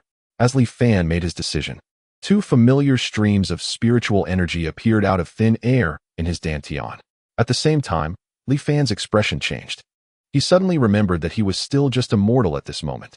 His body was still filled with the immortal mortal miasma, and if this suddenly appearing spiritual energy clashed with it, he feared it would be very bad for him. Fortunately, what Li Fan was worried about did not happen. A mysterious wave descended upon him, and after a moment, the spiritual energy in his dantian surged out like a river, enveloping Li Fan's entire body, transforming his physique and elevating his realm. From the early stage of Qi refinement, to the mid-stage, and then to the late stage of Qi refinement. In just a breath, he completed the realm that he had painstakingly achieved in his previous life, exhausting his life in the process. Li Fan's breath gradually stabilized, but his face showed an inexplicable shock. It was not because he achieved the late stage of Qi refinement in an instant, but because of that mysterious wave that had descended. Li Fan clearly felt that since that wave arrived, the immortal mortal miasma in his body had vanished in an instant, completely disappearing. The effect far surpassed the forced expulsion he had experienced in his previous life through the purification spirit pool array. This wave made Li Fan reflect carefully and feel a sense of familiarity. It was the will of heaven and earth, the power of the laws. Li Fan suddenly realized. In his previous life, he had observed the heavenly mechanisms for over a decade through the Songhai Pearl. Although he was still far from refining and mastering it, he had seen enough to recognize it. If the immortal mortal miasma represented the will of heaven and earth that kept immortals and mortals apart, then the wave just now was completely the opposite. The immortal mortal miasma that had troubled the cultivation world for thousands of years had disappeared so effortlessly. Indeed, it was truly incredible. If I could master this method of purifying the immortal mortal miasma, Li Fan's thoughts surged for a moment. After a long while, he slowly calmed down. To replicate that power of the laws with his qi refinement cultivation was akin to dreaming. He still needed to take it step by step. Li Fan opened the Jin panel and reviewed his past life. Name: Li Fan Realm. Late stage qi refinement physiological age, 20199 psychological age, 531-2300 void energy charging progress, 0 anchor charging progress, 51 current anchor points, 1 bound items, Qianji Yuhuan golden seal, Taiyin boat, stopping stone monument, damaged, techniques, Xian Huang refining heart spell, Xiao Yin water decision, Qianji Yuhuan golden seal. The path of cultivation is indeed arduous, especially in this world where cultivators seize the heavens and the earth, and danger is everywhere. In my previous life, when I first entered the cultivation world, I encountered Su Changyu. I thought he was extraordinary in spirit and dedicated to the Tao, destined to achieve something. Who would have thought he would die mysteriously just a few days later? Instead, it was the seemingly inconspicuous Xiaohong beside him who had extraordinary talent and was expected to reach the foundation establishment within a few years. Both He Jinghao and I believed he would surely achieve the golden core Tao in his lifetime. But who would have thought that the heavens had already laid traps for him? Among the myriad beings in the Cloud Sea, regardless of their temporary successes or failures, whether cultivators or mortals, they were all destined to meet a tragic end. Only that ordinary fisherman, Zhang Haobua, escaped a calamity and had another opportunity, becoming a foundation establishment cultivator. The unpredictability of the world is indeed remarkable. Li Fan reflected on his previous life and felt an infinite sense of emotion. Then, a hint of confusion surfaced in his heart. Just as I mentioned to Xiaohong before, if the government wants to encircle and kill bandits, it will not let the bandits know in advance. The heaven and earth and cultivators here are like the government and the bandits. Therefore, when the heavens send out murderous intentions to kill cultivators, they naturally cannot perceive it. This is also why I asked the Tian Xian mirror whether there were disasters. And the Tian Xian mirror replied there were none. It was merely obscured by the heavenly mechanisms. But why did the Wanhua Chamber of Commerce seem to have sensed it early, ordering all their subordinates to withdraw from the Cloud Sea?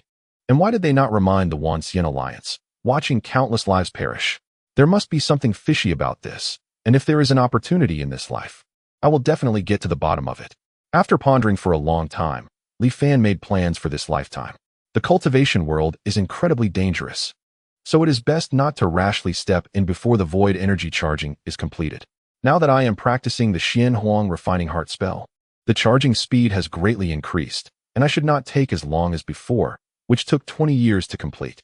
Within 10 years, I should be able to reach 100. This way, my time of arriving in the cultivation world should be a decade earlier than in my previous life. I remember that during those 10 years, something significant seemed to happen in the Cloud Sea. It would be just right to plan ahead. Also, after the depletion of the Cloud Sea in my previous life, I saw the hidden treasures on various islands. Now they are all unknown, and if there is an opportunity, I should collect them one by one. The Xian Huang refining heart spell helped me break through difficulties many times in my previous life. This technique is truly extraordinary, and there seems to be hidden secrets behind it. I need to cultivate diligently and not be negligent. As for the Qian burning sea, whether I choose to escape alone or make it public, I can only adapt to the situation at that time.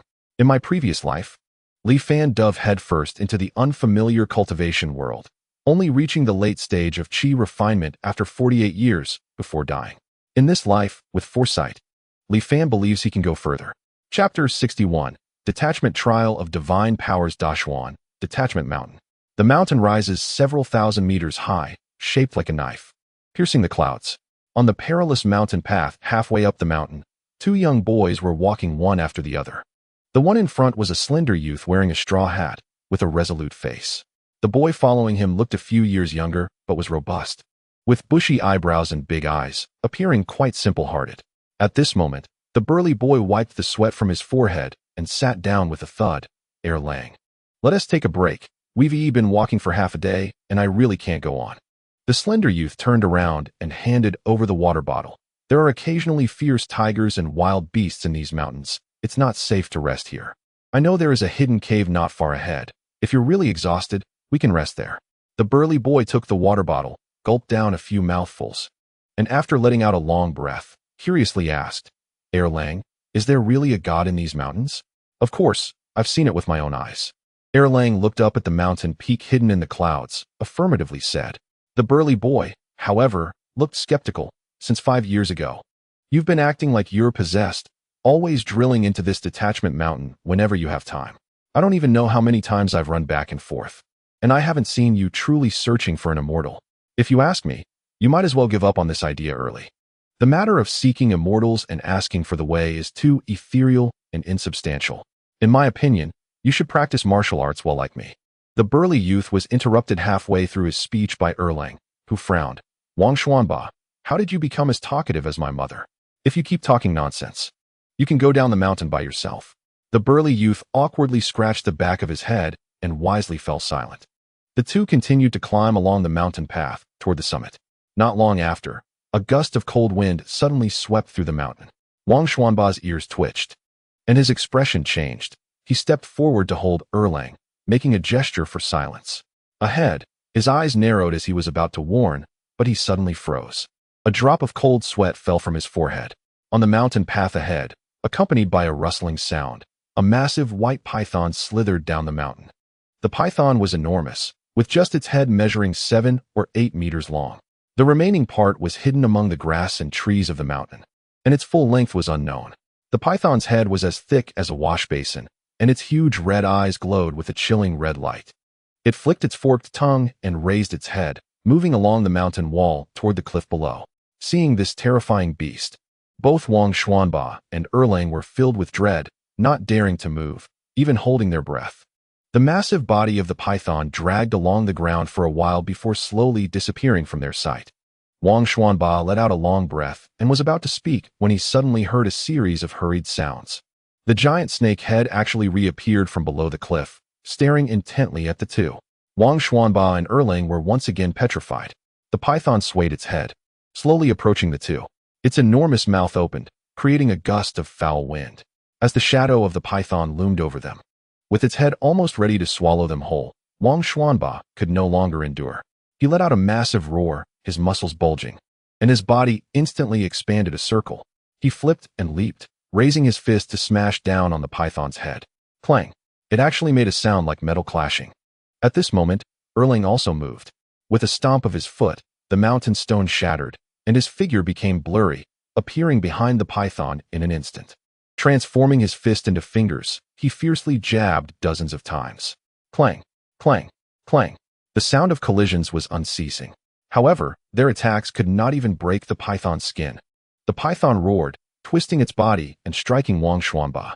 Bang! Wang Xuanba was instantly knocked away, crashing against the cliff wall and sending debris flying. The python did not pursue Wang Xuanba, but instead turned its head, opening its massive mouth to bite Erlang. Erlang could not dodge in time and had to extend both hands to brace against the python's mouth. The python let out a strange roar and suddenly exerted force. Erlang's body was almost swallowed by the massive mouth, but he let out a muffled groan and stubbornly held on. After a long struggle, the python, unable to swallow this tiny human, became enraged. It continuously swung its body, repeatedly smashing Erlang against the mountain path and the mountain body, trying to throw him off. With each impact, Erlang's fingers pierced deeper into the python's flesh like swords. After a long time, the mountain path was marked with the traces of Erlang colliding with the stones, and a flash of red light appeared in the python's eyes as a dark brown liquid sprayed from its mouth. Erlang barely dodged with his head, but was still drenched in the toxic liquid. Sizzle! Under the corrosive effect of the poison, Erlang's flesh revealed a dark golden glow. He let out a muffled groan, but it was too difficult to continue. He was thrown aside by the python and landed next to the unconscious Wang Xuanba. Spitting out a mouthful of blood, he struggled to prop himself up, looking at the approaching python with a hint of unwillingness in his eyes. Ever since that evening, when he personally witnessed an immortal walking through the air on this mountain, he had been obsessed with the idea of seeking immortals and asking for the way. Countless times he had delved deep into the mountains, hoping to find this immortal and become his disciple. For this, he had even had conflicts with his mother. Who would have thought that instead of finding the immortal, he would end up meeting his demise at the jaws of this beast? As he, Sun Jirong, was born with divine strength and mastered all martial arts, how could he accept such an outcome? But overshadowed by the python's shadow, he had lost all strength to resist, and Erlang could only despairingly close his eyes. Just as Erlang resigned himself to await death, a loud crane call suddenly echoed from the distant mountains. Upon hearing this cry, the python seemed to encounter a natural enemy, suddenly raising its head, flicking its tongue, and staring intently in the direction of the sound. Erlang, seeing a turn of events, also opened his eyes. He saw a white crane flying in from an unknown place in the mountains, engaging in battle with the white python. The crane continuously flew, skillfully dodging the python's attacks while pecking at its body with its sharp beak, drawing blood. Although the python was not as agile as the crane, it had tough skin and thick flesh, and the crane's numerous strikes did not harm its vitality much. However, as soon as the python counterattacked and bit the crane, it was enough to seriously injure it. Gradually, the crane began to fall into a disadvantage. Erlang, seeing the two beasts locked in a fierce battle and unaware of his presence, struggled to get up, wanting to drag Wang Xuanba away while he had the chance to escape. At that moment, a sound like a tide seemed to rise from the mountains. Erlang froze, looking up to see a strange sight. In the sky, countless birds flew in flocks from various places in the mountains, like dense dark clouds, heading toward this side. On the mountain rats, reptiles, and even monkeys, tigers, leopards, and countless animals that Erlang had never seen before suddenly appeared from all directions, forming a tide of beasts rushing toward the place where the crane and the python were entangled. Erlang's expression turned pale as he realized that there was no hope for survival for the two of them in this beast tide. The red-eyed white python also sensed the danger and stopped fighting with the crane, wanting to leave the area. However, the crane was relentless, as if it had an unresolvable enmity with the python. Even though it was bleeding and torn, it refused to let it escape. In an instant, the birds and beast tide arrived. They ignored the crane and Erlang, their only target being the massive python. The python let out a terrified cry, but it was already surrounded by countless beasts, truly having nowhere to go. The beasts went mad, trampling each other and fighting to devour the python's body. Even if their teeth shattered and blood flowed, they would not let go. Many beasts were literally gnawed to death, but soon they were replaced by others. It was as if the python had committed some unforgivable crime. All the birds and beasts surged forward one after another, vowing to devour the python completely. No life, no peace. The python was engulfed by the tide of beasts, and its struggles grew weaker and weaker. After an unknown amount of time, it fell completely silent. Only then did the beasts gradually disperse. However, that enormous red-eyed white python was left without even a bone. Witnessing such a bizarre scene, Erlang stood frozen in place, not daring to make a sound for a long time. After a long time, he finally managed to swallow hard and regained his senses. Suddenly, it seemed he thought of something, looking around and shouting loudly, "Immortal Master, is that you? It must be you, right?" In his view, the unusual beast tide that had just occurred must have been orchestrated by the immortal who lived in this disconnection mountain. Erlang was somewhat excited and anxious. Unfortunately, his voice was nearly hoarse, and he still couldn't see any trace of the immortal master. Thus, he fell into deep disappointment. Not far from him, Li Fan was smiling as he watched him. The immortal master was so close, yet the mortal could not see him. This child is not bad. His physique seems to be a bit special, and his heart for seeking the Tao is quite firm, Li Fan thought as he looked at Erlang, his gaze revealing some appreciation. Unfortunately, I am still unsteady myself. How can I teach you? Li Fan smiled and shook his head. It would be better to wait for the right opportunity in the future to grant you a fortune. He gently pointed at Erlang. Son Erlang was immediately confused, then looked around blankly, and finally shouldered the still collapsed Wang Xuanba and went down the mountain. Watching the two leave Disconnection Mountain, Li Fan then observed the scene where the white python had been devoured, feeling somewhat pleased. My 9 years of diligent research were not in vain. This wuxiang killing intent is indeed extraordinary. Just now, in Disconnection Mountain, The flying birds and roaming beasts all went into a frenzy and devoured the white python. This was naturally his doing. In this life, because he had already reached the late stage of chi refining, to avoid the influence of the immortal mortal miasma on him, he chose to live in seclusion in Disconnection Mountain. While waiting for Jinjin to finish charging, he diligently cultivated. Since there was no spiritual energy in the land of immortal severance, most of his time was spent comprehending the heavenly mechanisms he had observed in his previous life. After 9 years of day and night effort, he finally comprehended a form of wuxiang killing intent.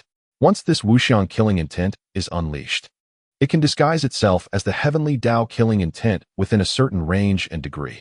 When the killing intent of heaven manifests, it naturally evolves into various forms of calamity. When locked onto a target by the wuxiang killing intent, there is no need for Li Fan to take action himself. The target will fall into the calamity on its own. Just like the red-eyed white python just now, once it was locked onto by Li Fan's wuxiang killing intent, it became the target of the heavenly Tao killing intent within the range of Disconnection Mountain. Heaven and earth nurture all things, and the will of heaven and earth governs the vast majority of beings in the world. Thus, countless animals were driven, generating endless killing intent towards this white python. This killing intent would disappear only after the white python was completely dead. Using it under the guise of heavenly fate is what makes the wuxiang killing intent so powerful. Not only is its power considerable and its method bizarre, but the concealment of the wuxiang killing intent is also extremely high. The wuxiang killing intent itself is like the killing intent of heaven and earth, akin to a pure will and rule. Ordinary cultivators cannot perceive it at all. With so many advantages, it is indeed an essential tool for killing and plundering. No wonder Li Fan was so satisfied. Of course, the initial experimental subjects for the wuxiang killing intent were ordinary beasts in the mountains, so the momentum was quite grand. However, what effect it would have on cultivators of the same level as Li Fan, or even of higher cultivation, remains to be seen, as he would have to experiment personally in the future. After finishing the divine ability experiment, Li Fan returned to the thatched cottage where he was living in seclusion at the top of Disconnection Mountain. After tidying up a bit, Li Fan checked the charging progress of the transformation. It was already at 99. It was time to step back into the world of cultivation. At that moment, Li Fan summoned the Taiyin boat and flew to Xianjing City. With the might of an immortal, just like in his previous life, he looted a large number of treasures and food. After filling the Taiyin boat, Li Fan arrived outside Qianhong's tomb. With his current cultivation, the restrictions of the broken steel could no longer harm him. Entering Qianhong's tomb, Li Fan took out the bound broken steel from Junjin's space. The two broken steels fused together, forming a brand new broken steel. It was not as old as before, only with some slight cracks on the steel body. But it seemed to still lack a bit for a qualitative change. Li Fan did not mind. Having experienced the powerful might of the ocean pearl, he had somewhat lost interest in this broken steel. After all, it was only to be sold to the Tianxian mirror in exchange for contribution points. After taking the two techniques from Qianhong's tomb and the damaged Taiyin boat, Li Fan was ready to leave. After flying a distance, he returned again to collect Qianhong's remains, preparing to take them back to the cultivation world to fulfill his last wish. At this point, Li Fan had no more concerns and smoothly passed through the great immortal severance array, returning to the cultivation world. Upon seeing the azure sea of clouds again, Li Fan couldn't help but feel a sense of being in a different world. He took out Qianhong's remains, transformed them into ashes, and scattered them in the sea. In the sky above, an extraordinary phenomenon suddenly appeared. A petal fell from a branch, drifting with the wind, endlessly. Foundation Establishment Cultivator Qianhong, after 265 years of mortal cultivation, achieved his foundation with the rare item, Falling Plum.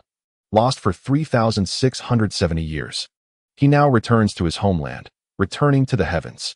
The extraordinary phenomenon lasted for only half a tea time before disappearing without a trace. Chapter 62. Mysteriously pursued. After the extraordinary phenomenon disappeared, Li Fan keenly sensed that something inexplicable seemed to have changed in him. However, after careful examination, he could not figure out what this change was. Nevertheless, it should not be a bad thing. Li Fan simply chose to ignore it for the time being and made a mental note of it. After discerning his current location, Li Fan realized it was somewhat different from where he appeared in the cultivation world in his previous life. However, it was not very far off. This place was closest to Liuli Island, so Li Fan decided to go there first. After all, He had spent a long time on Liuli Island in his previous life and was quite familiar with it. Although the nice guy He Jinghao was a bit greedy, at least he was relatively reliable in his actions. Compared to others, Li Fan preferred to deal with acquaintances, trying to minimize uncertainties.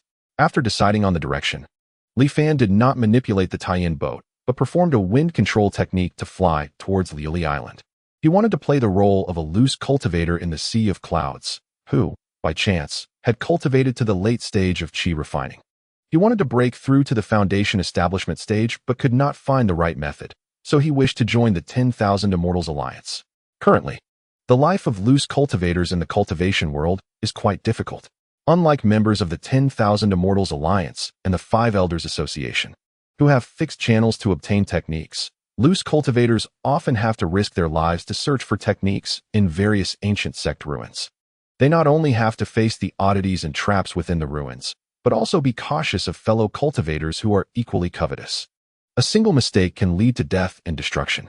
Even so, these loose cultivators are reluctant to join the two major organizations, simply unwilling to be bound and serve others.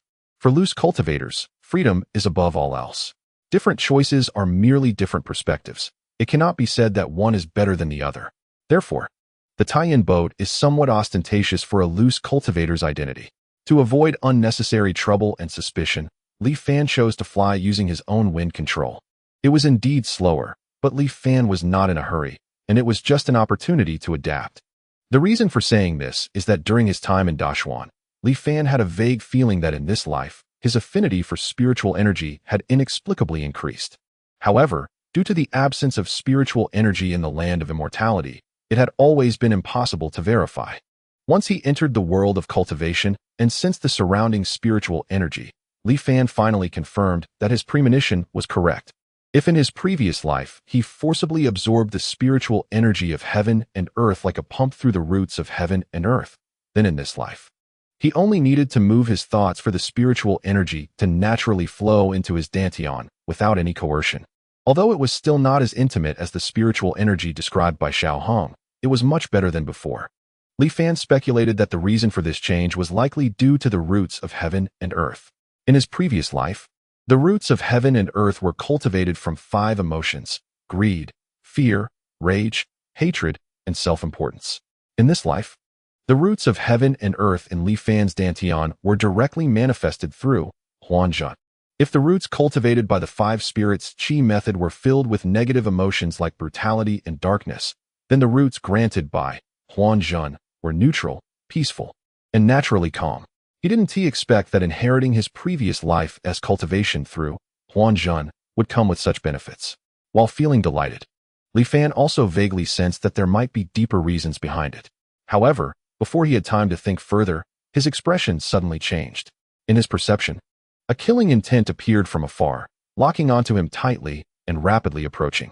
Moreover, the opponent's aura was powerful, at least at the foundation establishment stage. Although it felt somewhat inexplicable, Li Fan did not hesitate. He directly summoned the tie-in boat, increased the speed to the maximum, and fled towards the nearest Liuli Island. The opponent seemed not to have anticipated that Li Fan possessed such a treasure as a flying boat. He was momentarily stunned, then increased his speed a bit more. Inside the tie-in boat, Li Fan's expression was grim. The distance was too far, exceeding the range of his divine sense.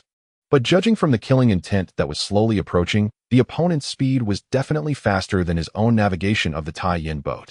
After hesitating for a moment, Li Fan released a formless killing intent towards the opponent. Suddenly, everything around him dimmed, and he heard faint murmurs in his ears. The scenery around him became illusory and distorted, as if countless eyes were secretly watching him. Fortunately, this hallucination came quickly and went just as fast. It was as if there was a flash before his eyes, and everything returned to normal. Li Fan understood that the earlier experience was the side effect of releasing the formless killing intent across a level. The formless killing intent was a false use of heavenly mandate. Since it was a false use of heavenly mandate, it naturally carried risks. A mortal who falsely transmits the Emperor's edict would still be punished along with their 9 clans. How much more so for pretending to have a heavenly mandate? The greater the difference in cultivation level between himself and the target of the killing intent, the easier it was for the will of heaven and earth to detect it. Fortunately, it appeared that since he was only crossing one major realm, it wasn't too big of a problem. After releasing the formless killing intent, there was initially no reaction. But soon, Li Fan noticed a gust of wind suddenly appearing in the world, swirling along the path of the opponent's advance, quickly forming into a tornado. The tornado, infused with a faint blue light, resembled a giant dragon, roaring towards the opponent. Caught off guard, the opponent was caught by the tornado. Li Fan took this opportunity to accelerate his escape. Not long after, a loud bang came from behind. The opponent seemed to have escaped the tornado and was flying even faster towards Li Fan's direction, with even greater killing intent. Just as he was about to close in on Li Fan, a giant crocodile shark leaped high from the surface of the sea and swallowed him whole. The crocodile shark then fell back into the sea, splashing water high into the air. Bang! A blaze erupted from the sea. The crocodile shark was burned to ashes, and the man flew out of the water in a somewhat disheveled state, becoming frantic. Sensing Li Fan's aura, he accelerated to pursue. However, every time he got close to Li Fan, he encountered unexpected situations. Thus, the two chased each other, and although his speed was much faster than Li Fan's, he still couldn't catch up. Finally, Lily Island came into view. The man cautiously looked around for a moment, and seeing that no unexpected situations seemed to arise, he breathed a sigh of relief. His expression was serious as he prepared to cast a spell to kill Li Fan. In the sky, under the bright daylight, a bolt of lightning suddenly struck down, hitting him squarely. If it weren't for the light that enveloped him at a critical moment, mitigating most of the lightning's damage, he might have lost his life. Even so, the man was charred all over, barely retaining human form. Upon seeing this, Li Fan hurriedly flew towards the central protective array of Liuli Island. The man paused in midair for a moment before recovering. In shock and anger, he shouted, "He Jinghao, why don't you come out and help me kill this little thief?" On Liuli Island, a familiar voice came. "One protector? How did you end up like this?" Hearing the conversation between the two, Li Fan, who was flying towards Liuli Island, suddenly stopped. Surrounded by the two, seeing no way to escape, Li Fan inwardly cursed. He then directly recited in his heart, Huanjun. Chapter 63. Returning to Liuli Island, simulation ended. Li Fan, who regained consciousness, still felt somewhat speechless. This was the shortest life he had experienced since opening the cycle of Huanjun. It ended abruptly after just 9 years. He originally had grand ambitions and made various plans. Little did he expect, upon entering the world of cultivation, he would inexplicably be hunted down. Even more outrageous was the fact that the pursuers were members of the Wanxian Alliance. He had no idea about their identities and even thought of escaping to seek refuge with He Jinghao on Liuli Island. As a result, he was caught right in the middle by two Foundation establishment cultivators. They traveled thousands of miles with a clear goal, to kill Li Fan. Li Fan did not believe that asking them why they were pursuing him would yield an honest answer. Faced with two Foundation establishment cultivators, he had no chance of survival. Thus, he decisively chose to start over. Why were members of the Wanxian Alliance hunting him? And why right after he entered the world of cultivation? Li Fan furrowed his brows, falling into deep confusion. If this issue wasn't resolved, all future plans would be nothing but empty talk. That Song Yunxi was still under the control of the Wanxian Alliance, and it was clear that they could pinpoint his location through some means.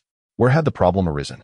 Could it be because he brought Qian Hong's remains back to the cultivation world? Or was it? Li Fan carefully examined the items he possessed, ruling them out one by one. In the end, he locked onto the target, Shaoyan water art. After thinking it over, he realized that this cultivation method was the most suspicious. After all, he could say that he had no ties to the Wanxian Alliance at present. The only exception was this cultivation method, which was inherited from the Wanxian Alliance of his previous life. Li Fan narrowed his eyes, pondering carefully, and already had a vague answer in his heart. The Shaoyan water art and all other cultivation methods were certainly monitored by the Wanxian Alliance at all times. If they suddenly discovered that one of the methods had not been exchanged yet the number of practitioners had increased by 1, they would know that the method had been leaked. Regardless of how it leaked, the Wanxian Alliance would certainly seek to reclaim the method, and the way to reclaim it would naturally be to kill him directly. Why can they directly pinpoint my location? Those who practice the same martial art can sense each other's presence and detect their location. To pursue someone at the Qi refinement stage, they even dispatched a Foundation establishment cultivator. From his tone, when speaking to He Jinghao, it seems his cultivation level is likely higher than He Jinghao's. At least mid-Foundation establishment, if not late Foundation establishment. I can almost see a scene. In the 10,000 Immortal Alliance, thousands of pieces of martial art information are lined up in sequence, dense and intricate, resembling a high wall. In front of this high wall, a pair of eyes is closely watching, taking in every subtle change of these martial arts. Once a martial art that originally had practitioners suddenly has its number dropped to 0, or a martial art that previously had no practitioners suddenly has someone practicing it without any exchange, the owner of these eyes will calmly make arrangements. Guardian, what a guardian! Li Fan clapped in appreciation. Looking at the several options still floating before him, Li Fan calmed his emotions and chose to retain the realm from his previous life. In an instant, he returned to the Qi refinement stage. After that, without a moment's hesitation, he operated the Taishang Yuanshi Jinjing and dispelled the cultivation of Shaoyan water decision at the late Qi refinement stage. After this, just as he had done in his previous life, he anchored for 9 years and returned to the world of cultivation. Passing through the immortal extermination Great Formation, Li Fan waited in place for a long time. Sure enough, his guess was correct. Without practicing the Shaoyan water decision, he did not attract the pursuit of the 10,000 Immortal Alliance's guardian. Only then did Li Fan slowly head towards Liuli Island. When he flew to the sea near Liuli Island, a scene from his memory suddenly flashed before him. He immediately stopped and looked down. His gaze penetrated through the water and reached the depths of the sea. There, groups of Liuli fish were dragging the bodies of mortals who had fallen into misfortune for various reasons from all over the ocean, offering them to a gigantic golden Liuli fish. This golden Liuli fish swayed its bloated body, swallowing the human corpses collected by its subordinates one by one. After chewing, it spat out the crushed bones, revealing a somewhat dissatisfied expression. It stared with its big eyes, greedily gazing at the surface of the sea. It seemed that there were more and fresher mortals there. Li Fan watched this scene and snorted coldly. The formless killing intent acted immediately. Beneath the deep sea, the Liuli fish, which had originally crowded around their leader and eagerly offered food, suddenly froze in place. The golden Liuli fish, somewhat displeased and about to teach its little brothers a lesson, suddenly noticed that the groups of Liuli fish around it had become somewhat abnormal. Their eyes glowed red, all fixated on the golden giant Liuli fish. The golden Liuli fish sensed something was wrong and wanted to escape, but it was too late. Countless Liuli fish went mad, surrounding it tightly. The figure of the golden Liuli fish disappeared into the school of fish. Streams of golden blood slowly floated to the surface. Li Fan held a Liuli bead the size of a pigeon egg in his hand, carefully observing it. Unfortunately, it was not a rare treasure of heaven and earth. However, just carrying it on him had effects similar to swallowing a Liuli pill, so this item was indeed extraordinary. Satisfied, Li Fan put it away and continued flying towards Liuli Island. Approaching Liuli Island, Li Fan stopped in midair and released his spiritual energy. After a moment, a voice came from afar. Which friend comes to my Liuli Island? Accompanying the voice was He Jinghao's figure. He Jinghao, a Foundation establishment cultivator, did not act arrogantly in front of a late Qi refinement cultivator who came uninvited, addressing him as a friend. I have met Taoist He. Li Fan cupped his hands. This humble one, Li Fan, is a loose cultivator from the Tsongyun Sea. Cultivating to the late Qi refinement stage has been exceedingly difficult, and I know that a loose cultivator achieving Foundation establishment is hopeless. Therefore, I wish to join the 10,000 Immortal Alliance to seek a Foundation establishment cultivation method. Li Fan paused and continued. I have long heard of Taoist's reputation for being kind-hearted and generous, hence I came to pay my respects. I hope Taoist can recommend me. After the matter is settled, I will surely repay you. Hearing that Li Fan wanted to join the 10,000 Immortal Alliance, He Jinghao was somewhat taken aback. He never expected to encounter such a windfall. When Li Fan promised to repay him in the future, He Jinghao was even more delighted. Ah, Taoist, you are too kind. We cultivators all know that cultivation is not easy, and if we can help, we will. Rest assured, your joining the 10,000 Immortal Alliance is on me. Li Fan smiled slightly. Taoist's reputation as a timely rain is indeed well-deserved. I admire it. He Jinghao was about to explain that he did not have the nickname of Timely Rain, but then thought it quite fitting. If it could spread, it would greatly benefit his own cultivation, so he did not deny it. The two exchanged smiles. Chapter 64. Re-entering the 10,000 Immortal Alliance, Li Fan stood in the air, observing the Liuli Island he had anchored for 9 years. At this time, Liuli Island was far from the prosperity he had seen in his previous life. The population was less than a third of what it would be in 10 years. And naturally, there was none of the vibrant vitality. The edge of the island still bore faint traces of the devastation caused by the storm, and smiles were rarely seen on the faces of mortals. Lioli Island had yet to recover from the great storm that struck 5 years ago. If the charging speed of Haotian could be further accelerated, perhaps there would be a chance to witness it with his own eyes. Li Fan pondered silently. When he was still a mortal, he had heard of the storm's might, which could strip away 2/3 of Lioli Island, and he felt deeply the terrifying power of heaven and earth. However, Li Fan later witnessed the scene of the red flames boiling the sea, where the vast ocean transformed into mountains over the course of several years. In comparison, this storm was not much. At this moment, Li Fan was waiting for He Jinghao to return from Lioli Island. According to He Jinghao, cultivators at the late Qi refinement stage and above would face autonomous attacks from the 10,000 Immortal Great Formation if they entered without permission. So He Jinghao went first to obtain a passage permit for Li Fan. However, he did not keep Li Fan waiting long. Soon, He Jinghao returned. I have not failed my mission. He handed Li Fan a jade spirit talisman engraved with a 10-character design. Daoist only needs to leave a trace of your aura on this passage talisman. Li Fan took the talisman and infused it with spiritual energy. A light flashed and vanished from the 10-character design on the talisman, then flew away to an unknown place. Seeing this, He Jinghao nodded. That will do. He then reminded, once you officially join our 10,000 Immortal Alliance, remember to return this passage talisman.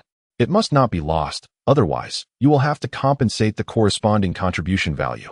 He Jinghao seemed to recall something unpleasant, and his face twitched. Such a small talisman actually costs 100 contribution points, truly. He Jinghao stopped abruptly when he saw Li Fan looking at him with great interest. You find this amusing, Daoist? He Jinghao cleared his throat, and his expression returned to normal. Taking Li Fan into the inner part of the island's protective formation, He Jinghao activated the teleportation array. After a moment of dizziness, Li Fan finally arrived once again at Wanxian Island. In the Dharma Transmission Square, the statue of an old man with a tall crown and long beard stood silently. Overseeing Wanxian Island, cultivators hurriedly passed through various teleportation arrays to different parts of the Zhongyun Sea. At this moment, who could have predicted that everything here would soon turn into nothingness? Li Fan felt a bit emotional. He Jinghao was only impressed by the spectacular scenery of Wuxian Island and didn't pay much attention. It was just like in his previous life, as he introduced various things to Li Fan. This is the transmission square, built to commemorate the time when the immortal sovereign imparted teachings. Li Fan nodded while listening. Following the path, the two arrived at the location of the Tianxian Mirror. You were a loose cultivator before, so you might not know. Members of our Wuxian Alliance can recommend external loose cultivators to join. Depending on the realm and potential of the recommended member, they will receive corresponding contribution rewards. Before entering the Wuxian Mirror, He Jinghao seemed to remember something and turned to Li Fan, saying, So, my friend, your request for help is quite welcome. I see. I was worried that it might be difficult for you, but I was overthinking it, Li Fan said with a look of realization, then solemnly added, regardless, I will not forget your contribution. He Jinghao smiled and nodded, clearly satisfied with Li Fan's reaction. The two then entered the Tianxian Mirror. This person is the loose cultivator I reported earlier, a late-stage Qi refinement cultivator, wanting to join our Wuxian Alliance, He Jinghao said, looking at Li Fan. After a moment, a voice echoed in the space. Recommend a late-stage Qi refinement cultivator, recording medium-grade contribution, converted to 300 contribution points. Current total contribution, 1,340 points. He Jinghao was taken aback. Then a strange light flashed in his eyes. He stared at Li Fan for a while before asking, May I ask how old you are now? Li Fan thought for a moment and replied, 29. He Jinghao gasped, his face filled with shock. A 29-year-old late-stage Qi refinement cultivator, still a loose cultivator. Then he was overjoyed. Your talent is truly extraordinary, something I've never seen in my life. He immediately took out a mountain-shaped communication talisman and handed it to Li Fan, saying, Since you are new here, you will encounter many problems. Feel free to ask me any questions. I will definitely share everything I know. If you encounter any trouble that cannot be resolved, you can also seek my assistance. Although I am only at the mid-stage of Foundation establishment, my connections are extensive, and I have some standing in the Wuxian Alliance. Li Fan nodded gratefully. After He Jinghao explained a few more things, he left excitedly. And Li Fan finally returned to his normal expression. This treatment was far better than in his previous life. Li Fan tossed the communication talisman given by He Jianghao. In the cultivation world, most cultivators are solitary. It's rare to find someone like He Jianghao. Moreover, he was only slightly more talented in cultivation. It seemed he was overly enthusiastic. Li Fan thought about it, but couldn't come up with a reason. He just felt it might be related to He Jianghao's cultivation method. Since he sensed no malice from He Jianghao, he decided not to dwell on it. Consciousness fluctuations have been recorded. An independent space has been generated. Cultivator Li Fan, welcome to join the Wuxian Alliance. As a benefit, you will receive 100 contribution points for free. You can use contribution points to exchange for spiritual stones, cultivation methods, magic treasures, etc. The Wuxian mirror began to introduce relevant matters. Although he was already very familiar with it, Li Fan still listened attentively while comparing it to the scenes from his past life. Li Fan discovered that after advancing to the late stage of qi refinement, the contribution points required to activate the assisted cultivation mode increased from 10 points per day to 30 points per day. The higher the realm, the more resources are needed. This is only reasonable. It seems he needs to accumulate a large amount of contribution points first. Slowly completing tasks to accumulate contribution points is too slow for him. In fact, he already had a plan for how to earn a large number of contribution points in a short time. After spending 10 contribution points to purchase a slightly larger storage ring, Li Fan used the teleportation array to go out. In a deserted area, he stored the gold, silver, and jewels he had looted from the Taiyin boat and the stopping steel into the ring. Then he quickly returned and requested an exchange. Gold and silver batch can be converted to 863 contribution points. Heavenly and earthly rare items, stopping steel, quality, flawed, can be converted to 1968 contribution points. Moments later, a prompt from the Tianxian mirror appeared. Chapter 65, 100,000 contribution points in his previous life. Li Fan spent most of the treasures he had looted to obtain a quota for the pure body spiritual pool of Lioli Island by laundering them. In the end, he only converted 235 contribution points from what remained.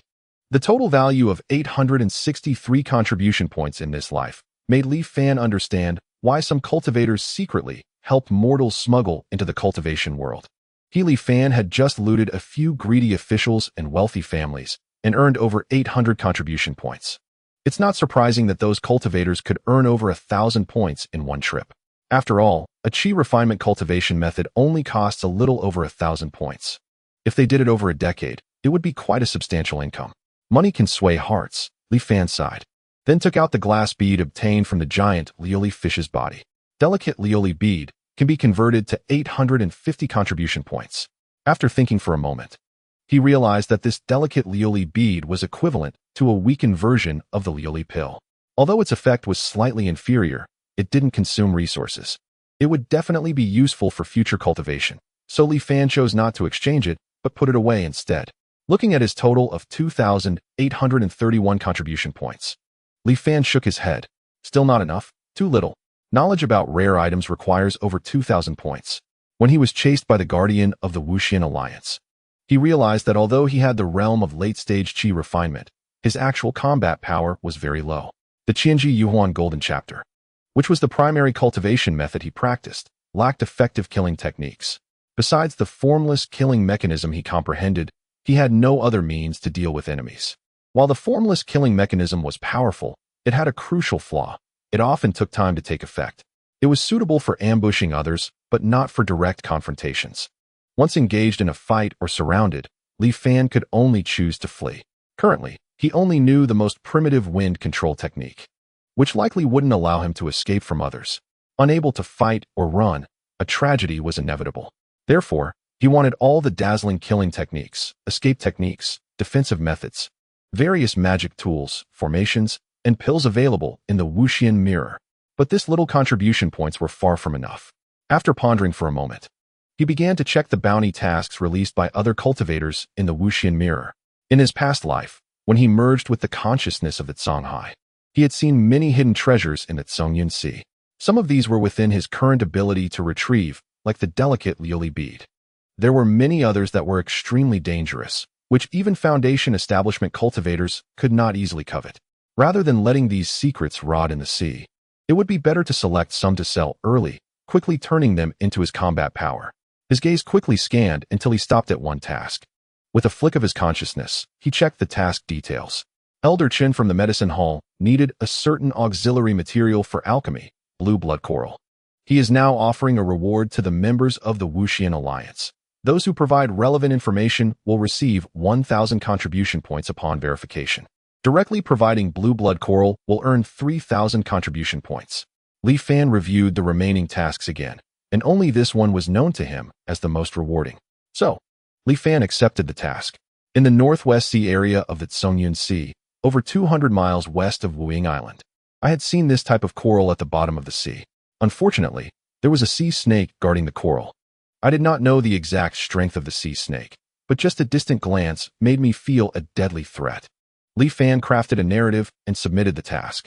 I believe that with the efficiency of Wanxian Island, the authenticity of the information he provided would soon be confirmed. Sure enough, just after a little more than half a day, Li Fan received the task reward. However, intriguingly, the bounty task for the blue blood coral was not cancelled and remained posted. It seemed that Elder Chen needed a considerable amount of this blue blood coral. I wonder what kind of elixir he is refining. Just for one auxiliary material, he was willing to spend 3,000 contribution points, which clearly indicated that the elixir he was going to refine was extraordinary. However, Li Fan was merely curious.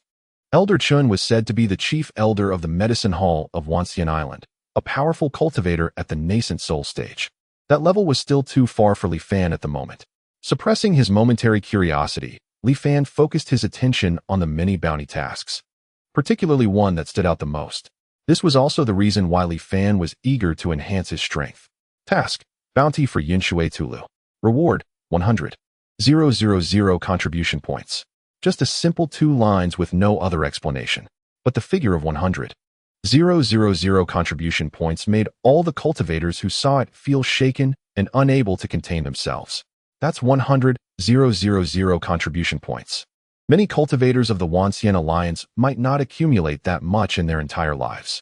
With this 100,000 contribution points, while reaching the nascent soul stage might be uncertain, reaching the golden core stage would definitely not be a difficult task.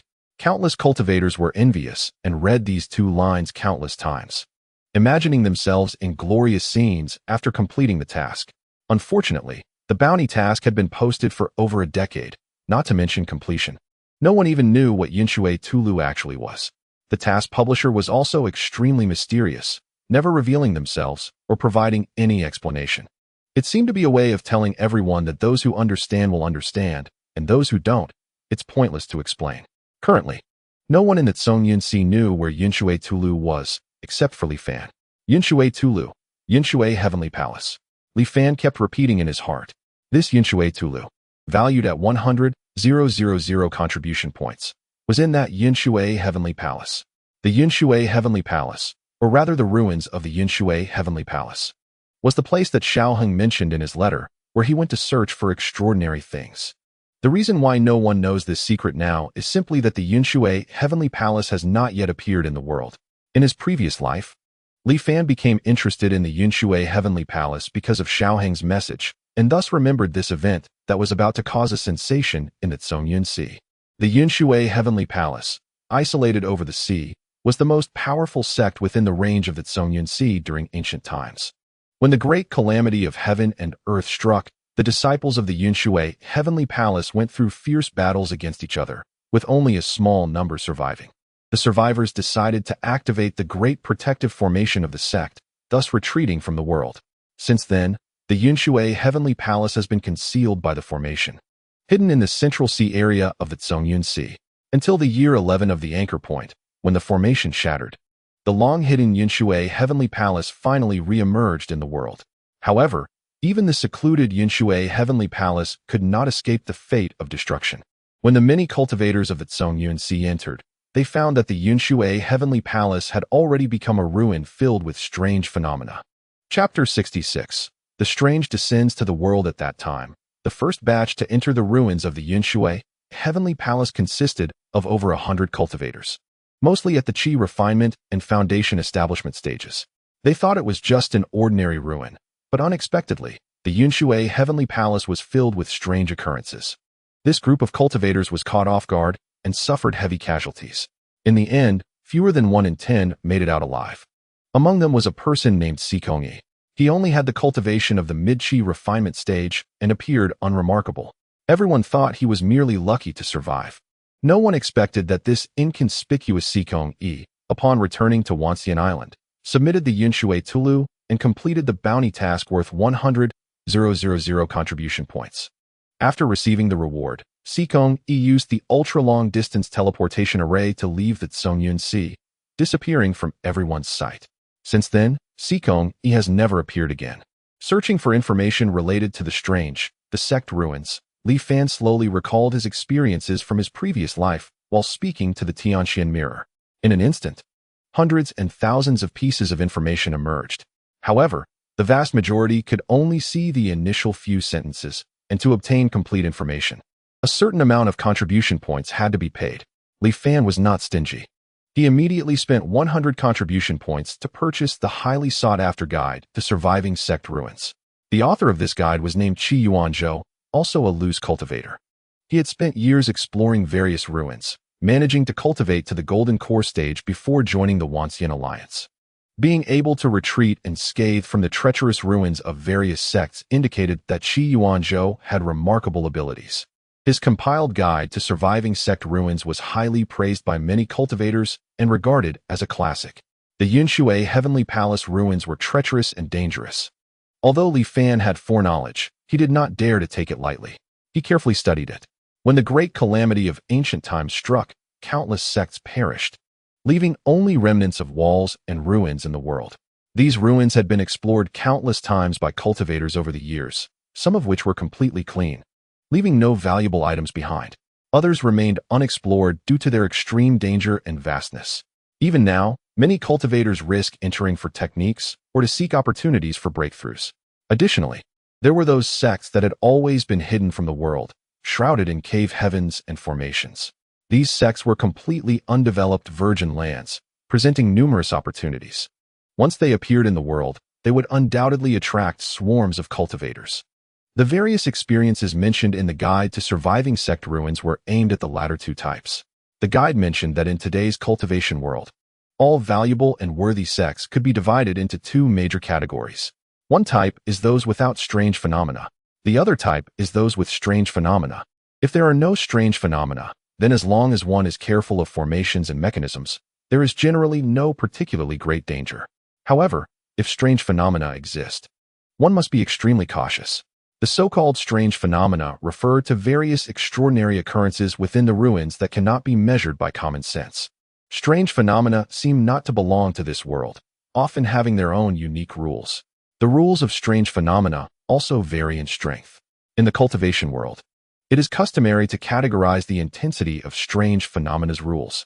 Based on the highest cultivation level they can influence, they are correspondingly divided into Qi refinement level strange phenomena, Foundation establishment level strange phenomena, Golden Core level strange phenomena, and so on.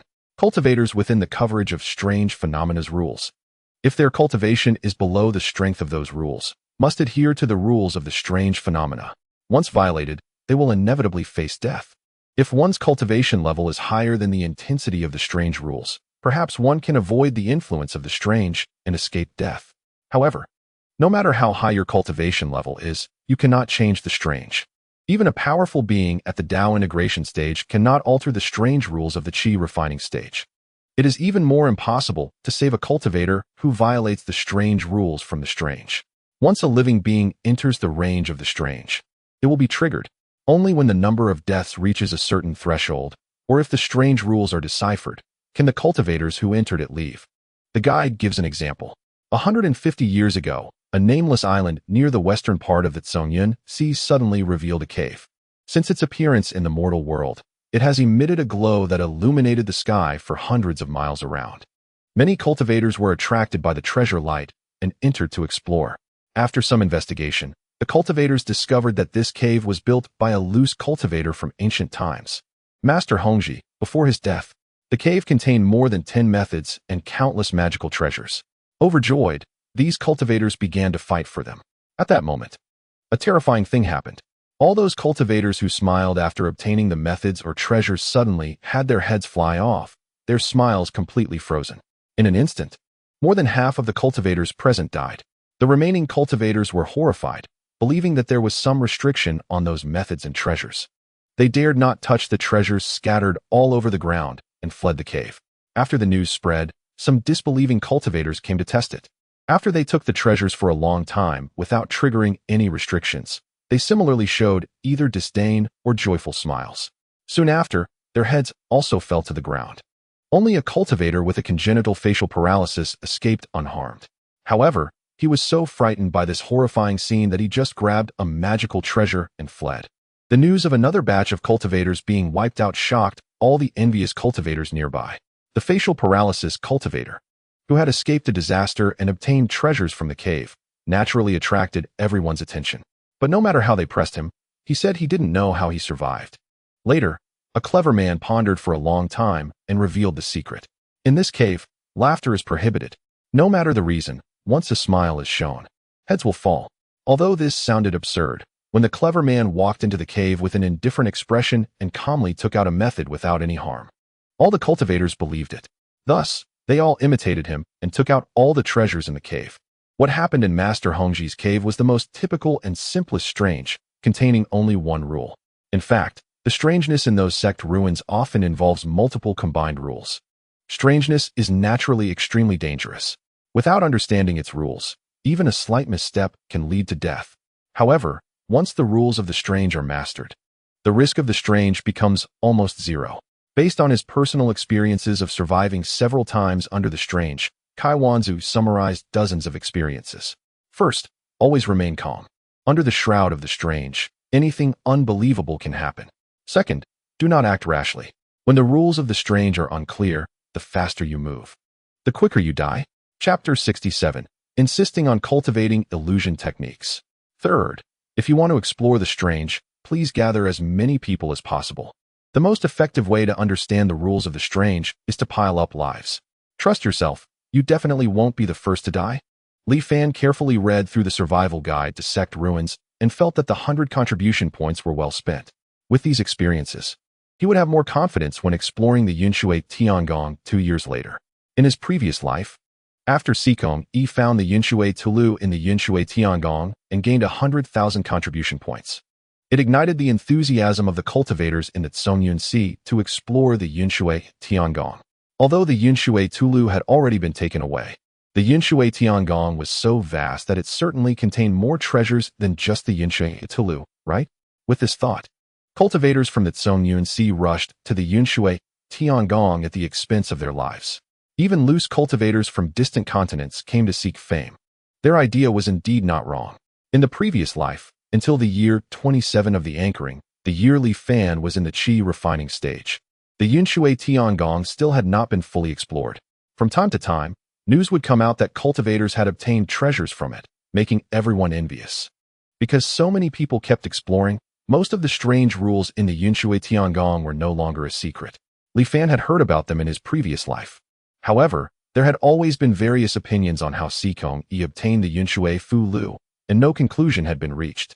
Therefore, in this life, Li Fan planned to plot for the Yunshui Tulu by secretly following Sikong Yi and intercepting him when he was about to succeed. With 2 years until the Yunshui Tiangong opened, he could first secretly gather information about Sikong Yi to understand his strengths and weaknesses. At the same time, he needed to improve his own strength as much as possible. Li Fan focused on a pile of killing techniques from the qi refining stage in the Tianxian mirror. The price of killing techniques is much higher than that of ordinary techniques. The Shaoyan Shui Ju he practiced before only cost 1,200 contribution points, while killing techniques are generally around 1,500 points.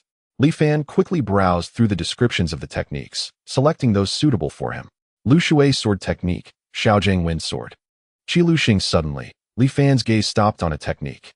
Mingling Illusion Technique. After carefully reading the introduction of the technique several times, Li Fan's heart raced. According to the introduction, this is a technique focusing on illusion. By visualizing and nurturing an illusion spirit in the mind, one can release it to confuse enemies during encounters. When the illusion spirit grows strong, it can even invade others' consciousness and launch a direct attack. This technique seems tailor-made for him. Although he didn't know how his consciousness strength compared to other cultivators, after hundreds of years of reincarnation, plus the enhancement of the Xianhua refining heart spell, it shouldn't be too weak. Moreover, visualizing and nurturing an illusion spirit, a red figure inexplicably appeared in Li Fan's mind. If he visualized it based on the red flame, the resulting illusion spirit should be quite powerful. Li Fan pondered and immediately decided to buy this technique. However, the price made Li Fan's eyelids twitch. 2,500 points. Almost the same price as a slightly inferior foundation building technique. No wonder this technique looks so powerful, yet has always been left here without anyone asking about it. In fact, Li Fan had misunderstood this point.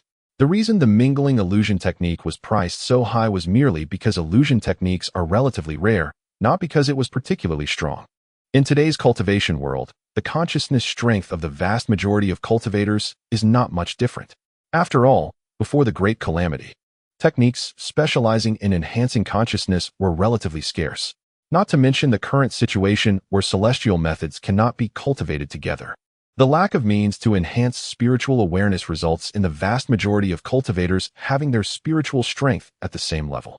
In this situation, few would choose to attack others with their spiritual awareness, as it often leads to mutual destruction.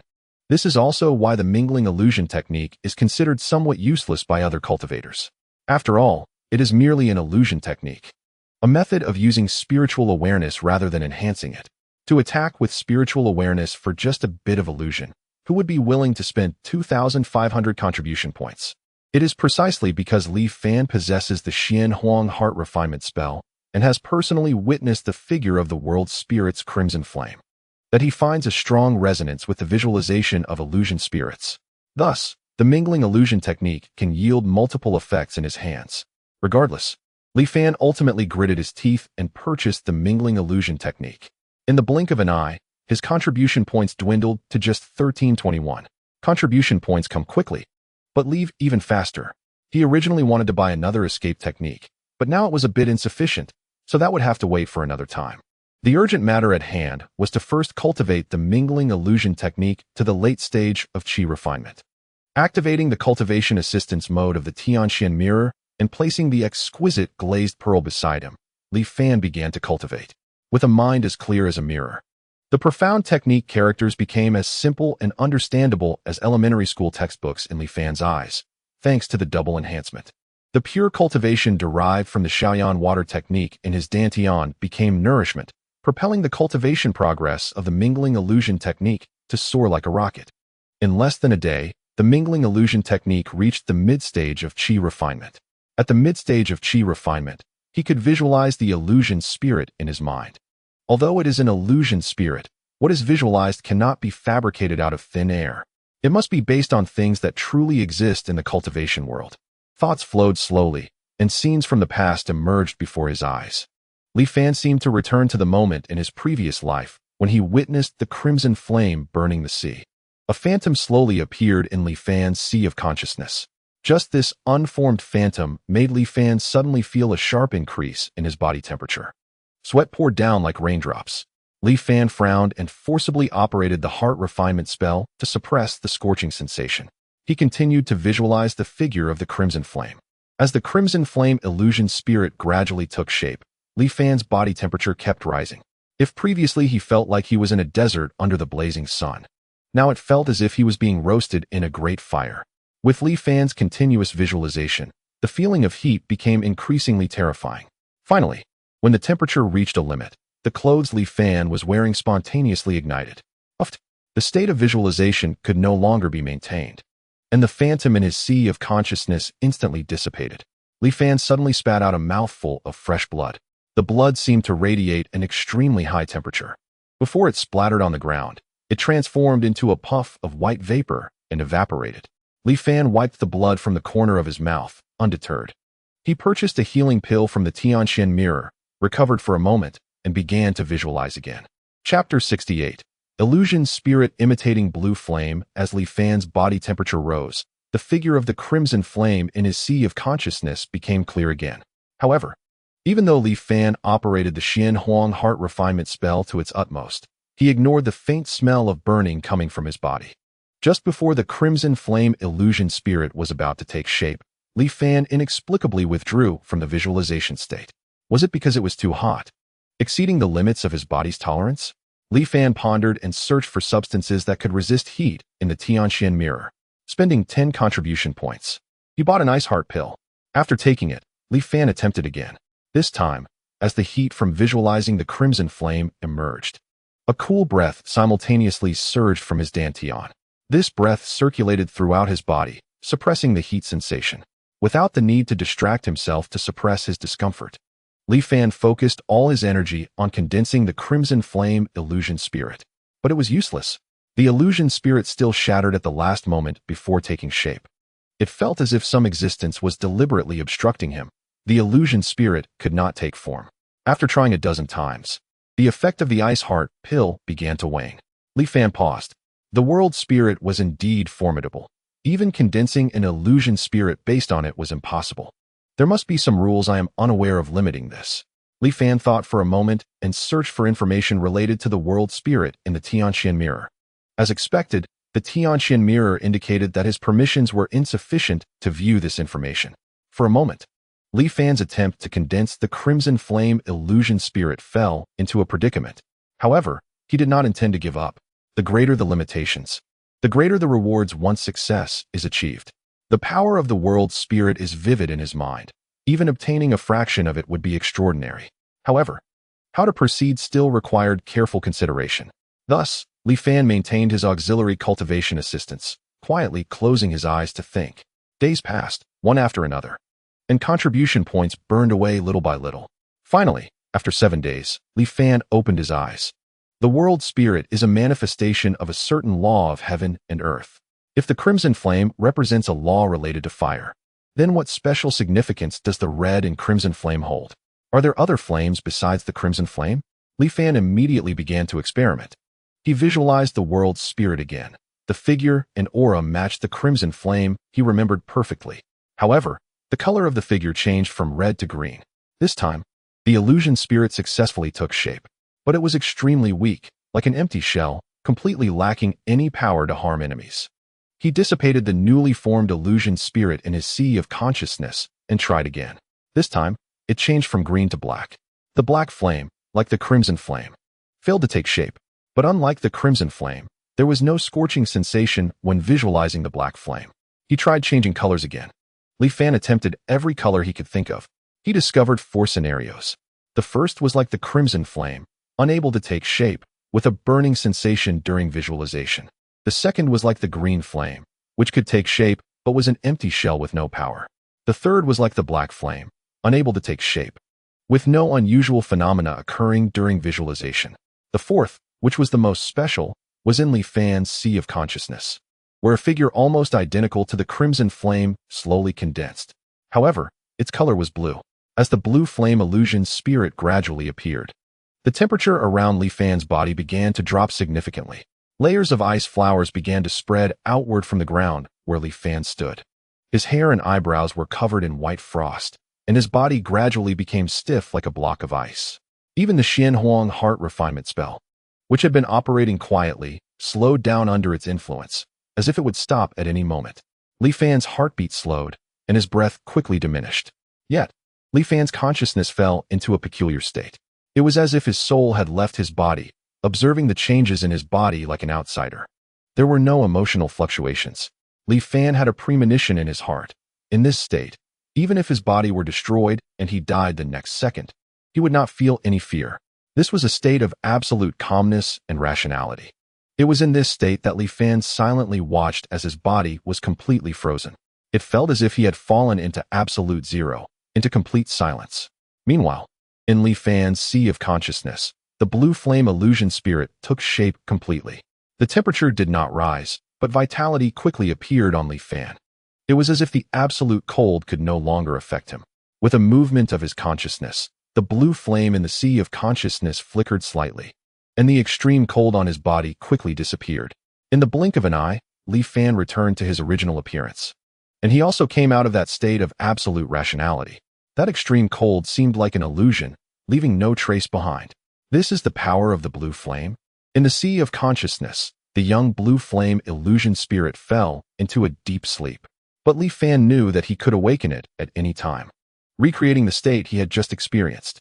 The 4 situations encountered when visualizing the different colored flame illusions should correspond to the conditions of the heaven and earth soul.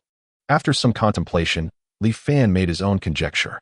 The heaven and earth soul is the embodiment of the laws of heaven, and at the same time, cultivators can also refine the heaven and earth soul to achieve the unity realm. Therefore, during the previous visualization process, those that could take shape but had no power should represent the absence of that type of heaven and earth soul. Those that could not take shape, like the red flame, should still belong to the system of heavenly laws. Although he could draw upon its power, he could not possess it. As for the black flame, it should have been refined by cultivators of the unity realm and is no longer within the laws of heaven and earth. So, what does this blue flame represent? The laws of life yet to be born? In other words, not long from now, somewhere in the immortal cultivation world, the true heaven and earth soul, blue flame, will descend? Li Fan fell into deep thought. After a long time, Li Fan let out a long breath, burying all his speculations about the heaven and earth soul deep in his mind. Regardless, although he had not condensed the red flame illusion spirit, he had inadvertently visualized the blue flame illusion spirit. The two had completely opposite attributes. But the power of the blue flame did not seem to be inferior to that of the red flame. Overjoyed, Li Fan took the opportunity to start practicing the mingling illusion technique again, attempting to cultivate and strengthen the blue flame illusion spirit so that it could attack others with his consciousness. Time slowly passed in practice. Not long after, Li Fan suddenly withdrew from the auxiliary practice mode. It turned out that after a long period of cultivation, his contribution points had dwindled to just 100. Chapter 69. It turns out to be you before entering seclusion. Li Fan had set the minimum value of contribution points at 100. Once it fell below this number, the auxiliary practice mode would forcibly terminate. It felt as if he had been suddenly woken up from a beautiful dream, and Li Fan felt a wave of annoyance in his heart. But fortunately, this emotion was quickly suppressed. The consumption of contribution points was too fast. It felt like just yesterday when he held over 3,000 points, and in the blink of an eye, he was left with nothing. There were still about 2 years until the Yunshui Tiangong opened, so he needed to find a way to gain some contribution points to enhance his strength before then. He once again browsed the task page of the Tianxian Mirror. Li Fan chose to directly ignore the tasks published by the Wanxian Alliance. By the late stage of Qi refinement, the official tasks available were still low-reward tasks with little danger. For example, acting as a helper for alchemists, artifact crafters, or talisman makers, or assisting in inspecting formations from various places in the Sea of Clouds. While they were safe, the contribution points came too slowly. If Li Fan intended to learn alchemy or artifact crafting, it could be considered. However, with the Yunshui Tiangong opening imminent, the most important thing was to obtain the Yunshui Tulu first. Unfortunately, Li Fan seemed to have bad luck this time. After looking for a long time, he still couldn't find a satisfactory task. After thinking for a moment, Li Fan took out the communication talisman that He Jinghao had given him and sent him a message. Dear Taoist He, do you have any quick ways to gain contribution points? I've been looking at the Tianxian Mirror for a long time, and most tasks only offer dozens of points, while I need 30 points for a day's cultivation. At this rate, when will I be able to exchange for a foundational cultivation method? Li Fan said in a complaining tone. After sending the message, he set the communication talisman aside. While waiting for He Jinghao's reply, he continued his cultivation. Although the speed of cultivation was much slower without the help of the spirit of awakening, he was still making slow progress. 3 days passed, and He Jinghao finally sent a reply. Ha ha, this is how our Wanxian Alliance operates. New cultivators often need years of hard work to exchange for a cultivation method. Everyone has to go through this. However, He Jinghao changed his tone and continued. Since you were introduced by me to join, I naturally want to help you. After all, I hope you can enter the foundation establishment stage soon. However, this matter isn't convenient to discuss over the communication talisman. If you're willing, come to Liuli Island, and we can talk in person. Originally, Li Fan was just asking casually, not expecting He Jinghao to give such a straightforward answer. It was indeed a timely rein. However, remembering that in both of his past lives, He Jinghao had always been generous to others, he thought deeply. Without hesitation, he exited the Tianxian Mirror and headed straight for Liuli Island. At the top of the mountain in the protective formation of Liuli Island, He Jinghao was sitting in a pavilion drinking tea, clearly having waited for some time. It seems you couldn't wait any longer, Taoist. He Jinghao laughed when he saw Li Fan. He clapped his hands, and the mountain beneath their feet suddenly shook.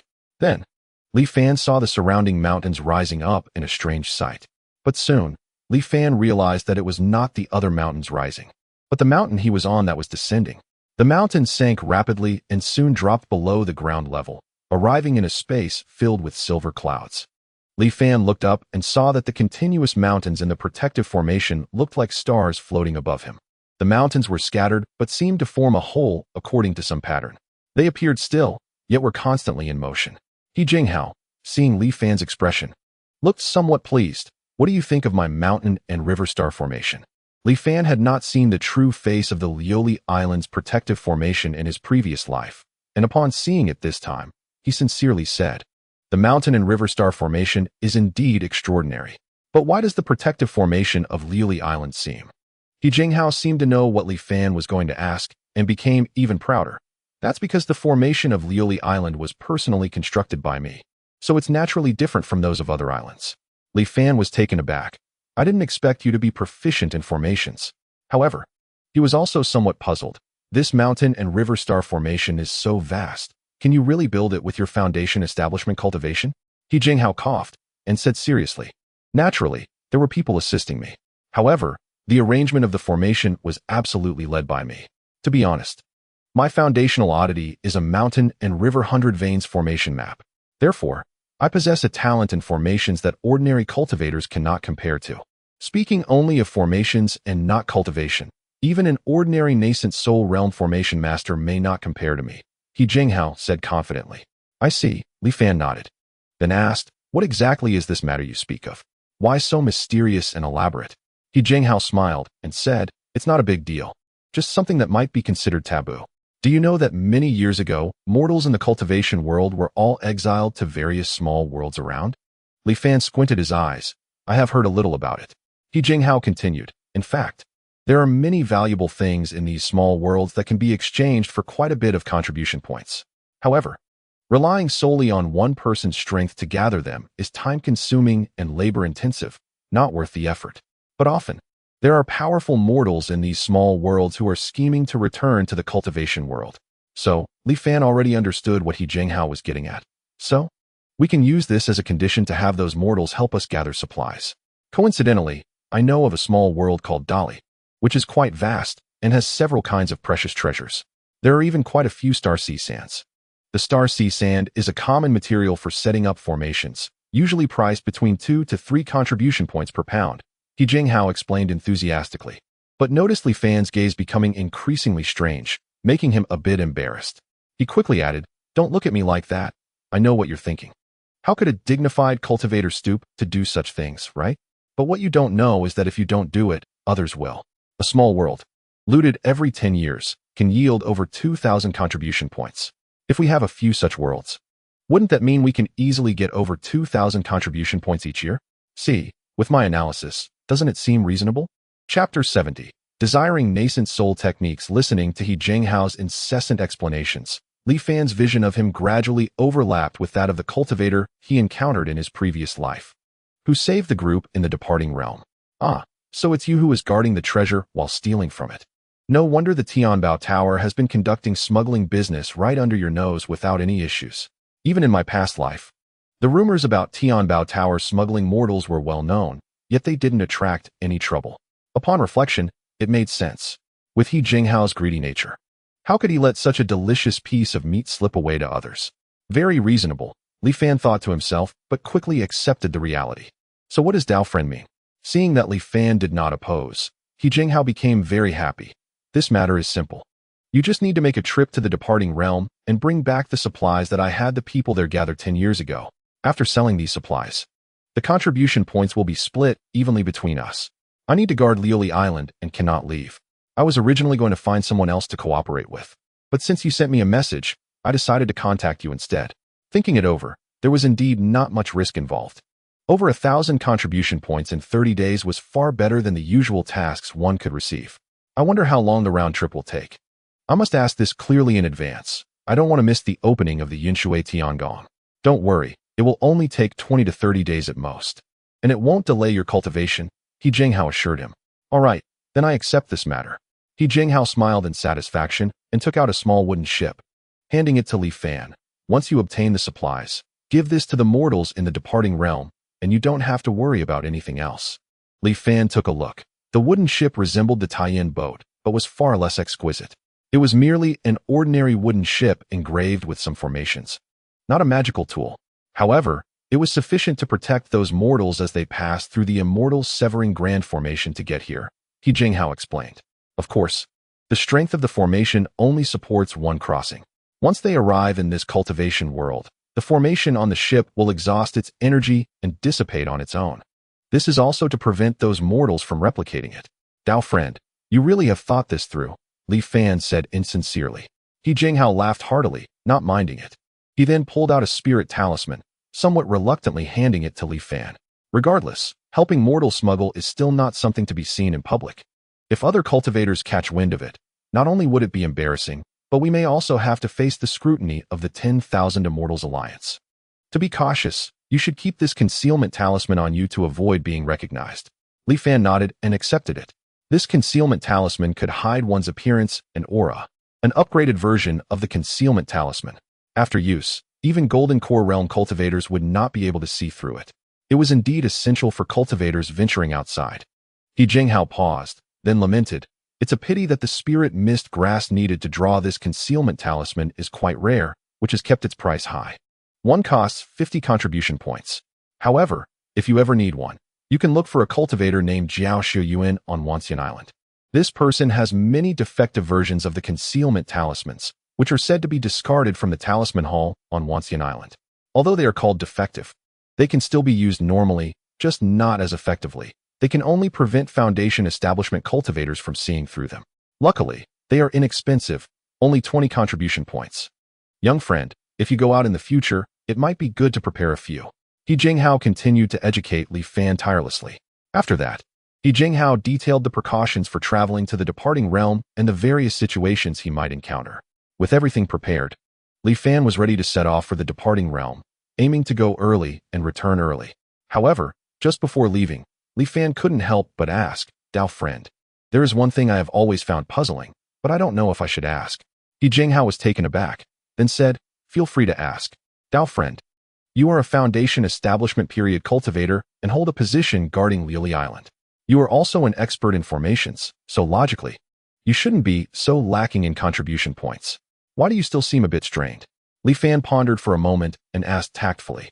He Jinghao thought Li Fan was worried about his future in the 10,000 Immortals Alliance. He sighed and explained, "Dao friend has misunderstood.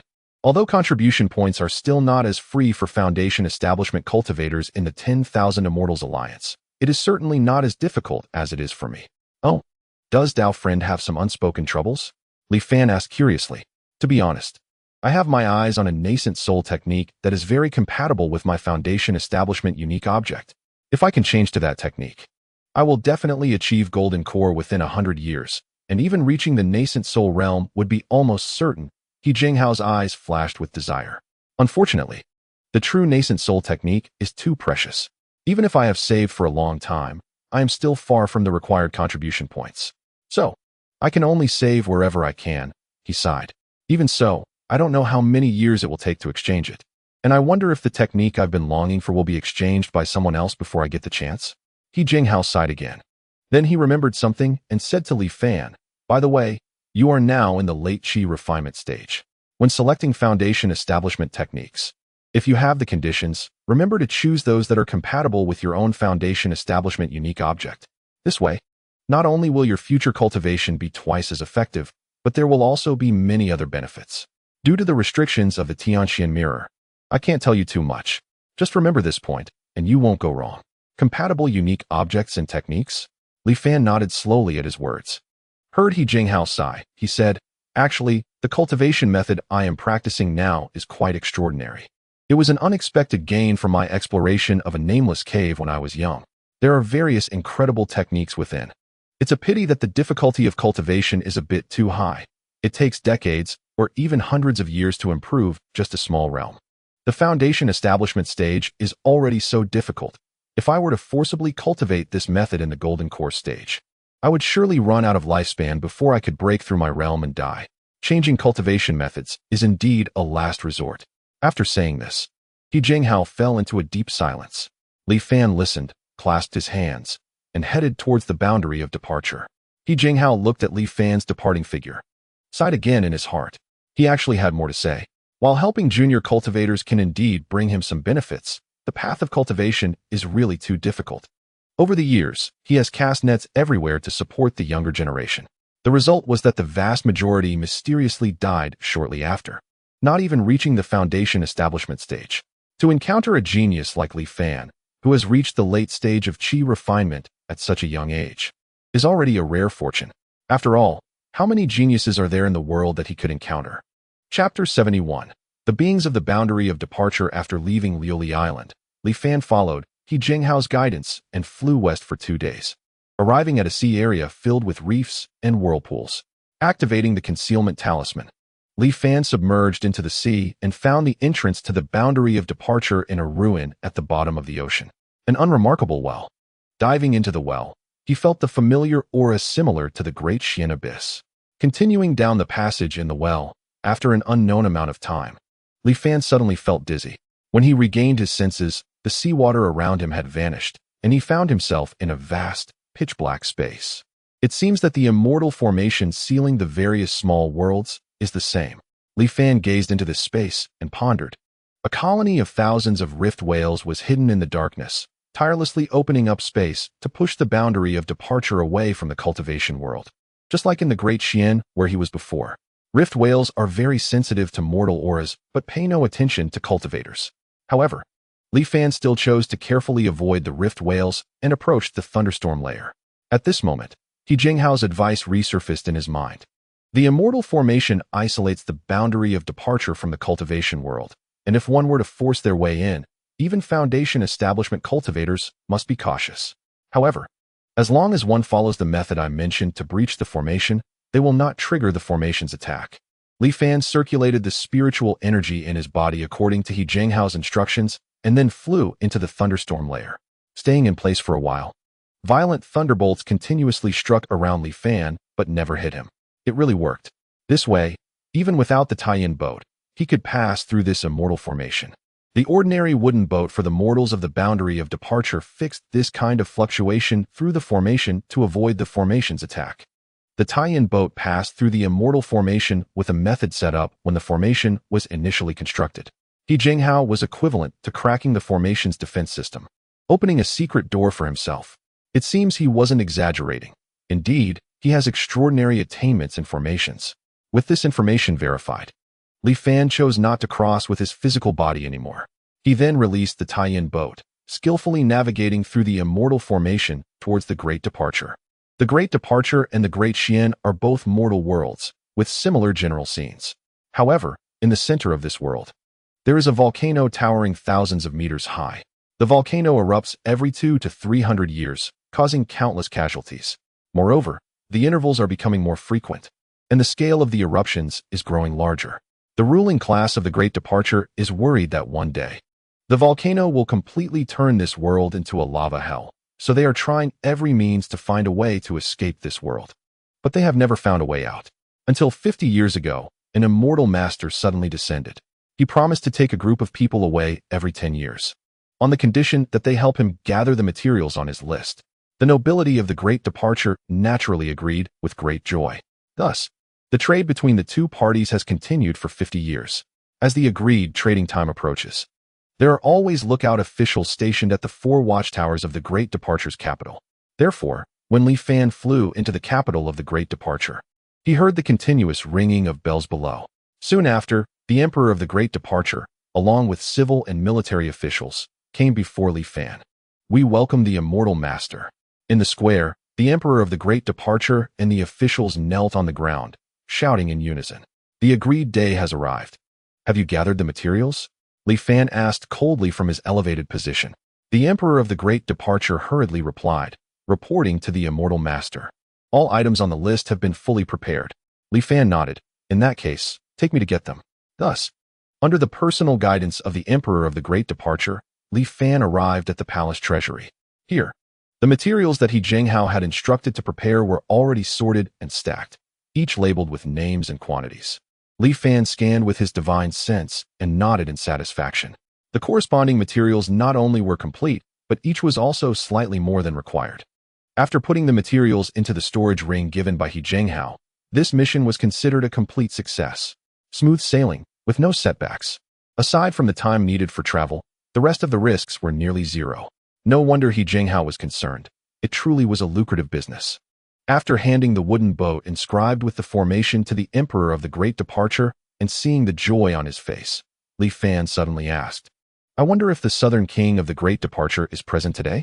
The Emperor was taken aback. In the past, immortal masters would take the materials and fly away directly, not knowing why he suddenly asked about the Southern King today. Not daring to be negligent, the Emperor answered somewhat anxiously, reporting to the immortal master, "My brother has been stationed in the southern border for many years and is not in the capital. However, his son, Xiaohong, is here."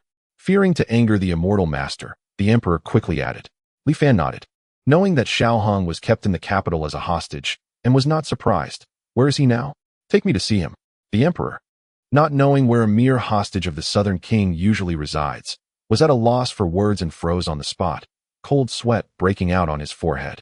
Fortunately, a nearby guard quickly whispered a reminder, "Your Majesty, that Xiaohong should be fostered at Scholar Su's home." The Su family? Li Fan's heart stirred at this. Hearing this, the Emperor breathed a sigh of relief and quickly arranged for someone to lead the way. Before long, Li Fan met Xiaohong at the Su family. At this time, he was still just a 7 or 8-year-old child, suddenly surrounded by so many strangers, with a nervous expression on his small face. The small figure matched the appearance of Xiaohong in Li Fan's memory, and he chuckled softly. "I see this child has extraordinary talent. He will definitely not be an ordinary person in the future." He suddenly spoke. The others present had different expressions, looking at the still bewildered Xiaohong, not knowing what was happening. Then, Li Fan lightly pointed at Xiaohong's forehead, transmitting the Xian Huangqing Xianzhen and the method for using the corresponding medicine to him. "I will personally come to take him away in 10 years. Li Fan said, glancing at everyone. In an instant, those who had originally harbored ill intentions were all drenched in cold sweat, trembling in fear. The Emperor of Delhi naturally understood the meaning behind Li Fan's words and quickly promised, "Rest assured, immortal master, I will take good care of him." Li Fan nodded in satisfaction. At present, he was still establishing himself in the realm of immortality. And 2 years later, he would have to explore the Cloud Water Heavenly Palace, with an uncertain future ahead. He could only pass on the Xian Huangqing Xianzhou to Xiaohong and wait for the right time to bring him into the realm of immortality. With matters in the Li realm settled, Li Fan prepared to leave. However, he suddenly heard a childish voice calling out from the crowd, "Please, immortal master, save my sister." Chapter 72. Bestow life by patting the head. This sudden voice silenced all the nobles of Delhi present. The Emperor's face turned pale. It should be known that in the eyes of the immortal master, they were no different from ants. What happens to ants that make demands? The bloodshed that filled the capital of Delhi 20 years ago was the best answer. They all lowered their heads, sweating profusely, stealing glances at Li Fan. Yet that voice, undeterred by fear, repeated loudly, "Please, immortal master, save my sister." Li Fan turned to look in the direction of the voice. And it was none other than the 10-year-old Su Changyu. A middle-aged man finally reacted, hurriedly stepping forward to press her to the ground. "Yue, what nonsense are you talking?" The middle-aged man panicked and also knelt down, pressing Su Changyu as he kowtowed to Li Fan, saying, "The child is ignorant. Please forgive her, immortal master." Li Fan fell into silence. Now, all the nobles of Delhi were in a panic, and under the emperor's lead, they also knelt down. Xiaohong was also kowtowing, cautiously saying, "Immortal master, please save Sister Su." After a long while, Li Fan slowly spoke, "If that's the case, take me to see her. This will be the last time." Everyone present breathed a sigh of relief. In fact, Li Fan had already planned to check on Su Changyu, who was suffering from a terminal illness, but he couldn't agree so easily on the surface. So he put on a show earlier.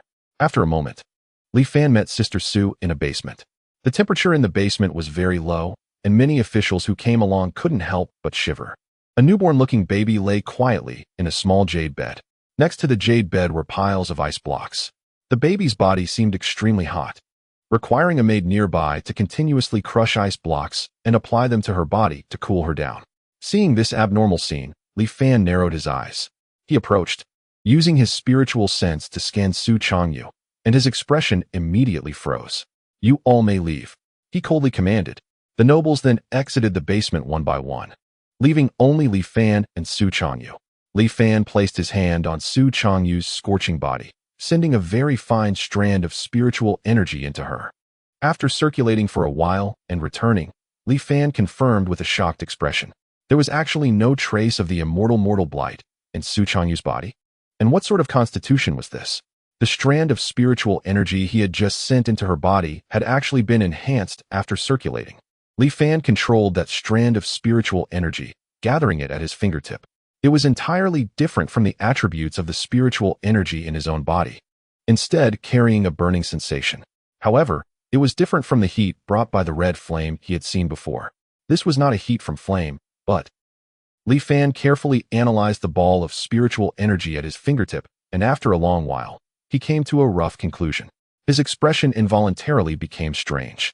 Was it the heat brought by anger? Li Fan looked at the still sleeping Su Changyu, revealing an inexplicable expression. Could it be that she was the legendary natural immortal body? A person envied by heaven? Having stepped into the realm of immortality in 2 lifetimes, Li Fan was no longer an ignorant beginner. He still knew a bit about the common knowledge of the realm of immortality. First, let's talk about the natural immortal body. As is well known, mortals in the realm of immortality contain the immortal mortal blight from birth, and to cultivate, they must eliminate all the blight. However, when 2 cultivators come together, there is a certain probability of giving birth to offspring without the immortal mortal blight within. Such individuals are referred to as natural immortal bodies. Natural immortal bodies have unparalleled affinity for all kinds of techniques and abilities. Their cultivation talent is also extremely high. The combination allows natural immortal bodies to cultivate at a terrifying speed, and the use of techniques receives a natural strength enhancement. They are far beyond what ordinary cultivators can compare to. They can be considered true children of heaven. In distant continents, the various legends of those who formed golden cores after only a few years of cultivation were all created by these children of heaven. Now, let's discuss those envied by heaven. In the realm of immortality, there is a type of person who is naturally endowed with divine powers. Some may be born with 3 eyes, able to see through illusions. Others may have unique bones, with boundless potential and vitality that seems almost never-ending. There are those who may be born able to control water, fire, thunder, and lightning. This type of person, born with inherent divine powers, often faces corresponding envy from heaven due to the strength of their powers. From birth, they will encounter various tribulations.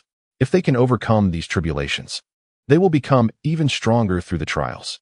However, if they cannot endure, they will naturally perish with their divine powers. This is heaven's limitation and test for such individuals. Those who possess divine powers may not necessarily cultivate quickly. However, when it comes to battling, they are often invincible among their peers.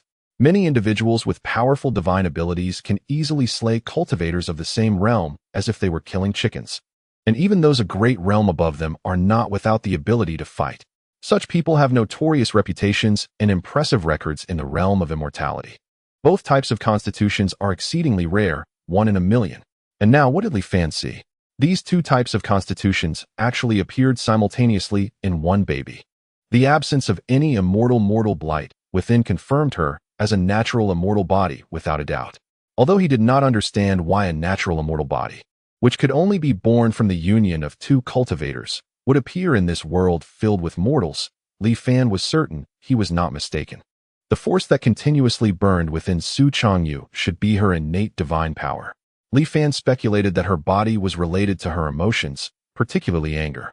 As her anger intensified, her own strength would increase exponentially, until the fury completely burned her and her enemies to ashes. At this moment, Su Changyu's constantly hot state was likely due to her innate divine power going out of control, unable to manage the anger within her. A natural immortal body and a person envied by heaven. No wonder she faced such deadly tribulations from birth, in a state where the anger within continuously burned her vitality. Even if she hid in an ice cellar all day, it would be impossible for Su Changyu to survive to adulthood. No wonder, in her previous life, Su Changyu was so anxious, going so far as to become a test subject for the immortal mortal blight in hopes of becoming a cultivator as soon as possible. In her view, perhaps becoming the legendary immortal master would save her sister's life. Unfortunately, Li Fan looked at Su Changyu, and suddenly the blue flame illusion spirit in his sea of consciousness awakened from its slumber. If it weren't for encountering me, even a golden core cultivator would not be able to save her life. A faint blue figure appeared before Li Fan. He approached Su Xiaomei's small body like a thin layer of mist, slowly reaching out to stroke her head. The heat from the baby's body gradually dissipated. The tightly furrowed brows relaxed, and Su Xiaomei smacked her lips, slowly turning over. Chapter 73, On the Behavior of Chives. Lan Yan's phantom left a trace of power within Su Xiaomei's body to help her suppress the anger within. Afterwards, it returned to Li Fan's sea of consciousness. In just that short time, Li Fan already felt a wave of fatigue. The Mingling Huangong had not yet been cultivated to the later stage of qi refinement. The newly born phantom was still a bit weak. Moreover, he had to concentrate and carefully control the intensity of the phantom's output, so as not to harm Su Xiaomei's young body. For Li Fan, this was not an easy task. Fortunately, it was without danger. This time, he could ensure her safety for 10 years. If Li Fan could return unscathed from the Yunshui Heavenly Palace and obtain the Yunshui Tulu, he would naturally come to find her in advance. If Li Fan encountered misfortune, she could also go to the immortal cultivation world with Su Changyu and others 10 years later. After regaining his composure, Li Fan walked out of the basement. The dignitaries of the great Li were still waiting outside. After telling them that Su Xiaomei had been treated, Li Fan let them disperse. Only Su Xueshe remained. Inquiring about Su Xiaomei's condition, Su Xueshe's face flushed, and after hesitating for a while, he stammered to explain the whole story. It turned out that Su Xiaomei was not Su Xueshe's daughter, but the daughter of Su Xueshe's younger sister, Su Yuqing. Su Yuqing was much younger than Su Xueshe. When she became pregnant with Su Xiaomei last year, she was only 16. At that time, her unexpected pregnancy caused a huge uproar in the Su residence. Because she had not yet married, premarital pregnancy was already a scandal in itself. What made the old master Su even angrier was that Su Yuqing refused to reveal who the father of the child was. She insisted that she had not done anything improper, claiming that one day while playing in the garden, she suddenly felt tired and took a short nap. Soon after waking up, she noticed the unusual changes in her body. But as a girl who had not yet married, how could she bring herself to mention such matters to anyone? It was only when her belly began to grow day by day that she could no longer hide it. Naturally, the Su family did not believe such a ridiculous explanation. Furious, the old master Su wanted to force her to abort the child. But feeling the heartbeat of the fetus in her belly, Su Yuqing showed the strength of a mother. She refused to agree to abort the fetus at all, even threatening to take her own life. Although the old master Su was enraged, he would not truly harm his own daughter. He could only lock Su Yuqing in her room, preventing her from going out to avoid the news leaking. Finally, the day of her delivery arrived. After much difficulty, Su Xiaomei was born. Su Yuqing's body had always been weak, and she had not received proper care during her pregnancy. After such a tumultuous event, her body could not withstand it. Therefore, just a few days after giving birth to Su Xiaomei, she passed away with regret. Before her death, she desperately pleaded with the Su family to take good care of Su Xiaomei. The Su family were not heartless people. After Su Yuqing's death, the whole family loved this little one who had lost her parents since childhood, hoping she could grow up safe and happy. Who would have thought that not long after Su Xiaomei was born, she fell ill with a strange disease. Her whole body was burning hot, to the point where she needed constant ice packs to ease the heat. The Su family sought out famous doctors in the capital, but none could cure her. Until Li Fan arrived.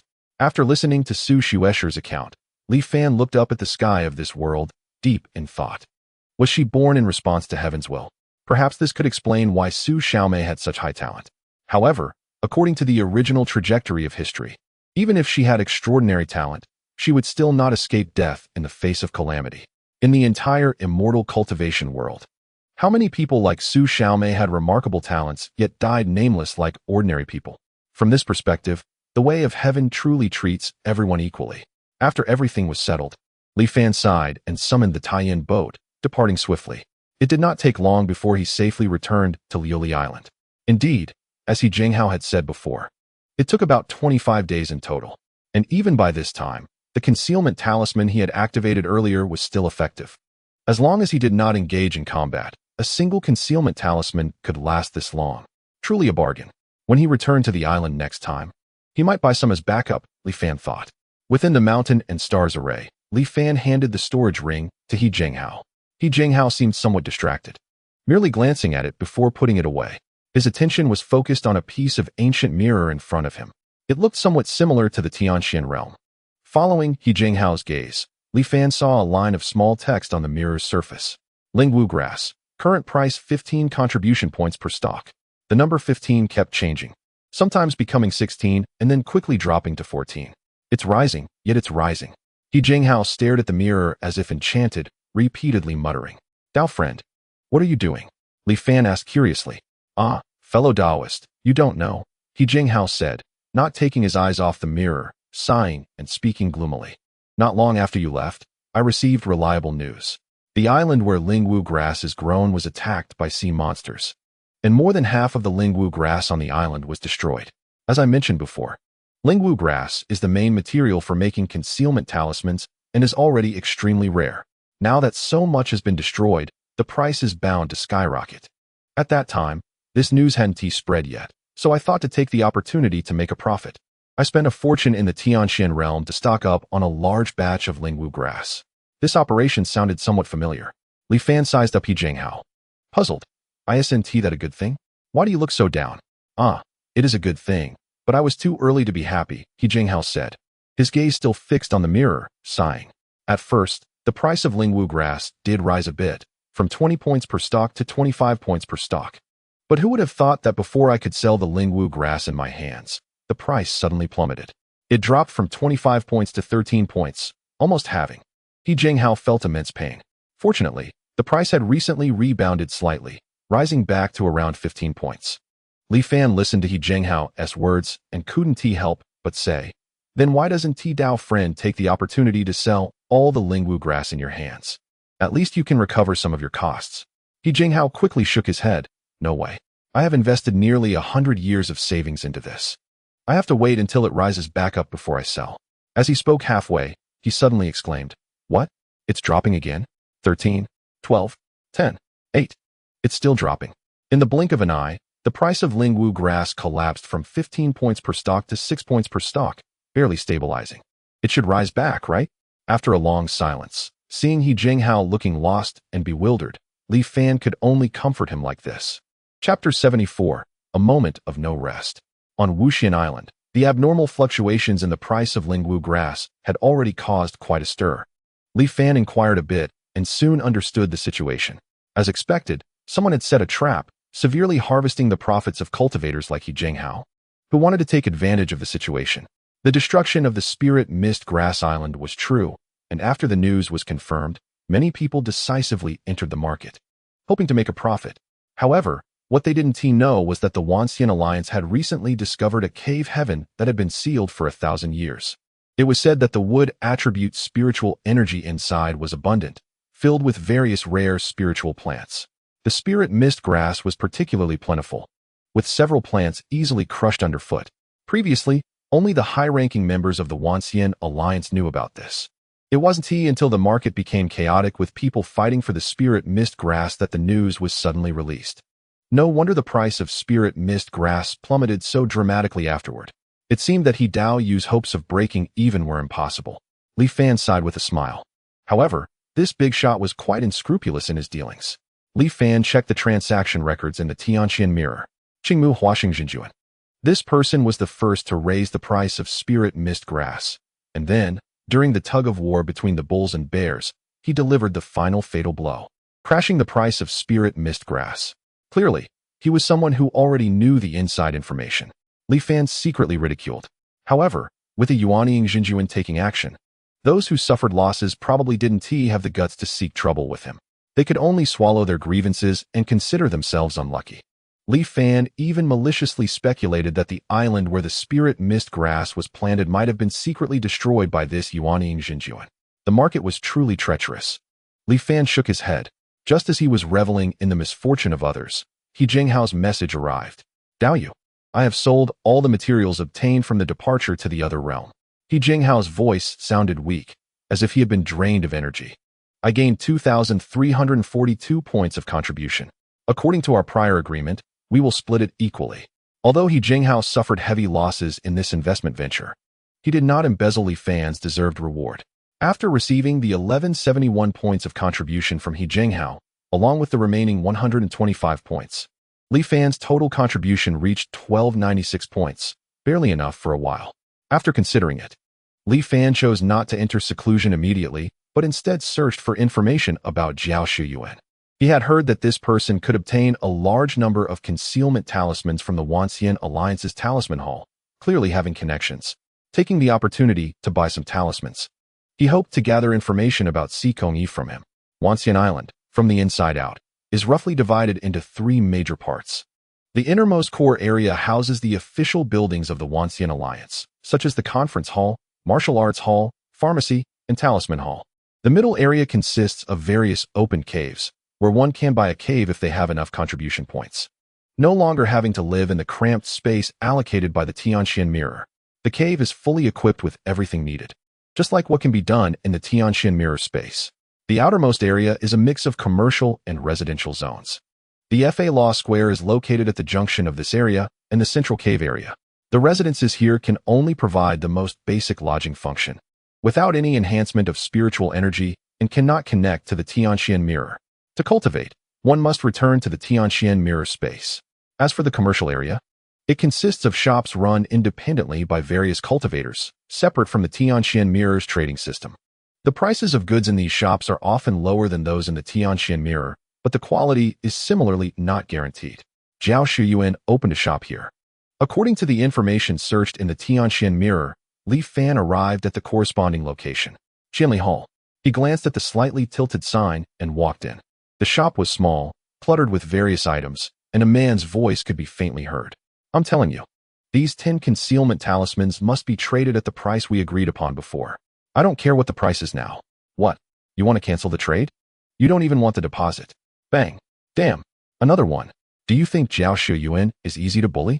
A man with a stubbly face and dark skin slammed the table and shouted angrily. But immediately, he wilted, mumbling to himself. It's over. It's over. Zhao Shuyuan never does a losing business. But I didn't expect to have such a large batch of concealment talismans on hand. At this moment, he noticed that a customer had entered the shop. However, he couldn't see the person's appearance, clearly having used a concealment talisman. Zhao Shuyuan was not concerned. He had seen many such people. What do you want? Formation talismans, magic tools, elixirs, we have it all. Bulk orders get discounts. He lazily called out. How much are the concealment talismans? The other party asked. Zhao Shuyuan's eyes lit up, regaining his spirit. 10 points of contribution for each. How many do you want? If it's more than 10, I'll give you an 80 discount. If it's more than 100, I'll give you a 50 discount. Li Fan smiled. I don't need that many, 5 or 6 will do. After a pause, Li Fan added. Besides, your price doesn't seem right. I bought one before coming here in the Tianxian Mirror that could shield against Golden Core Cultivator's detection for only 20 points. How can you sell these inferior products at such a high price? Zhao Shuyuan's face twitched at his words, and he quickly changed his tone. 8 points each. I can't go any lower. You know the cost of making talismans. All right, give me 6, Li Fan said, not bargaining further. Afraid that Li Fan might back out, Zhao Shuyuan hurriedly took out 6 concealment talismans. How will you trade? The Tianxian Mirror does not support anonymous transactions, and if they exchange contribution points directly, their identities would be exposed.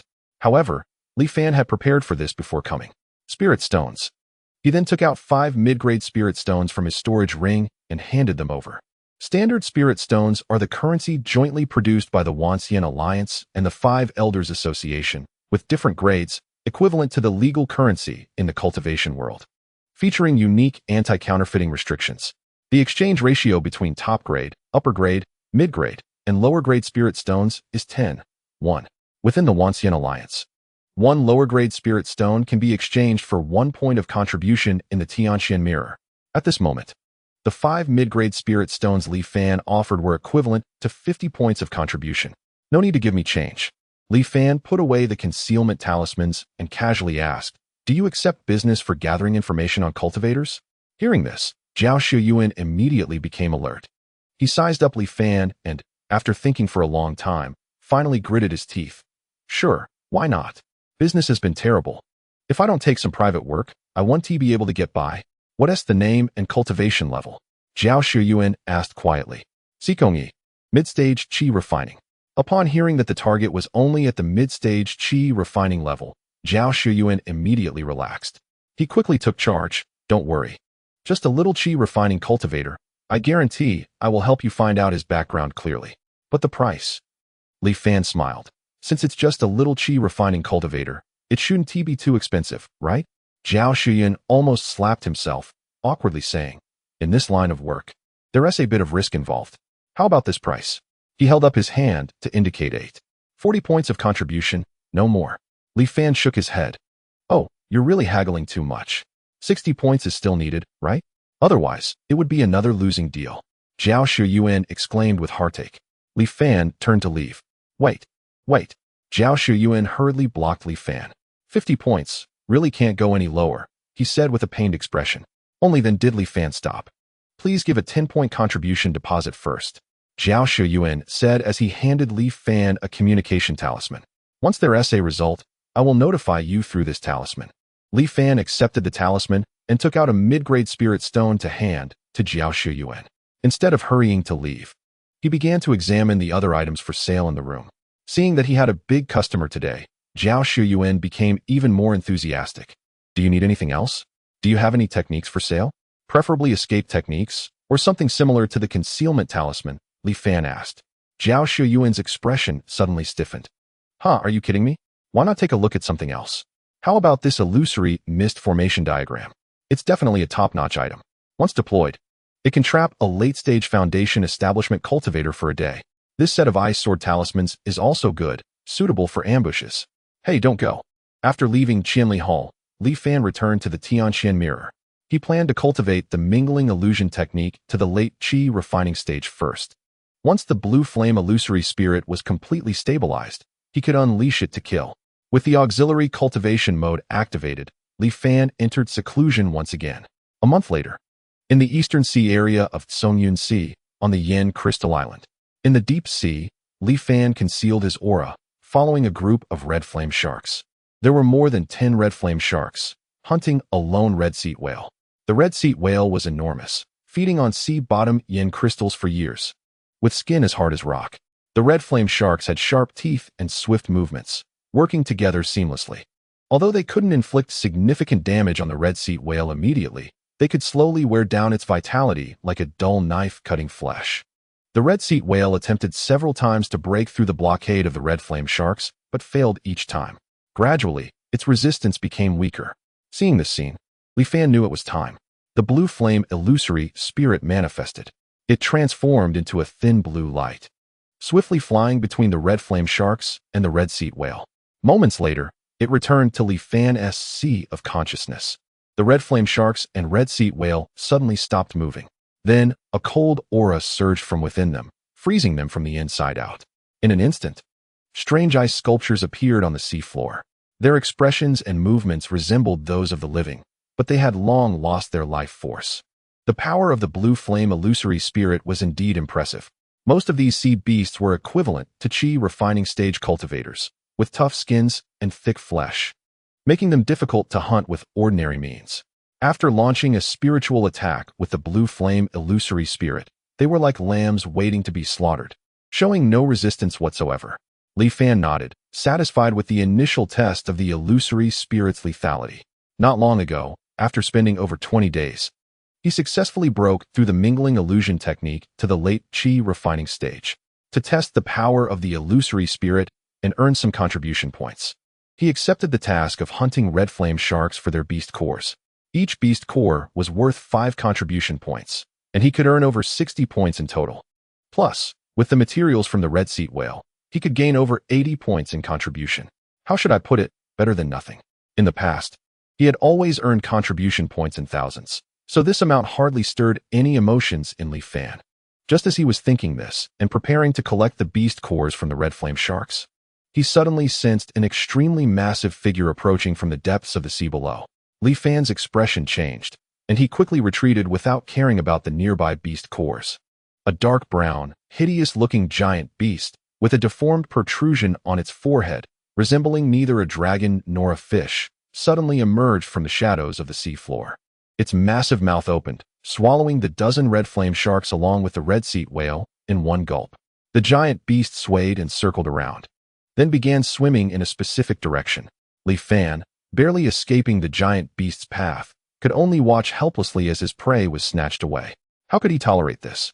Anger surged within Li Fan. But soon, The Xianhuang heart-refining spell calmed him down a bit. Wait. This giant beast seems to be the one that destroyed the island where the spirit mist grass was planted before. Suddenly recalling something, Li Fan froze. When he accepted the task to hunt the red flame whale, he had noticed another bounty task. Because this task was somewhat related to him, he had examined it carefully.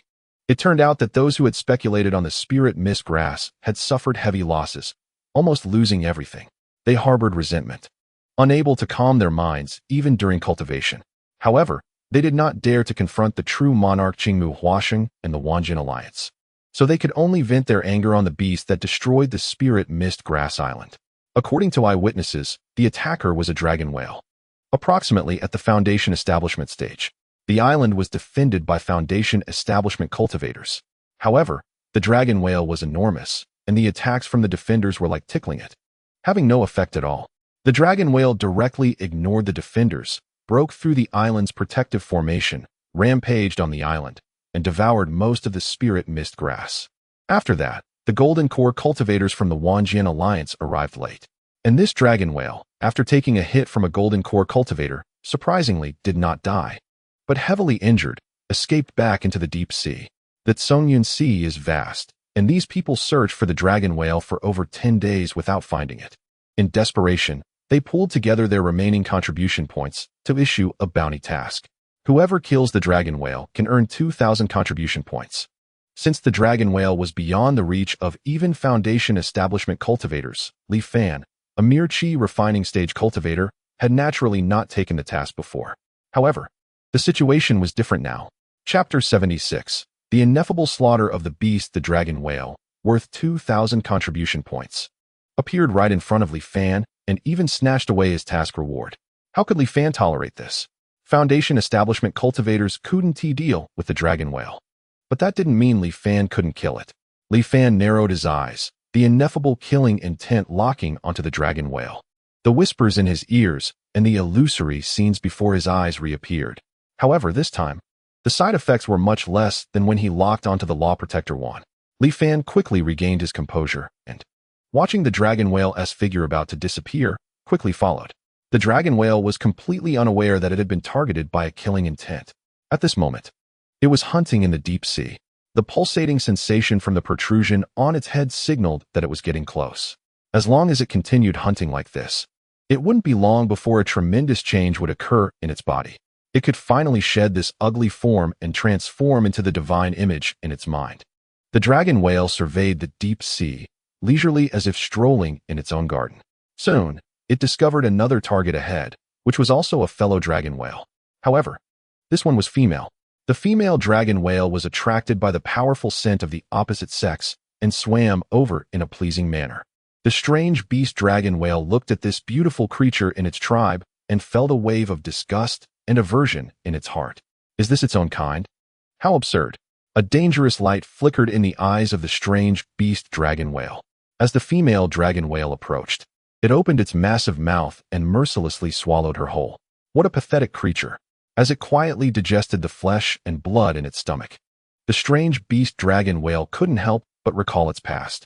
Once, it too had wandered aimlessly on the seabed like this pitiful thing, relying on instinct to eat, mate, and live. But one day, everything suddenly changed. It was as if it had awakened from a long nightmare. It began to awaken its own consciousness. It had its own goals. It wanted to become strong, as powerful as those creatures flying above the sea all day long. Knowledge suddenly filled its mind. Thus, it knew what to consume and digest in order to grow the fastest. Its instincts became increasingly accurate. In certain places on the seabed, it always felt an overwhelming danger when it got close. So, it always avoided these places while feeding. Its growth accelerated, and it became increasingly intelligent. Gradually, it could even sense things on the surface of the sea that would be beneficial to it. For the first time in its life, it burst out of the ocean and feasted on an island, quickly escaping when danger approached. Since then, a bulge appeared on its forehead, and a powerful figure of a strange beast emerged in its mind. A mysterious sensation told it that this was the power hidden deep within its bloodline. As long as it continued to devour, it too could become as strong as its ancestors. Yes, ruthless devouring. No one could stop it. A dangerous aura pulled the strange beast dragon whale back to the present from its memories. It suddenly realized a gigantic sea snake was blocking its path. In its memory, this sea snake had lived for a long time. When it was just born, it was already the overlord of the sea area. In the past, for safety, it had always avoided it. However, now the times had changed. A glimmer of greed flashed in the eyes of the strange beast dragon whale as it pounced on the sea snake. After a fierce battle, blood stained the seabed. The strange beast dragon whale swallowed the sea snake's most precious part. Gentle energy surged from its stomach, healing its injuries. The dragon whale felt a bit excited. Although it was slightly injured, it was absolutely worth it, as long as it fully absorbed the sea snake's energy. Before it could indulge in its fantasies, it sensed another dangerous aura rapidly approaching from a distance. Was it that giant octopus? Why were they all gathering today? Then let us swallow them all. The dragon whale let out a roar and fought with the giant octopus. After a long time, the octopus's massive body was torn into pieces. But the strange beast dragon whale was also covered in wounds. There was no time to devour and absorb the octopus. The dragon whale sensed 3 or 4 more dangerous auras approaching nearby. What a bad day. It quickened its pace, wanting to distance itself from these annoying creatures. But it was never ending. No matter where it went, it would encounter enemies attacking it. Even those who were clearly no match for it came charging in like madmen, offering their lives. At first, it thought of teaching these creatures a lesson, but soon it could only flee in panic. Because there were too many of them, and it hadn't rested for a long time, it was becoming increasingly fatigued. The dragon whale felt something was off, but it didn't know where the problem lay. The pursuit by other seabed creatures seemed never-ending. The dragon whale's consciousness began to blur, until the moment before its death. It vaguely saw a blue glowing phantom appear before it. Then, its consciousness completely froze. The activation of the blue flame phantom dealt the final blow to the strange beast dragon whale, and Li Fan finally let out a long sigh of relief. The aura of the formless killing intent dissipated, and the seabed creatures that had once been eyeing it warily seemed confused for a moment before no longer approaching. The time it took to hunt the dragon whale exceeded Li Fan's expectations. This beast was too strong. Reflecting on the fierce battles he had witnessed among the seabed ferocious beasts while tailing them, Li Fan was still secretly astonished. Fortunately, no matter how strong it was, it couldn't withstand endless consumption. After more than 20 days, this strange beast dragon whale was finally exhausted to death, showcasing its tenacious vitality. It was just me, otherwise. An ordinary Foundation establishment cultivator would have had no way to deal with it. The formless killing intent, as expected, was something I comprehended from the killing intent of heaven and earth, and it truly is powerful. With no bloodshed, Li Fan hunted the strange beast dragon whale, earning 2,000 contribution points, which made him quite pleased. The dragon whale was too large to fit into his storage ring, so he could only cut off a few distinct and valuable parts. Looking at the dragon whale's corpse before him, Li Fan pondered. After some hard work, he began to dissect it. Just as he was about to leave, Li Fan suddenly remembered something. He had heard that dragon whales often had some indigestible items left in their stomachs, which over the years would conglomerate into a mass. These could serve as rare materials for refining tools and were worth a significant amount of contribution points. Adhering to the principle of not missing out while passing by, Li Fan began to rummage through the strange beast dragon whale's stomach. The contents of the dragon whale's stomach were indeed mixed. There was everything. Oh, this is Li Fan picked up a spherical object that had been partially digested and instantly felt a sense of familiarity. Soon, he realized it was a lioli bead. In Chapter 77, The Shadow and Shape Decision, Li Fan found many lioli beads that had not been completely digested in the strange beast dragon whale's stomach. They should be remnants from the dragon whale after it consumed a school of lioli fish. It seemed that ever since he had taken down that giant lioli fish, the situation for the lioli fish school had become dire. Li Fan thought to himself, besides the lioli beads, there were also half a coral and a shiny fish bone among other miscellaneous items. Li Fan didn't care whether he recognized them or not. He packed them all up. Finally, after checking once more to ensure he hadn't missed anything, he quietly left. The journey back to Wanxian Island was uneventful and safe. After submitting the strange beast dragon whale's corpse, Li Fan exchanged the items he had scavenged from its stomach for contribution points, totaling 320 points. Following this, after some identification, the Wanxian Alliance confirmed that the dragon whale corpse Li Fan submitted was indeed the one that had previously attacked the island. Thus, he received the task reward of 2,000 points. Adding the remaining 450 points, Li Fan currently had a total of 2,770 contribution points available. With so many contribution points, he should be able to select a satisfactory skill. Currently, Li Fan lacked a means to conceal his own aura for tracking others. Such skills were relatively rare. But for a Foundation Establishment Stage Cultivator, 2,770 contribution points were definitely sufficient. Li Fan began his selection in the Tianxian realm. At this moment, in the Wanxian Alliance, the task of hunting the exotic beast, the dragon whale, which had once left many foundation-building cultivators at a loss, was surprisingly completed by a Qi refinement cultivator. This unusual phenomenon immediately caught the attention of many people, especially the group that had originally united to issue the task, who were filled with confusion. Qi refinement late stage. Li Fan. Who is he? Wasn't it said that the dragon whale could withstand attacks from core formation cultivators? How did Li Fan manage to hunt it? Could it be that this person is hiding his cultivation? This fellow must be a new member of our Wanxian Alliance. Thinking he could hide his cultivation in front of the Lingbao Tianxian mirror? Impossible. There is no doubt that this person is indeed at the Qi refinement late stage. I have confirmed this with someone. He was only recently recommended to join our Wanxian Alliance by He Zhenghao. Oh, then how did this person accomplish it? Could it be that he possesses a rare treasure? A Qi refinement cultivator achieving what even foundation-building cultivators cannot do inevitably leads to wild speculation. Just then, a disdainful voice rang out. Stop guessing. The latest insider information is that this kid just got lucky. This statement immediately drew side glances. Fellow Taoist Zhou Peng. What do you mean by that? Yes, lucky? How is that possible? Zhou Peng sighed. I can hardly believe it either, but the fact is as such. The corpse of the exotic beast dragon whale was sent to Elder Gongsun of the Tianji Hall for analysis. The conclusion drawn is that before its death, the dragon whale had fought with at least 3 other sea beasts of the same level. Most of the wounds on its body were inflicted by these beasts. Before dying, the exotic beast dragon whale was already at the end of its strength. Even without that kid's intervention, the dragon whale wouldn't have lived much longer. After Zhou Peng finished speaking, the surroundings fell into silence. Although it was a bit unbelievable, everyone had heard of Elder Gongsun's name from the Tianji Hall. Therefore, his conclusion was still relatively credible. It is said that the dragon whale showed signs of about to transform into a dragon. Perhaps this was the reason it caught the attention of other giant beasts. This makes sense.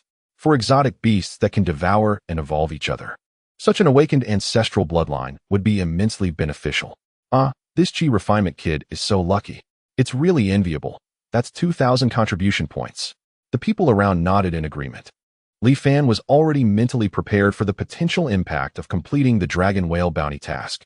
However, he wasn't completely unafraid, because no matter how one looked at it, the dragon whale died due to mutual slaughter among giant beasts. He merely got lucky and picked up a bargain. For 2,000 contribution points, it was worth taking a little risk. Setting this matter aside, after a period of searching and comparison, Li Fan confirmed his target cultivation method, shadow following technique. The essence of this technique is embodied in the 4 characters shadow following. The technique excels in tracking and concealment. Once the opponent is locked on, one can follow them like a shadow, making it difficult for them to escape. It can even hide in shadows, making it undetectable. With such effectiveness, the price is naturally not cheap, 1,800 contribution points. Li Fan did not hesitate and directly purchased it. Just as Li Fan was preparing to enter seclusion for cultivation, he suddenly received a communication from He Zhenghao via a spiritual talisman. Fellow Taoist Li Fan. Oh, I didn't expect that the cultivator who hunted the dragon whale was really you. I thought it was another cultivator with the same name, surname, and cultivation level as you. Someone was inquiring about your situation, and only then did I confirm that it was indeed you who killed the dragon whale. He Zhenghao appeared exceptionally excited. Good. Finally, I can vent my anger. You have no idea. These days, whenever I close my eyes, I see the price of Lingwu grass plummeting.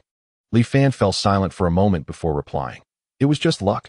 I happened to encounter the dragon whale fighting with other giant beasts while doing the task, so I picked up a bargain. Not long after the message was sent, He Zhenghao quickly replied. Luck is also a part of strength. Your talent and fortune are extraordinary, and the future must hold great prospects. Li Fan was still unsure how to respond when He Zhenghao sent another message. I just happen to have a matter to ask you for help with. I wonder if it's possible? Oh, what is it? Well, I would like to ask you to act as a proxy guardian for Lioli Island. How do you feel about it? Proxy guardian? Li Fan felt a bit curious. He Jinghao quickly explained. Previously, due to the Lingwu grass incident, I lost most of my savings over the years. As I see the distance to the Yuan Ing cultivation method I want to exchange for growing farther, I just can't accept it. Recently, several friends discovered an ancient cave and invited me to explore it with them. They say that this cave was sealed before the great calamity descended. And there must be many rare treasures inside, and it's even possible that there are many cultivation methods. If we can make some gains, it could somewhat compensate for my losses. So I decided to take a gamble. Li Fan thought for a moment and did not give an immediate response, but instead asked, "How long do you need me to act as a proxy guardian?" He Jinghao replied quickly, "Not long. At least 1 or 2 years, at most 3 or 4 years. Chapter 78. The opening of the Yunshui Heavenly Palace. Sorry. I truly cannot assist with this matter. I have a premonition that a breakthrough is imminent, and I need to go out to seek opportunities within 2 years. So I cannot guard Liuli Island for long. The Yunshui Heavenly Palace will open in just over a year. And Li Fan certainly would not miss the opportunity to enter early for the sake of that little contribution. So he could only refuse He Jinghao outright. I see. Then I will have to find someone else. I also wish you success in building your foundations soon. He Jinghao replied regretfully. No more messages came through the communication talisman. Li Fan did not mind and spent his contribution points to activate the auxiliary cultivation mode. He began to cultivate shadow following technique.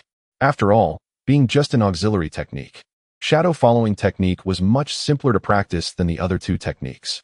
With the dual enhancement of the Spirit Awakening and the Linglong Liuli Pearl, in less than 10 days, Li Fan had cultivated it to the late stage of Qi refinement. At this moment, Li Fan was testing the effect of shadow following technique. He used 100 contribution points to simulate a chase with a late-stage Qi refinement cultivator in the Tianxian mirror. The surrounding space transformed into a continuous range of mountains. In the forest, a figure swiftly fled into the distance. That was the target set for the chase. Watching the figure grow farther away, Li Fan's mind moved, and his form suddenly darkened. It was as if shrouded in a layer of dark gauze, making it even more difficult to perceive under the omnipresent shadows. The opponent was about to completely disappear from view, and Li Fan suddenly accelerated, soaring after them. Compared to the previous simple wind flying, Li Fan's speed had greatly increased now. He also faintly felt a connection to the target he was pursuing. The increase in the opponent's speed, to some extent, also accelerated Li Fan's own speed. It truly felt as if Li Fan had become the opponent's shadow, unable to escape. He could continuously leap and travel through the shadows on the ground. Thus, it did not take long for Li Fan to catch up with the figure ahead. The surrounding scenery became blurry, and the illusions of mountains and cultivators disappeared simultaneously, reverting to a pitch-black space. With the chase over, Li Fan was quite satisfied with the shadow-following technique. Its effect of concealing one's aura was already impressive, and with the addition of the concealment talisman, it became even harder to detect. Although Sikong Yi was somewhat mysterious, his cultivation level should definitely be at the late stage of Qi refinement. Having prepared so much in advance, he felt that he was being prudent. The plan to obtain the Cloud Water Talisman should not be a big problem. Now that everything was in place, he was just waiting for the intelligence from Jiao Shiyuan and for the Cloud Water Heavenly Palace to officially open. In the Tianxian mirror, Li Fan's gaze was deep as he stared into the distance. 2 months later, on Wanxian Island, at Qianli Hall, after receiving a message from Jiao Shiyuan, Li Fan activated the concealment talisman and hurried over. Upon meeting Jiao Shiyuan, he pretended to be angry. What is Qianli Hall doing? It's just a small Qi refinement cultivator. And it took so long to gather intelligence. I thought you had forgotten about this matter and were planning to find someone else. Jiao Shiyuan felt a bit awkward, but he quickly grabbed Li Fan, activating the formation of the shop to block external prying. He then whispered, "Please lower your voice." The delay was due to unforeseen circumstances. Li Fan's expression shifted slightly as he awaited further explanation. To be honest, the difficulty of this task was beyond my expectations. The 50 contribution points we agreed upon last time were simply too low. I had to enlist the help of a senior at the late stage of foundation establishment to get this done. Jiao Shiyuan looked at Li Fan eagerly, his meaning clear. What? Are you going to breach the contract? Li Fan narrowed his eyes, staring at Jiao Shiyuan with a displeased expression. Jiao Shiyuan scratched his head. Could you add a bit more? Li Fan turned to leave. Jiao Shiyuan nearly jumped up in a panic. Oh, my dear grandfather. I really am having a run of bad luck. 2 consecutive deals have been such losses. Fine. Let us stick to what we agreed upon. 50 it is. He gritted his teeth. Adding this to the previous deposit, it amounted to exactly 50 contribution points. Li Fan coldly stated, tossing 4 mid-grade spirit stones over. Is it easy for me to earn this little money? Zhao Shiyuan grimaced as he took the spirit stones, then handed a jade slip to Li Fan. Li Fan received the jade slip, inspecting it with his spiritual sense, and his expression changed. After storing the jade slip away, he turned to leave. Watching Li Fan's retreating figure, Zhao Shiyuan's previously obsequious demeanor suddenly vanished. He stroked the spirit stones in his hand, letting out a series of cold laughs. One is mysterious with an unknown background. The other is untrustworthy with unclear motives. I'm curious to see what you two are really up to. In the Tianxian mirror, Li Fan carefully read the contents of a jade slip before destroying it. 2 people?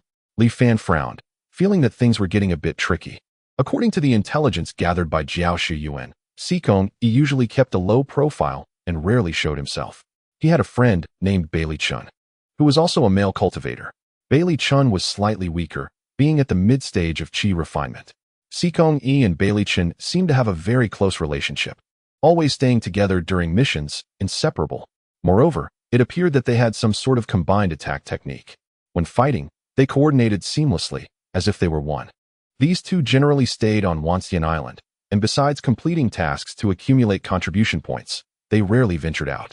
However, during Zhao Shiyuan's investigation, the two had mysteriously disappeared once, losing their trace after leaving Wanxian Island, with no one knowing where they went. Who is Bailey Chun, and why do I have no impression of him at all? Li Fan recalled carefully, but found no information about Bailey Chun in his memories. It seemed this person must have fallen in the ruins of the Cloudwater Heavenly Palace. However, I didn't expect there to be one more cultivator to target. My current preparations seem insufficient. Fortunately, there is still plenty of time. Thoughts surged in his mind as Li Fan began plotting again. A year later, in the Central Sea area of the Zongyun Sea, the year was set at 11. Thunderstorms brewed in the sky for months, rumbling continuously. The thick swirling clouds had turned black, slowly rotating and accumulating power. The clouds seemed like high walls guarding the center of the vortex. There, blue lights flickered incessantly.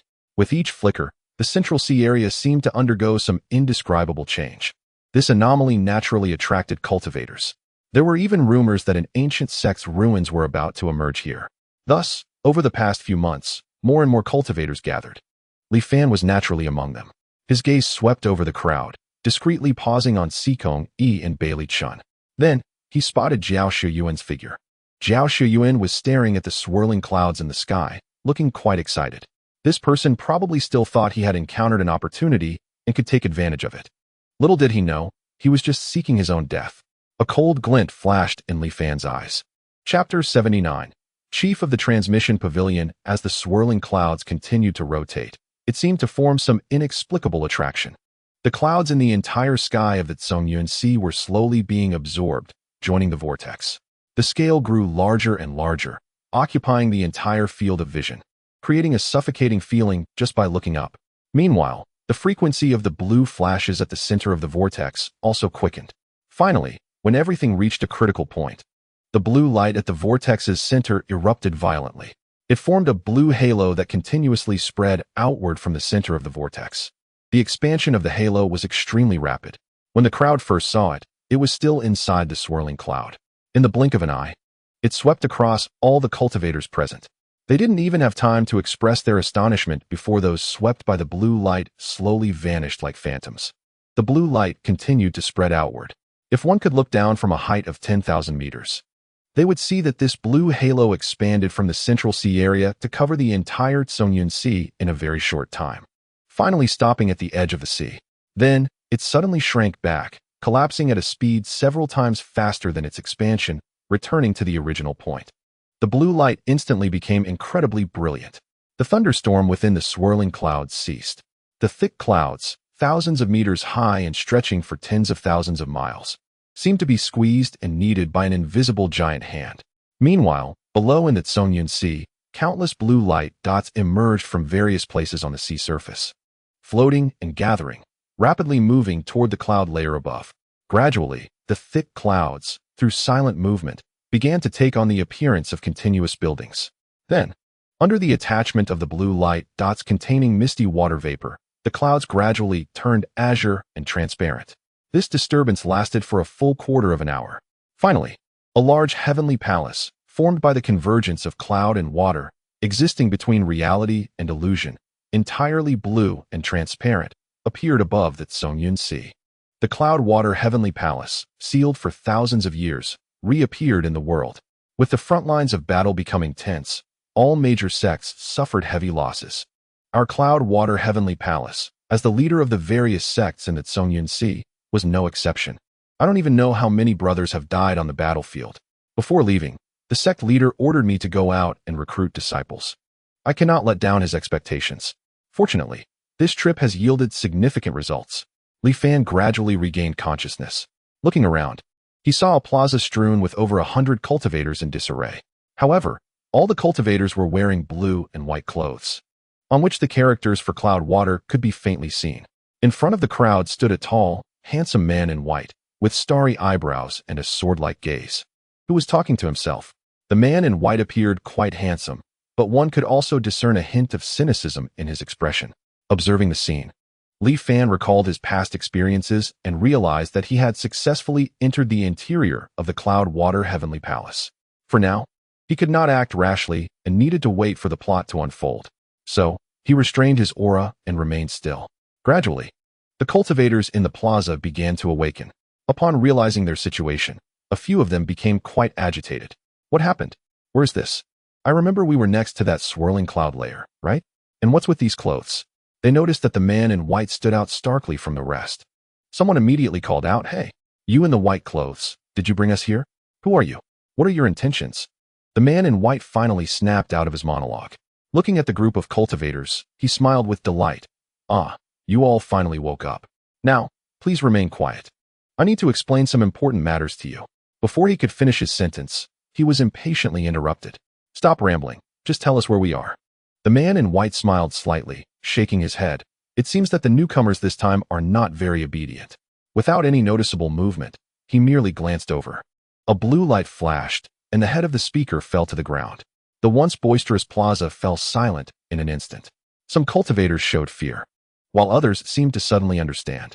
The man in white was satisfied as he looked at the now quiet crowd and said leisurely, "My name is Qin Tang, the chief of the transmission hall of the Cloud Water Heavenly Palace. You will call me Senior Brother Qin. You are all my external disciples recruited this time. Over the next few months, as long as you can pass my tests, you will officially join the Cloud Water Heavenly Palace. Of course, there are a few points you must remember. The first is to show me, Senior Brother Qin, enough respect. Whatever I say, you must do. As for the consequences of defiance, you have seen it." Qin Tang spoke on and on. Although the cultivators below appeared quiet, they had already begun to communicate with each other using their spiritual senses. Does anyone know what's going on? This is strange. The Cloud Water Heavenly Palace must be a sect relic shrouded in mystery. Is that Qin Tang a real person or something else? He definitely isn't a living person. Can't you see he has no aura at all? Everyone, don't panic. The strange has its own rules. As long as we do what Qin Tang says, we should be safe for now. Li Fan discreetly glanced at Sikong Yi and Bailey Chun. The two of them appeared calm, as if they had known they would encounter something strange. Or perhaps, even if it was strange, they were confident. Li Fan looked back at the man in white. Qin Tang. Based on everyone's past experiences exploring the Cloud Water Heavenly Palace, Qin Tang was the first hurdle to entering the palace. He was not a living person, but rather an existence similar to the strange. What he said represented the rules of the strange. If one wanted to survive, they had to comply. Only by passing his tests could they gain the qualification to explore various places within the Cloud Water Heavenly Palace. Qin Tang finally finished speaking. He clapped his hands. "It's already getting late. I'll take you to rest now. Tomorrow morning, we will officially start the tests. Follow me." Saying this, he turned and walked out of the plaza. The vast majority of cultivators, including Sikong Yi and Bailey Chun, obediently followed behind the white-clad Qin Tang. Li Fan closely followed as well.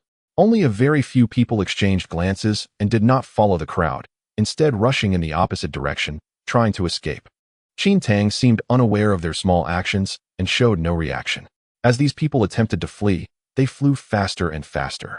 They did not realize that as they got farther away from Qin Tang, more and more blue light flowed from within them. Eventually, after flying a distance, These individuals all turned into dry corpses, crashing heavily to the ground. Chapter 80. Remember to sleep early. The cultivators following behind Qin Tang noticed the scene in the distance and were all horrified. What a bunch of idiots. I've said it before, it's strange here, yet they still try to escape. They really don't know how to write the word death. One person I recognized was the foundation building cultivator Sun Cairo. This person had quite decent skills, yet unexpectedly died so quietly. Strange. Why didn't we see any unusual phenomena when they died? Is this your first time hearing about the strange? Under the strangeness, its own rules apply. Most past knowledge becomes ineffective, so one must be cautious. Thank you for the guidance. As they walked, the cultivators communicated with their spiritual senses. Their expressions varied. Before long, Qin Tang led everyone into a tall building. In the center was a straight corridor. On both sides of the corridor were small compartments. Each room had no other decorations. Just 5 wooden beds placed simply. All right, you all will rest here tonight. Tomorrow morning, gather in the plaza. Qin Tang turned to say to everyone. After saying this, he shook his head and walked out. By the way, remember to sleep early. After his figure disappeared, Qin Tang's voice echoed faintly again. Once the strange had vanished, the cultivators finally breathed a sigh of relief. Most of them were familiar with each other and found a room to stay together. Sikong Yi and Bailey Chun naturally shared a room. Li Fan chose not to crowd in and instead selected another room that was relatively close. There were already 2 people in the room. These 2 also knew each other and were communicating with their spiritual senses. Li Fan did not greet them but lay straight on the bed, operating the Xian Huang refining heart mantra, dispelling all distracting thoughts. Before long, he fell into a deep sleep. The other 2 who were still conversing were taken aback at first. Then they seemed to remember something, and their expressions suddenly turned pale, as if a wave of fear washed over them. So, they hurriedly stopped their conversation and forced themselves to fall asleep. However, not everyone could keenly sense what was about to happen. Many were still chatting with their companions about what they had seen and heard today, and their longing for the treasures that might exist in this brand new cloud water heavenly palace relic. Feeling excited and unable to sleep, time passed little by little. It was unclear how long had gone by. Suddenly, the lights in the tall building all went out at once. In the darkness, Qin Tang's voice echoed softly. Ah, this batch of newcomers really doesn't listen. I told you to go to bed early. Why are there still so many people awake at this hour? It wouldn't be good if it delays tomorrow's trial. Since you can't sleep, let me help you a bit. Poof, poof, poof. The chilling sounds continued to ring out. It was unclear how many cultivators had perished without even a cry of despair, their lives snuffed out. At this moment, all present understood that Qin Tang's earlier remark about going to bed early was not a joke. But it was too late. The breaths of cultivators were disappearing one after another in the sensing. Some wanted to shout and wake those who were already asleep. But as soon as the sound came out, it was abruptly cut off. Slaughter and death spread through the darkness. In this terrifying atmosphere, some cultivators who had not yet fallen asleep finally couldn't take it anymore. Their auras surged as they prepared to unleash their full power, fighting for their lives against the white-clad Qin Tang. Qin Tang snorted coldly, seemingly angered. A blue light flashed and then extinguished. Thus, those cultivators who wished to resist made no waves at all and fell silently. After killing these people, Qin Tang seemed to feel a little better. Oh, this job is really tiring. If it weren't for the fact that the sect leader and my fellow brothers and sisters have all disappeared, I wouldn't have to step in. Boring, really boring. Might as well go drink. Qin Tang's words were disjointed, and his actions were whimsically free-spirited. As his voice faded, the surviving cultivators within the building all breathed a sigh of relief. But no one could guarantee when Qin Tang would return. Thus, they all tried to seize the time to sleep. However, those who often suffered from insomnia understood the difficulty of sleeping well. If there were no burdens on their minds, they could just fall asleep. But conversely, if something was weighing on their minds and they forced themselves to sleep, they would likely wake up just as they were about to doze off. Additionally, many of these cultivators had already grown accustomed to substituting sleep with closed-door cultivation, seemingly having lost the ability to sleep altogether. Therefore, even knowing that staying awake would lead to death, many cultivators still could not fall asleep. As they watched the deadly Qin Tang potentially return at any moment, they were left with no choice. They secretly regretted not having learned a few hypnosis spells before coming, and could only choose to knock themselves out in an attempt to pass through unnoticed. Unfortunately, in Qin Tang's eyes, sleeping and being unconscious were clearly 2 different concepts. Thus, In the latter half of the night, when Qin Tang returned, it was once again a scene of bloody slaughter. The next morning, when Li Fan woke up, what he saw was the building filled with corpses that, as expected, did not manage to pass this trial. His body and head were separated, lying quietly there. Naturally, Li Fan felt no pity for him. Without delay, Li Fan headed straight to the square from the previous day, having learned from yesterday's lesson. The cultivators did not scatter to other places, but obediently gathered in the square. The crowd was sparse. The number of surviving cultivators was less than 2/3 of yesterday's. Even before the trial officially began, there had already been so many casualties. The survivors looked quite pessimistic about the upcoming ordeal, their faces lacking vitality. Li Fan knew this was just the beginning. Ultimately, less than 1/10 of the first batch of cultivators entering the Yunshui Tiangong would make it out alive. Among the crowd, Li Fan also spotted the figures of Sikong Yi and Bailey Chun. However, he just glanced over them without lingering. He quietly awaited Qin Tang's arrival. Before long, Qin Tang appeared before everyone again. He held a wine gourd in his hand, drinking heartily as he walked. Good wine, good wine, Qin Tang shouted joyfully, then turned his attention to the surviving cultivators in the square. All right, it seems everyone is here. Then, we will officially begin the first trial. His eyes narrowed slightly, as if recalling something. My master once said that in seeking immortality and enlightenment, 3 things are most critical: talent, temperament, and luck. My master believed that among these 3, talent is the most important. But I disagree. I think temperament is the most important among the 3. Therefore, the 3 trials I arranged are all related to temperament. Qin Tang spoke slowly, leading everyone into a pavilion. The pavilion had 3 floors. On the first level where everyone was, there were hundreds of bookshelves. Each bookshelf was filled with books. As everyone focused their gaze, they saw titles like Fei Yunhuan Shu, Fei Lei Dun, and Qing Mu Hui Chun Gong. Each book was a cultivation method. Everyone's breathing suddenly became rapid. Chapter 81. The Trial of Concentration. A single thought emerged in the hearts of all cultivators. This time, they hit the jackpot. Just looking at this first level, there were well over 10,000 cultivation methods. Even taking a few out would be worth more than years of hard work. Waves of greed surged within the cultivators' hearts. Although these cultivators were already eyeing the cultivation methods on the bookshelves, they did not dare to act recklessly due to Qin Tang's earlier display of power. However, it seemed Qin Tang had not noticed the unusual behavior of the cultivators.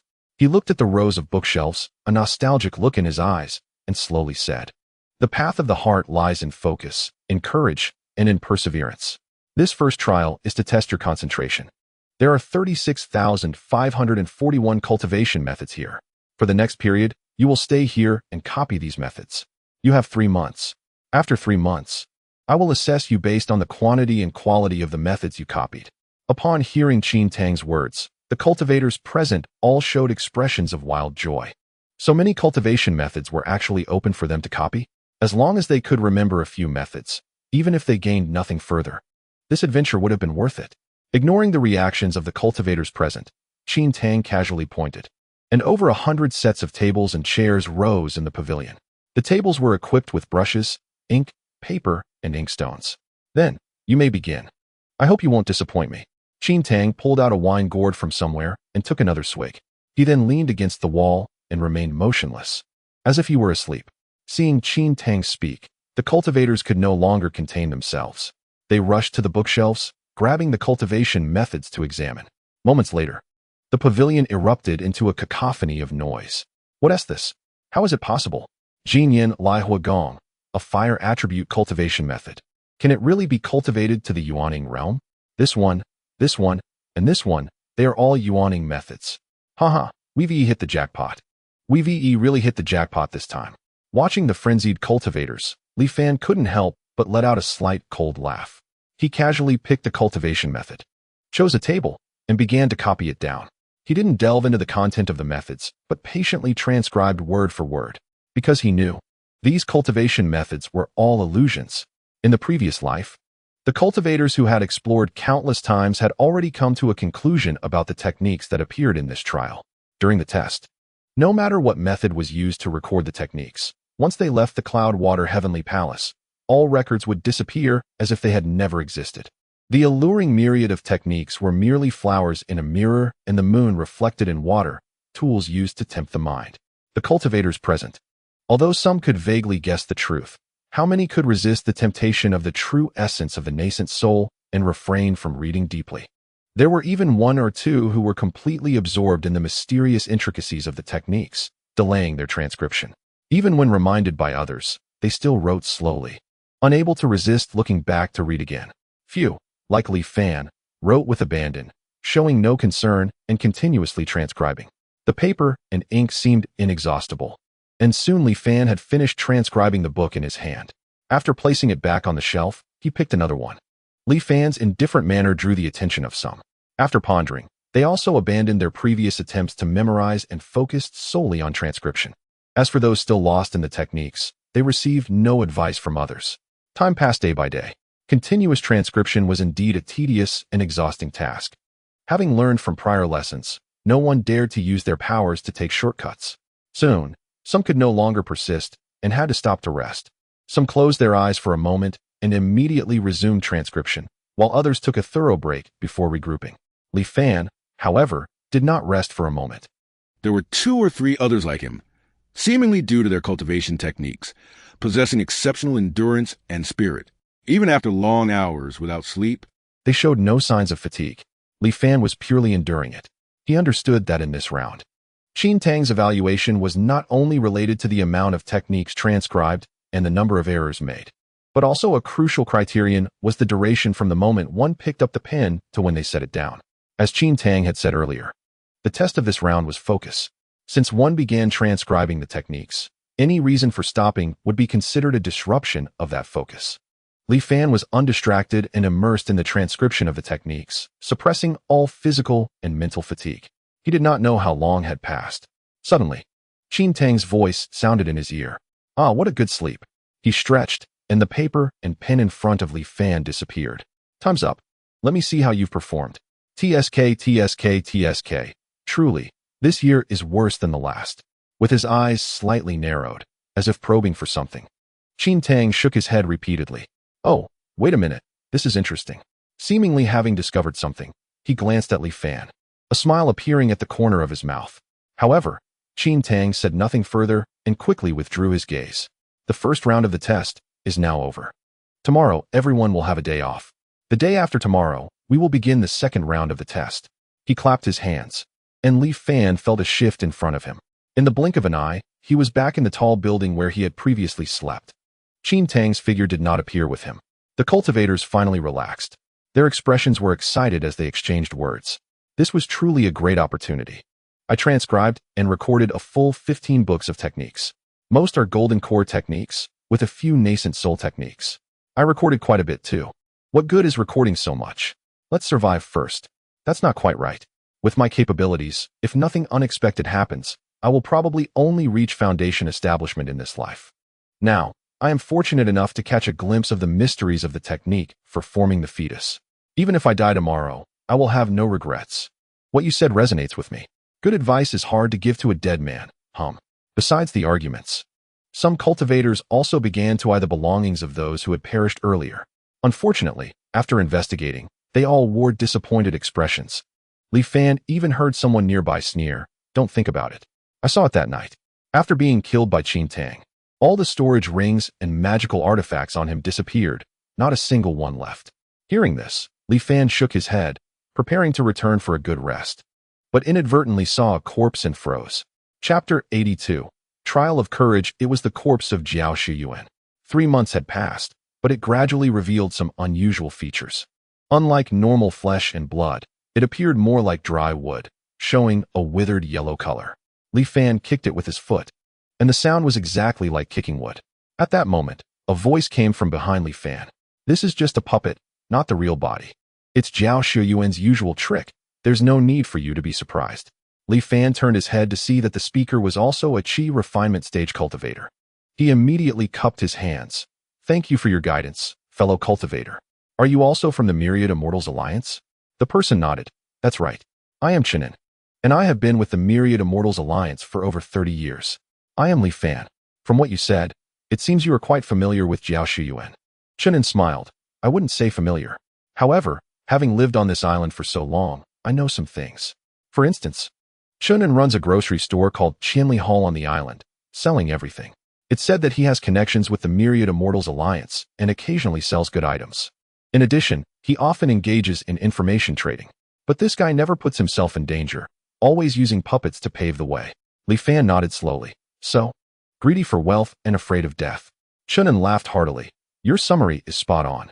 The phrase greedy for wealth and afraid of death describes Jiao Shuyuan perfectly. After laughing, Shunan suddenly said, earlier, when we were transcribing techniques in that library, I noticed that others would transcribe for a while, then rest when tired. After recharging, they would continue transcribing. Only you, fellow cultivator, have not rested for 3 months. I truly admire you. But I wonder, what is the deeper meaning behind your actions? If we talk about transcription speed, due to mental and physical fatigue, you surely cannot compare to those who frequently take breaks. May I ask you to enlighten me? Shunan bowed respectfully. Li Fan pondered for a moment before speaking. I dare not speak of deeper meaning. It is merely an instinct in my heart. What Qin Tang mentioned as the first round of the test is focus. Focus means to be undistracted. If one is disturbed by any external factors, can it still be called focus? If one stops due to fatigue, does that not mean they are no longer focused? Just a foolish opinion, so please take it lightly. Li Fan said humbly. Shunan seemed to ponder over his words. Li Fan then stopped speaking and returned to his room to rest. The next day, Qin Tang indeed did not appear again. Everyone dared not wander around and patiently waited inside the building. Early on the third day, Qin Tang appeared before everyone, drinking wine and staggering slightly. Good wine, good wine. After burping, he squinted and surveyed the group of cultivators. Today, the second trial begins. This time, I will test your courage. The path of immortality is long and fraught with countless difficulties. Do you have the courage to face them all? Qin Tang smiled slightly.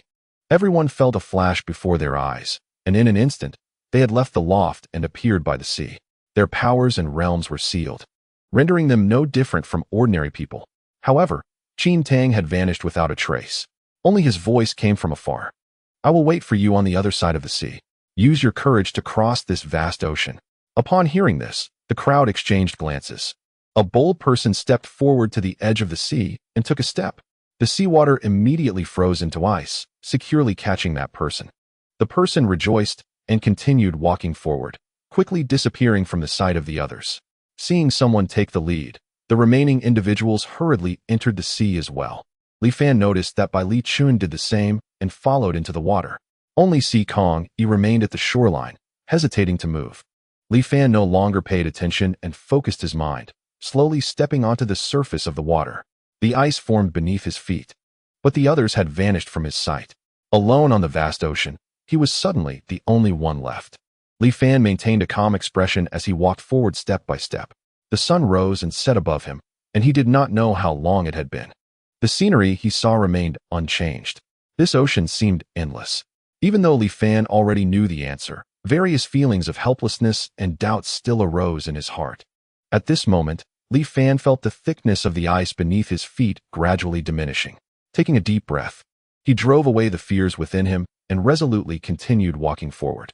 The ice beneath his feet became solid once more. This second trial tests courage. It not only tests the courage to face external challenges, but also the courage to confront one's inner self. After walking for a long time on the vast ocean, he still did not see the opposite shore. Would you doubt whether you had lost your way? Would you feel anxious, wondering whether this sea had an end? Would you feel panic, losing the courage to move forward?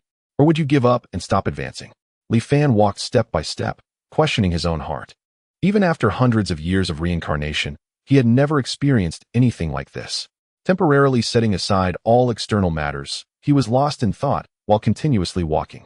This frozen crossing of the sea was akin to the path of immortality. The road ahead was unclear, and he could not be certain whether he had indeed lost his way. From beginning to end, he was utterly alone, with nothing to rely on. Time flowed by, seemingly endless. Even so, could he still hold firm to his beliefs and never lose the courage to move forward, even knowing that this trial would eventually end? Yet, Li Fan had also wavered within, because this journey across the sea had lasted far too long. A year, 2 years, decades passed. Li Fan's hair turned gray, and his body became hunched, yet he never ceased his forward steps. Until his body grew too old to walk, he finally collapsed helplessly onto the surface of the sea. As his vision blurred and consciousness faded, Li Fan seemed to see Qin Tang, dressed in white, standing alone on the distant shore, raising a wine gourd in greeting. Qin Tang smiled and took a sip. When Li Fan opened his eyes, he found himself and the other cultivators still in that building. However, a long time had passed since the memories, and many people's expressions were filled with confusion. After a while, they regained clarity. Crossing the river of the underworld is easy, but navigating the sea of the heart is difficult. This second trial, the test of courage, has ended. The day after tomorrow morning, we will conduct the final trial. With that, Qin Tang, carrying his ever-present wine gourd, shook his head and left. Chapter 83. The Trial of Constancy ends. The heart sea is difficult to cross. Upon hearing Qin Tang's words, some cultivators appeared dazed, as if they had gained some insight. Others seemed indifferent, paying no mind. Thus, the second day quickly passed. Early on the third day, Qin Tang appeared in front of everyone as usual. This time, however, he did not drink. He was no longer drunk, looking much more spirited. Today is the final trial. Qin Tang surveyed the cultivators present, his expression serious. On the path of cultivation, one will always encounter countless hardships or temptations. Can you remain steadfast and true to your original intention? Let me wait and see. As Qin Tang spoke, everyone felt a darkness before their eyes and lost consciousness. In a small village in the mountains, Li Fan lay on the roof, watching the setting sun, feeling as if he had forgotten something. Growing up in the mountain village, he had lived a life of working at sunrise and resting at sunset for 15 years. Such days were simple and happy. If he continued to live like this, it seemed there was nothing wrong. Yet, there was always a vague feeling in his heart that he should not end this life so ordinarily. Fanner, where are you? Come home for dinner." Li Fan remained indifferent to his mother's calling. He gazed up at the sky, watching the birds soaring freely, observing the ancient sun and moon that exist regardless of human will, lost in thought, until night fell and the sky was filled with stars. Under the vast starry sky, he felt even smaller. Thus, he gazed all night. Just before dawn, he suddenly had an epiphany. He turned over and jumped down from the house. He rushed into the house and loudly told his still sleeping mother, "Mother, cancel the marriage with the girl next door. I want to get married. I want to cultivate immortality." His mother, startled awake, thought her child had gone mad and hurriedly got up to grab Li Fan's hand. "What immortality? There are no immortals. Wake up, child." Li Fan shook off his mother's hand, his youthful face filled with determination. "I don't know where the immortals are, but I will definitely find them." With that, he packed a few things amidst his mother's cries and strode out the door. Half a year later, while exploring in the deep mountains, Li Fan tragically lost his life to a tiger. In front of the dilapidated temple, amidst the flickering flames and the cries of the crowd, Li Fan felt a deep sense of confusion. "Senior brother, Master has died. What will we do after leaving the temple?" A timid voice asked beside him. Li Fan was about to respond when angry voices erupted around him. "What else can we do? Of course, we'll divide up the items in the temple and go down the mountain. We thought the one up here was a true immortal, and that's why we climbed up here with so much difficulty. Who knew this old Taoist was a complete fraud? Yes, can a true immortal just suddenly die from illness?" The more they talked, the more agitated they became. Li Fan didn't know how to explain and could only let them strip the temple of its belongings. Moments later, only Li Fan remained on the mountain, alone. After gathering and burying Master S' ashes, Li Fan recalled the look in Master S' eyes as he was dying. Unwillingness, regret, melancholy, hope. Is the Master a fraud? Is the ascending to heaven from out of the clouds taught by the Master also fabricated? Li Fan felt that perhaps it wasn't as everyone thought. Immortals might truly exist. In the end, Li Fan still did not descend the mountain. He spent the latter half of his life alone in the Taoist temple, watching the clouds roll and the sun and moon change. He pondered the ascending to heaven from out of the clouds day in and day out. After reaching 50, he still made no progress. He died with regrets. In the imperial palace, Li Fan looked at the wooden plaque in the golden plate before him, filled with names, his eyes showing a hint of impatience. "Take it away. I still want to cultivate tonight. Your Majesty, you haven't favored the concubines in the harem for 3 months. A flash of fierce light passed through Li Fan's eyes. "As you command." Watching the head eunuch retreat in fear, Li Fan snorted coldly. It's fine not to be an emperor. Suddenly, a thought surged in his heart, to plunder the resources of the nation to support his cultivation. On the surface, he still appeared to be immortal, but in reality, he had already stepped into the threshold of the golden core stage. Such mundane affairs are terribly boring. With this thought, 3 months later, during the morning court, Li Fan soared into the sky before the entire court of civil and military officials. For the next 216 years, while exploring an ancient cave, he was unfortunately ambushed and died, his Tao extinguished. On Lingyun Peak. Why has this calamity cloud been gathering for so long and hasn't fallen yet? The might of this heavenly tribulation is even stronger than when the sect leader ascended back then. Naturally, in terms of combat power, Junior Uncle can be regarded as the strongest in the Li Mountain Sword sect in 1,000 years. Looking at the increasingly powerful calamity clouds above his head, Li Fan felt a surge of pride. 300 years of cultivation. What fear is there from a mere heavenly tribulation? A beam of sword light shot up from Lingyun Peak, splitting the calamity clouds apart. Sunlight poured down through the gaps in the calamity clouds, illuminating Li Mountain's Lingyun Peak.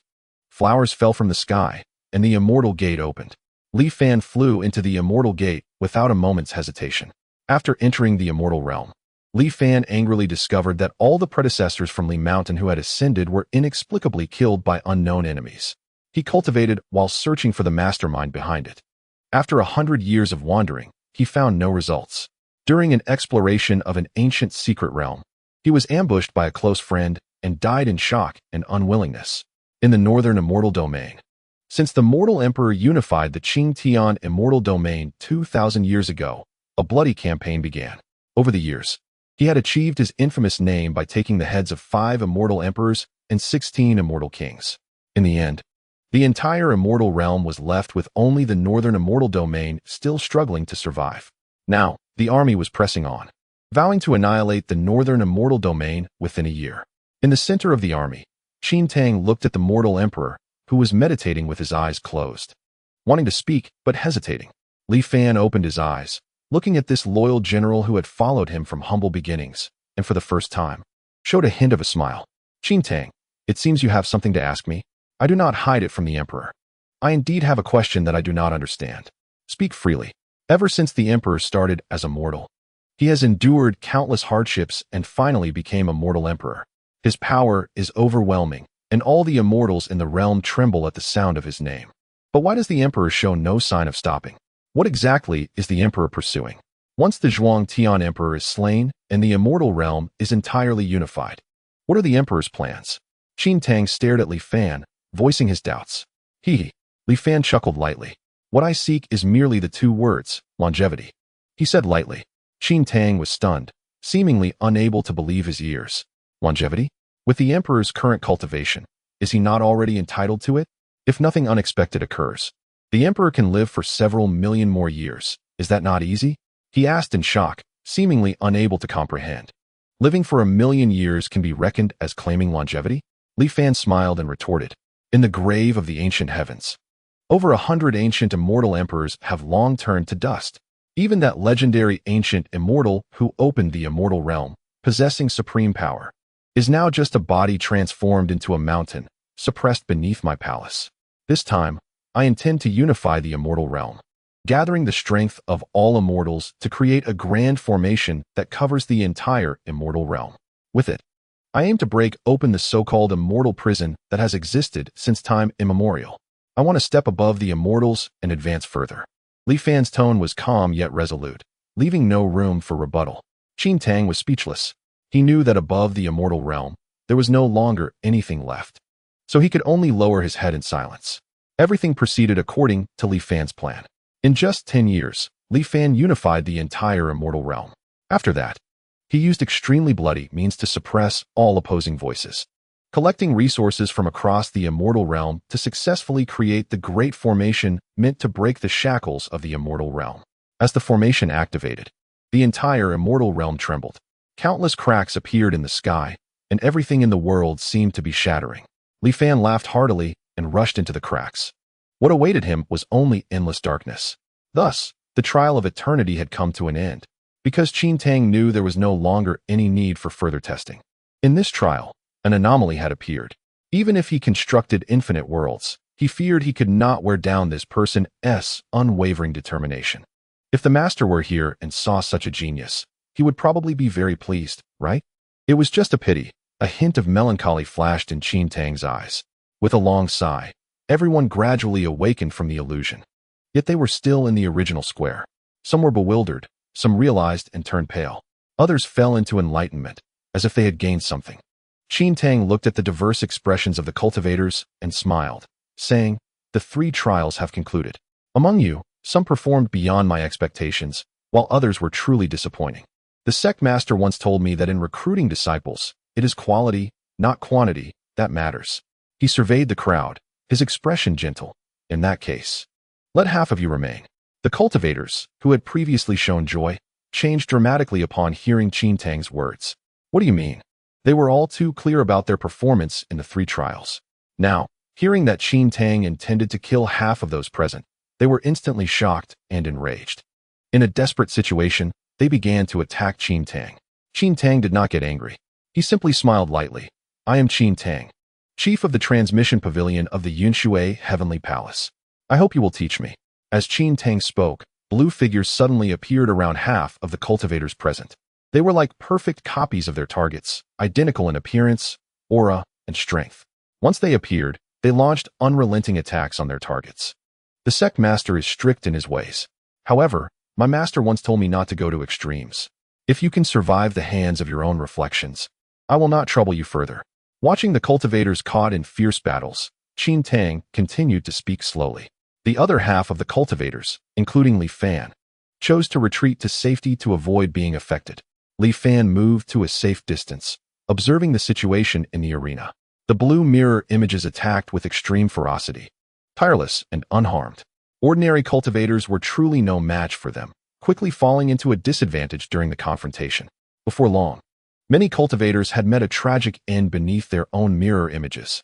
As more cultivators died, the remaining ones, struggling desperately, were clearly not going to last much longer. In a moment of desperation, they began to curse Qin Tang. "Wake up!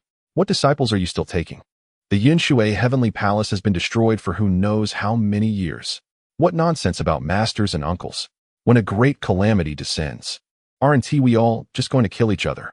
"Kill each other?" Qin Tang shook his head repeatedly upon hearing this. "Our Yunshui Heavenly Palace is united as one, respecting and loving each other. Even if it means sacrificing ourselves for our fellow disciples, we would hesitate very little. How could we possibly kill each other?" As he spoke, Qin Tang's voice suddenly grew quieter. "Great calamity, great calamity." His brows furrowed tightly, as if recalling something. "Great calamity." He kept repeating in a low voice, and the sky above the square suddenly turned dark. The blue phantoms attacking the cultivators began to mutate as well. Thick blackness continuously surged from within the phantoms, instantly dyeing them a shocking inky color. The inky mirror images were far more ferocious than the previous blue ones. And in the blink of an eye, more than half of the struggling cultivators perished. Only a few remained, barely hanging on. Qin Tang had not yet recovered from his trance. He continued to murmur. The ground of the square began to shake violently, and dark clouds pressed down from the sky. Thunder and lightning crackled incessantly. Those cultivators who had not been attacked by the mirror images and were watching from the sidelines immediately felt that something was amiss. But faced with the already entranced Qin Tang, no one dared to act rashly. For a moment, everyone was unsure of what to do. At that moment, Li Fan slowly walked to Qin Tang's side. He held a wine gourd and patted Qin Tang's shoulder, handing it over. With a smile, Li Fan quietly said to Qin Tang, "Senior brother Qin, have a drink. Don't worry, there's really no great calamity." Qin Tang turned his head, sniffed, and instinctively took the wine gourd, taking a swig. He then looked at Li Fan in confusion. "No great calamity?" Li Fan nodded firmly and repeated, "That's right. There's really no great calamity." Qin Tang's eyes gradually lit up as he muttered repeatedly, "No great calamity, no great calamity, no great calamity. Ha ha, you're right. There's really no great calamity." After a long time, Qin Tang let out a loud laugh and finally returned to normal. The strange phenomena in the square also disappeared, returning to a calm and serene state. The onlookers breathed a sigh of relief and looked at Li Fan with gratitude. However, Li Fan suddenly felt a stir in his heart. He sensed 2 faint killing intents locking onto him. Although these 2 killing intents were extremely weak, Li Fan was highly sensitive to them and would not mistake them. The owners of these 2 killing intents were none other than Sikong Yi and Bailey Chun. Li Fan pretended not to notice and silently locked onto the 2 of them through the formless killing intent, but he did not act immediately. The brief interlude quickly passed. and the battle between the cultivators and the blue mirror images had ended. In the end, only 2 lucky ones survived. Qin Tang looked kindly at the surviving cultivators. The trial has ended. You may leave. The cultivators were puzzled and about to speak when they saw each other as figures gradually fading, slowly disappearing from the square. Soon, only Li Fan remained in the square. Qin Tang looked at Li Fan, a complex expression flashing in his eyes. Why aren't you leaving? Qin Tang asked. Li Fan smiled calmly. Senior brother still owes me a good bottle of wine. Surprised by Li Fan's response, Qin Tang paused for a moment before bursting into laughter. Indeed, I still owe you a good bottle of wine. His expression suddenly changed, looking seriously at Li Fan. He extended his right hand, lightly tapping Li Fan's forehead. This Yinshui illusory dream technique is a unique skill I created by synthesizing my lifelong teachings. I hope you won't let it go to waste. After a moment, Qin Tang retracted his finger. Li Fan's figure slowly faded away. The vast square once again became a place where only Qin Tang stood alone, just as it had been for thousands of years. Master, uncle, senior sister. Qin Tang looked around in solitude but found nothing. So he took another sip of wine. Li Fan gradually regained consciousness. Ahead, there was a towering gate with the 4 large characters Yinshui Heavenly Palace inscribed on it. Below the gate stood a damaged stone statue, riddled with scars. The heart area seemed to have been pierced through, revealing a large hollow. From the statue's blurred face, one could faintly make out Qin Tang's features. Li Fan quietly stared at the statue for a moment before taking out a wine gourd from his storage ring, gently placing it in front of the statue. Then he activated the shadowless killing technique and swiftly headed towards the direction locked onto by the formless killing intent. Chapter 84. The Taoist of the Demon Refining Worm. The ruins of the Yinshui Heavenly Palace were immensely vast.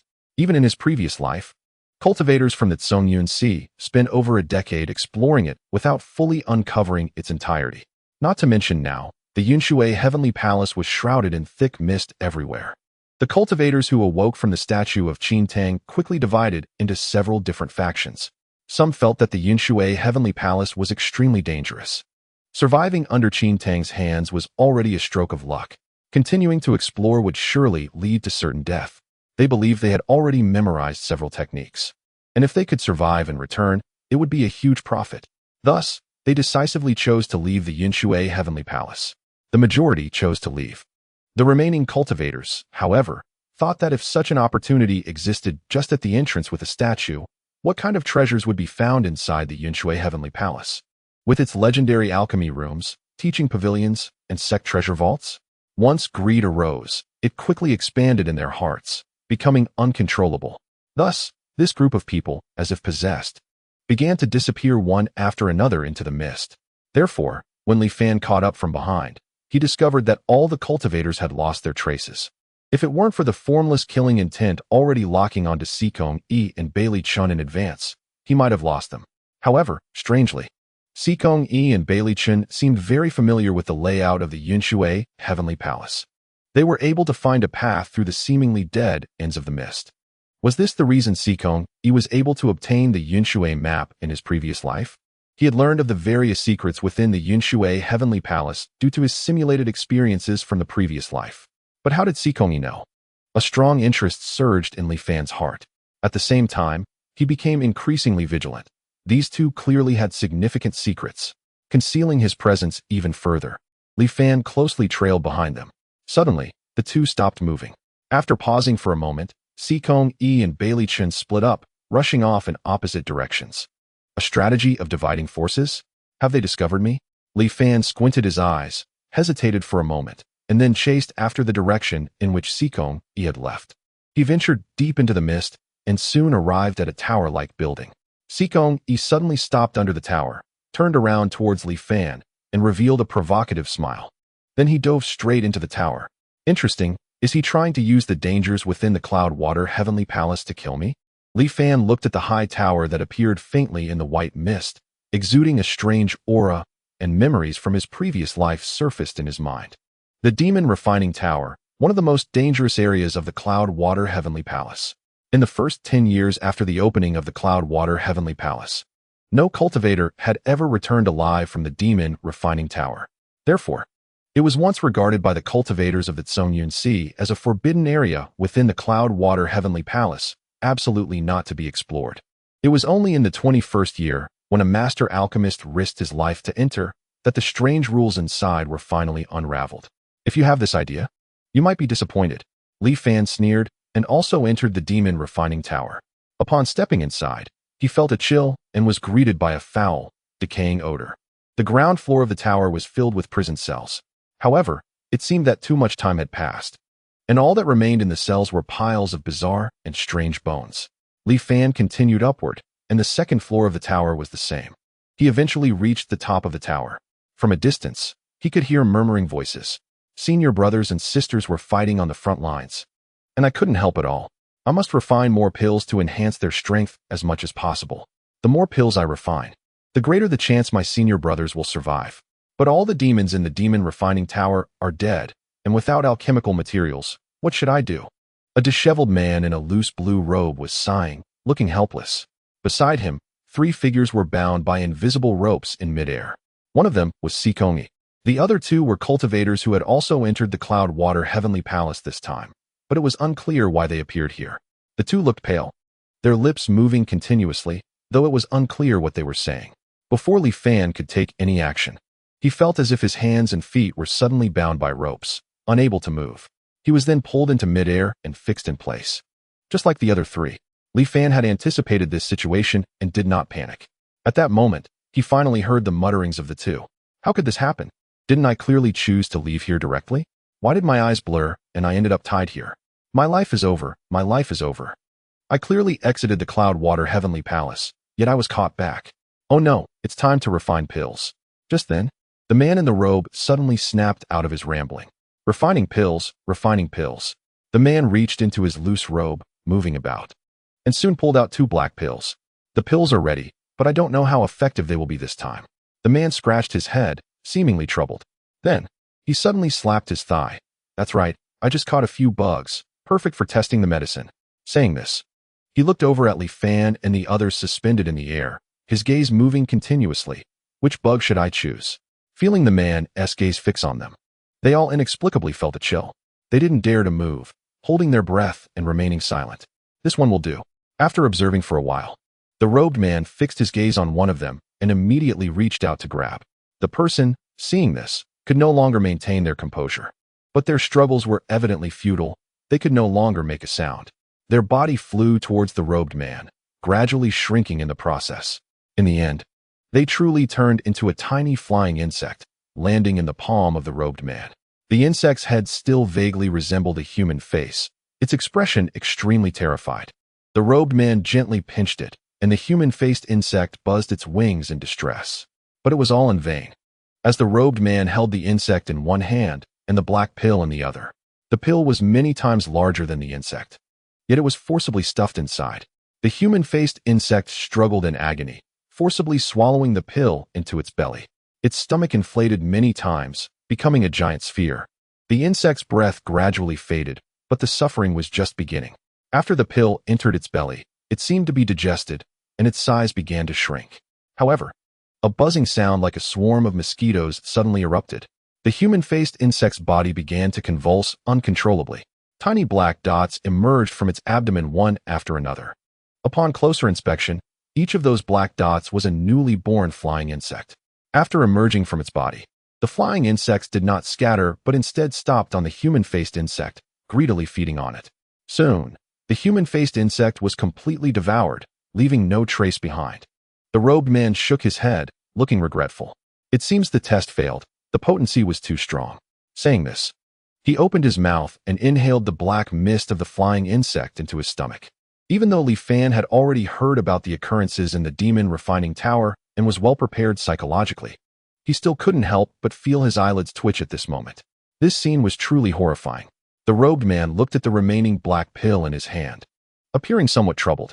Should I give this one a try as well? He glanced at Li Fan and the other 2. The 3 of them held their breath. After a long time, the robed man sighed. Forget it. They should be about the same since they were refined together. Saying this, the man opened his mouth and casually tossed the black pill inside. After swallowing the pill, the robed man seemed completely unaffected. He simply fell back into his previous obsession, mumbling about the lack of alchemical materials, entirely ignoring the 3 bound in midair.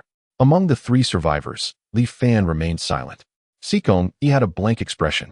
The remaining person looked completely broken. If I had known, it would have been better to die at the hands of that Qin Tang.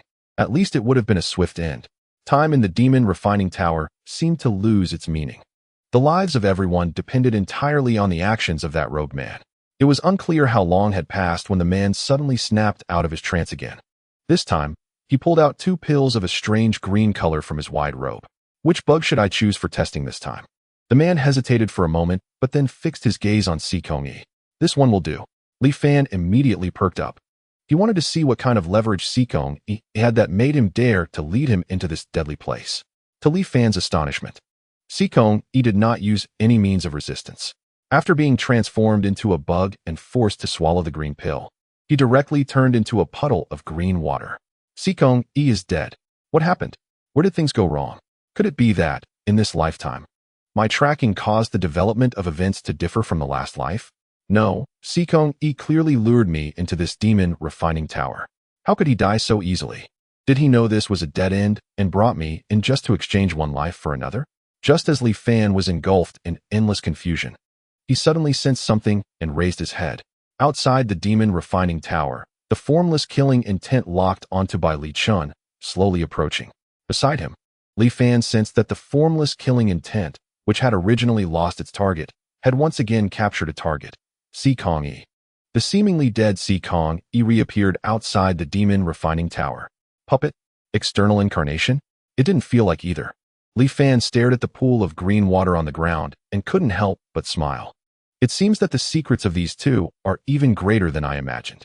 However, once I have them in my sights, secrets will no longer be secrets. In Li Fan's perception, Sikong Yi and Bai Li Chun continued to delve deeper into the Yun Shui Tian Palace.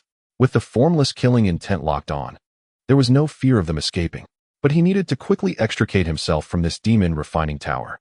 However, the actions of the robed man followed their own rules, and Li Fan couldn't control them, so he could only choose to wait patiently. Soon, the third round of the drug testing came. This time, Li Fan was still not chosen. This left Li Fan somewhat amused, unsure whether it was lucky or unfortunate. The robed man took out 2 pink pills and fed them to a humanoid flying insect. With a loud bang, the insect exploded into a cloud of pink smoke. In the smoke, faces filled with pain continuously emerged. As the pink mist swirled, the faces twisted and contorted, becoming even more hideous and frightening.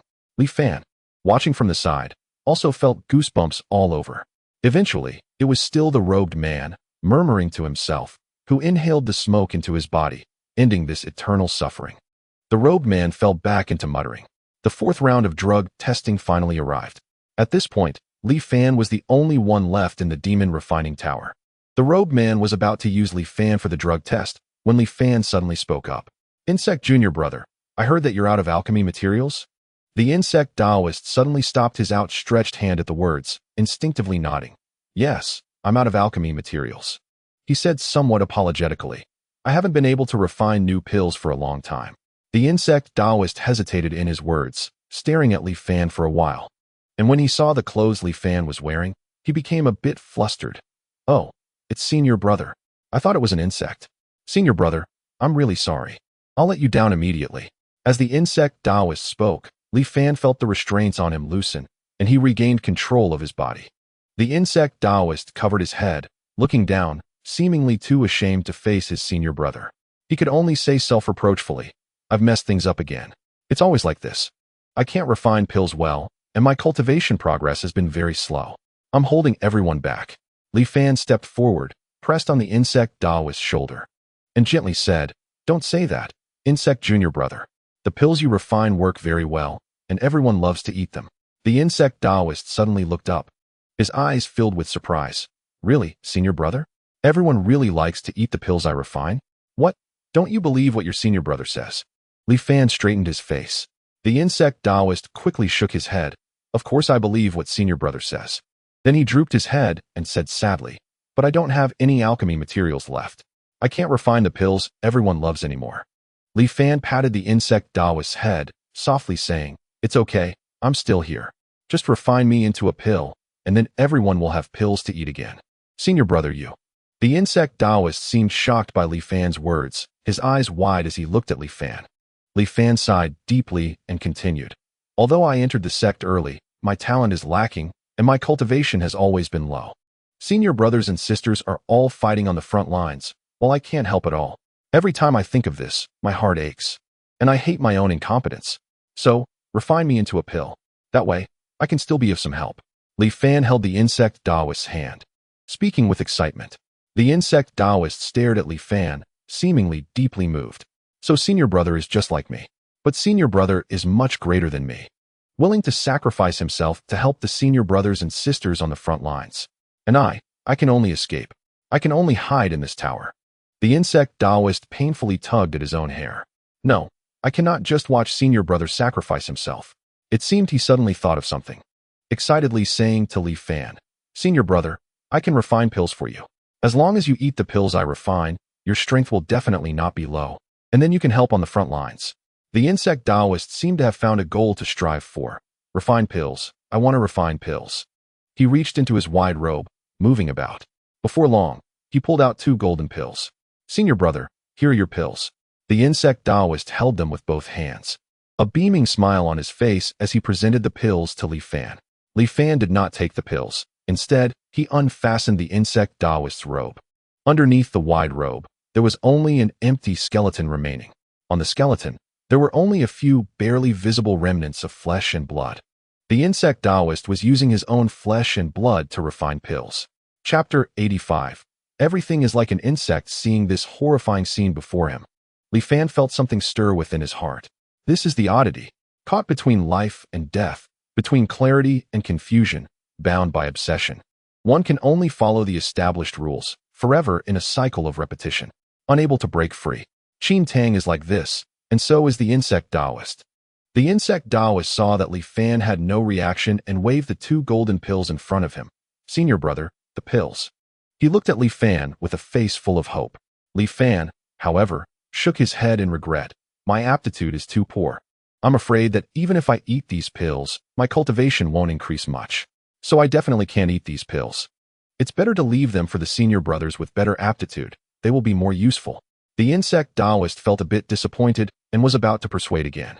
Li Fan quickly continued. However, I would like to ask junior brother for a favor. I wonder if junior brother would be willing to agree. The insect Taoist perked up again. Agree. Senior brother, just tell me what you need. I want to learn the method of catching insects from junior brother. Li Fan said slowly. The oddity has its own rules. If one does not follow the rules of the oddity, they will surely die under its influence. But if one understands the rules, not only can they remain safe within the oddity, but they can also gain various benefits.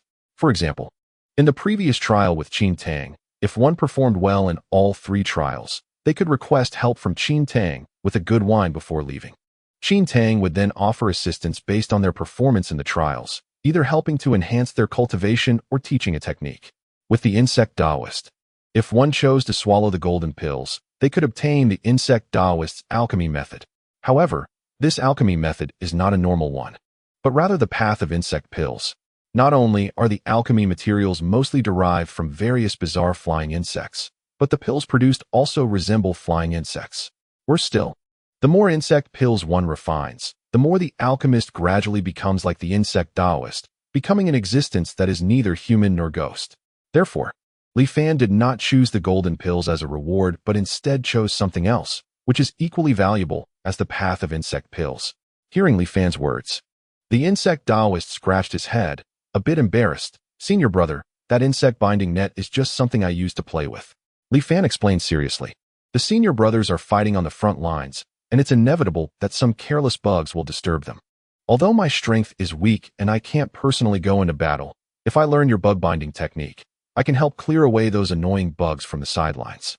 The bug Taoist suddenly realized, I hadn't thought of this use for the bug binding net. Senior brother, you are truly clever. Li Fan sincerely said. I would trouble you to teach me, junior brother. The bug Taoist's face flushed with excitement. All right, senior brother, I'll teach you how to weave the net right away. As he spoke, a buzzing sound came from behind the bug Taoist, revealing 4 pairs of transparent wings. He reached back and tore off one of them. The wings still had traces of blood, and the bug Taoist handed it to Li Fan. When Li Fan gently touched it, the transparent wing transformed into streams of light and was absorbed into his body. At the same time, countless intersecting fine lines seemed to appear in the world before Li Fan. It felt as if he could freely manipulate these fine lines to weave a massive net, capturing all living beings within his sight. This is it, the innate divine ability, bug binding. The vision of the massive net gradually faded. But Li Fan knew he had acquired this extremely powerful divine ability.